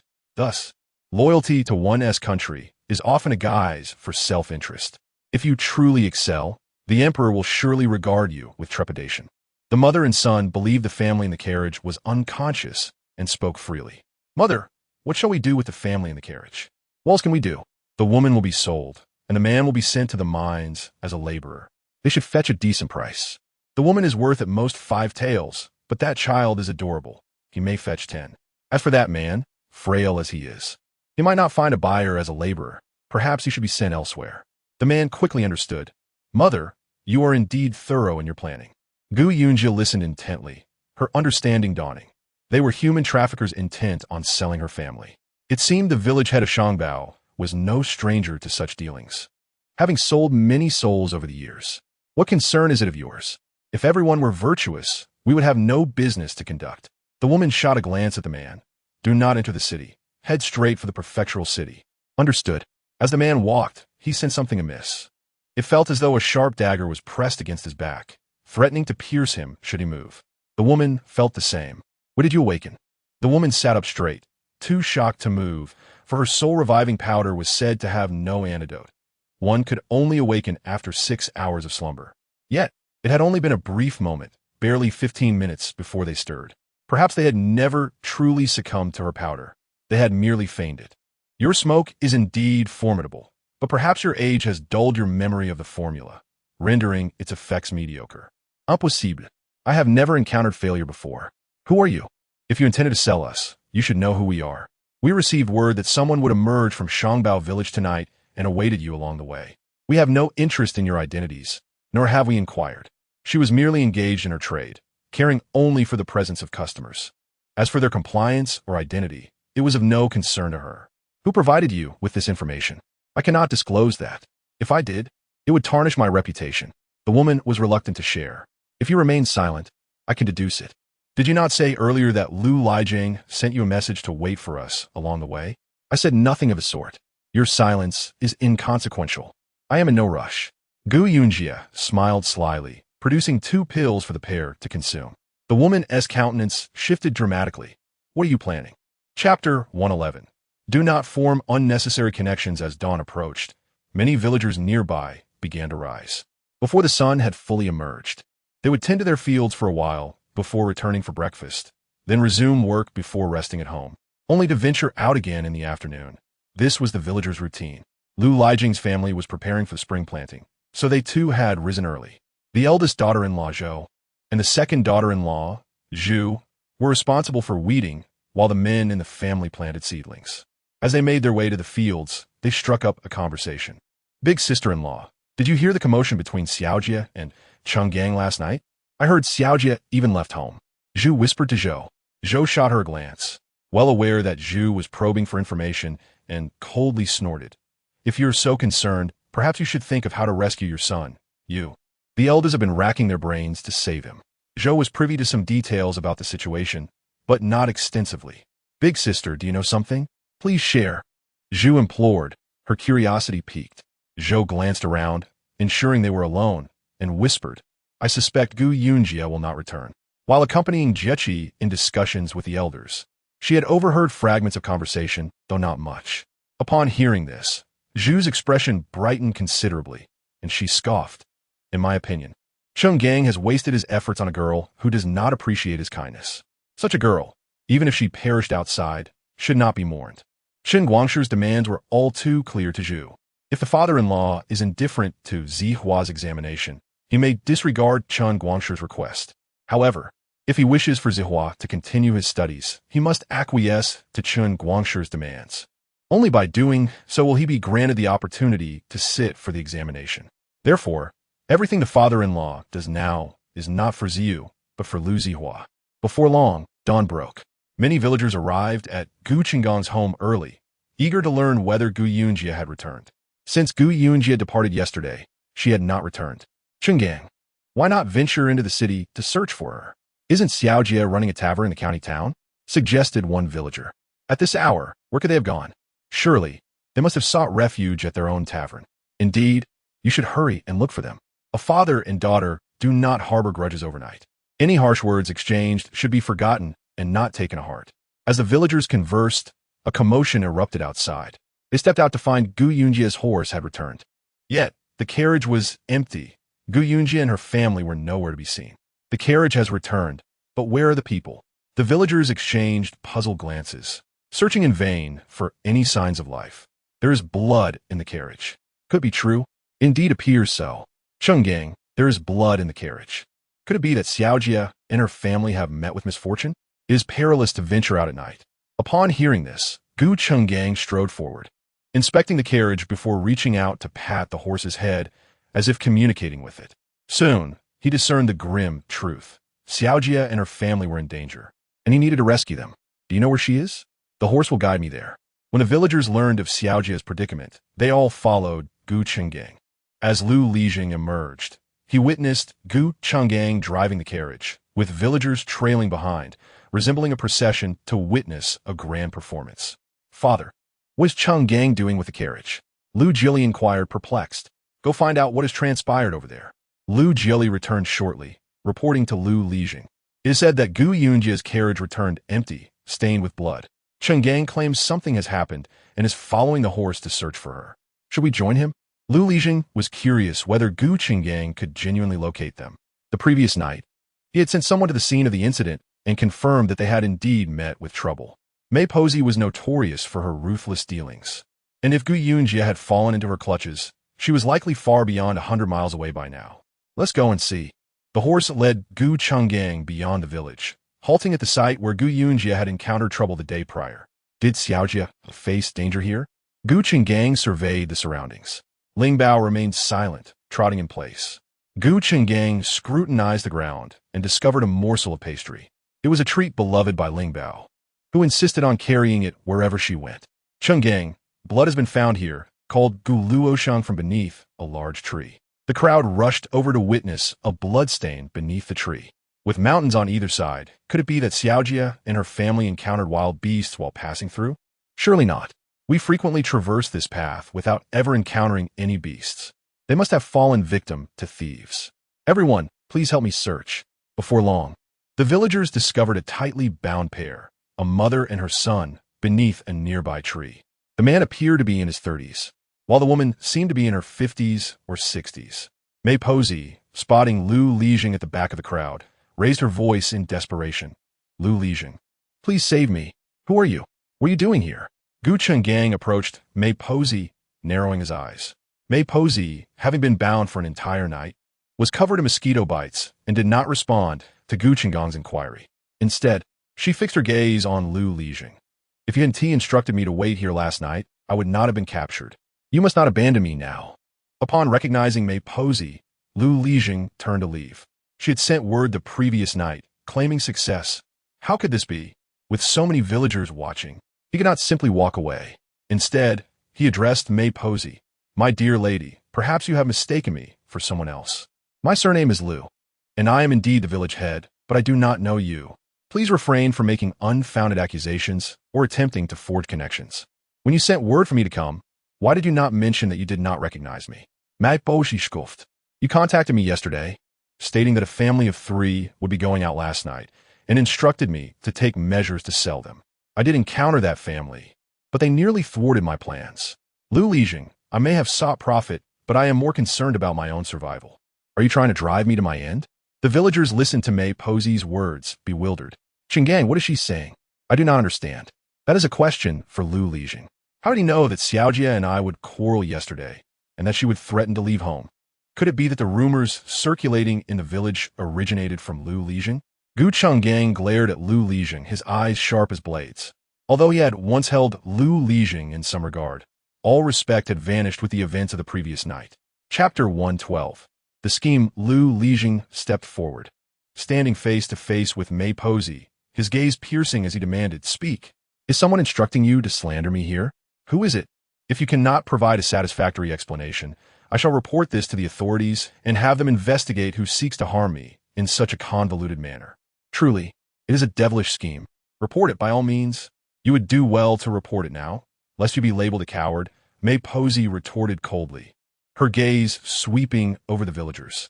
In these past decades, anyone from this village who has crossed paths with Lu Lijing has either vanished or been wed off to distant lands. Mei Posey's mention of this drew the villagers' attention. They recalled that in the past 20 years, those who had significant conflicts with Lu Lijing had either married elsewhere or disappeared without a trace. Some had gone missing while climbing the mountains, leading many to believe they had been devoured by wild beasts. Others had accepted a dowry and vanished, leaving no further news of their existence. Speak plainly. Who are you? Have you committed many misdeeds on behalf of another? Gu Changgang inquired, his stare fixed on Mei Posey. I am Mei Po, and I trust you have heard my name. Upon hearing the name Mei Po, many villagers' expressions shifted. They were indeed aware of this name. It belonged to a notorious figure known for her cunning and formidable abilities. Do not listen to her lies. I do not know her at all. She is certainly here at Gu Changgang's behest to slander me. As for the accusations she just made, I have never committed such acts. After all these years, she should have evidence to back her claims. Moreover, someone of her ilk would never retain evidence. That would be tantamount to courting death. Qinggang, upon hearing that Xiaojia was in trouble, my father and I were deeply concerned and followed you here. Little did we expect you had already arranged for people to be here, all to defame us. What is your true intention? Defame you? Qinggang chuckled. I would ask you, is it not you who has been spreading rumors in the village these past few days? What are you trying to achieve? Years ago, Chunyu sacrificed her only life-saving medicine for you. Is this how you repay Chunyu? Qinggang, I did repay your family for Chunyu's kindness. Had it not been for Chunyu's life-saving grace, would I have allowed Zihua and Xiaojia to become betrothed? If our families had not been connected through marriage, would Xiaojia have been able to grow up safely in this village over the past decade? If we were to speak of kindness, our families have long since settled the score. Neither owes the other anything. Indeed, it was true that Shun Chunyu had saved her. Shin Chunyu's sole request was for him to ensure Gu Yunji's safe and healthy upbringing. If he could fulfill this promise, she would have saved his life. And once Xiaojia matured, the debt of gratitude would be cleared, leaving no one indebted to another. You are well aware of how my Chunyu met her demise. She sacrificed her only life for you, and yet you dare to accuse me of her murder. I understand your motives. You seek to sow discord between me and Xiaojia, don't you? Indeed, Xiaojia encountered trouble shortly after leaving, and all of this was premeditated. That is absurd. I did not. Lu Lijing trembled with anger at Gu Qinggang's accusation. Your words are laughable. I am the Lijing. The entirety of Shangbao village is under my command. If I wish to deal with you, there are myriad ways to do so. Why would I choose this method? You are merely retaliating against my decision to cancel the engagement with your family. Why would you do this? Perhaps you should reflect on that yourself. Gu Qinggang sneered. Grandfather Lu, Gu Yunji, and Chu San emerged from behind a large tree, with Chu San leading Ling Bao. You never expected your plan from last night would fail. I was never transported to the capital. I have been waiting for you here. Lu Lijing looked into Gu Yunji's perceptive eyes and suddenly realized that today's events were all part of her scheme to lure him in. Gu Yunji, your quarrel with your father was a ruse to draw me out, wasn't it? He had underestimated her, thinking that Meipa's involvement would be foolproof, only to find himself outmaneuvered. I can't engage in a quarrel with my father without drawing you out, Xiaojia retorted. As the Lijing, how can you stoop to such underhanded dealings? Are you worthy of the title? Gu Yunji, cease your nonsense. You have enlisted an old woman to accuse my father, and everyone believes it. Your baseless claims cannot serve as evidence. Where is the proof that my father committed such acts?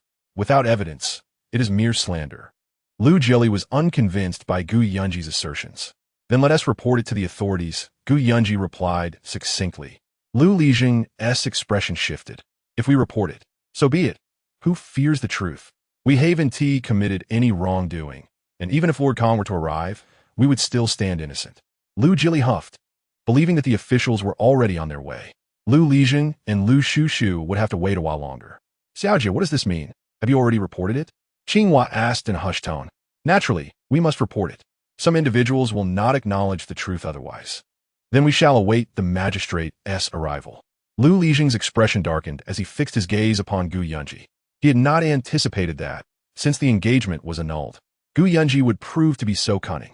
If only he had realized her cleverness before the engagement's dissolution, he might have reconsidered. However, it was too late. Gu Yunji met Lu Lijing's hungry gaze with a gentle smile. Grandfather Lu, I wish to speak with you privately for a moment, if I may. Lu Lijing lowered his posture significantly, his tone imbued with a desire for reconciliation. Grandfather Lijing, let us wait for Lord Kong to arrive before discussing matters. Xiaojia, once Lord Kong arrives, will he heed your words or mine? You are aware of this, correct?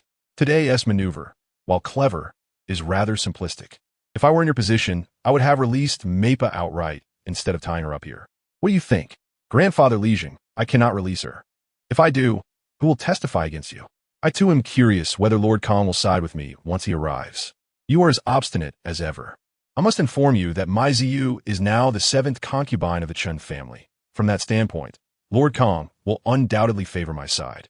Moreover, Meipa has always been cunning. Are you certain she will come forth to testify against me when Lord Kong arrives? Lu Lijing doubted that Meipa would confess to her own misdeeds and stand against him, as it would serve her no benefit. Chapter 113. I will remember you in the distance. The sound of hoofbeats approached, and the crowd recognized that the officials were arriving. Clear a path for the officials. A carriage traversed the shaded path, flanked by 4 guards at the front and about 6 following behind. One guard lifted the curtain of the carriage, and a man in his 50s, dressed in the attire of a 7th-grade official, descended. He was of short stature, lean, with a beard adorning his chin. I received word early this morning regarding a significant event in this vicinity. What has transpired? Speak quickly. He had been awakened by the sound of drums outside, not even having the chance to eat breakfast. Upon coming out, he found that the drummer had departed, leaving behind a note directing him to hurry to a specific address. He and T intended to come, but decided to investigate the potential gravity of the situation. Seeing Lord Kang's carriage approach, Lu Lijing felt a surge of anxiety. Gu Yunji was serious. She truly dared to act. Commoner Gu Yunji greets Lord Kang. Gu Yunji stepped forward to bow respectfully. As she did so, the villagers quickly followed suit. Kneeling in unison, we bow before Lord Kang. In an instant, the ground was covered with kneeling figures. And Kang Shunzhou felt a sense of satisfaction. Why have I been summoned so early? If there is a matter at hand, please state it. If not, I must return to oversee operations at Legong Mountain. Lord, I'm the Lijing of Shangbao Village. A minor incident has occurred in the village that I will manage, so I kindly request that you allow us to handle it ourselves. Lu Lijing, unwilling to let Gu Yunji ruin Lu Zihang's future, knelt as well, hoping to prevent Kang Shunzhou from intervening. Since I am here, I must understand the situation. You are the Lijing of Shangbao Village? Then tell me, why are so many villagers gathered here? What has happened? If it is a trivial matter, I shall not involve myself. If he were to manage every trivial affair, it would be exhausting. Lord, this is no small matter. While Lu Lijing was indeed the Lijing, his actions had crossed the line, warranting harsher scrutiny. Oh, Kang Shunzhou's interest piqued. Elaborate. Meipa, you tell Lord Kang what illicit activities Lu Lijing has been engaged in over the years. Meipa felt distressed. Last night had been disastrous, encountering such a formidable opponent. Lu Lijing, too, realized that Gu Yunji was a formidable adversary. How had he dared to provoke her?